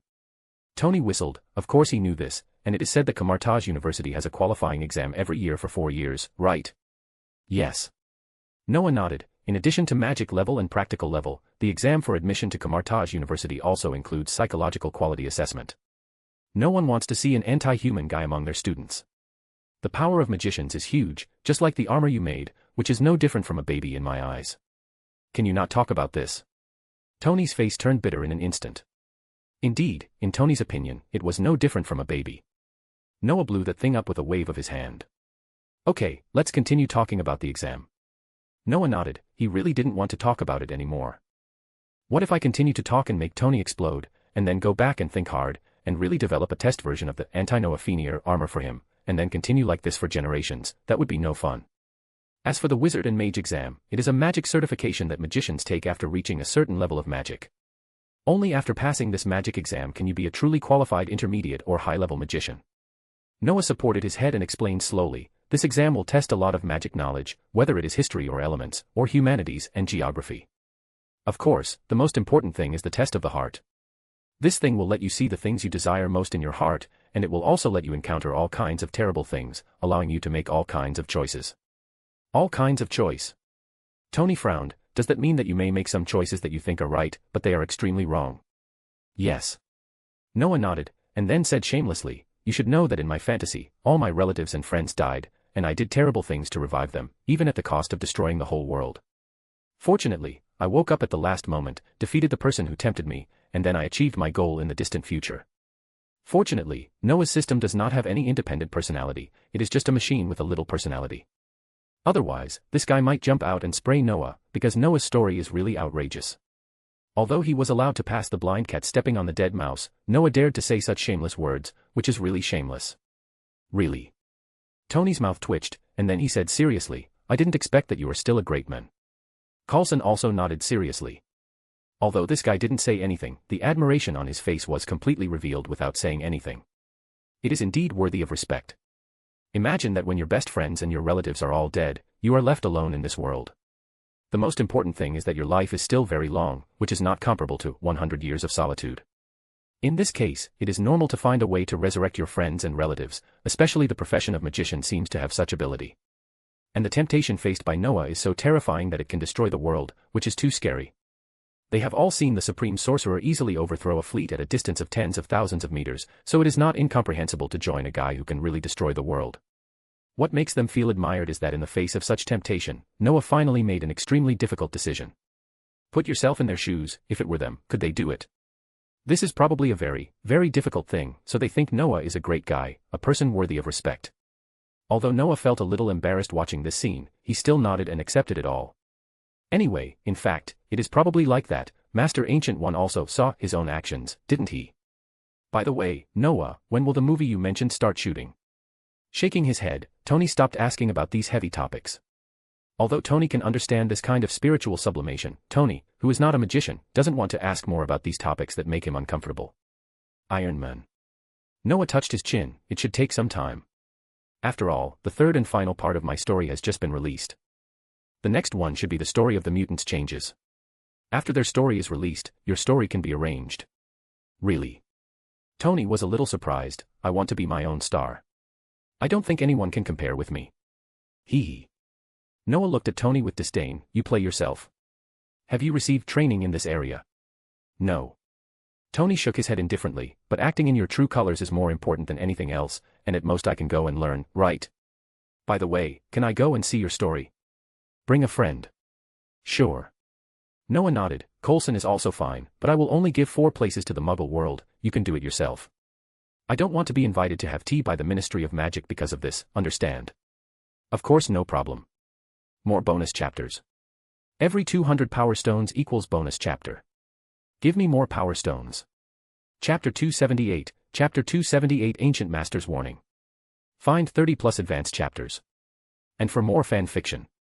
Backhand index pointing down. Backhand index pointing down. Support link, patreon.com/RioRaRyu. Congratulations, Noah. Your test results are out. You are the first place. In the temple in London, Mordo looked at Noah with a smile on his face. Wong, Miss Heffen, and Dennis were also full of joy. Jason and the group of little guys were not so exaggerated, mainly because they didn't know what was going on, but it was a good thing no matter how you think about it. Thank you, Mordo, you actually came here in person. Noah smiled and took the certificate handed over by Mordo. This certificate looked ordinary, but it contained some special power. After thinking about it, Noah took out his level pendant from his collar, and then slowly released his magic.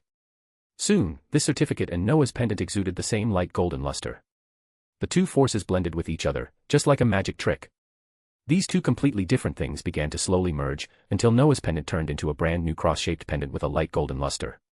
The magic certificate of the magician and the wizard is actually a special magic synthesis product. It is a small thing made by the ancient wizard himself. The recipient can hang it on the wall or collect it, or directly integrate it into his own level pendant like Noah. I have to say, Mordo, your efficiency is really fast. It's only 2 days. Have you finished it?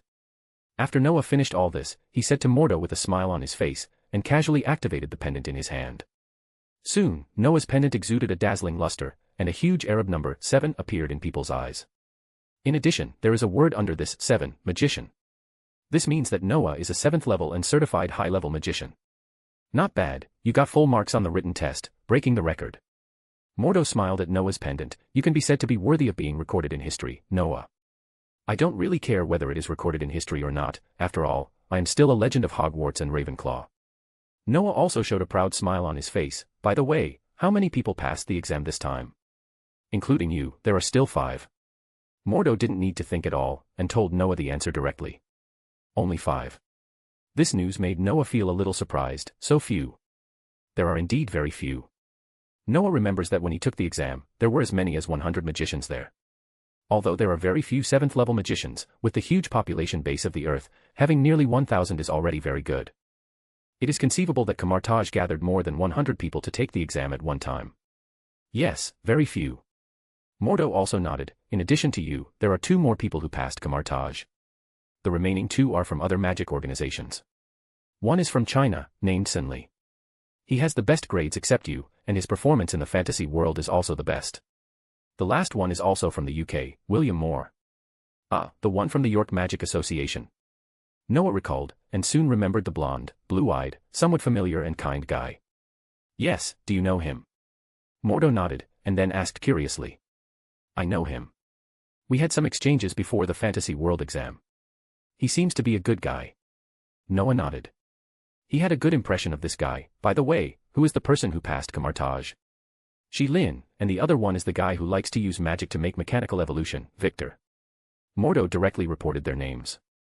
Generally speaking, Noah was quite unfamiliar with these 2 people. But these are not the key points. The key question is, it seems that Cassius died again. Although this did not make Noah feel much, as a classmate, Noah thought it would be better to care about him, and he was also curious about Cassius. By the way, where is Cassius? Noah asked intentionally or unintentionally. Speaking of this guy, Mordo was also a little hesitant. Finally, he thought about it and lowered his voice. This guy may be in big trouble. Oh. Noah raised his eyebrows. In big trouble? What do you mean? Noah's curiosity was completely aroused by Mordo, and he immediately asked, "Tell me, don't worry, everyone in the temple is our own, including Jason." Okay. Mordo nodded. Just remember not to talk nonsense, all of you. Don't worry, I swear I will manage the members of my temple, including myself, and I will never talk nonsense. The thing is, after you went to New York, the teacher's face suddenly became very ugly, and then Cassius walked out with a cold face came out. He ignored everyone and left the forest and returned to his room. He hasn't come out yet. Locked himself up for 2 days. What did he experience in the fantasy world? Like you, all his relatives died, and the purpose of his coming to Camartage was to revive them. So, in the fantasy world, his experience was basically the same as yours, except that he fell into darkness and killed his teacher, me, and you with his own hands. In the end, he destroyed the earth and restarted everything. Mordo was talking there, and Noah was shocked and sweating. Did he get the wrong script? Or did he play too much? To be honest, Noah is still a little scared now. He never thought that the real owner would actually see these things. Fortunately, Noah and Cassius made completely opposite choices. Of course, it must be completely opposite, otherwise Noah might not have any need to stay. It was just that Cassius happened to see this weird situation, and Noah was speechless. What's wrong with the teacher? Did she say anything? Noah quickly changed the subject. He didn't want to dwell on this thing here. The teacher was very angry, but she didn't say anything. Oh, it's not that she didn't say anything. She asked me to tell you something. Mordo thought for a while before speaking. What? If you don't want to see the things in the fantasy world, you must be careful. Must be careful. Noah nodded. Noah naturally knew who to be careful of. Noah remembered very clearly that after Cassius attacked the Camartage temple, the first one he attacked was the temple in London. If he wasn't careful enough, I'm afraid his friends, relatives, etc. would really fall under this guy's butcher knife. Although Noah couldn't figure out why the Ancient One didn't kill Cassius, Noah was too lazy to guess. Just treat him as a sword of Damocles. Okay, let's not talk about these heavy topics. Mordo looked at Noah's thoughtful expression, smiled and patted his shoulder. Teacher naturally has his own arrangements. By the way, this time I came here not only to give you this certificate, but also to attend your movie premiere. Noah's movie has attracted attention in the magic world all over the world, and all magicians have found that movies are so interesting. Although many magicians have seen movies in the Muggle world, they don't understand many things in them. If it is an artistic movie, they may be more interested. Of course, many people will fall asleep while watching. If it is a passionate movie, they will say that they don't understand how guns and other things can kill people, and even the fighting looks inexplicable. But the movies made by Noah are different. These movies are completely about the growth experience of a little magician. Here, they can see the epitome of their childhood, maybe the protagonist, maybe the person around the protagonist, or maybe just a supporting role. But these are all the most real and immersive things. At the same time, they can also see how the legend of Hogwarts School and Ravenclaw College has come to where it is now. It can be said that Noah's story has been completely deeply rooted in people's hearts. It is a movie that every magician, big or small, is looking forward to. According to incomplete statistics, Noah Finial and the Philosopher's Stone alone brought Noah millions of gold galleons in the UK. The second part, Noah Finial and the Chamber of Secrets, was broadcast throughout the European magic world, and this thing brought Noah more wealth. With the release of these two parts worldwide, Noah has become a veritable little local tyrant. And the third part, Noah Finial's graduation ceremony, will be released in all magic circles around the world, and the revenue it will bring at that time is simply unimaginable. Speaking of which, I have never been to a magic academy, but after reading your story, I want to drink some potions to become smaller, and then go to the academy to play for a few years. Mordo said jokingly, of course, if it is true, this guy might really do it. As the movie unfolds, some things happen that made Noah laugh and cry. That is, the enrollment of Hogwarts Academy has become extremely full, and even the little guys in other parts of Europe are clamoring to come to Hogwarts to study, and those who enter Hogwarts specifically want to go to Ravenclaw. This matter made Professor McGonagall so worried that many white hairs came out, but Professor Flitwick was happy. Because what Noah did was completely to bring glory to Ravenclaw. Even though Noah later tried to clarify that he wanted to go to Slytherin the most, no one cares about this now. Forget about it. If you go to Hogwarts, I'm afraid the Sorting Hat won't even dare to assign you. Noah rolled his eyes, thought for a moment, and then asked, besides you, who else is going to watch this premiere? Of course it's the teachers, but not just the teachers, there are many other guys who have come quietly. Mordo said nonchalantly, you know, you have a lot of fans. What? The teachers are coming too. More bonus chapters. Every 200 power stones equals bonus chapter. Give me more power stones. Chapter 279, Chapter 279 Tony and Fury. Find 30 plus advanced chapters. And for more fan fiction. Backhand index pointing down. Backhand index pointing down. Support link, patreon.com/RioRaRyu. Wow, Tony, I didn't expect you to attend a movie premiere. In a relatively busy neighborhood in Westminster, London, Tony led Potts to follow the crowd and move forward slowly. To be honest, Potts was quite surprised.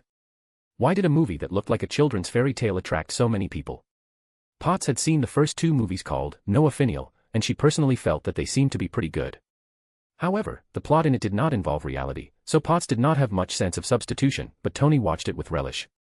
What also surprised Potts was that it seemed that the people who watched the movie here had very problematic clothes. Either the suits that looked like the last century, or the colorful wide robes, especially some guys with thick hoods. Do you think you are magicians? Potts complained in a low voice, but she did not dare to say it directly. Looking at Tony, who looked extremely serious beside him, Potts shook his head helplessly. Does this count as discovering a new hobby of Tony? For example, he loves watching magic movies. Pepper, no matter what you see later, you must stay calm, understand? Just when Potts was thinking about it, Tony suddenly leaned close to her ear and whispered. Ah. Potts was stunned for a long time. She wanted to ask why, but after thinking about it, she finally nodded. I know, Tony, don't worry. Very good. Tony nodded. He noticed that Potts was hesitant to speak. After thinking for a while, she whispered, this is not a simple place. Simply put, forget it. You will know when the time comes. Don't look around. Okay, I really don't know what you mean. Potts nodded honestly. She has a point that is good at accepting opinions. Since Tony said so, it is normal for Potts to be honest and obedient as his secretary. Following the crowd slowly, Potts soon noticed a familiar guy, Phil Coulson. Potts had a very good impression of this guy, because they had met not long ago.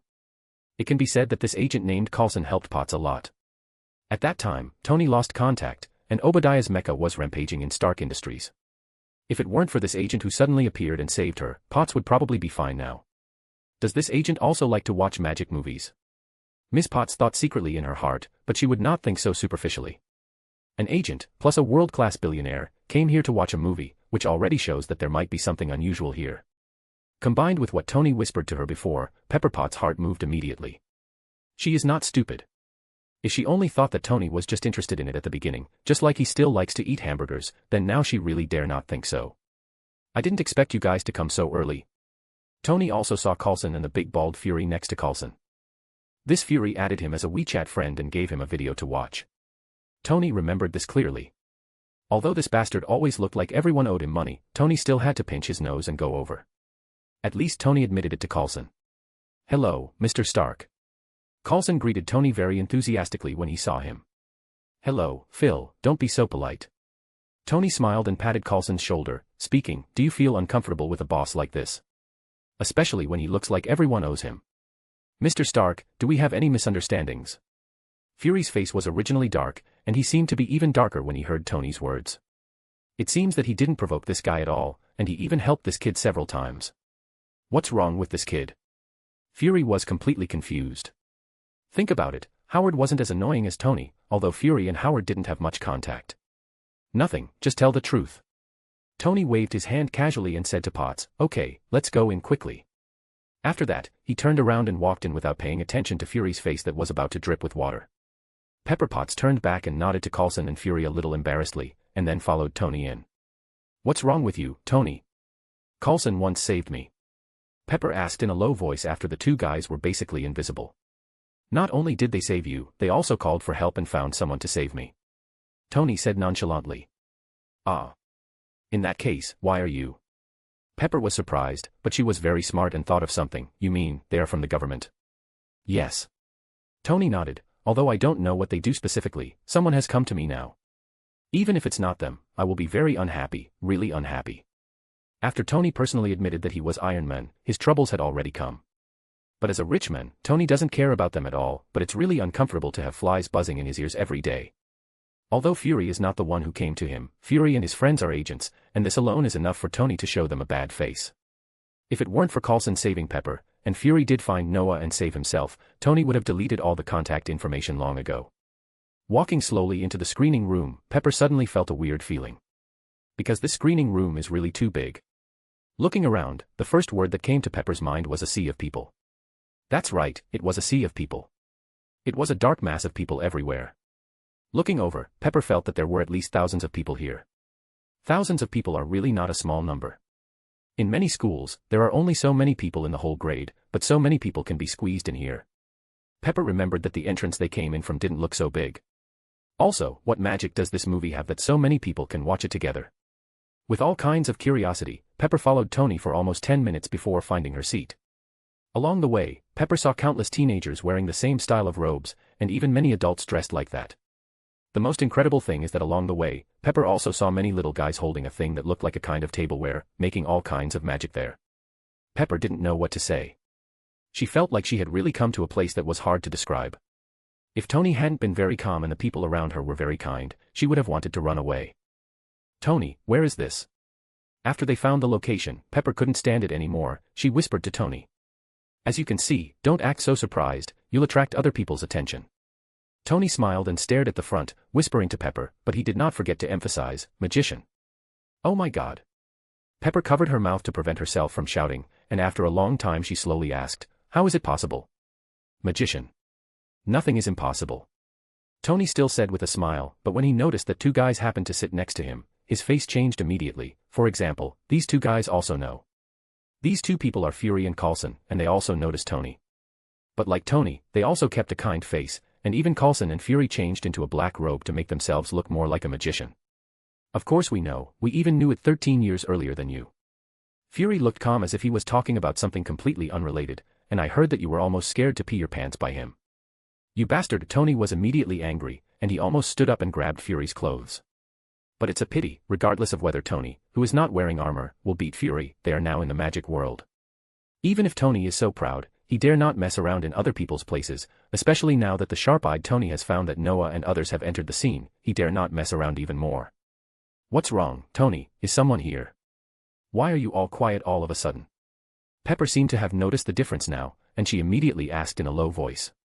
The greatest magician in the world. Tony glanced at Fury, then put his head close to Pepper's ear and whispered, and her disciple. The protagonist of this story is the true story of her disciple. I can assure you that this film is completely true except for some minor adaptations. Oh my God, the story of the most powerful magician and her disciple in the world. Pepper swallowed her saliva, then, the two films we watched before. Yes, they are all true. Tony nodded with a wry smile. Oh my God. Pepper still couldn't believe that all this was true. She still remembered that when Tony played it for her, she thought that the special effects were first class, but everything else was childish. But now, Tony swore to tell her that this was all true. How could Pepper bear it? Just when Pepper's mind was in a mess, the lights in the whole hall went dark. It was obvious that this so-called magician movie had begun. More bonus chapters. Every 200 power stones equals bonus chapter. Give me more power stones. Chapter 280, Chapter 280 Ordinary People Watching the Story of Magicians, Part 1. Find 30 plus advanced chapters. And for more fan fiction. Backhand index pointing down. Backhand index pointing down. Support link, patreon.com/RioRaRyu. The premiere in the magician world was not like the singing and dancing in the ordinary people's world. It was almost like a concert. Anyway, Noah felt that everyone came here to watch the movie, not to watch you producers, directors, and others talking nonsense. No matter how much you talk, it's useless. If your movie is good, the audience will buy it. At least so far, after the previous Harry Potter became Noah Finial, the audience's enthusiasm for buying it was very strong. Noah guessed that if he really went up to talk nonsense and brag about himself, he would probably be greeted by various summoning spells. Aren't you going to say anything? Seeing Noah sitting in his seat, Ms. Heffen looked at him strangely. There's nothing much to say, as long as everyone thinks it's good. Noah spread his hands. If it's not good, no matter how much you say, it's useless. If it's good, it's just a waste of other people's time. Teacher, Wong, and Mordo, what do you think? Indeed, it's better to get straight to the point. What's the point of doing so much foreplay? Mordo nodded seriously. I approve of your approach, Noah. Noah touched his nose. Although he knew that Mordo didn't mean that, his words were too easy to be misunderstood, right? Looking around, Noah found that Wong and Ancient One both nodded in approval, which made Noah have to hold back some words he wanted to say but didn't dare to say. The third part of Noah Finial is called Graduation Ceremony, and the movie is also very long. This is really hard for someone like me who has already experienced it once and watched it once. When the lights in the theater gradually dimmed, Noah decisively closed his eyes and went directly into the system space. Tony, is there really such magic? Isn't this too convenient? Pepper, who was sitting in the middle of the theater, couldn't help herself at the beginning of the movie. Especially when she saw Noah in the picture opened a portal and went directly to the 9 March 4th station, she asked in a low voice. Of course it's true, and this magic is more than just teleportation. Tony looked very focused, but he would also take care of Pepper's emotions. Pepper was not like Tony, who had almost memorized the history of the magic world, nor like Fury and Coulson, who had been dealing with magicians for more than 10 years. All this was very unfamiliar to Pepper, and of course, it was the same for Tony. The Magic Academy and Magic Commercial Street in the movie made Tony curious and yearning. Even Tony was thinking if he had met a stupid owl before, would he have entered the Magic Academy? Well, let's not talk about that. Maybe this kind of owl is most likely to be sent to a wildlife sanctuary. If he really went in, would he be able to become the Noah in the movie, not the real Noah? Maybe I'm better than him. The movie continued slowly, and the little guys in the car teased and chatted, causing many people to smile knowingly. Because they had also experienced this era, even Tony envied this scene. As a genius who kept skipping grades, Tony really didn't have many friends. However, when the Dementors appeared one by one, they still caused a cry of surprise from the little magicians. The terrifying shape and the coldness that could be felt across the screen were really scary. Even Pepper couldn't help but hold Tony's hand tightly. What is that? Pepper asked nervously in a low voice. Dementors, I've seen them in books, a group of dirty undead creatures that feed on human happiness. Tony showed off his knowledge without hesitation. Damn it. Is there such a thing? I mean, in real life. Of course there is. I read in a book that this thing was still preying on ordinary people hundreds of years ago. But later it was hunted hard, and this part in the movie is also a small history. Now Dementors have become an endangered species. As Tony finished speaking, Noah on the screen took out his wand, and a magic swept over and directly killed dozens or hundreds of Dementors. Coupled with some special lens settings and some cool dubbing, this scene is so handsome. All of a sudden, the whole theater was full of cheers, especially those little magicians. They all knew this history, but what they knew was narrated by others. How could it be as shocking as seeing this scene with their own eyes? Pepper also patted her chest and breathed a sigh of relief. This scene was really great. Although she was not sure whether the scene was exaggerated or not, she really felt the terrible power of the magician, especially after she asked Tony and got the answer of indeed. The movie continued, the campus life was so relaxed, and Noah and his friends were very active. And such a warm and friendly campus life also made the old guys present laugh from time to time. However, when the plot came to Professor Lupin's dark arts class, the audience couldn't help but get nervous again. Because after a wave of funny, the guy, Noah, handed the Marauders map to Professor Lupin. Some people know about the Marauders map, and some don't. Fortunately, the crew had thought of this long ago, and let Professor Lupin recall his childhood here while explaining it well. As a result, they soon found something wrong. So this is how Peter Pettigrew was found. My God, it seems that God really takes care of Mr. Finial. Such an important person was caught under such a coincidence. Shut up, idiots, keep your voice down. Also, if Mr. Finial is not good enough, would the Weasley twins give this thing to him? This section really made everyone present sigh. God knows that an inadvertent little thing can actually make a guy who has been a hero for 12 years surface. Pepper also sighed. Peter Pettigrew was introduced in the previous plot, and she thought this guy was a hero. As a result, she also noticed that the situation seemed not so right. Why did a guy who should have died 12 years ago appear? Was there a problem with the previous judgment? Or, this guy is not dead at all? Do you need me to tell you the answer? Tony noticed Pepper's tangled look, and he raised his eyebrows and asked triumphantly. Shut up, Tony. Pepper was not polite at all. If you spoil it, we can't even be friends. Didn't you dislike watching it at first? Now I like it, so shut up. Tony shrugged. Women are sometimes unreasonable. But Tony didn't care. He was fascinated by it now. Although he knew about the history, he didn't know the specific story of this legendary magician. As Professor Lupin returned without success, Noah once again assisted, which immediately made countless people, including Tony, sigh that this little guy is really smart. So with the help of Noah, Peter Pettigrew was caught, and the truth of the year also surfaced. My God, the Ministry of Magic was too perfunctory at that time, right? There is no way, it was too chaotic at that time. And Fudge was too weak, so it led to such a tragedy. Indeed, after Minister Dumbledore came to power, everything became good, so we should cherish it all. That's right, I hope that the successor after Minister Dumbledore can continue to carry forward this way. When the people present saw this scene, they couldn't help it again. Dumbledore, who was sitting not far from Noah, naturally heard these voices. These were really not arranged by him. These were all the voices from the heart of the magicians, which made Dumbledore particularly happy. Pepper nodded as if she had figured it out. Not to mention that she guessed it right. The world of magicians is really incredible. Not only can they change other things, but they can also turn themselves into animals. Of course, Pepper would not think that these were tricks, especially when she saw that Noah used a fierce magic to cut Peter Pettigrew, who had turned into a mouse again, in half. Her face turned pale. These magicians are really not simple stuff.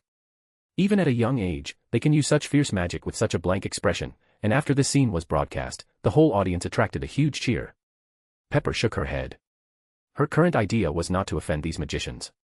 Suddenly, Pepper remembered the two agents sitting next to her, and she turned her head quietly. As a result, they were no different from ordinary audiences. Although they did not shout, they were also applauding enthusiastically. Pepper knew from the previous conversation that these two guys have been in contact with magicians for more than 10 years, so they must have been used to it. What Pepper didn't know was that the two agents were clapping their hands and whispering to each other. That thing. I remember it was a wind blade. Fury whispered softly. I think it should be.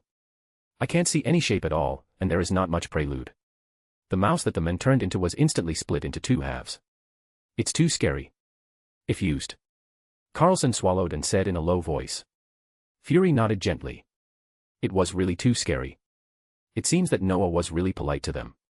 The movie was still playing, and soon the picture turned to the next scene. More bonus chapters. Every 200 power stones equals bonus chapter. Give me more power stones. Chapter 281, Chapter 281 Ordinary People Watching the Story of Magicians, Part 2, 3 more. Find 30 plus advanced chapters. And for more fan fiction. Backhand index pointing down. Backhand index pointing down. Support link, patreon.com/RioRaRyu. The movie was still going on. Everyone was watching it attentively, except Noah, who was hiding in the system space reading a book. Of course, this guy can be ignored. At this moment, no one cares about a guy who is holding his head and doesn't know whether he is asleep or not. In the movie, after Noah killed Peter Pettigrew, Professor Dumbledore and others also knew that Voldemort was going to be resurrected. So the historical moment defined by the British magic world as Hogwarts Headmaster's Office Talk appeared, which basically determined Voldemort's fate. But just when all the audience thought that the protagonists were going to show their skills to deal with the enemy, they suddenly found that the plot seemed to have changed. After the Hogwarts Headmaster's Office Talk ended, Noah took Professor Lupin and Professor Snape to Camartage. Just when people were wondering why these guys didn't make preparations, suddenly the Ancient One appeared in the camera and ignited the audience's atmosphere again. Especially the Ancient One drank tea calmly, opened the mirror space casually and cured Professor Lupin's disease, and taught Noah how to deal with Voldemort's living Horcruxes. No matter how you look at it, this scene shows the demeanor of the Ancient One and her proud magic level to the fullest. God, I wish I had 1/10 of the level of the Supreme Master. Don't dream, my old friend. It's good enough if you can catch up with Mr. Finial in the movie. I think you should not even think about the Supreme Master. Too amazing. That mirror space is incredible. I wish I could learn it. If you are a student, you can try hard. If you have already started working, you might as well think about how to earn a Camartage Magic Award. Although everyone was very restrained, those who were restrained couldn't help it after seeing this clip. The most important thing is that this clip is all real people, because this is the shot restored by the Ancient One with magic, not shot by an actor. After dealing with Lupin's affairs, Noah and others ran to New York without stopping. This clip tells how Professor Snape's daughter was born. The girl's mother had a difficult delivery, and Snape was in Camartage at the time. It can be said that this part has been completely modified. After all, what Noah and his friends did back then is illegal now. To be honest, Professor Snape didn't want this to be released, even if it was adapted.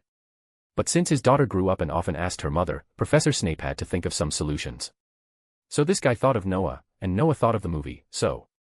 When the three of Noah on the big screen came to the hospital, they learned that Snape's very hidden wife had passed away first because of dystocia, and Snape, the complete poker card, was also thawed.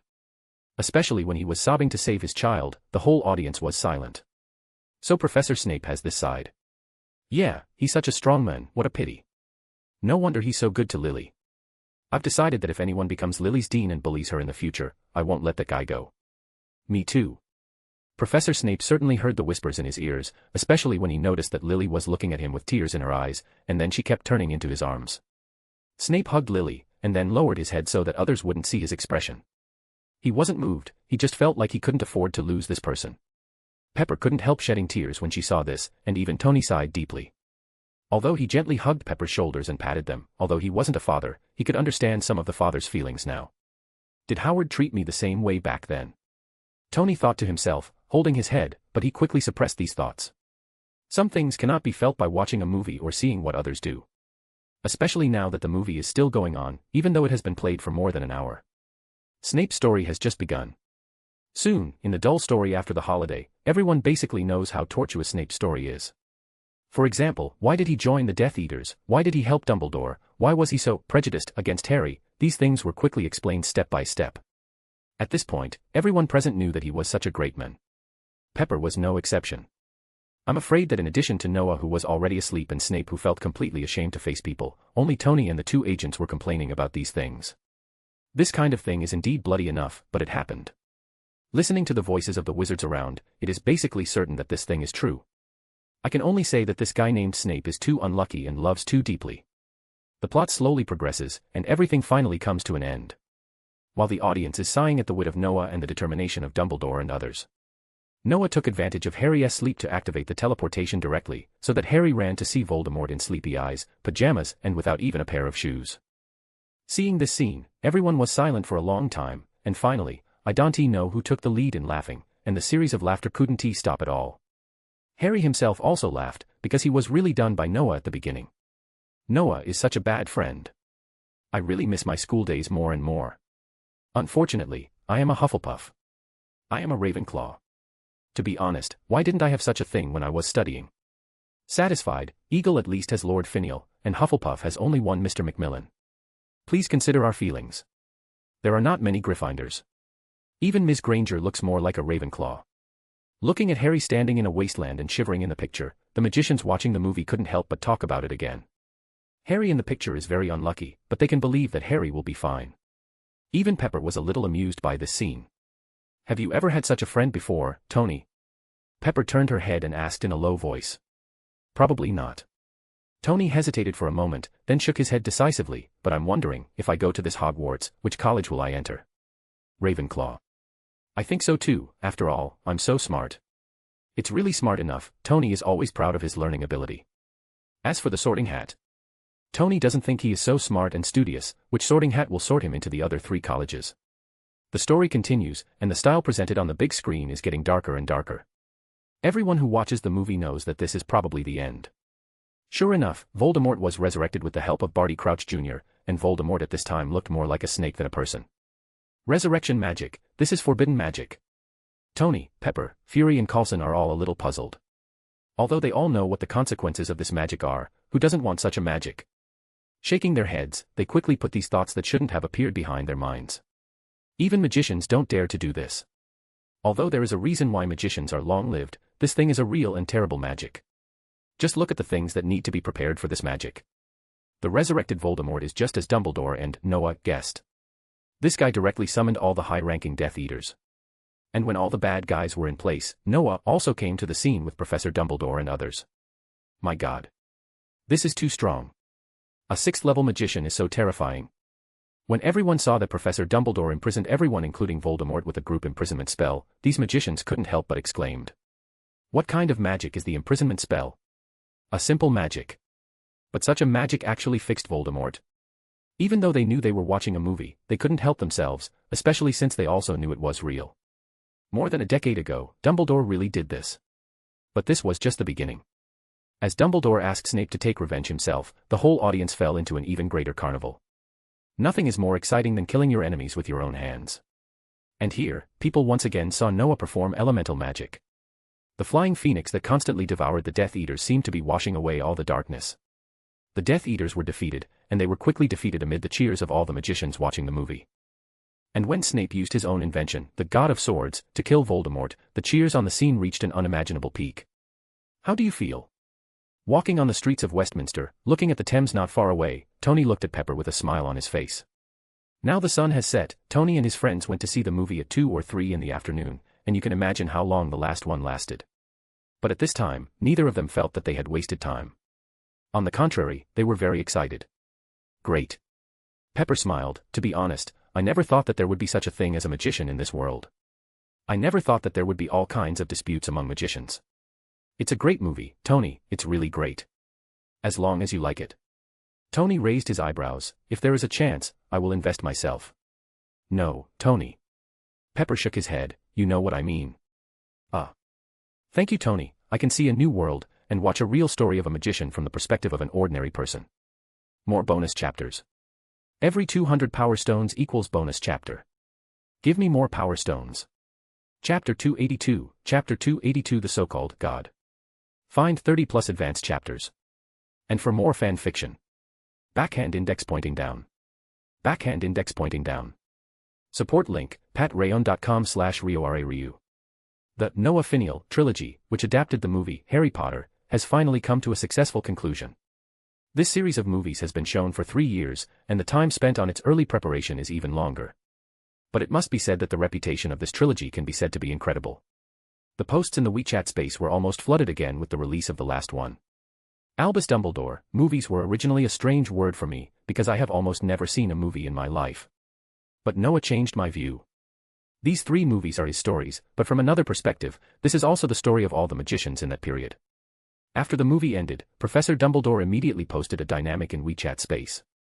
As a result, this dynamic was immediately liked and forwarded by a lot of people. Indeed, although Noah's story is based on Noah's perspective, countless magicians in this story have more or less seen their own shadows. Especially the era shrouded by Voldemort more than 10 years ago, these magicians still remember it vividly, which also evoked many of their memories.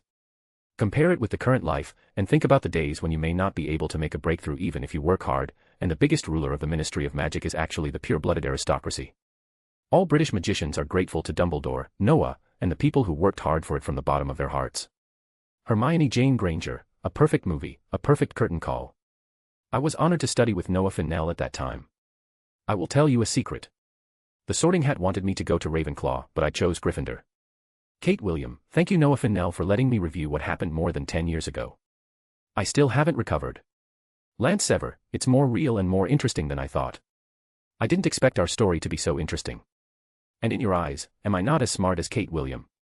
Evan Kane, it seems like I have returned to the past. Time flies. 14 years have passed in the blink of an eye. In addition to Dumbledore, Noah's former classmates also expressed their feelings. Although everyone has entered the work now, and even a large number of people are in important positions in the Ministry of Magic, the relationship between them has not changed. However, there are some surprises. For example, there are often some comments under Hermione's dynamics, such as, "How do you get along with Mr. Finial? I really envy you for being saved by Mr. Finial. How far is your relationship now?" and other questions. This made Hermione laugh and cry. Hermione really didn't have any ideas now. She felt that the main reason was that she was too busy. The work of the Ministry of Magic was not something that could be dealt with easily, so she had no time to think about the issue of love. Of course, it could also be that Hermione didn't find a guy as good as Noah, or at least as good as him, right? These were all Hermione's own business, so Hermione was too lazy to reply to those comments, although things seemed to be getting worse. As for another headache, that was Professor Snape. Since he confirmed Lily's identity with the help of Noah, Lily has become more obedient. Now this little loli is so well behaved, which makes Snape very pleased. But the damn thing is that every time he meets some acquaintances or his daughter comes back from playing, they always say some inexplicable things to him. This made Snape speechless, and the messages under his WeChat space made him dare not even look at them. Because God knows what happened, some female magicians from the Romantic City openly left messages under his space. They said that they were single now, and if Snape was willing, hell would he be willing. Snape now regretted why he published his WeChat. Noah's movie was not only hotly discussed on WeChat, but even newspapers in the magic world all over the world rushed to report this scene. Although newspapers have begun to slowly decline after the internet came out, there are still many magicians who like to read this kind of newspaper. Among them, newspapers in the British magic world are the hottest selling, and the magic worlds of other countries are not bad either.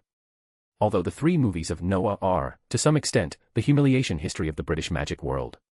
But the magicians who watch the movies may not pay attention to these, they are more willing to watch the joy that the movies bring them on the surface. This kind of popularity lasted for several months, and both Noah and Charles can be said to have made a lot of money. The two of them expected that making movies in the magic world should be profitable, but what they never expected was that movies could make so much money. This immediately made Charles think, should he just put aside the X-Men and the movie that the tycoon in the ordinary world got the copyright for? Taking advantage of the current popularity, film some stories about Dumbledore's youth. Stories about Snape's youth. Mutants live and work in the magic world, and many of them are almost married. Charles is getting more and more at ease. If it were the days before, when he was in danger, he would have no time to shoot a movie. The key is to think about how to live tomorrow. Noah agrees with his idea, but Noah thinks that these things can be done together. There are so many days in a year, and there are 2 periods for students to take holidays, so why can't the magicians' lives be more fulfilling? Your movie is already in preparation, you'll see it then. What? To be the lead actor? Go find Charles yourself, and you must follow the script, otherwise you'll be fired, got it? After hanging up Tony's phone, Noah simply threw his phone aside. Tony is really annoying. He has called Noah almost every other day in the past few months, which made Noah almost put Tony on the blacklist. It's not impossible for Tony to film his own story. Noah has already prepared the script, so there's nothing wrong with him playing himself. However, Noah was a little worried that Tony would change the script privately. You know, sometimes Tony is very domineering, especially when Noah is not around. That's right, after the successful release of the 3rd part of Noah Finial, the Ancient One found Noah and told him something she had decided long ago. Although Noah was surprised about this, he was still relatively calm. Do you mean that we should go to Asgard to meditate for a while? Noah touched his nose and asked curiously. Yes, you have learned almost all the magic here. Ancient One nodded directly. The most important thing is that I know you are very interested in elemental magic. Asgard has a collection of many such books. I think you can go and have a look. Is that so? Noah thought for a moment and nodded. How long will it take? Maybe a week, maybe a month. Ancient One calculated, of course, if it takes a long time, a year is not impossible. For the gods in Asgard, time is really not a big problem. If it really takes a year there, it is probably normal. In fact, Noah didn't have any big ideas about whether to go to Asgard or not, because Noah really has no shortage of information on elemental magic. There are a lot of them in his own system library. If he really doesn't want to, Noah can also visit the guy he met last time when he took the magician exam. Is his name William Moore? Noah touched his chin uncertainly, but this guy is from the York Magic Association, and Noah didn't forget that. Noah had some understanding of the York Magic Association. He knew that this group of people were magicians who were very good at elemental magic. Moreover, this group of guys were very good at studying magic.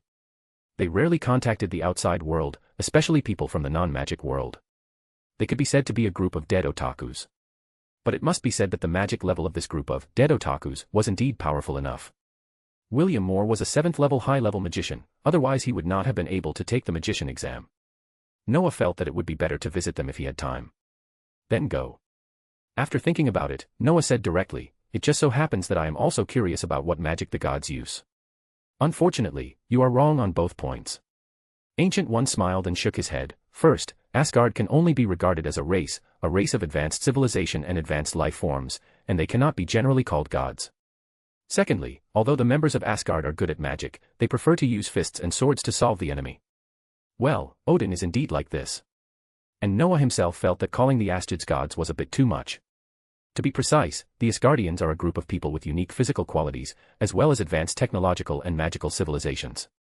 In general, Asgardians seem to be just like that except for living a long life, right?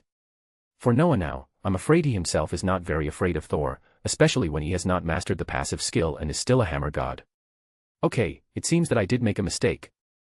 Come on, teacher, are the gods and the like in the previous stories all aliens or magicians? Noah is really curious about this question. If Noah himself ran to a feudal society, maybe Noah could pretend to be a god. Well, I don't know much about the East. They are very powerful and mysterious. Ancient One thought for a while and said, but for the Western world, your statement is correct. Many so-called gods are indeed aliens and magicians. By the way, do you remember the guy we met when we first met? Satan. Of course I remember. In a sense, he is also an alien, even Jehovah is the same. Then what is the real God? This is a very heavy topic, Noah. You need to explore it step by step. Do you understand? More bonus chapters. Every 200 power stones equals bonus chapter. Give me more power stones. Chapter 283, Chapter 283 Assassin's Creed has not yet been opened. Find 30 plus advanced chapters. And for more fan fiction. Backhand index pointing down. Backhand index pointing down. Support link, patrayon.com/RioRaRyu. For this thing called God, Noah just asked casually. He did not expect to get any answer from Ancient One. To be honest, Ancient One is now in a stage of divine transformation, and you may ask her to explain some specious understanding. Only after taking that step can Ancient One explain the true meaning of the so-called God clearly. In fact, Noah himself already had an answer to the concept of God. His system is a pure mechanical life without self-awareness. Although it complains and makes things difficult for Noah, its core settings still follow Noah's will. Unless Noah is unlucky and meets its real master, the Lord of the Void, who knows who, the system is Noah's best helper. In the system space, Noah has already read similar materials, and the library in the system space will not set obstacles for Noah. It can be said that Noah is more clear and understands the true meaning of the existence of God than Ancient One. In fact, it is similar to Ancient One's explanation, except that God is a life form that completely transcends ordinary life by one dimension. In fact, to put it simply, whether it is humans or the gods of Asgard, they are all in the same dimension of life. Although Asgard is many times more powerful than ordinary humans, in fact, their life characteristics really belong to the same dimension.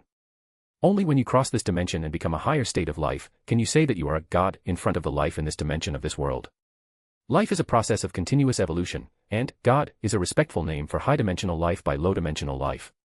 In fact, if you count the knowledge and power you have mastered, I wonder how many people can pretend to be gods. After Noah knew what the so-called God was, he often had wild thoughts. If a modern person traveled to ancient times, then unless he committed some taboo and was chopped off by the people in power, it would definitely not be a problem for him to become a god. The power mastered by a magician, in the world of ordinary people, is definitely a godlike existence. Most adult magicians are not afraid of things like bullets, and the destructive power of a mid-level magician is already unimaginable, not to mention a high-level magician. No wonder there are so many rules in the magic world, but the core is that it is not allowed to attack ordinary people. The difference in power is too big. Although the development of technology in the ordinary world will catch up sooner or later, as long as magicians do not stand still, the gap is still very large. Noah shook his head and was too lazy to think about these things. Although Noah is not a very powerful guy now, at least Noah has entered a very high position among the ranks of magicians. If there is no accident, basically he can solve many things by himself. The human body magic level of the 7th level and the 2nd level, and the dragon posture of the 9th level and the 0 level. Although Noah has rarely used this dragon posture since his first transformation, the power of this thing cannot be ignored. Of course, there is also a key problem. Although the origin of Noah's dragonborn magic is animagus, this thing is also very different from animagus. This also caused a problem that made Noah feel embarrassed, that is, it was really troublesome for Noah to transform. What happened to the idea that it could be completed with just a thought? It's just a lie. Noah really felt that he was fooled, but this thing was still within the acceptable range. Fortunately, Noah only had difficulty turning into a dragon, not that he would turn into a dragon inexplicably anytime and anywhere. The difference between the two is very big, but it is in line with Noah's original idea. In addition to the initial show-off, the purpose of Noah's magic was to improve his body so that he could directly break through the influence of the current state and enter the 7th level. The dragon posture did give Noah a huge surprise, but as a human being, Noah was very proud. The movie was over, Noah's income was also received, and the trip to Asgard was also booked. But before that, Noah had to attend an event, which was the award ceremony of the Camartage Magic Award. And this time, Noah went as a finalist. Speaking, this is my first time to attend such an event. Should I wear a suit or a magician's robe? Or no, I definitely won't wear the monk's robe of Camartage. Actually, you can wear anything. You have a great figure. Although you are not a clothes hanger, you can wear anything. Ms. Heffen couldn't help laughing when she saw Noah's face full of entanglement in choosing clothes. In fact, in her eyes, it doesn't matter what Noah wears, after all, Noah's figure is there, and she also guessed what Noah's final choice will be. Sure enough, Noah finally chose a set of black magician's robes. Because it was a gathering of magicians, it was better to dress like a magician. Noah, who was not entangled in these messy things, put on the robe and walked down with Miss Heffen. Noah was not the only one who went to participate in this award ceremony, but all the people involved in this research project. For example, Evan and the other two had been waiting downstairs, and the mutants were Charles and Jean Grey. Anyway, there was no big limit on the number of people, so Noah simply took Miss Heffen and Wong with him. If it weren't for the fact that the temple really needed someone to watch over it, and Dennis himself had no interest, I'm afraid Noah would have brought Dennis and Jason with him to make the temple neat and tidy. Walking to the lobby on the first floor, Noah unexpectedly found Jason holding a pencil and staring blankly, while Evan and the others were chatting on the side. Jason's behavior made Noah feel a little curious. This guy has changed a lot since he came here, especially after Noah helped him restore his memory. Jason's amnesia is actually not a difficult thing. Even if Jason is thrown into a regular good hospital, it is not impossible to cure it. The key problem is that Jason's identity is too special. If he goes to the hospital, he may be in big trouble. Although Jason, who had recovered his memory, had a complicated expression, he was not eroded by hatred. The game of the superstructure is really not something that ordinary people can pry. If Jason goes alone without anyone to help, his end may not be very good. But don't forget, no one knows this guy Fury. Although the situation inside S.H.I.E.L.D. is worrying, Fury is still the director of S.H.I.E.L.D. With Fury's help, Jason's problem is not a big problem, and Fury can even benefit from it. Noah, who couldn't figure it out, simply walked to Jason's side, and then asked with a little curiosity, "What's wrong? Why are you always looking at the pencil? Did you forget some words?" "Sir." Jason only realized that Noah had appeared beside him at this time. He called Noah respectfully and then slowly said, "It's not that I forgot the words. I have completely recovered my memory. Now I am just thinking about something else." "Oh." Noah tilted his head and glanced at the pencil in Jason's hand. "What are you thinking about, so absorbed?" "I heard Director Fury talk about some things that make me feel a little incredible." Jason did not hesitate and explained directly, "I am thinking, if it were the old me, how would I be able to do that? Tell me about it." Director Fury said that not long ago, a guy used a pencil to kill 3 people, and it is said that the pencil did not break. He hopes that if I have time, I can go to investigate it. "Sir, how can you ensure that the pencil does not break while killing 3 enemies?" Noah rubbed his eyebrows. Why did the picture Jason described sound so familiar? Thinking about it, Noah quickly recalled what the hell this thing was. It has to be said that people tend to forget a lot of things when they are busy. A few years ago, Noah was more concerned about the relationship between John Wick and Assassin's Creed. But later, Noah was wholeheartedly engaged in his own research, which made him forget about this Night Devil. Now that I remember it, I'll go take a good look at it. As for the pharmaceutical company Abstergo, I don't think I've heard of any accidents with the new fluoride products, so I'm afraid that Animus 10 has not been officially launched yet. This makes Noah a little regretful, because he still wants to see if the first master of his body is an assassin. If it doesn't work, Noah can wait until Layla creates an animus that ignores blood ties. Time is not so important to Noah. But that's all for the future. Now Noah is somewhat interested in this assassin organization. Maybe Fury's intelligence is wrong. Noah patted Jason on the shoulder. "However, if you don't want to be so bored, it doesn't matter if you investigate these assassins. But be careful, I heard that they are all cold-blooded. Are you interested in them?" Jason immediately understood what Noah meant, and nodded. "I will investigate it. It just so happens that Director Fury promised to help me investigate the mystery of my father's death, so I will exchange the information of this assassin organization with him." "Your father was killed by his own people, man." Noah complained in his heart, but he didn't say so much. Some things are better for others to investigate by themselves than Noah said them. After looking at the time and the people who had gathered, Noah waved to them and walked over. Noah himself had never been to the Camartage Magic Awards, and he was also very curious about how he and this magic would get. More bonus chapters. Every 200 Power Stones equals bonus chapter. Give me more Power Stones. Chapter 284, Chapter 284 Elementalization, 3rd update. Find 30 plus advanced chapters. And for more fan fiction. Backhand index pointing down. Backhand index pointing down. Support link, patreon.com/RioRaRyu. You are so slow, Noah. In the main hall of Camartage, Mordo was walking towards the award ceremony hall with Noah and his party. The award ceremony of Camartage Magic Award was actually held in the mirror space. The reason is similar to that of Camartage University, that is, Camartage cannot accommodate so many people at once. Although it cannot be said that this world is the first magic award open to the world, it is definitely the most watched and most generous magic award, and it is very popular. Basically, when the end-of-year award ceremony is held, this place is always packed with all kinds of people. There are magicians who failed in the previous auditions, magicians from various organizations around the world, and many local magicians from Camartage and students who come here to study at university.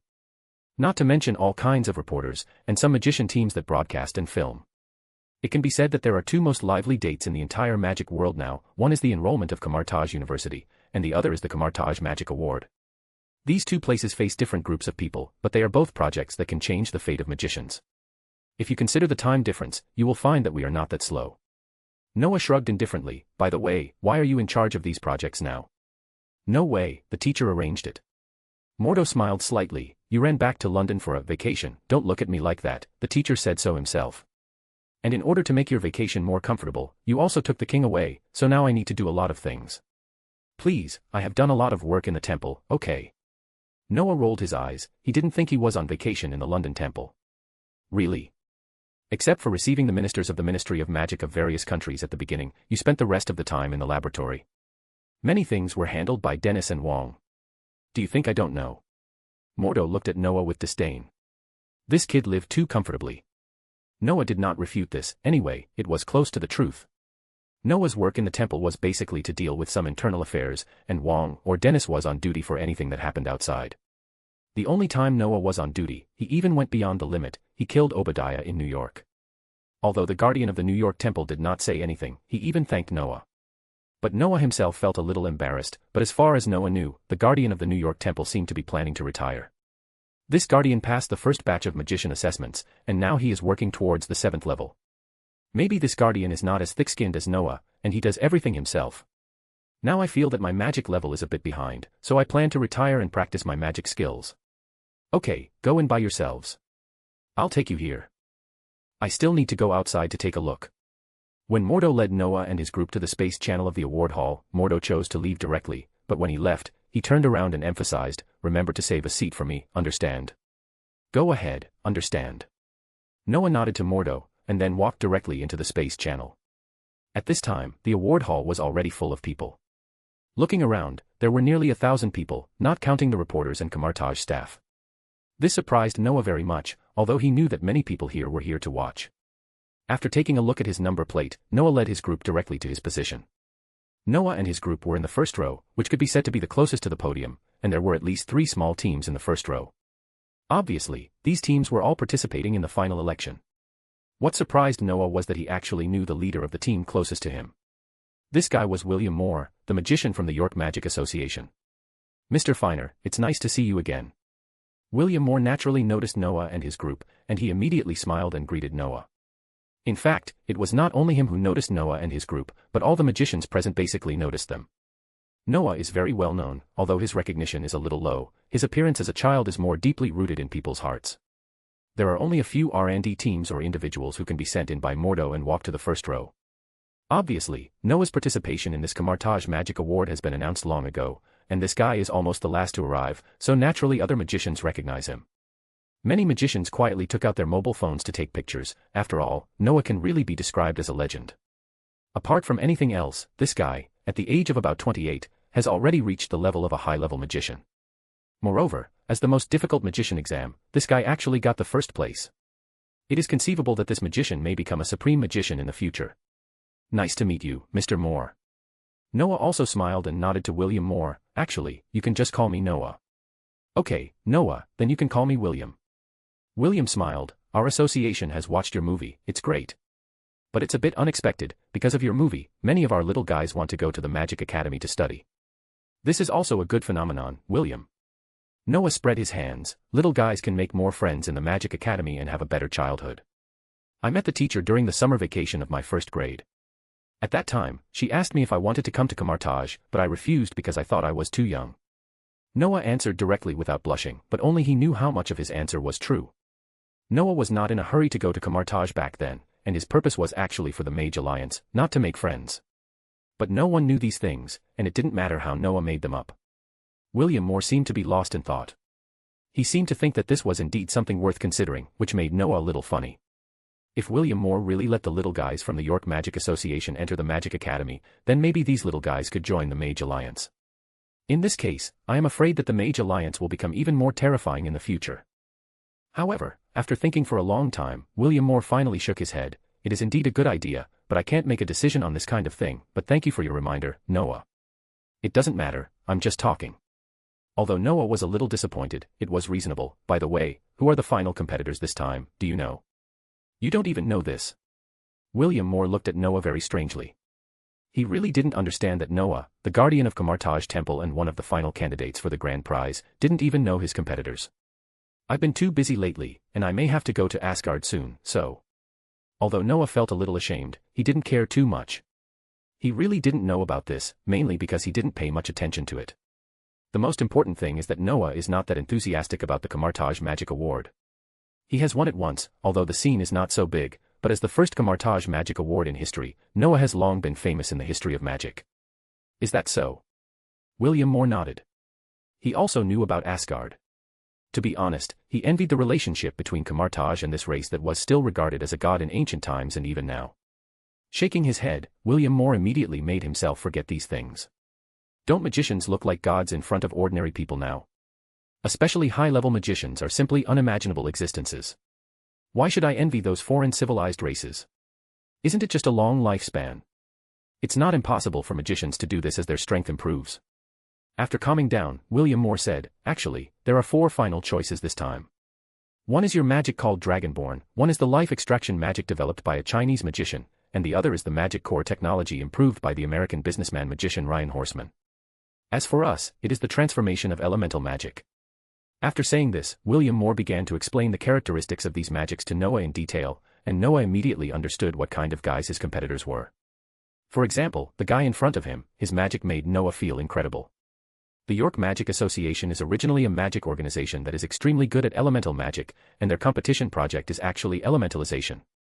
Noah has seen this thing in the game, and the overall feeling is very ordinary, but the magic created by this group of magicians is not that simple. It is well known that magicians give people the impression that they are not good at close combat. Camartage is not in this category, and physical damage to magicians is sometimes more fatal than magic. The elementalization created by the York Magic Association is saving lives.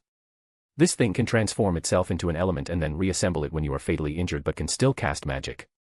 In this way, you can avoid a fatal injury. Of course, doing so consumes a lot of magic power. And according to William Moore, this feature was discovered by accident. Their original goal was to make magicians closer to natural elements after elementalization. The elemental magic released in this way is more powerful. Of course, Noah is not sure whether it is real. More bonus chapters. Every 200 power stones equals bonus chapter. Give me more power stones. Chapter 285, Chapter 285. Whoever wins the award deserves it. Find 30 plus advanced chapters. And for more fan fiction. Backhand index pointing down. Backhand index pointing down. Support link, patreon.com/RioRaRyu. As for the other 2 magics, Ryan Horseman is indeed the top businessman in the magic world. After he won the Camartage Magic Award for the first time, he practiced in Camartage for more than a year, and his magic level reached about the 4th level. And now he is a 5th level magician close to the 6th level, which can be said to be a well-behaved magician. But this guy is not just a simple magician. His first work that won the Camartage Magic Award has been gradually promoted and used in the global magic world in the following time. And he founded a company specifically for this, and the income is simply unimaginable. So it is normal for William Moore to say that he is a businessman, and his technology this time is also very interesting. That is, he shrunk the research results he made many years ago, and made it easier to control, and at the same time, it can store more energy. It can be said that this is an unimaginable progress. If this thing is used in various industries in the magic world, it will definitely emit unparalleled brilliance. So it is not surprising that Mr. Horseman was selected again and became the final candidate. It can be said that his invention is definitely the driving force for the progress of the magic world. As for Noah's hometown before his rebirth, the research success brought by the magician is also very shocking.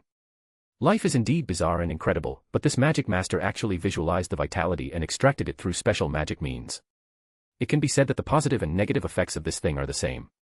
But it must be said that the benefits brought by this invention are inestimable in the long run, and the materials used by this magic master are mostly animals, especially turtles in the deep sea.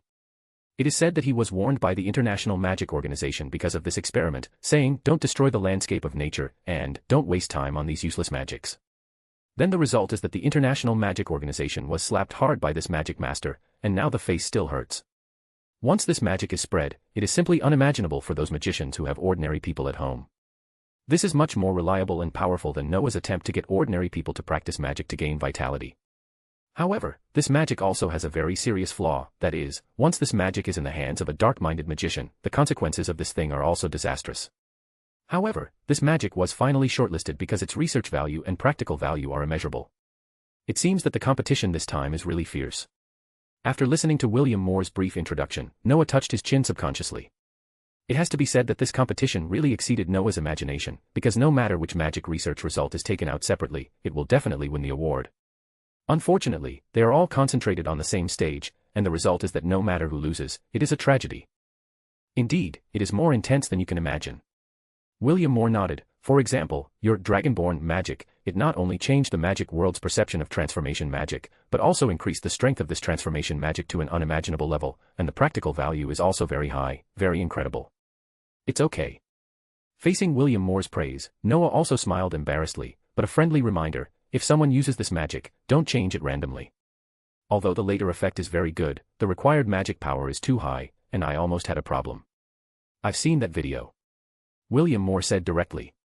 At that time, Jason took a picture of this thing when Noah transformed, and then Noah uploaded it directly to the magician group of Camartage. However, the magician group is not big or small. Who doesn't have a few friends in other magic organizations or other magic circles? So the video of Noah transforming into a terrifying dragon also spread in the magic organization. The terrifying pressure can be felt by the magicians watching through the screen. You can imagine how terrifying the improvement and research significance of this magic is. This directly gives magicians an extra combat form out of thin air. As for flying, the magic of studying magical creatures and mythical creatures and other things are all incidental. In the eyes of magicians, Noah's shot of spitting fire is simply a high-level magic, and such combat power is incredible. Really? It was really embarrassing at the time because I didn't master this magic at all. Noah touched his nose and felt a little embarrassed. No, in my opinion, this is simply a perfect work.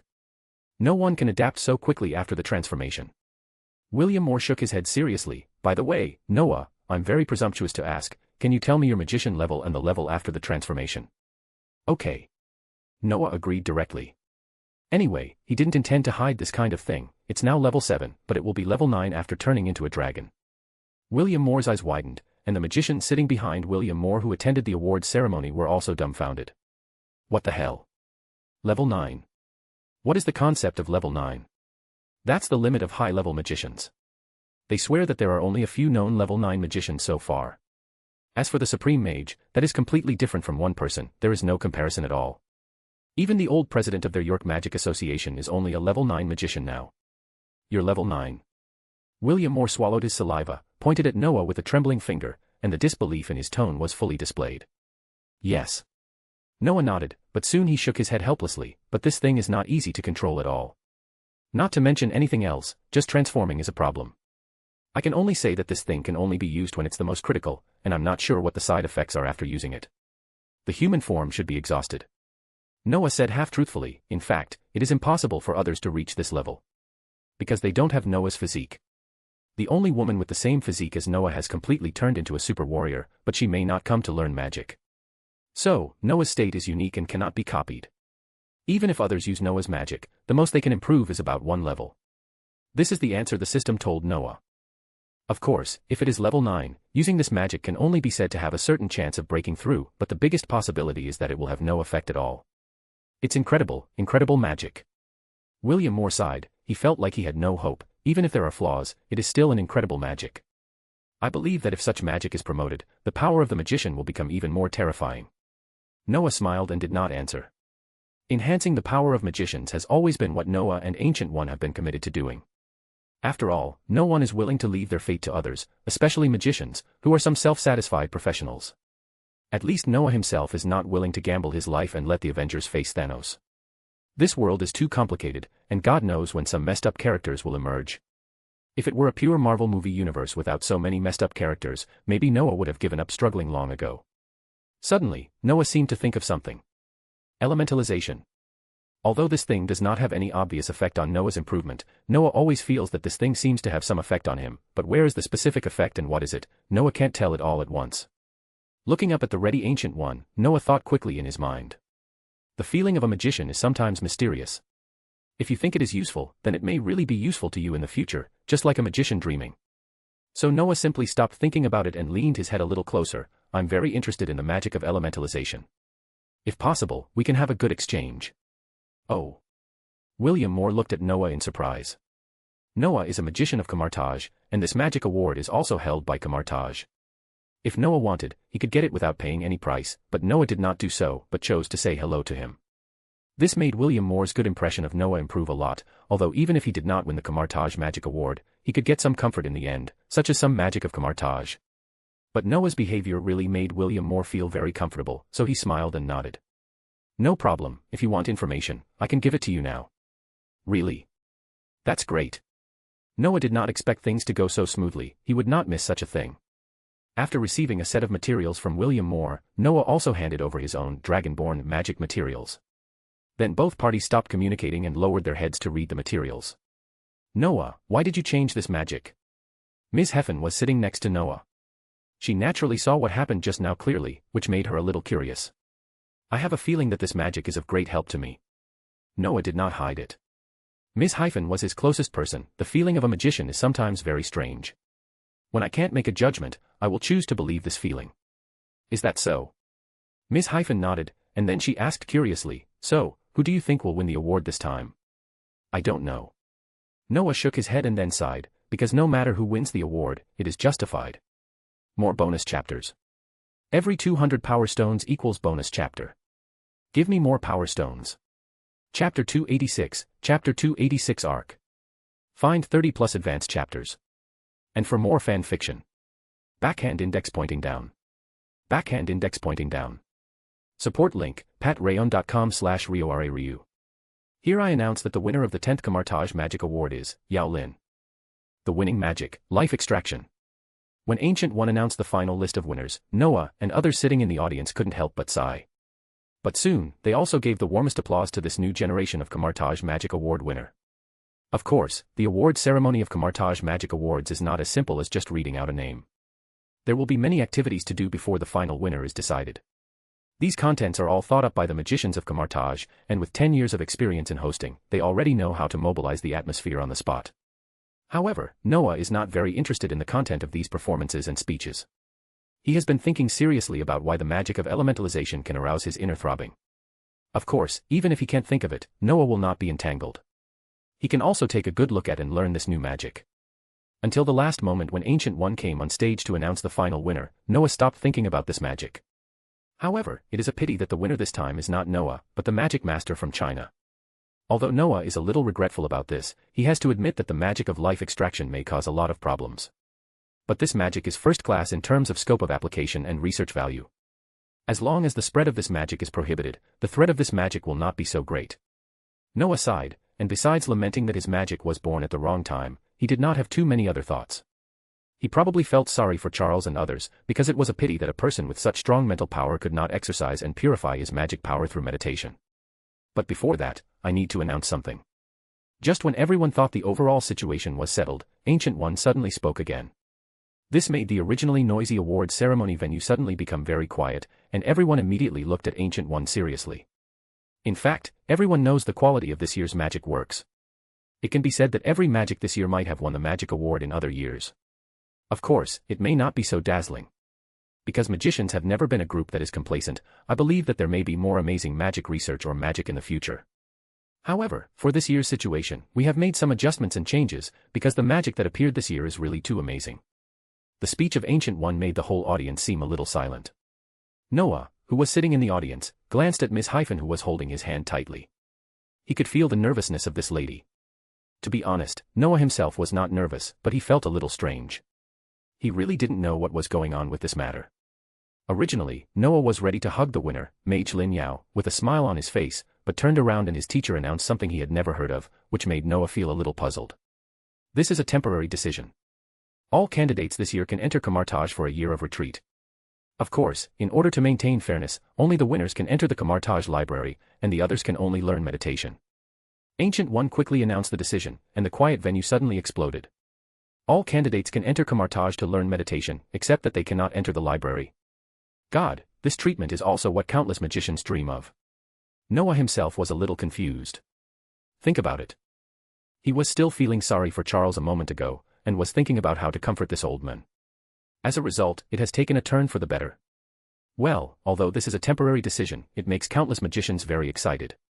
Looking back at Charles, the old guy who was originally indifferent to fame and fortune has slowly turned back into a middle-aged man. It seems that his personality has also become less calm with the changes in his body. Turning his head to look at the guys from the York Magic Association sitting on the other side of him, they were already so happy that they had lost their minds. When Magician Lin Yao slowly walked onto the stage, every candidate took the initiative to stand up and hug him and express their blessings, and Noah was no exception. When the magician from China stood on the stage to give his acceptance speech, Charles couldn't help it. Noah, is this true? Going to Camartage to study? Damn, I didn't expect this to turn around. Charles is very excited now. It can be said that Noah has almost never seen him like this. Before, when Charles and Noah were studying the magic of Dragonborn, he was indifferent to going to Camartage. But when Noah told Charles that his teacher had a way to get him out of the wheelchair, and meditation was the best way to control mental power and improve magic, Charles changed a lot, and he began to yearn to go to Camartage. Originally, when he heard that the winner of the grand prize was someone else, he was also full of disappointment. But he didn't expect that the temporary decision of Ancient One would make him feel like seeing the light again, which was like riding a roller coaster. Congratulations, Charles. Noah smiled. Although all this was a little beyond Noah's expectations, isn't it a good thing? Thank you, Noah. Charles also replied immediately. To be honest, if there was no Noah's Dragonborn magic plan, I'm afraid he would have nothing to do now. By the way, Charles. Once you come back from studying in Camartage, I think we can set up a company, or a magic research institute. What do you think? Just when Charles was still happy, Noah suddenly said something, which made Charles stunned. Set up a company. Or should I say, the Magic Research Institute? This idea immediately calmed Charles down, and he immediately began to think about the feasibility of doing so. Charles now trusts Noah very much.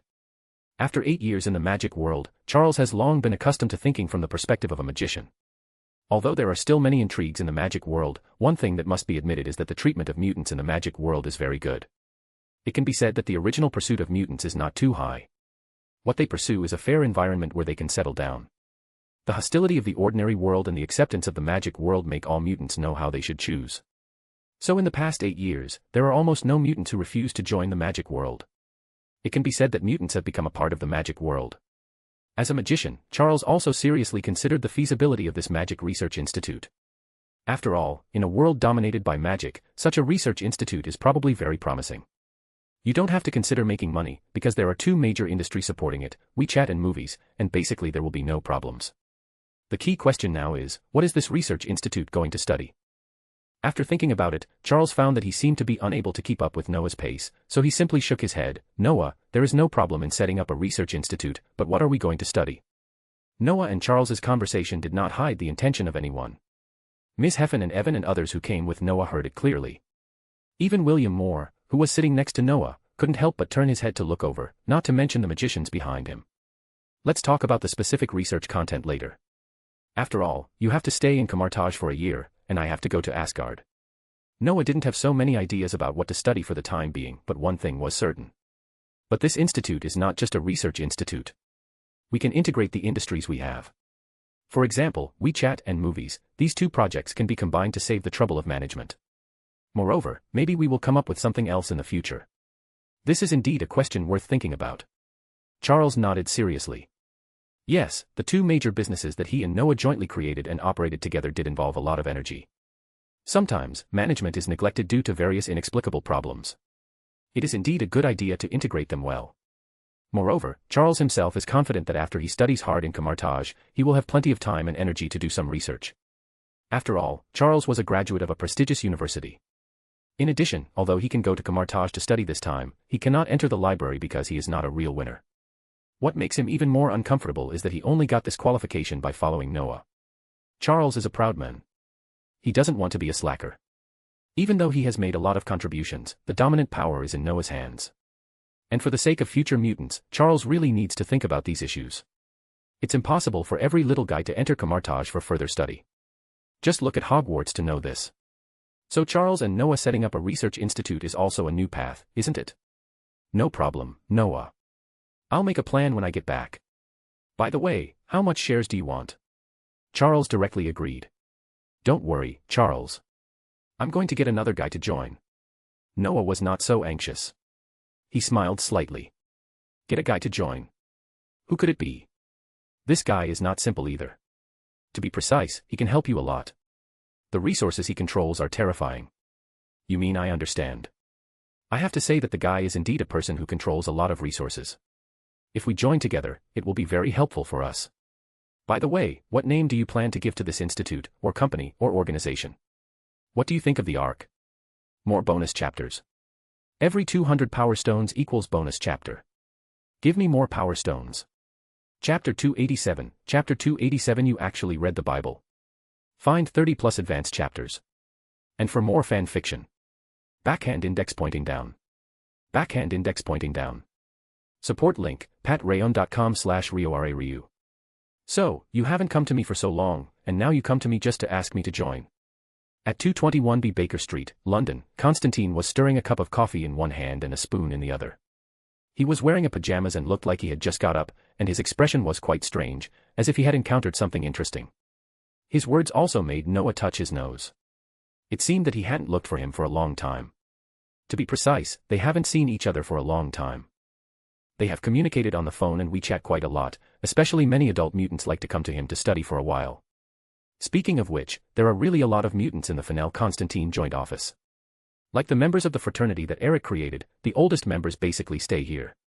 In addition to them, a Wolverine Logan also chose to stay here. After so many years of development, these guys have become independent exorcists one by one. Among them, Logan has the best business.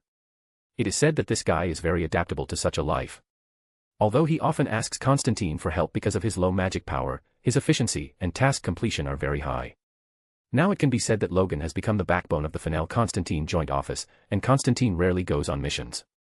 As for Eric, after trying to learn Charles's method of training magic, this guy's control over metal has become stronger and stronger. Now this guy is basically in a state of constantly training his abilities and magic, but his voice in the firm is not low. And this guy has been a mutant leader for a while, which made Constantine throw a lot of trivial things to him. Eric, the old man with a bad temper, was not angry, but felt that he was respected. This guy handled the affairs of the firm very well. This made Constantine very happy, so this guy gradually became a hands-off boss like Noah. Except for the little guys from the Mage Alliance who came to train, he would go out and follow them, and he was studying other things at other times. This included secretly learning the training method like Eric, which was also effective for him. At least now his magic level has reached the 3rd level. Isn't this because I believe you can handle it well, and you know, I was very busy in the past few years. Noah spread his hands and said a little embarrassedly. Indeed, I watched that video. Are you a human or a dragon now? Constantine took a sip of coffee and asked curiously. Nonsense. Of course it's human. The dragon can only be regarded as a transformed form. You can understand it as an animagus. Of course, if you want to learn, I can teach you. Anyway, this thing will basically be promoted in the future. Let's talk about it later. I'm not you. You are a truly greedy dragon. Constantine said jokingly, and then put down the coffee. He began to seriously think about Noah's proposal to him before, and Noah did not interrupt him. Charles was chatting with his old friend Eric. They hadn't seen each other for a while. Merge these companies. How do you plan to distribute the shares? After thinking for a long time, Constantine asked, and it seemed that he was going to accept this proposal. It's very simple. Now the 3 of us are the leaders. We each have 30%. If there are managers under us, we can use our own shares to distribute. The remaining 10% is used to deal with people who may join in the future. How about it? Noah is not so familiar with these things, but he has eaten pork even if he has not seen pigs run away, so it's almost the same to follow suit. Noah has done so many things, but the ones with the greatest influence and interests are probably movies, social software, and this firm. The actual managers of these 3 places are Noah, Constantine, and Charles. It is impossible to divide 100% of the shares into 3 equal parts, and who knows what projects will be created in the future. So Noah simply decided to give 30% to each person, and as for the backbones and managers under him, those who need to be given shares can take them from his hands. The remaining 10% can be sold or used to deal with new business projects.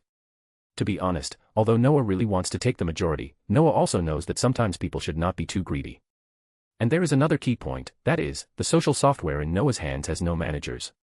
This also means that Noah does not need to divide his shares, which is different from Charles and Constantine. Charles is in charge of the movie project, and he has a group of excellent mutants such as Jean Grey and Scott under him. Constantine is similar, not to mention Chase, an exorcist who has graduated and can be compared with Logan. Constantine also has managers like Eric, so it can be said that they will need to divide their shares quite a lot at that time. So Noah can basically be regarded as the largest shareholder who maintains the most complete shares, which is also a little thought of Noah. In fact, even if Noah does not have such thoughts, Constantine and Charles will follow their own wishes. This Constantine is not the guy who pits his teammates and can kill the universe. He is a pit guy who almost sent himself to hell because of smoking. If Noah hadn't saved him, I'm afraid he would have been happily playing with those guys he threw into hell every day. Of course, he actually has a way to save himself, but he doesn't know it. Charles understands it better. Everyone knows how bad the mutants were in the past. And Noah is very unkind to write the story of the mutants into a script for them to shoot, which writes the original tragedy of the mutants. It is conceivable how strange Charles's face was at that time, but after reading the script carefully and thinking about it carefully, he found that all this seemed to predict the future of mutants. Of course, he knew that some magicians had the ability to predict the future. These courses were taught in Hogwarts. He directly determined that Noah predicted the future of mutants. So his gratitude to Noah and the magic world was no less than Constantine's, and it might even be higher. It can be said that both Constantine and Charles would actually follow Noah's wishes, as long as Noah did not do anything harmful to the world. No problem, I agree. Constantine nodded directly after listening. It means that I can distribute 30% of the shares as I like, right? Of course. Noah nodded.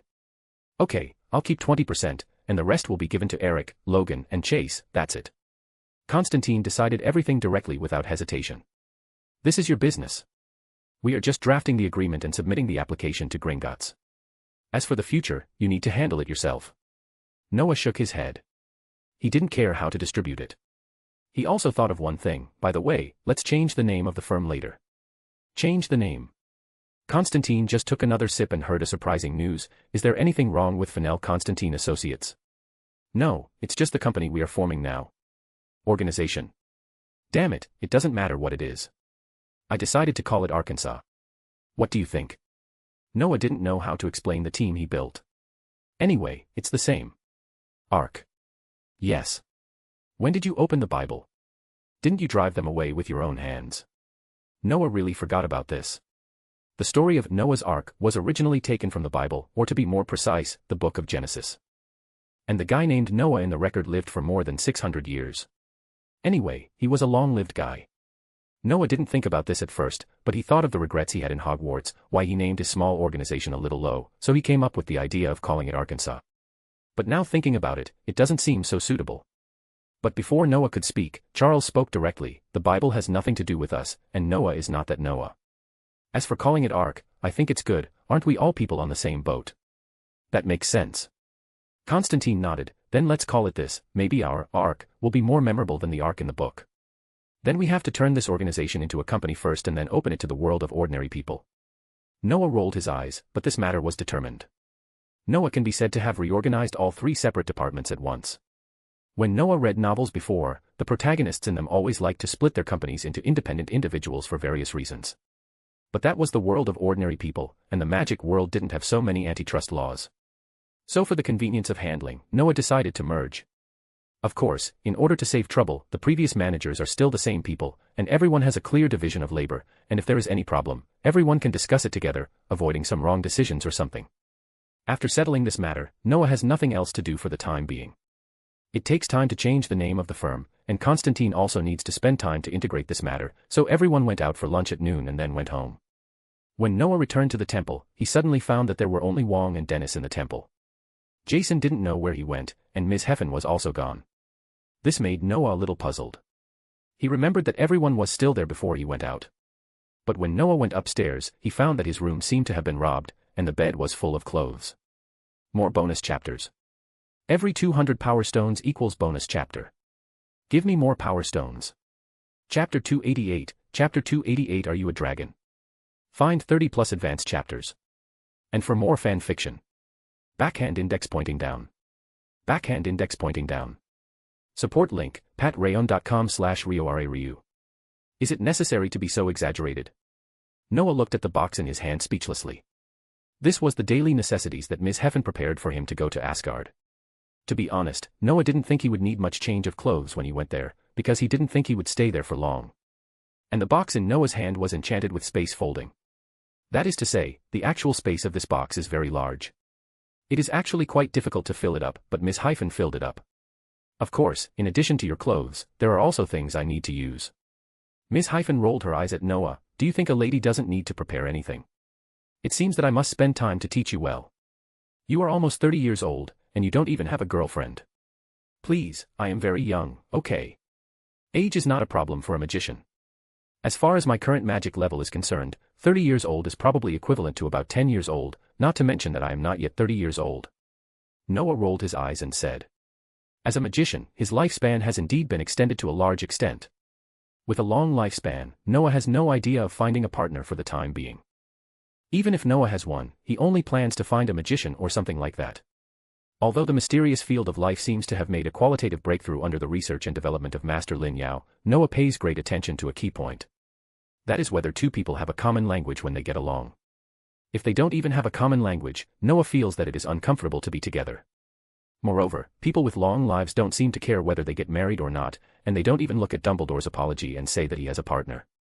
It should be said that it is better to look at Thor. This guy is thousands of years old, isn't he a single dog? Well, although this guy still picked up girls, they broke up after a few years because they had no common language, so in the end he also belonged to the ranks of single dogs.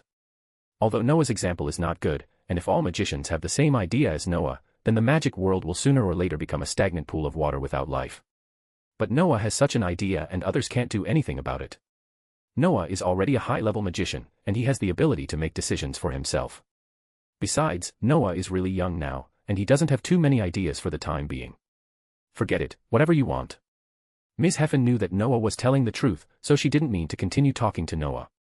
One thing must be said as Noah said, Noah is still young now, not counting the lifespan of a magician, Noah is only a young man of 28 to 29 years old.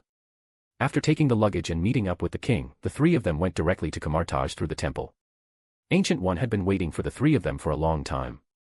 When he saw Noah and the other two coming, Ancient One didn't say anything nonsense, and directly opened a space door and took the three of them into a mysterious place.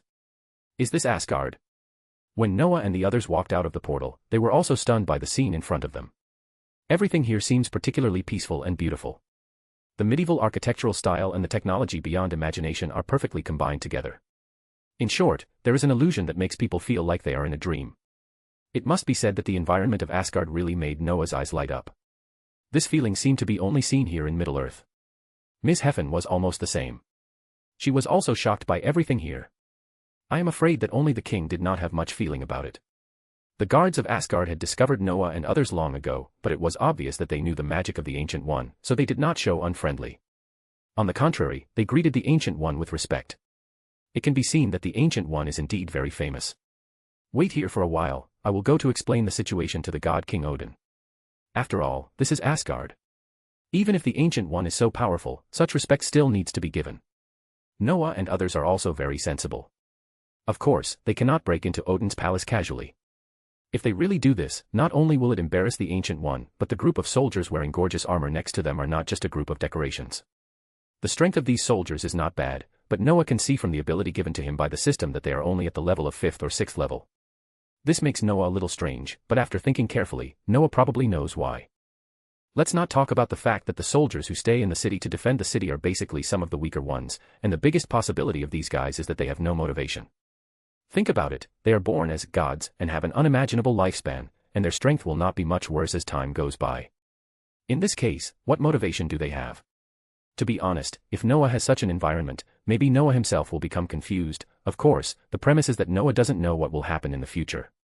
Think about Thanos killing half of the population of Asgard without saying a word, and they can't be resurrected. This is more terrifying than snapping his fingers. Noah, there seems to be something wrong with their armor. Just as Noah was lamenting the tragic fate of Asgard in the future, Wong suddenly whispered to Noah. Yes, their armor contains powerful energy. Noah came back to his senses, felt it a little and nodded. Not only the armor, but also their weapons contain powerful power. These equipment make them better in attack and defense. Think about it, Asgard not only has a superb magic civilization, but also a well-known level of technology in the universe. In addition, they have a good relationship with the dwarves, if the thing that is at least 5 meters tall is called a dwarf. So it is natural that their equipment has such a level. You know, even Thanos' Infinity Gauntlet is actually made by dwarves. This is Asgard. Ms. Heffen looked for a long time, and finally couldn't help but sigh. In this magical country, the people live a happy and beautiful life, with a very beautiful environment, and even ordinary soldiers have powerful strength. All of this is very consistent with Ms. Heffen's impression of the Protoss Kingdom, and it is even better than she imagined. Do you like it here? Yes, it's as beautiful as a dream. Don't you like it here? It's okay, I really like it. But I think it's very unrealistic to make our world like this. Noah touched his nose helplessly. It's not just unrealistic, it's much more difficult than for ordinary people to fly here. Let alone the energy shield, the technology of ordinary people's world may not be able to do it. Even magicians can only solve these problems through magic. Ms. Heffen probably knows this. Except for the environment, it may be made like this, and other things are probably very difficult. So she simply stopped talking about it.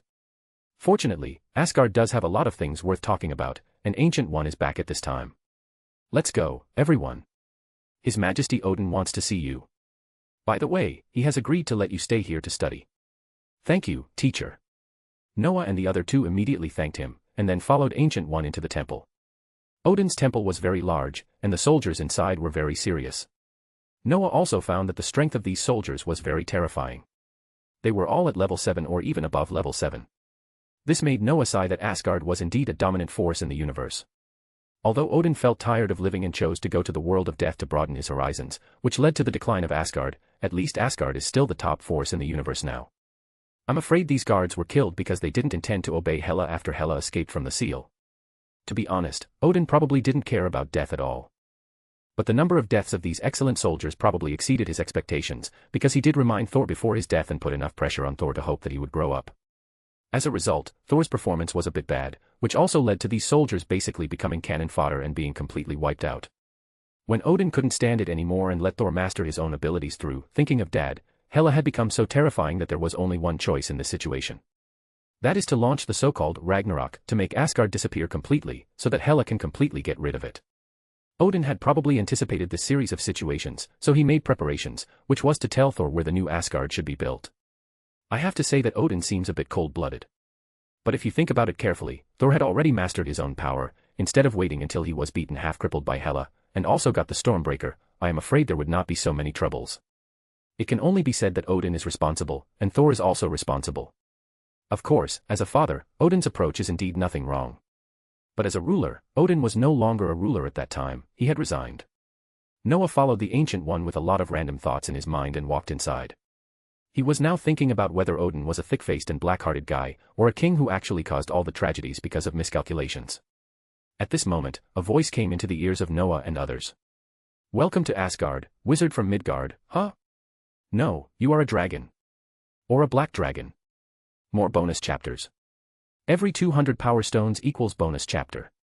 Give me more power stones. Chapter 289, Chapter 289 God King Odin. Find 30 plus advanced chapters. And for more fan fiction. Backhand index pointing down. Backhand index pointing down. Support link, patreon.com/RioRaRyu. Odin's question came very abruptly, making people a little unprepared, even Noah himself was a little confused. Dragon. It seems that there is no problem, but I am not a real dragon, right? The magic of Dragonborn gave Noah the ability to transform into a dragon, but in essence, Noah is still a real human. It's just that Noah couldn't help but think of a name when Odin asked him this question, Nidhogg, the dragon king who symbolizes darkness and caused Ragnarok. It doesn't seem right either. Just when Noah was about to explain something, Odin spoke again. Although it is indeed the breath of a dragon, and it is actually very pure, there are too many things mixed in this blood breath. Magic. Dark power. You are not a real dragon, but transformed by magic. Yes. This time, Noah finally breathed a sigh of relief. You are right, I got this ability through a modified magic. I can turn into a dragon, and the power of this dragon is very strong. I can feel it. Odin nodded seriously. Your dragon posture is very powerful, almost reaching a limit. But it is impossible to break this limit. Of course it is impossible, I didn't think this magic would become so powerful. Noah secretly complained in his heart, and then he tried to check Odin's strength. The result was as expected by Noah. The appearance shown in his eyes was the same as that of Ancient One, all 3 question marks. It seems that Odin and Ancient One are both at the 10th level, but the question mark of Odin in his eyes is 3 crimson. This can only mean that Odin is stronger than Ancient One. This makes Noah feel a little strange, because Odin is said to be quite weak, and relies on the Odin sleep to maintain his strength. But soon Noah knew that he might have made a mistake, that is, how could such a being like Odin be in this situation? Odin's physical fitness is not that of a human like Ancient One, and his transformation does not require abandoning his body. This means that Odin may have completed the transformation, while Ancient One is still in the process of whether to undergo such a transformation. So it may be normal for Odin to be stronger than Ancient One. As for Odin's sleep, it may just be a false impression to cultivate his son. This made Noah sigh that these big guys in the universe are really all afraid of failure. God King Odin is in this state, so what about Thanos? Suddenly, Noah thought of the most terrifying enemy in the future. What kind of state is this guy in? After thinking about it, Noah felt that as a member of the Titans, this guy's physical fitness might be even more terrible. Has he already completed the transformation to this state? Or, his strength has not reached this level yet. Otherwise, according to this guy's urine, if he finds that there are space gems on Earth in the future, he will probably come directly. Thanos is probably not as strong as the Ancient One and Odin, otherwise he would not wait until these two are dead before running to Earth to make trouble. But I'm afraid this guy's level is not too bad, just slightly inferior to these two, and Thanos' style of doing things is very cautious, and he will not act casually without certainty. I'm afraid the only thing he didn't expect was that Thor almost killed him with an axe. And Captain Marvel is just a wall of wall. If he hadn't been careless and was knocked away by Thanos with the power gem, how could he have been so useless? Noah sighed in his heart.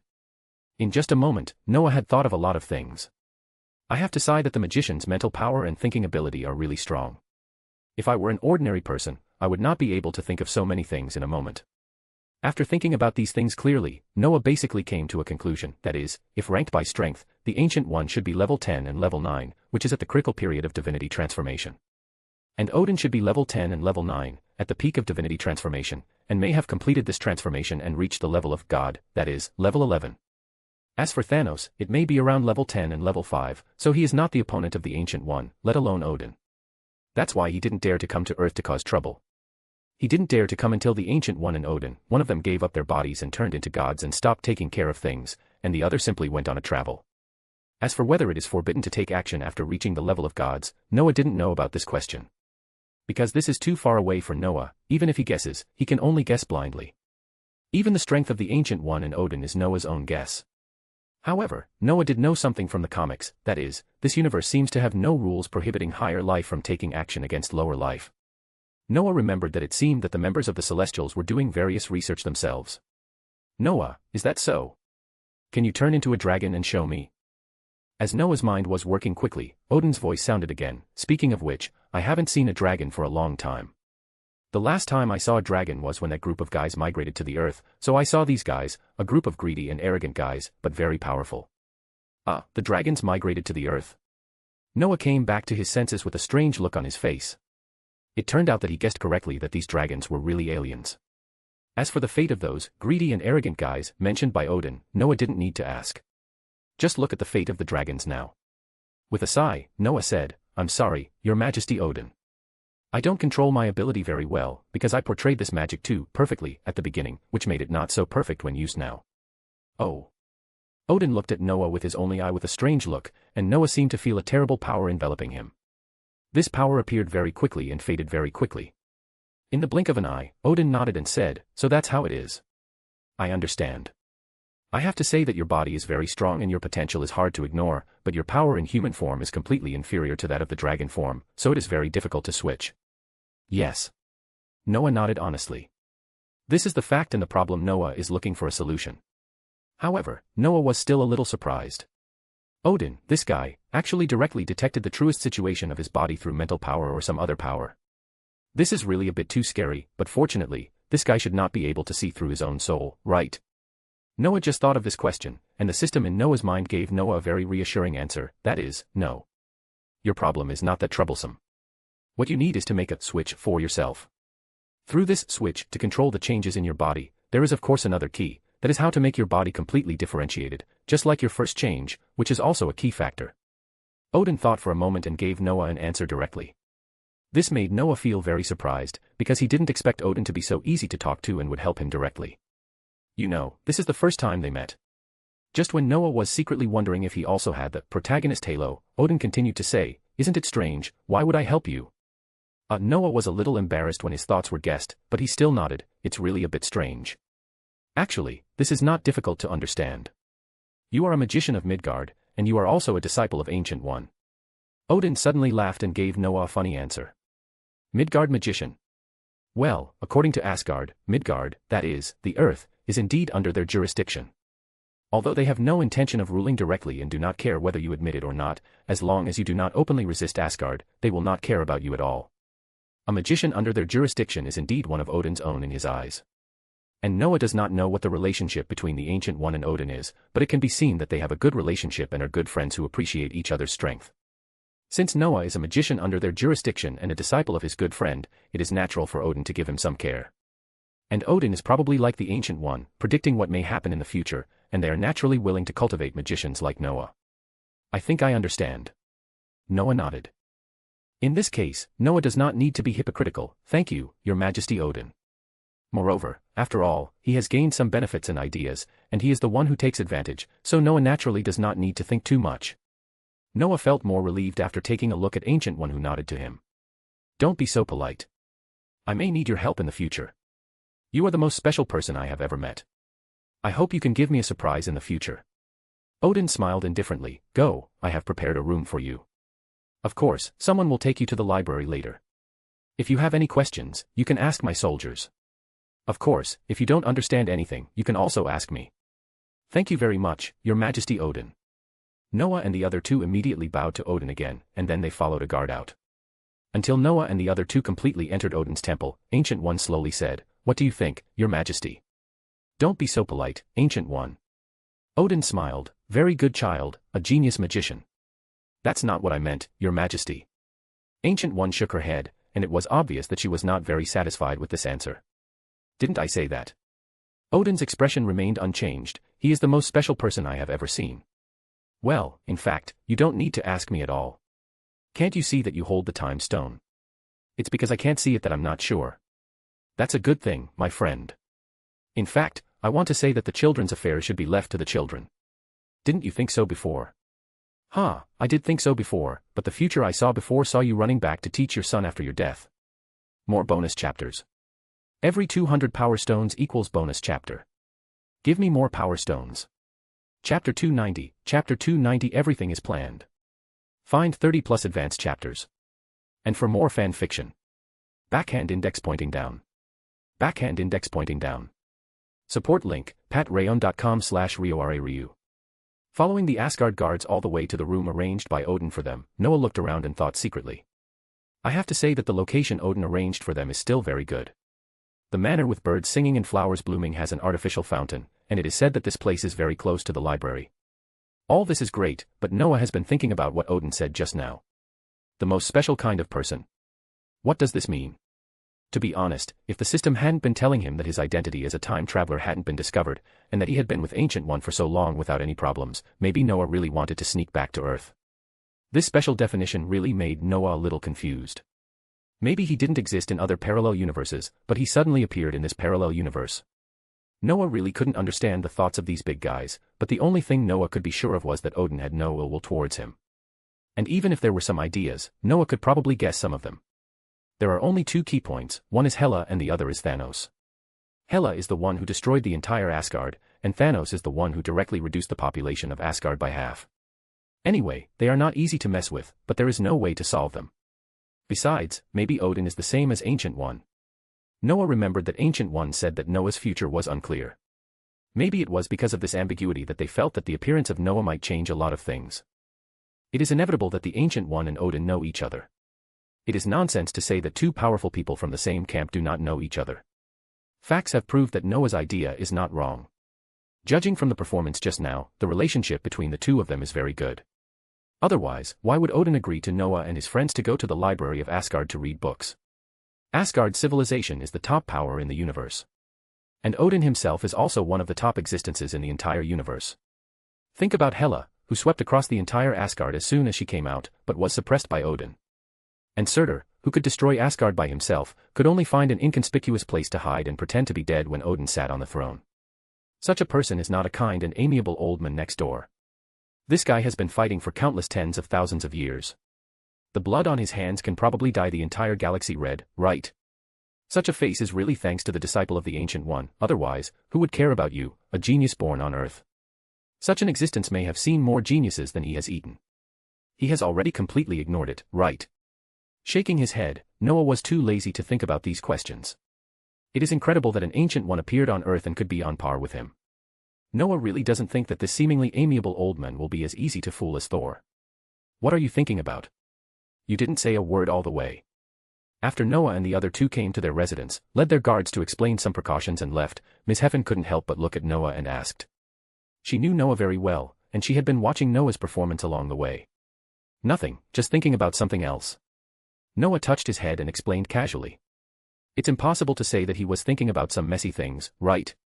Although these messy things are more related to Noah, Noah thought about it and found that it seemed to be just that. It's troublesome to explain, not to mention that there are many things that can't be said. What are you thinking about? Is it to solve the problem of your own transformation? Wong asked strangely while packing up his things. Yes. I'm thinking about this. Noah silently gave Wong a thumbs up. He is really a good brother. This rescue is perfect. Oh. Ms. Heffen tilted her head. What solution have you come up with? I heard from His Majesty Odin that your problem doesn't seem to be so easy to solve. Setting a switch and putting your body into that state like your first transformation doesn't seem to be a simple matter. Indeed. Noah nodded. This is indeed not a simple matter. Apart from other things, the setting of that switch problem alone is enough to give Noah a headache. And to make his body like the first transformation, it can be said that it can be directly transformed into a kind of energy. Wait. Transformed into a kind of energy. Noah was stunned. His first transformation was due to the attraction of dragon blood and magic power, so his whole body was covered with a special energy, and then this energy reorganized Noah's whole body. This state is indeed not a simple state. At that time, Noah's whole body seemed to be broken apart. If Noah hadn't used the spell to block his pain in advance, I'm afraid Noah himself would not be able to continue the next step of reorganization. As for the reorganization, Noah narrowed his eyes. Isn't elementalization a magic that turns oneself into a certain element? And this magic has a characteristic, which is that it can completely dissolve a fatal injury suffered by the magician. This dissolution is not a simple repair, but relies on magic and other mental powers to rebuild the body. To put it bluntly, this is also a special mode to reorganize one's body. At this moment, Noah seemed to understand why he had a strange feeling at that time. Then under the trend of this feeling, Noah made the magic of exchanging his research results for elementalization. So that's it, the key problem is here. Sure enough, the magician's special feeling of inspiration is very mysterious, but it is also very useful. Noah chose to believe in his own feeling, but as a result, Noah unexpectedly gained a very critical magic. This made Noah feel like he was a European emperor. Noah didn't dare to think about the protagonist's halo. The three illusions of life kept hitting his face, and Noah didn't want his face to be swollen. But in terms of luck, Noah found that he was really good. Thinking of this, Noah suddenly smiled, and his smile made Ms. Hyphen and Wong a little strange. Noah, who was worried before, actually laughed now. What's going on? What's wrong, Noah? Ms. Hyphen asked worriedly. Nothing, dear. Do you remember the magic I exchanged with a magician from the York Magic Association when we attended the Camartage Magic Award? Noah asked with a smile. William Moore. Of course I remember. That magic seems to be slow in elementalization. Are you planning to use this magic? Yes, the characteristic of elementalization is to turn the body into a magic element, so that some physical damage can be avoided. Moreover, this magic can also repair the fatal damage suffered by the magician through magic and mental power. In a sense, this magic is also reorganizing the body. Body reorganization. Indeed, no wonder you wanted this magic at that time. So this is the case. Is all this in your plan, Noah? Why does this sound so familiar? Noah touched his chin, thought for a long time but couldn't remember where he heard the sentence, and then stopped paying attention. Although he was misunderstood by Ms. Heffen, Noah didn't intend to explain anything. Just treat it as Noah's plan. But Noah, you got the magic of elementalization, so you can try to transform, but there is a problem. Where is your switch? Just when Noah was complacent, Wong asked again, you can't always use elementalization and then transform into a dragon, right? This is not only troublesome but also time-consuming. It's better for you to try to transform slowly. Moreover, what element do you plan to use as the key to transformation? Wong is also a high-level magician. Although this guy doesn't like to do magic research, he has the same characteristics and hobbies as Noah. That is, this guy also likes to read books very much. He is a frequent visitor to the library of Camartage. So his question is also very sharp. Indeed, Noah did get the key magic of transformation, and reorganized his body through elementalization to transform into a dragon. But the problem is that it takes time to use elementalization first, and then it takes time to transform into a dragon through elementalization. Unless Noah combines these two magics in some special way so that they can work at the same time in the shortest possible time. Otherwise, the effect is actually very poor in the end. At most it is just a little faster than Noah's slow attempt to transform. And there is another key problem. Noah's dragon is a dark dragon. The main reason is that Noah did not have enough magic power at the beginning, and then the system helped to inject the high-dimensional dark power that dispelled his will into Noah, so that Noah succeeded. But the result is that although Noah can try to use other elemental magic in the dragon form, the element with the highest affinity is still the dark element. Only Ancient One knows this. Others only know that the dragon Noah transformed into is a black dragon, and they know nothing about its specific attributes and abilities. In fact, Noah himself knows nothing about what abilities he has mastered, because Noah has transformed himself very few times. In addition, except for being able to control the actions of the dragon, his other control abilities, including magic, are basically zero. This is indeed a big trouble. Noah nodded. High-dimensional dark power. Noah doesn't care, because Ancient One has begun to try the power bank plan since he was inspired by Noah. So it is not difficult for Noah to get these powers. As long as Noah tells Ancient One, there is basically no problem. The key is still this switch. Noah sighed, he felt that he really had a long way to go. More bonus chapters. Every 200 power stones equals bonus chapter. Give me more power stones. Chapter 291, Chapter 291 The Potential of Earth Magicians. Find 30 plus advanced chapters. And for more fan fiction. Backhand index pointing down. Backhand index pointing down. Support link, patrayon.com/RioRaRyu. No matter what you do, the most frightening thing is that you don't have a general direction or a clear goal. Noah is very lucky. He already knows where to solve his problem, and he is even luckier that he also knows some solutions. Although there are difficulties here, Noah doesn't care too much. As for the fact that the dragon body with the 9th level strength cannot be used at will, Noah doesn't care so much. In fact, Noah's attitude towards the dragon body is very ordinary. It belongs to the idea of, I can't use it, but I can't live without it. And in Asgard, Noah will naturally not miss the library here. Since Odin has given Noah and others some privileges, Noah must grasp them well, otherwise Noah is really a fool. So in the next time, Noah will either spend time in the library or accompany Ms. Heffen to travel in Asgard. Of course, Noah spends much more time in the library than wandering around in Asgard. To be honest, Noah sometimes feels that he has no romantic cells.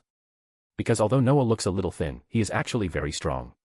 Coupled with his handsome appearance, many women in Asgard try to invite Noah to travel or attend parties.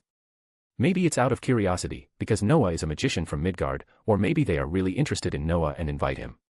But Noah is completely, I don't have time, and, I don't want to waste my time like this. Although he didn't say anything too radical, he was also very straightforward. The result is that over time, no Asgardian woman invites Noah anymore. You really have no interest in women, right?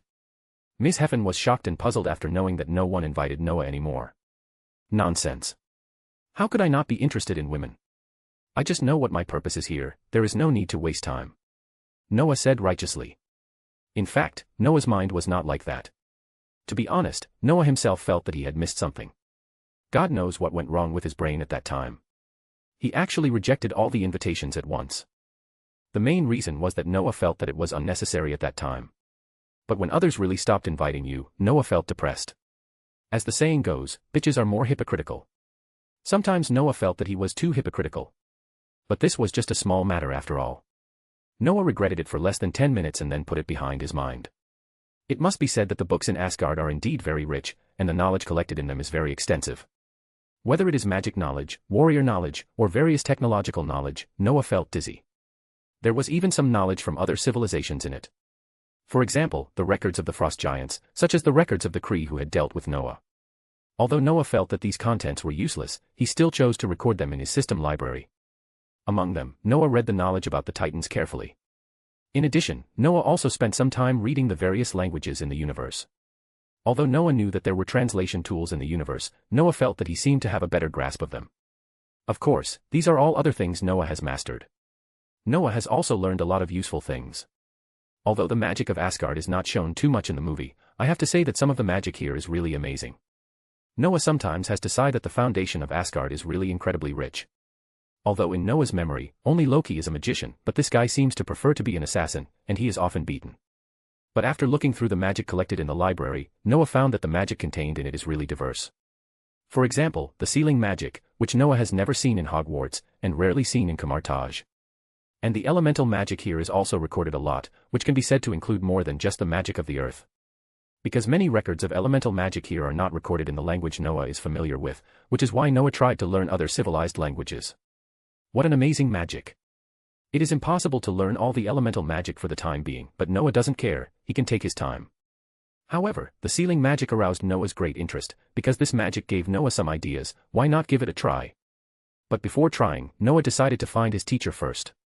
But when Noah knew the location of his teacher through the guards, he felt a little strange, because Ancient One was having afternoon tea with Odin and his wife. Noah touched his head, would it be bad for him to run over to find her like this? After thinking about it, Noah decided to go and have a look. It doesn't matter if he talks about these things at another time. And Noah also planned to thank Odin. The library in Asgard is simply a huge treasure house. Noah, why are you here? Ancient One was a little surprised when he saw Noah running over. Don't you never like to participate in such activities?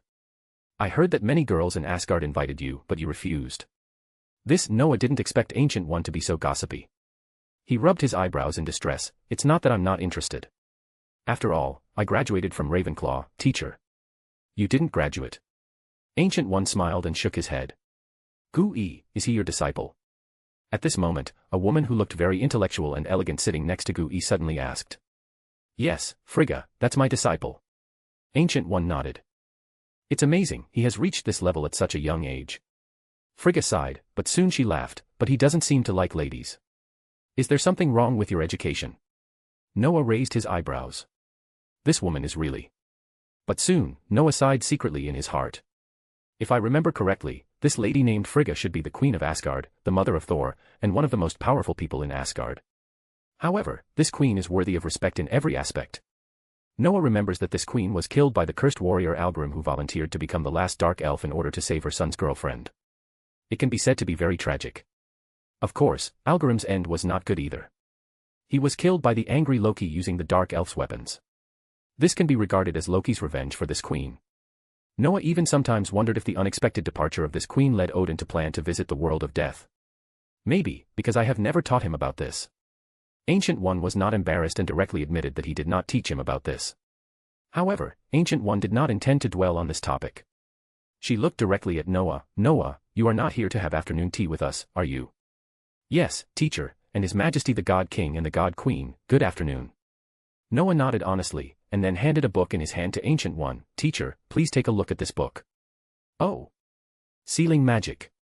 Ancient One just took the book, and Odin, who had been laughing at the joke, suddenly spoke with a little interest. I didn't expect that you actually thought of this method. Noah glanced at Odin with some surprise. He guessed his idea just by taking out a book. Isn't this too amazing? Frigga took a curious look at the book in Ancient One's hand, and then asked Odin about it, and roughly knew Noah's idea. I have to say that your idea is great, using sealing magic to unlock and close the effect of your transformation.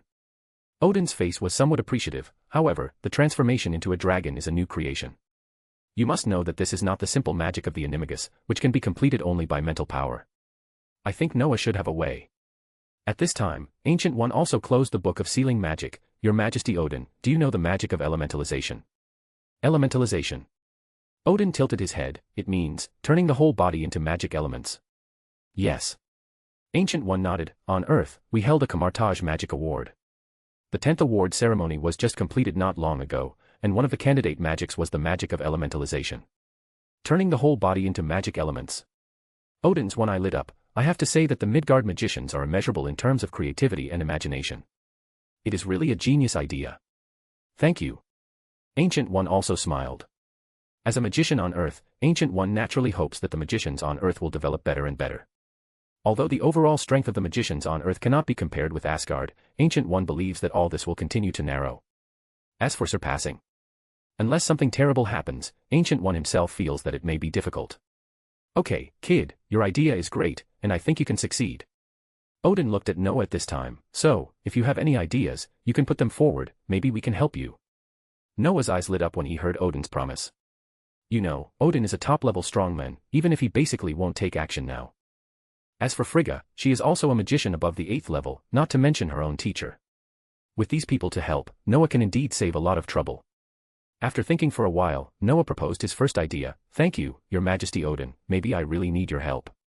But before that, teacher, can you give me some more dark power? The quantity should be more. More bonus chapters. Every 200 power stones equals bonus chapter. Give me more power stones.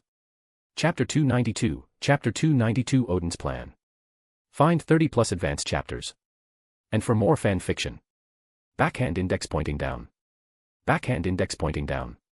Support link, patreon.com/RioRaRyu. Odin and Frigga were a little confused. They didn't expect that the boy in front of them would ask for dark power bluntly. The matter of Ancient One was not unfamiliar to them. As the ruler of Asgard, Odin controls the 9 realms. As one of the 9 realms, Odin would certainly know what happened in the earth. Especially for a guy like Dormammu, Odin knew his existence.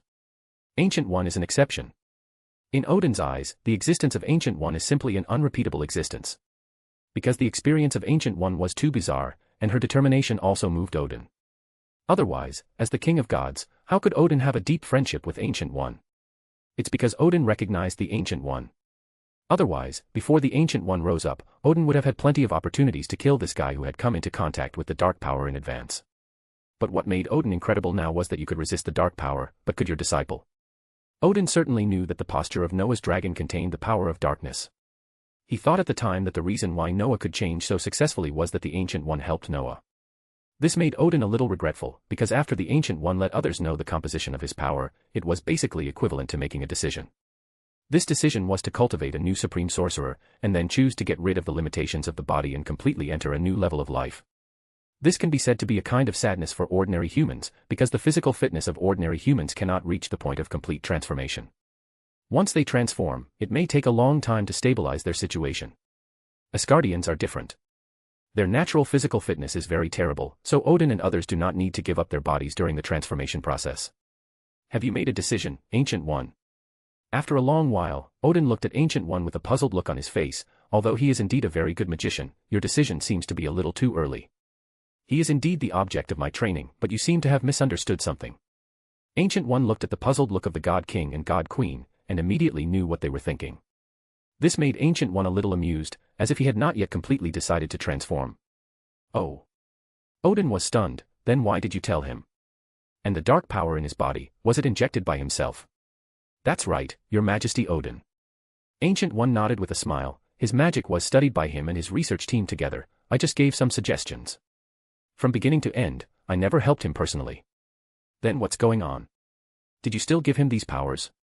Aren't you afraid that he will be eroded by those powers? Don't worry, Your Majesty. These powers will no longer be a problem for us. On the contrary, it will become our best supplies. Ancient One hesitated for a while, and finally decided to tell this matter. With Ancient One's explanation, Odin and Frigga's expressions changed from incredible at the beginning to shock. From time to time, they would look up at Noah, and in the end, their faces became a little strange. In other words, have you completely eliminated the will contained in those dark powers? Or did this kid come up with this method? Odin looked at Noah with a strange expression. Yes. The Ancient One nodded. So, those powers have become your sustainable power. Frigga was also puzzled. That's right. The Ancient One nodded again. Incredible. Odin and Frigga, the couple, immediately fell silent. They didn't expect the ending to be like this.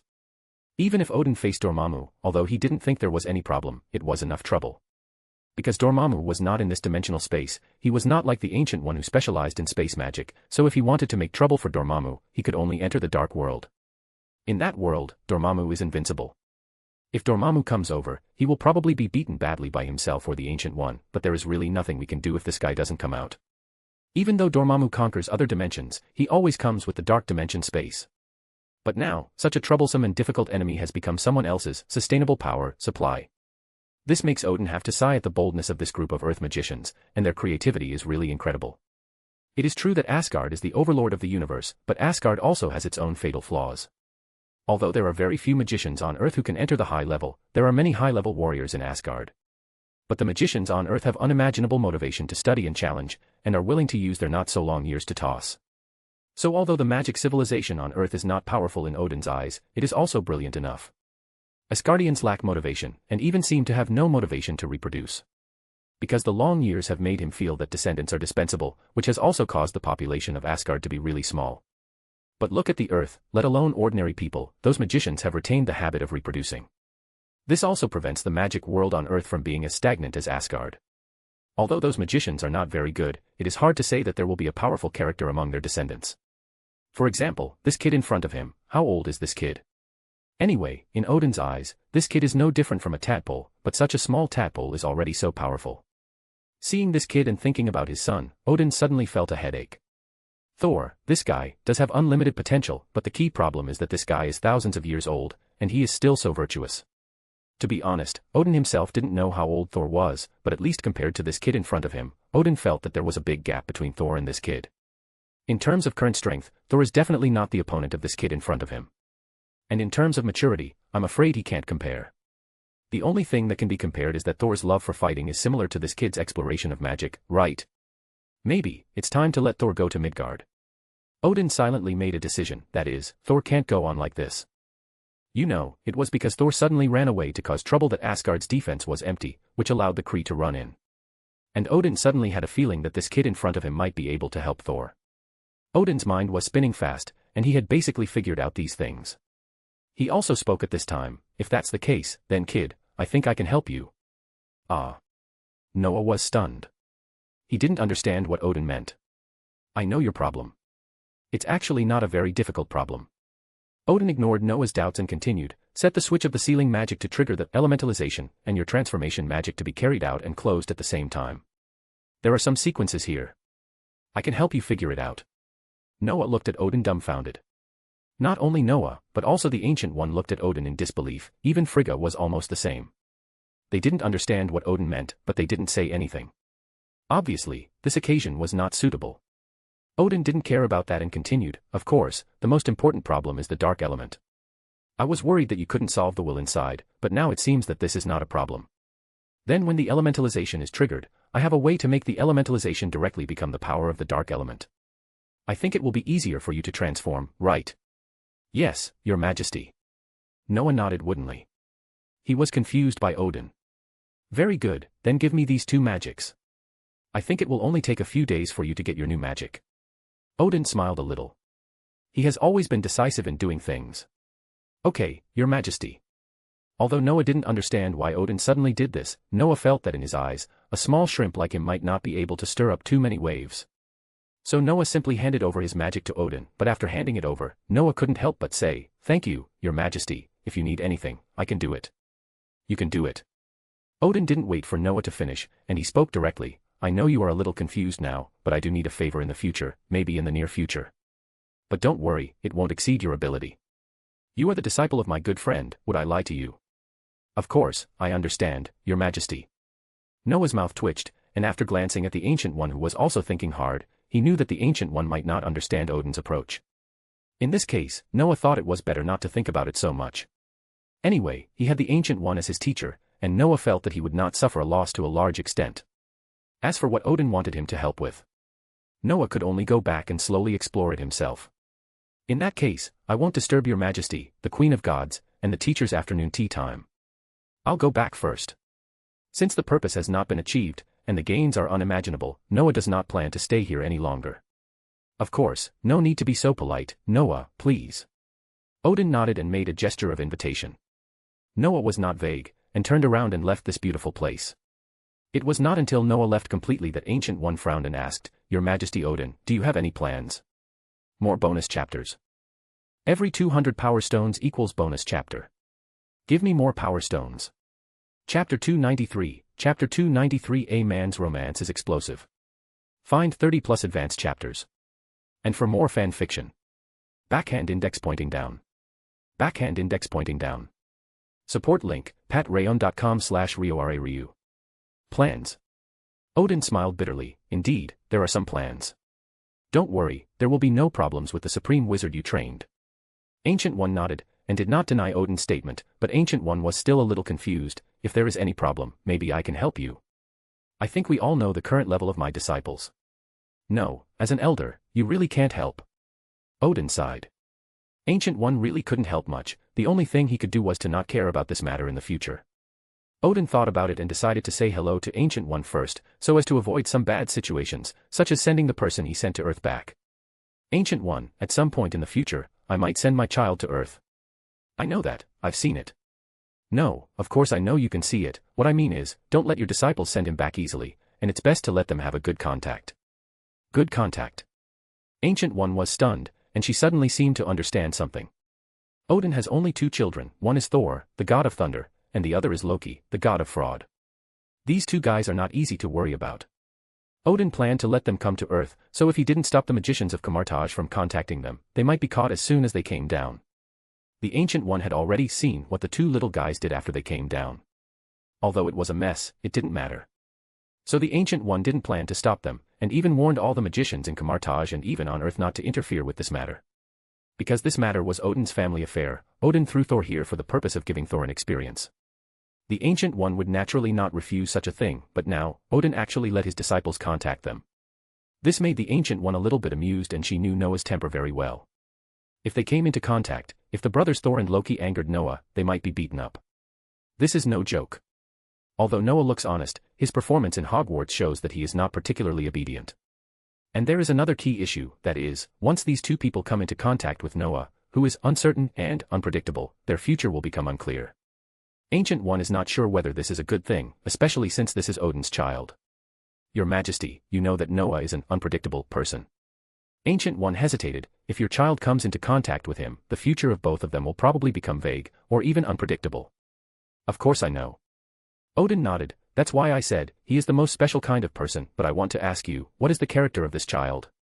Great, a talented, perseverant, and determined magician. Speaking of his proud disciple, Ancient One smiled. He changed the magic world of the earth, and he is also the supreme mage candidate I trained. Horror is not as simple as a candidate, right? Odin smiled. Of course, this is your business. After all, there are many people who can become the supreme mage. Speaking of which, since his character is very good, then I have helped him a lot, and I think it should be okay to let him help me. Ancient One paused, and understood what Odin meant in a flash. That's right, in her opinion, Odin helped Noah so much, and also let Noah read books freely in the library of Asgard. Such a favor is immeasurable. So, if Odin needs Noah's help, I'm afraid Noah will never refuse, and he will even complete it very well. For his disciples, Ancient One knows very well that this kid is the kind of person who will definitely treat you better if you treat him well. Is it necessary, Odin? Frigga asked with some doubts on the side. The child's talent can definitely solve this problem by himself, and our child is not so unbearable, right? Moreover, I think if you make a request directly, I'm afraid that child will not refuse, right, Ancient One? It shouldn't be refused. Odin nodded with a smile, but I don't want to use this attitude to face a person who is destined to stand at the same level as us, even if he needs time to grow up. Is that so? Frigga didn't expect Odin to think so highly of the child named Noah. Yes. Odin nodded. It only takes a correct guidance to let Thor and Loki get rid of the future we have predicted, then it will definitely be a good thing for them. And with this experience, the next king of Asgard and the Supreme Sorcerer will probably have a very good relationship. You look really far ahead. Ancient One smiled and shook her head. To be honest, she really didn't think that far. Of course, being a king requires foresight. Odin still kept a smile on his face. Okay, let's not talk about this topic. Ancient One, have you made a decision? What are your plans for further development?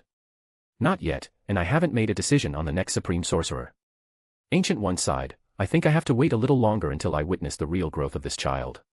Can you still suppress it? No problem for the time being, if you help me. Noah didn't know what happened after he left, but he was not unable to guess Odin's thoughts. After all, as a time traveler, Noah is not a stupid guy. It is not too difficult to guess based on the original plot. In the original plot, after Thor came to Earth, not a single magician from Kamartaj showed up.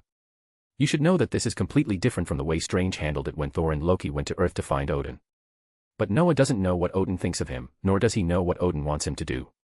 If it's just to make Thor understand what kind of mentality he should have as the king of Asgard, then this is simple. If you want this guy to go further, this is troublesome. However, Noah plans to pretend to be stupid for the time being, because Noah now doesn't know Thor's specific situation. Let's wait and see what needs to be done. Since Noah no longer needs to worry about this transformation magic, then Noah is naturally willing to relax. It's just a pity that Noah rejected a lot of invitations some time ago, so now Noah finds it a bit troublesome to find a guide. But Noah doesn't care.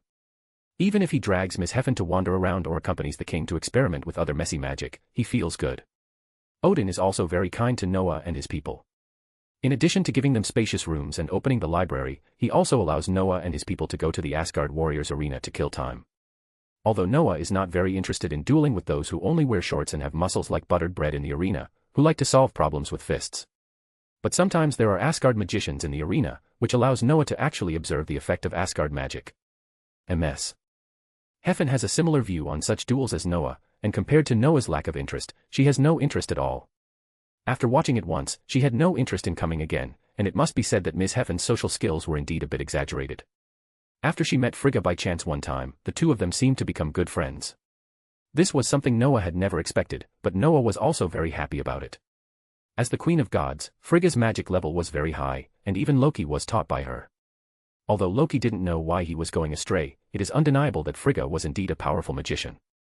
Although her death was a bit tragic, years of peaceful life made her combat awareness decline, and she was approached by a magician by a demonized warrior. I'm afraid anyone would end up the same. Ms. Heffen would ask Frigga for advice on magic from time to time, and Frigga would also take Ms. Heffen to stroll around Asgard. So Noah stayed with the king. The two of them were either reading in the library or simply running to the arena for some sparring. After a while, Noah and Wong actually became familiar with the Asgard warriors here. Although these two guys are magicians, Noah and his strength is very strong, especially Wong, who is more to their liking. Noah, you should learn from your brother. After a duel with an Asgardian warrior, the Asgardian warrior was helpless. You cast magic without getting in close contact with them. What kind of duel is this? Men should fight in close combat to show their heroic demeanor. Ha! Noah didn't pay any attention to such a statement. I'm a magician, man. I was beaten up when I was in Camartage. Do you think I'm stupid? Isn't your brother also a magician? Look at him. And your teacher, the respected supreme sorcerer, is also a magician. So what? Every magician's path is different. Why should I be the same as them? As a purebred magician, Noah would not be willing to run to close combat to show his heroic demeanor. Explosion is the romance of men. Although Noah's attitude made these Asgardian warriors very unhappy, they had no choice. At most, they would use remarks like, you don't want to accept the girl's invitations because you don't have enough physical strength, or, a magician's physical strength is not good, especially a magician who hates close combat, you can't be that bad, to discuss Noah. However, after a physical fitness competition, these guys shut up collectively. Noah's physical fitness is not worse than theirs, and is even better than theirs.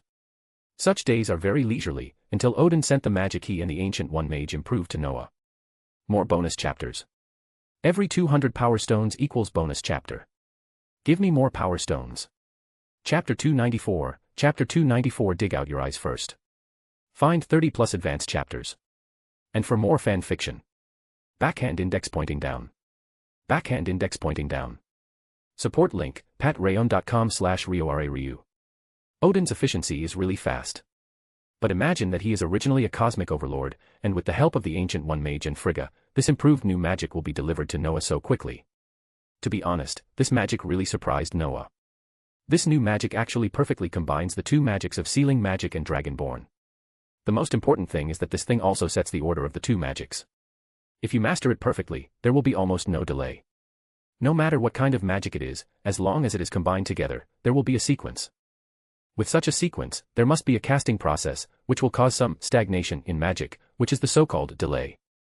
These problems are unavoidable, so magicians can only increase the proficiency of casting through a lot of practice, and then avoid such things from happening. It is impossible that you cast a compound magic and suddenly find that this magic is slow and that magic is fast, causing the magic to fail directly, right? Of course, there are also many magicians who don't like to play such fancy things. In their eyes, the existence of a magic is the most correct way of existence. It is not necessarily a good thing to force other magics together. Noah was once a representative of such magicians. Until now, Noah discovered that this kind of mixed magic can really be modified manually to avoid many embarrassing things. Of course, Noah also knows that to modify a magic to this extent, it may really require a big boss-level figure to take action. But this magic also has a problem, that is, to select a sealing point to trigger it. The second is to integrate these high-dimensional dark forces into it. Noah touched his chin, looking at the vessel in his hand marked by the system as high-purity clean version of high-dimensional dark forces, and couldn't help but fall into deep thought again. The introduction and activation of these forces are the key to starting the transformation. Relatively speaking, Noah thinks this is not difficult. Noah has already introduced such power once. Although he did not do it himself, Noah's body can still accept such power. At most, Noah can let the system help him again, which is not a big deal. The only trouble is that Noah has been thinking about where the sealing magic should be sealed. The reason why Noah finds this problem troublesome is that this magic really cannot be made too conspicuous. This kind of magic is best used when you know you can't win, or when you want to sneak up on someone. If it's sealed on the forehead. While speaking, Noah subconsciously touched his forehead, and then immediately rejected this idea. Although Noah doesn't mess with his hair, he still keeps his short hair, which also results in there being basically no hair blocking Noah's forehead. If the sealing magic is really left on the forehead, I'm afraid everyone will notice it. Even if they don't know, they will guess whether this thing is dangerous. After all, magicians are not boring guys. Maybe a magician's tattoo will be a rune or an enchantment. And I'm not Tsunade. Leaving this thing on the forehead won't make people think it's for show. The idea of leaving the sealing magic on the forehead was basically shattered. As for leaving it somewhere else under the clothes, Noah has considered it, but there is a problem, that is, magic transmission and mental control may not flow that fast. Mental power is transmitted from the brain, so the closer to the head, the more convenient it is. And the sealing magic actually needs to condense something like a crystal. After all, this thing has dark elements as attraction, and it is a power of very high purity and quality. Naturally, this thing cannot be engraved in the form of runes. If it can be, Noah would like to engrave runes on his arm. Of course, if Noah's own magic attribute is this kind of dark power, then the result will naturally be different, but unfortunately Noah is not. Forget it, at worst, I can learn from Thor. Eyes crystals are actually the best sealing carriers. Although no one has tried it, I remember that many anime like to store some special power in the eyes.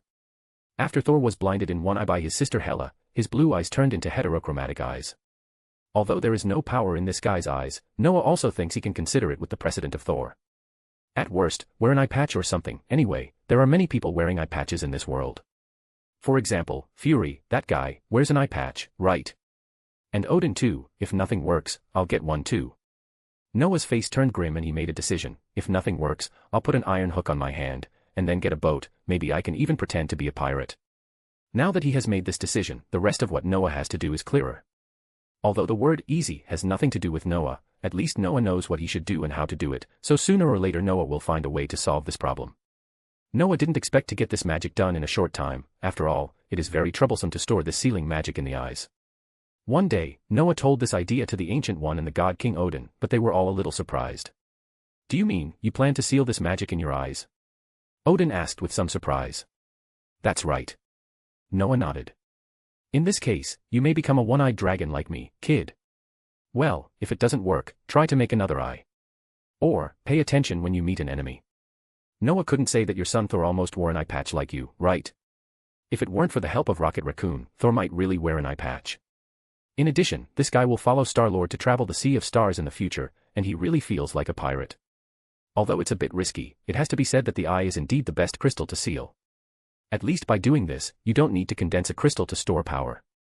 Ancient One nodded seriously, even though she felt it was a bit risky, but it had to be said that doing so was also beneficial.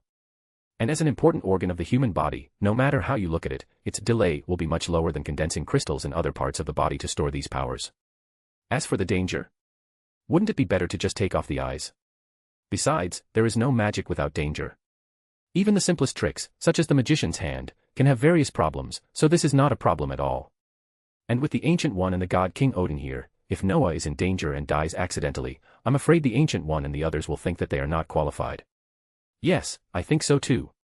Noah was not surprised that Ancient One thought of this. After all, this magic was developed by them, so, this may take more time to complete. I plan to slowly experiment after returning. Why do you want to go back? Frigga, who had not spoken before, looked at Noah strangely. She didn't quite understand what the young man was thinking. But soon she guessed Noah's thoughts, which Frigga felt a little funny. She had a good sense of Noah, although she felt that Noah's attitude towards the opposite sex was a little strange. But as a magician, Noah's efforts and firm will as a younger magician were recognized by Frigga.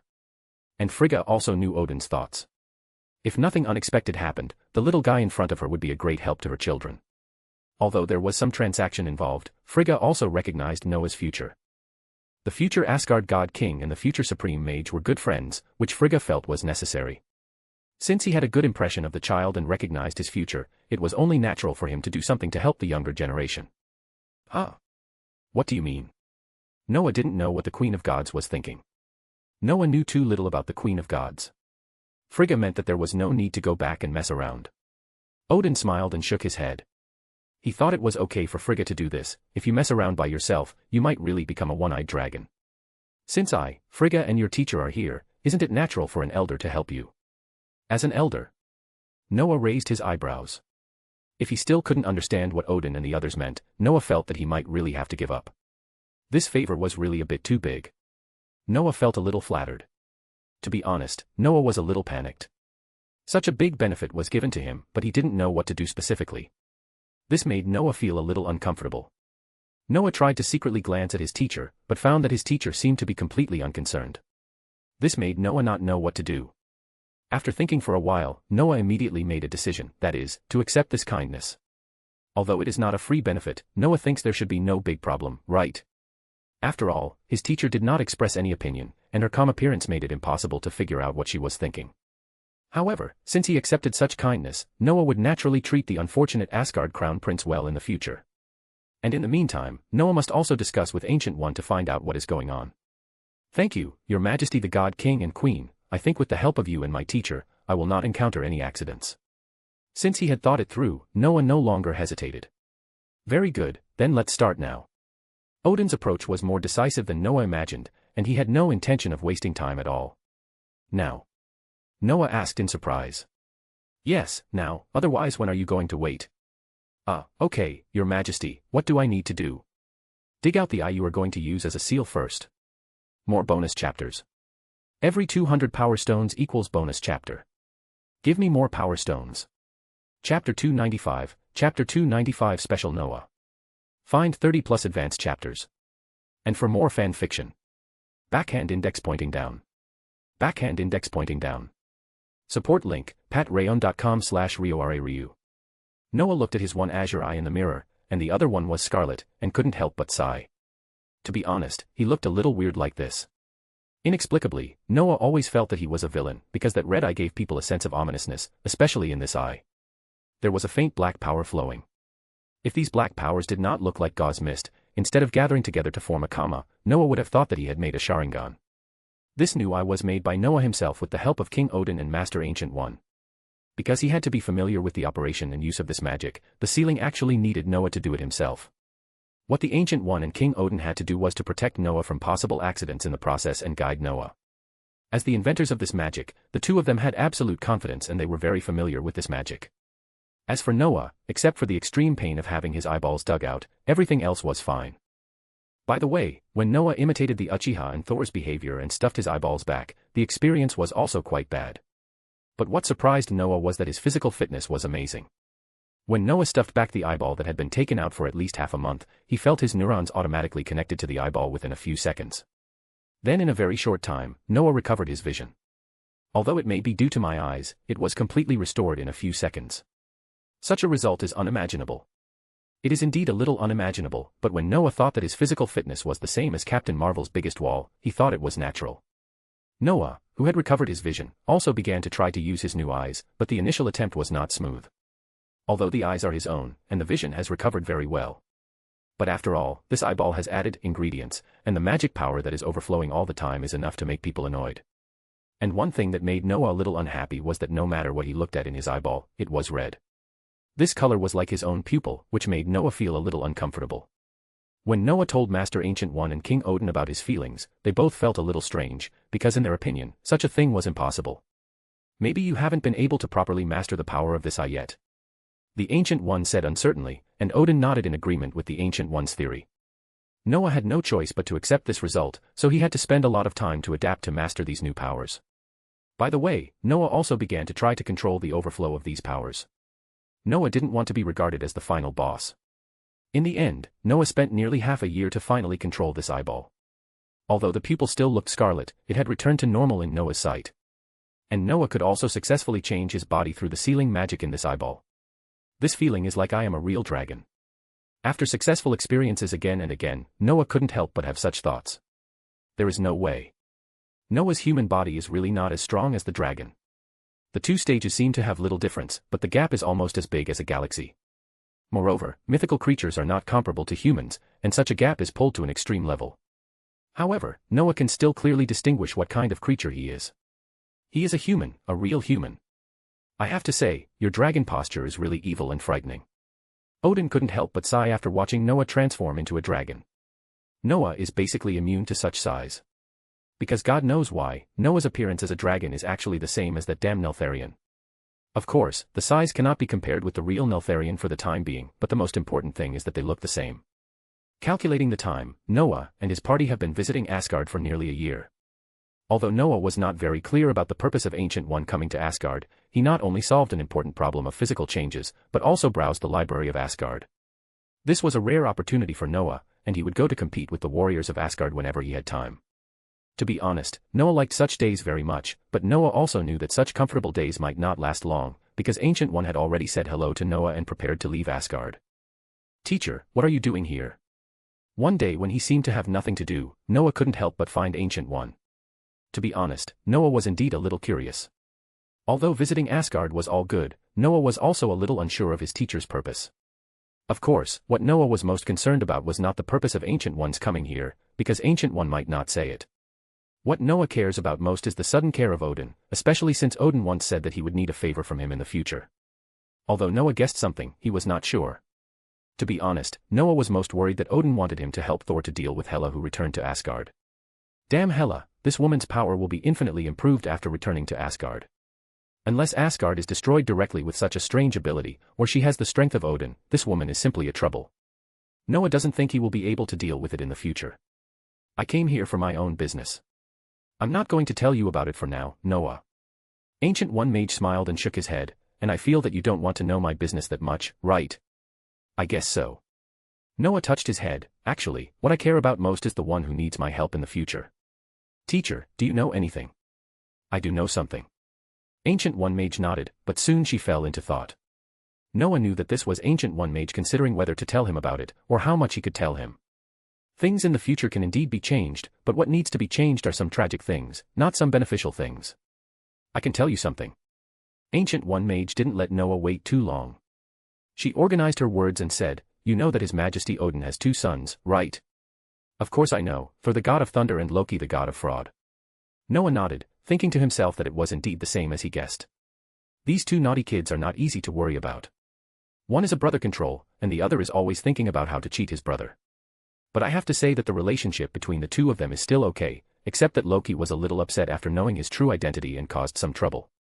Yes, it's the 2 of them. Didn't you notice that we didn't see them this time? Someone told me about this problem. It was an Asgardian warrior. Thor seemed to be on the battlefield. As for Loki, he naturally followed him, but I heard that His Majesty Odin was not satisfied with Thor's approach. Yes, I'm afraid Thor will go to Earth soon. Is that so? Go to Earth to accept the test. Then, does His Majesty Odin not want us Camartage magicians to pay attention to him? Noah knew the plot, so he directly said the conclusion. In fact, even if Noah didn't know the plot, he could guess this kind of thing as long as he thought about it a little. A prince who made a mistake was thrown to Earth, so it was obvious that he was punished. Odin naturally didn't want anyone to disturb him. Almost, but he hopes you and Thor can get along well. The Ancient One was not surprised that Noah guessed it. She nodded directly and said, "I get in touch with Thor." Noah pointed at himself with a strange look on his face, and then he said as if he had suddenly realized something, "Do you hope that I can make him realize what kind of qualities he should have as a king?" Almost. The Ancient One nodded, but it's more than that. I don't know the details, but I also hope that you can get along well. Get along well. Noah tilted his head. Of course, he didn't mind getting along well with Thor, the god of thunder. Not to mention that he was the future king of Asgard, nor that he was the one who almost killed Thanos with an axe in the future. Thor's character alone is still worthy of recognition. It would be reassuring to be friends with such a guy. Is that so? Noah seemed relieved. If it was just like this, it would be very simple. Getting along well with Thor and becoming friends is actually not a difficult thing. This guy had nothing after being thrown to the earth. As long as Noah taught him and made him the hammer god again, everything would be over, because gaining the recognition of the hammer was equivalent to gaining the recognition of Odin.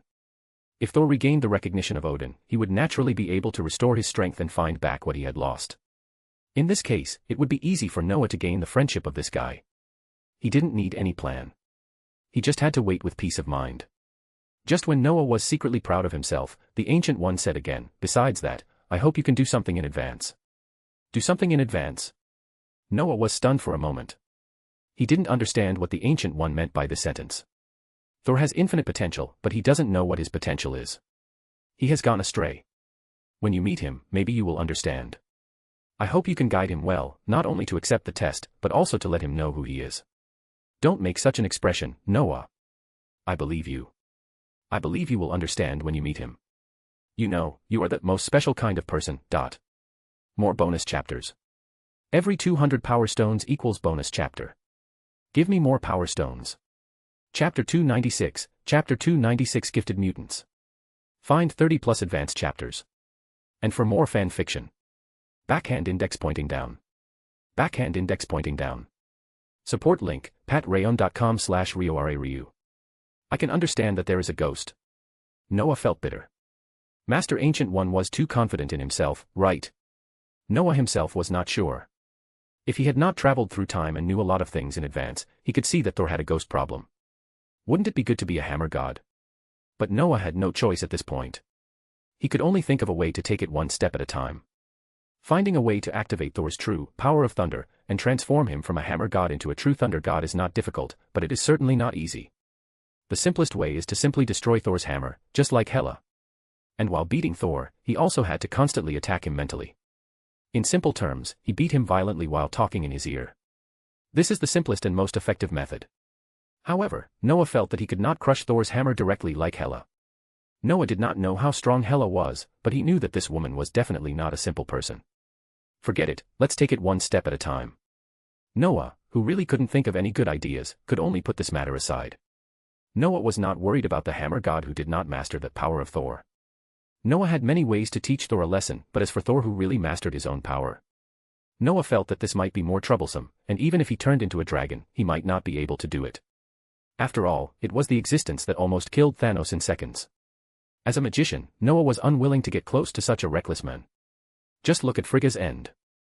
After saying goodbye to Odin and the others, Noah and the other two returned to Earth and Camartage under the leadership of the Ancient One. To be honest, when they returned to Earth, they suddenly felt a little uncomfortable. Because the air quality and magic concentration here really can't be compared with Asgard. But Noah and the others didn't care so much. Although Asgard is indeed comfortable, Earth is their home. Moreover, the gains of their trip to Asgard this time were unimaginable. In addition to Noah, Ms. Heffen and the king also had their own gains. In addition to making friends with the Queen of Gods Frigga, Ms. Heffen also received guidance from the Queen of Gods. Ms. Heffen's current magic level is almost at the 5th level. As an ordinary person, it can be said that it is completely beyond expectations that she has come here step by step. Moreover, Asgard's magic system is unexpectedly suitable for Ms. Heffen. Ms. Heffen mastered the projection-like magic very quickly. It can be said that as long as Ms. Heffen does not do anything stupid and does not provoke some terrible magicians, she will basically not be in any danger as she has mastered the magic of Camartage and Asgard. The king is similar. Although he is not interested in the magic system of Asgard, the warriors of Asgard have given him a lot of help. The king has always been a traditional Camartage magician, and he is different from Noah. He is not only good at Camartage magic, but also more proficient in close combat. The warriors of Asgard are all good at close combat, and many of them are experienced veterans. They can get huge benefits by giving Wong a little guidance. Although the current Wong is still at the 7th level in magic, it is similar to Noah. But if this guy really fights with a bayonet, I am afraid that Noah will have huge trouble if he gets close to this guy, and Noah's body is also included. In short, it was a fruitful trip. Noah gave a direct definition to this trip to Asgard. Although this trip lasted only 1 year, everyone had made great progress. This made Noah very happy, and there was another thing that made Noah happy, that is, Charles came out of Camartage. A year ago, in the Camartage Magic Award, Charles and Jean Grey both got the opportunity to enter Camartage to study meditation. A year passed quietly, and when Noah met these two guys in Camartage, he was really shocked. In other words, your current magic level has reached the 8th level. And Jean is also the 7th level of magic. Noah asked with a twitch at the corner of his mouth. The concept of magic level is different from that of magic level. The magic level is just how much magic you have in your body as a magician. The magic level is rated according to your magic, the magic knowledge you have mastered, and the combat ability you have. Above is the assessment of wizards and magicians. Yes, but my magic rating is not up to level 8. It seems that I still lack a lot of knowledge. Charles smiled and nodded, without any pride at all. Well, it seems that you are really a natural magician. Noah smiled bitterly. By the way, the teacher is back, I think he can help you get back on your feet. Thank you, Noah. Charles did not answer this question, but bowed to Noah with Jean Grey with a serious look. There's no need to say thank you, you've thanked me too many times. We're all members of the Ark in the future, so let's manage this company well. The key is to run it well. Of course, I've always kept this in mind. And this time when I go back, Jean and I will start to do something. After all, we haven't managed these things well for a year. It's okay, take your time. By the way, you can come to the temple to find me anytime you are free. You know, there are a lot of books in my temple. I think this will help you fill the gaps in your magic knowledge and make it convenient for you to participate in the magician assessment next year. We know, Noah. Although you don't want to hear it, we still have to say thank you. Watching Charles and Jean Grey leave, Noah sighed helplessly. Sure enough, Charles and Jean Grey are natural magicians. Both of them are extremely powerful, and Jean Grey is even a being with the power of the phoenix. The existence of meditation is actually to enhance a person's mental power and resonate with the magic power in his body. The mental power of these two people is so explosive, so for them, the meaning of meditation is more to resonate with their own magic power, and of course, it also has the function of improving their mental power. But compared to that little improvement, their magic power grows the fastest. You know, although Camartage will provide you with a learning method of meditation, it will only provide you with some relatively simple and basic meditation methods. The more advanced things are not fully taken out, let alone the meditation method that can rely on mental power to travel to the sky mastered by Ancient One. But these two people rely on this relatively basic meditation method to forcibly walk into the ranks of high-level magicians. Noah feels terrible when he sees this potential. I just don't know what the connection is between Jean's Phoenix and the Phoenix of the Dumbledore family. Moreover, I don't know if she can completely master the Phoenix in her body. If she also learns the magic of Dragonborn, will she have to change her name? Noah touched his chin, his mind full of random thoughts. Dumbledore and the Phoenix do have a good relationship, just like a guardian beast. Noah thinks that if Dumbledore is asked to choose a magical creature to transform, he will probably choose to become a Phoenix without hesitation, right? In this case, Jean may become a Phoenix, and Dumbledore may become a Phoenix. Then, wouldn't the Phoenix become less and less valuable? Noah shook his head. He thought it would be better not to continue to think about it. Whether it can be transformed into a Phoenix has nothing to do with Noah. Even if it is to be transformed, he needs to study it himself. After all, Noah studied it very hard at that time to get the dragon form. Otherwise, Noah's magic would not be named Dragonborn, because only the dragon form data is complete for this thing. Forget about whether the others are complete or not, there is no data at all. Noah does not plan to help with this research. He plans to leave it to Charles and others to study. After all, there are still many mutants who are talented and suitable to become magicians. Not to mention anything else, just those guys who have mastered natural abilities, such as frost, fire, and other abilities. If they were asked to learn the corresponding elemental magic, they would definitely learn faster than ordinary people. This thing is pure talent, and there is no need to envy it. But correspondingly, they may only be particularly good at a certain element and have special expertise, and they cannot learn all kinds of elemental magic like other elemental magicians. This can be said to be very fair. If you are a mutant of the fire element, and you perfectly master the water elemental magic through learning elemental magic, this is nonsense. You are the flame itself, and if you add ice cubes to it, the result is naturally that the ice cubes melt into water, and even extinguish the flames. It can be said that Noah can fully imagine how tragic the result of doing this is. The melting of his own magic power is just a small matter. Even if he died on the spot, it was not a surprise. It can be said that immortality is a gift from God. Why think so much? It seems that it would be good to have more specialized elemental magic. As for training, I can come by myself, or I can talk to the magicians of the York Magic Association. I remember that they seem to have always wanted to contact me. Noah has not forgotten the magicians of the York Magic Association, nor has he forgotten William Moore. Noah feels that this time he can get in touch with them after returning. After all, he has been in the London Temple for so long, and it seems that he has really had no contact with the local magic organization. Speaking of which, I owe them a favor. Although it is a fair trade, I seem to earn more. More bonus chapters. Every 200 power stones equals bonus chapter. Give me more power stones. Chapter 297, Chapter 297 What Happened in a Year. Find 30 plus advanced chapters. And for more fan fiction. Backhand index pointing down. Backhand index pointing down. Support link, patreon.com/RioRaRyu. It is not difficult for Ancient One to help Charles recover his body functions. Even in Ancient One's own words, Charles can completely recover by himself. After all, Charles is a magician with super high mental and magical powers, not an ordinary person like Jonathan Pangborn.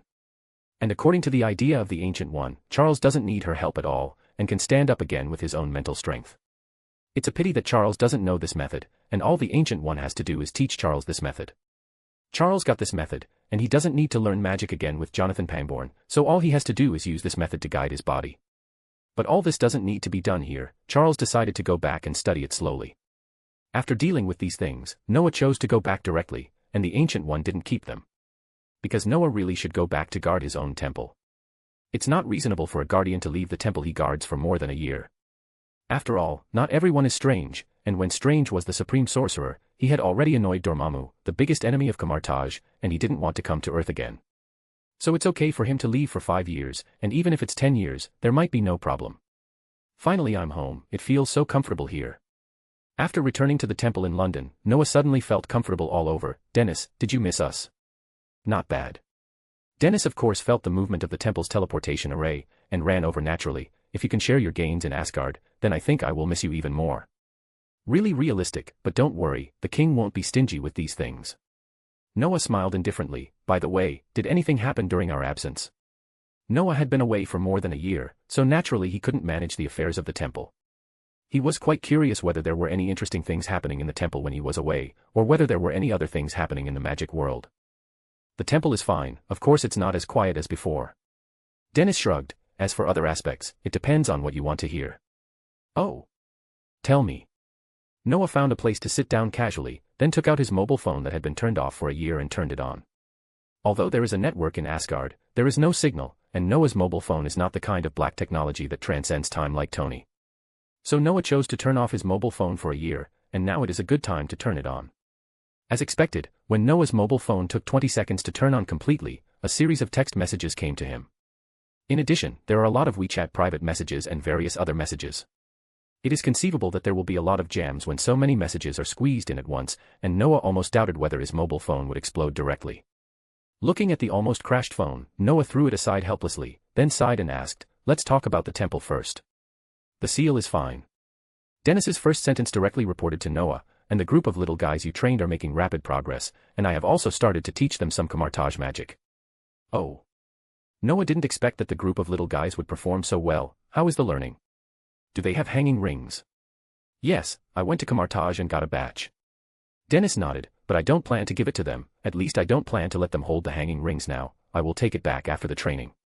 Noah nodded. It is true that these guys are not suitable for mastering the hanging rings now. They are still too young. But Noah envied them a little. When Noah went to practice these magics, he was not allowed to use the hanging rings at all. Shaking his head, Noah threw these bad memories out of his mind. They look pretty good. It's really good to be recognized by you. By the way, have you passed the magician assessment? Of course I passed. Speaking of this, Dennis also showed a hint of pride, but soon this look was hidden. There are only 4 magicians stationed in the London temple who can take care of things. Among these 4 magicians, the lady is basically a mascot, responsible for taking care of Noah's life. So to be precise, there are only 3 people in charge, and 2 of these 3 magicians have passed the magician certification assessment. So Dennis thinks that it is better not to be proud of himself as a magician. Maybe this is an honor for people outside, but it seems a bit embarrassing here. Among these little guys, the best performer is Elena Neski. Dennis immediately changed the subject. She is the girl you found with Jason. You should remember her. I remember. A girl with a tragic experience. Noah nodded. Of course, he could guess what Dennis was thinking, so I followed Dennis's meaning and stopped talking about the previous topic. By the way, Noah. Dennis seemed to have thought of something, and asked with a frown, "Do you know what happened to Cassius?" The last time I went to camouflage, I found that he seemed to be becoming more and more withdrawn, and I heard that he... Oh. Noah was immediately alert when he heard about Cassius. I heard that what happened to him. I heard from my friends that he seemed to start reading some things he shouldn't read. Dennis sighed, and it is said that he did not participate in the magician's assessment this time, and no longer had any communication with other companions, except for his own disciples. Is that so? Noah also frowned and touched his chin. Noah felt that this was really not a good omen. This guy obviously still had some unrealistic ideas, and his actions seemed to be getting more and more dangerous. It seems that the magician assessment project has become the fuse of some not-so-good things. But after thinking about it for a while, Noah felt that there was no need to think about this problem anymore. The Ancient One is not yet at the point where she is willing to sacrifice everything to train Strange, and it seems that she has no intention of getting rid of her body and reaching a higher level of life. In this case, Noah thinks this should not be a problem. With the Ancient One in charge, I'm afraid Caecilius won't be able to cause any trouble. If the Ancient One really feels that he can't do it, then Noah doesn't mind having some fun with Caecilius. Although they are all 7th-level high-level magicians, Noah doesn't think he will lose to this guy. With the magic of Dragonborn as a trump card, and his physical fitness is not so afraid of this guy's close-range attack, Noah still has some confidence in dealing with this guy. After thinking it through, Noah smiled at Dennis. Okay, I don't think we need to worry about this problem. The teacher is back. With her in camouflage, what problems can there be? Is the Sorcerer Supreme back? Dennis also relaxed his brows when he heard the news. In this case, there will naturally be no other problems. Anything else? Inside the temple. Well, it's probably that the snake you raise often turns into a woman now. To be honest, is she an animagus? I was scared last time. I thought there was an invasion from outsiders. But later I learned about it and found out that it turns out that the boy has been carrying a woman with him all the time. She has changed back. Regularly. This is good news. As for her problem, it is a bit complicated. She is a blood-cursed orc, but her curse has been expelled by me. However, because humans have been sleeping for too long, they need time to adapt to their new bodies. Is there anything else? So that's it. I understand. As for other things, it's probably that your elemental devourer almost swallowed your all several times because it couldn't find you and could only get angry with your bird. Hearing this news, Noah's eyes widened immediately, and the red and blue pupils also surprised Dennis for a while. He really didn't notice that Noah's pupil color had changed, but Dennis didn't ask Noah what happened. You said, Gugu almost swallowed my Hathaway. Noah asked in disbelief, are they both okay? It's okay. Dennis calmed down and said, your owl runs fast, and the devourer didn't really intend to swallow your owl. But there is one thing I must tell you, that is, to feed your devourer, I ordered a lot of dragons, this money. No problem. Money is a trivial matter, Noah said nonchalantly, but remember to ask them to issue an invoice. Dennis felt that Noah was shameless. Was this guy going to reimburse Camartage? Okay, in addition to the temple, is there anything else? Noah glanced at his mobile phone, as if all the information had been loaded, and his mobile phone seemed to be running out of power. That guy from S.H.I.E.L.D. has come to you 5 times, your classmate has come to you once, and a playboy has come to you 3 times. Dennis recalled, oh, by the way, I almost forgot one thing. What is it? Noah was still receiving this information, and suddenly heard Dennis's surprise and was a little puzzled. It's Jason. Dennis said directly, he came to you after he came back last time, but you went to Asgard. He said he had a major discovery and needed to report to you. Is that so? Noah touched his chin. He still remembered that he asked Jason to investigate the Assassins organization. Since he is back now, it means that he has the answer. Where is he? In the temple. Okay, I want to meet him. More bonus chapters. Every 200 power stones equals bonus chapter. Give me more power stones. Chapter 298, Chapter 298A Super Stupid. Find 30 plus advanced chapters. And for more fan fiction. Backhand index pointing down. Backhand index pointing down. Support link, patreon.com/RioRaRyu. Noah is indeed very curious whether there is really such a thing as Assassin's Creed in this world. Although Noah was not a otaku in his previous life, as a gamer, especially since he was nagged by his parents since he was a child, he would buy a lot of games crazily when he grew up and had his own income.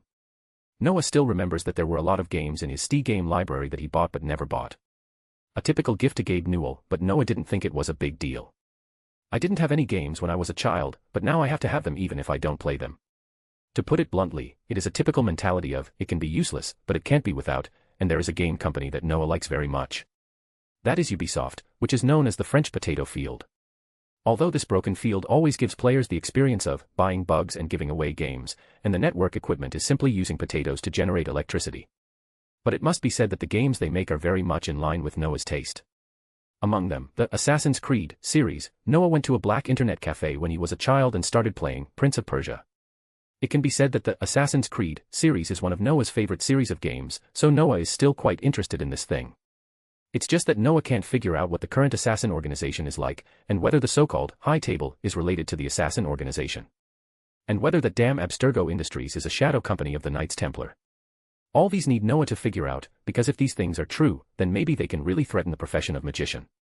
The legendary holy artifact of the YS people is not a joke, although Noah is not sure whether the golden apple can control the magician. Walking all the way to the hall, Noah soon saw Jason. Jason is now exercising, and the original body refining technique of Camartage is very effective for him. Although he has not improved his magic due to his talent, it is still very powerful to improve a person's physical fitness. Sir, you're back. Jason noticed Noah coming over and stopped what he was doing. Just came back. I heard from Dennis that you have something to tell me. Noah nodded and found a place to sit down. The reason why Jason chose to exercise in the hall was that few people would visit the temple in London, except for the group of magicians who came to read books. After Jason came to the temple, he consciously became a doorman here. The hall was very empty, and he would not delay his work or disturb others by exercising here. Yes, sir. Jason nodded. There are indeed some things I need to report to you. How is your investigation going? Noah looked at the somewhat vicissitudes of life in front of him and suddenly asked. Jason was stunned for a moment, then nodded, but soon he shook his head again. With the help of Director Fury, we found a lot of doubts and solved some remaining problems. Really? Noah touched his chin. Did you kill them? No. Jason shook his head. Director Fury has already dealt with this matter. He said he can help me with this kind of thing. Fury helped to deal with it. Noah suddenly felt a little funny.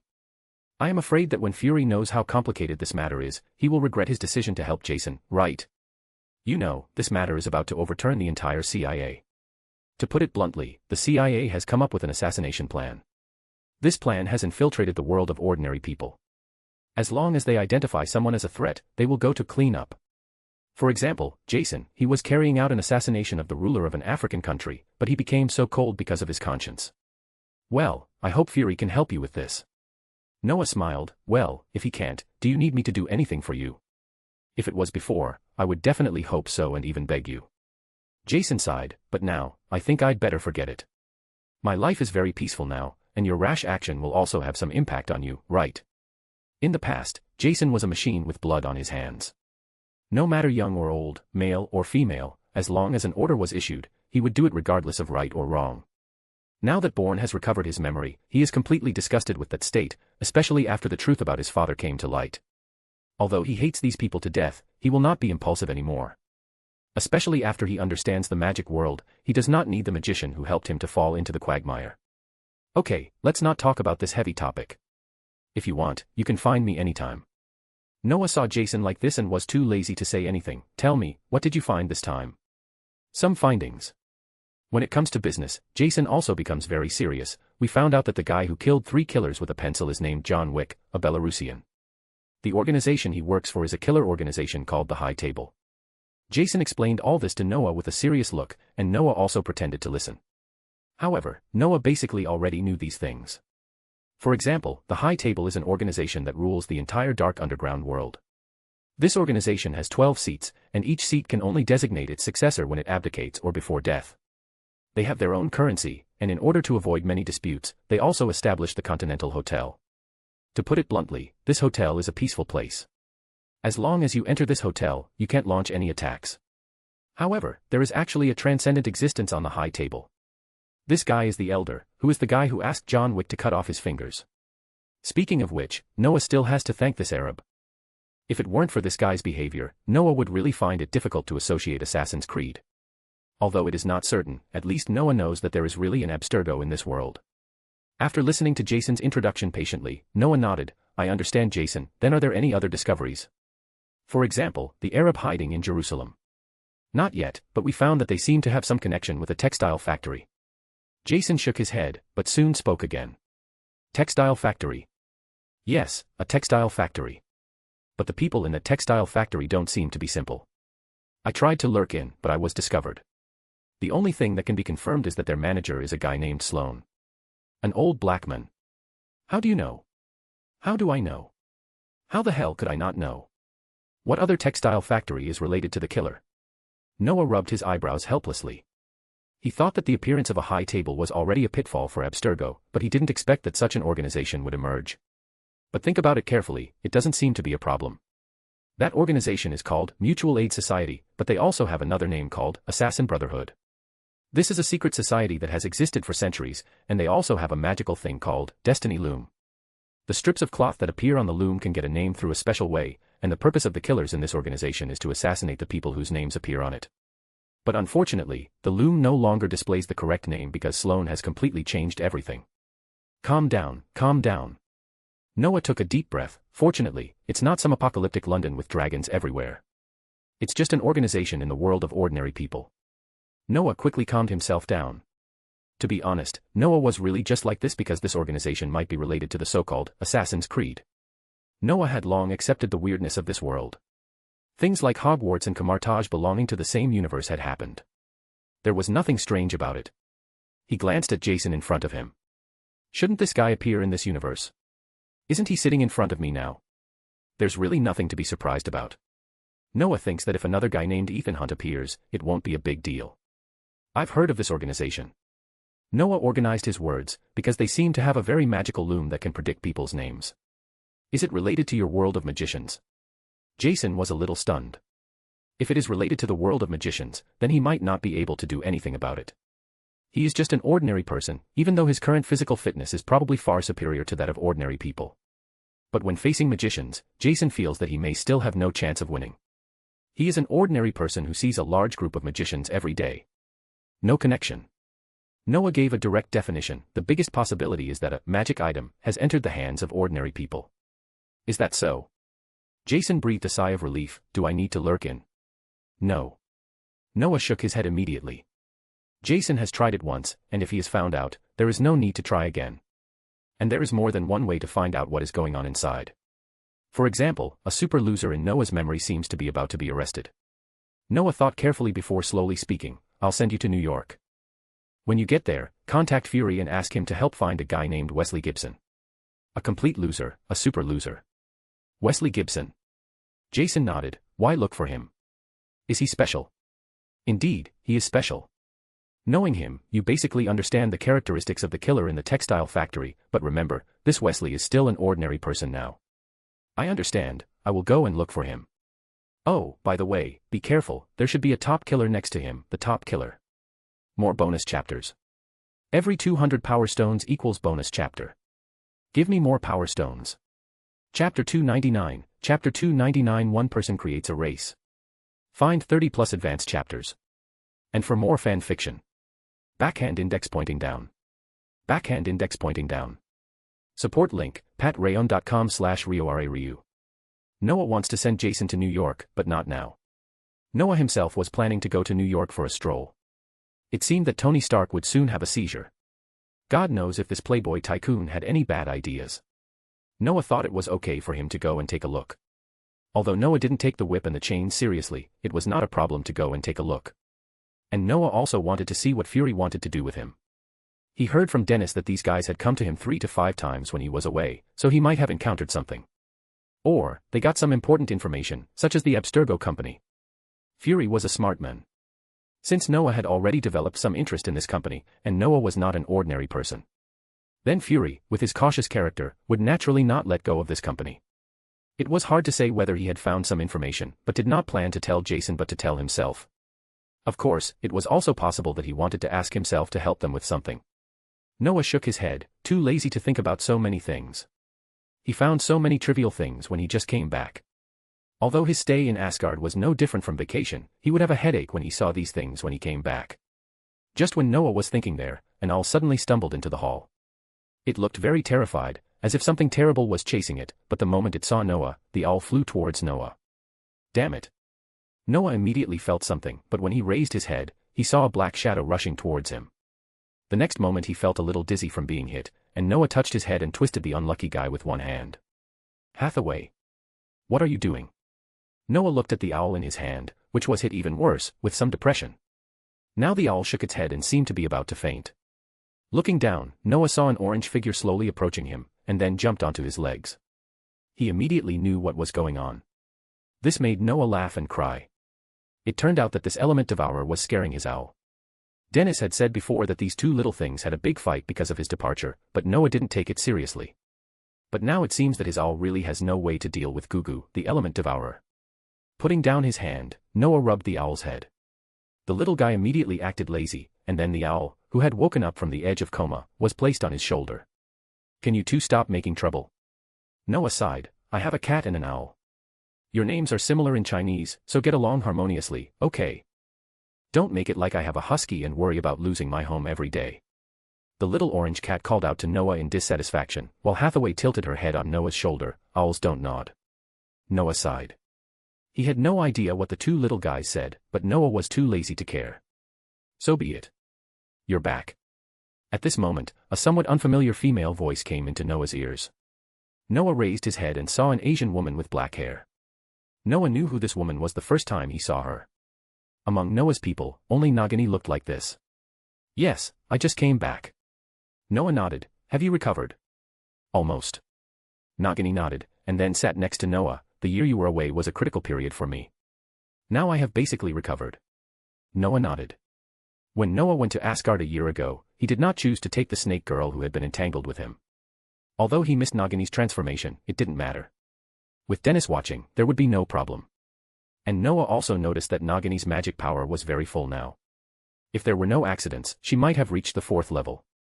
The 4th level is the strength level of a mid-level magician, which is already a very good level among ordinary magicians. Congratulations, Nagini. Do you no longer need to turn into a snake? Noah asked with a smile. I don't know how to say it. Nagini frowned. My current state is very strange. I seem to be able to turn into a snake at any time.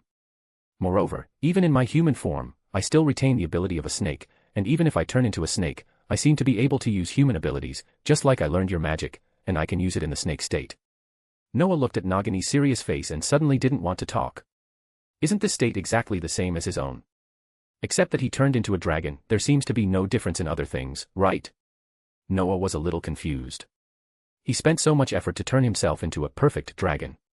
But because it was too perfect, various complications appeared, and it was not until recently that it was basically solved with the help of others.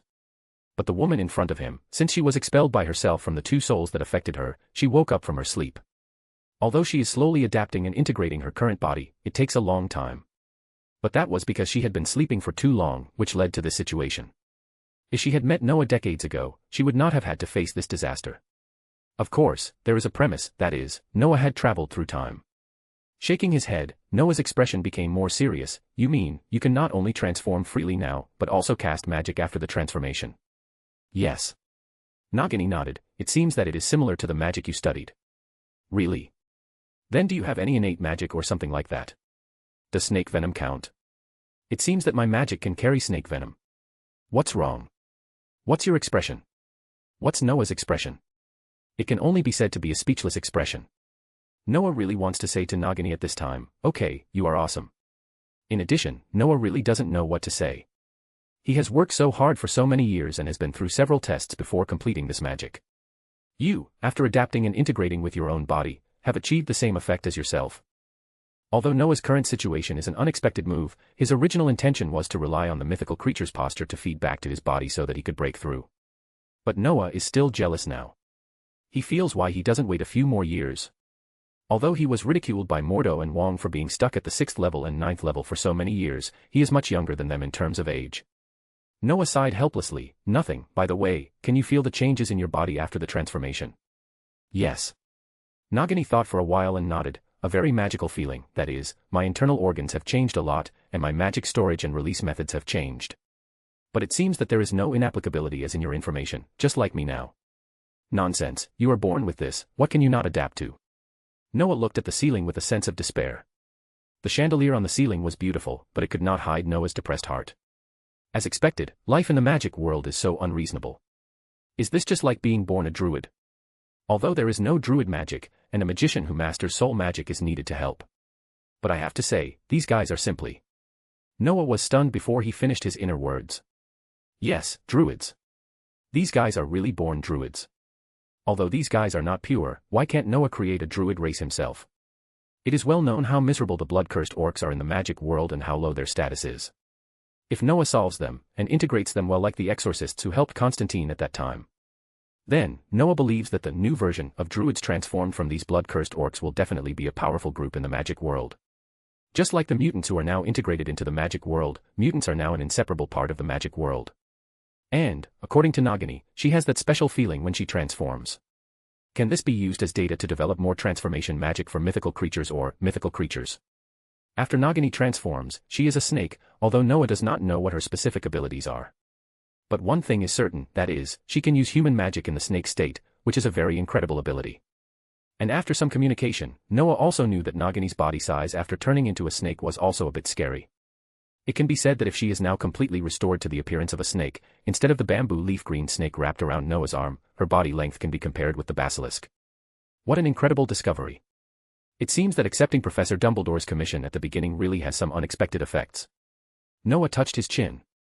If Noah's plan succeeds, then this may mean that he has created a race with his own hands. More bonus chapters. Every 200 power stones equals bonus chapter. Give me more power stones.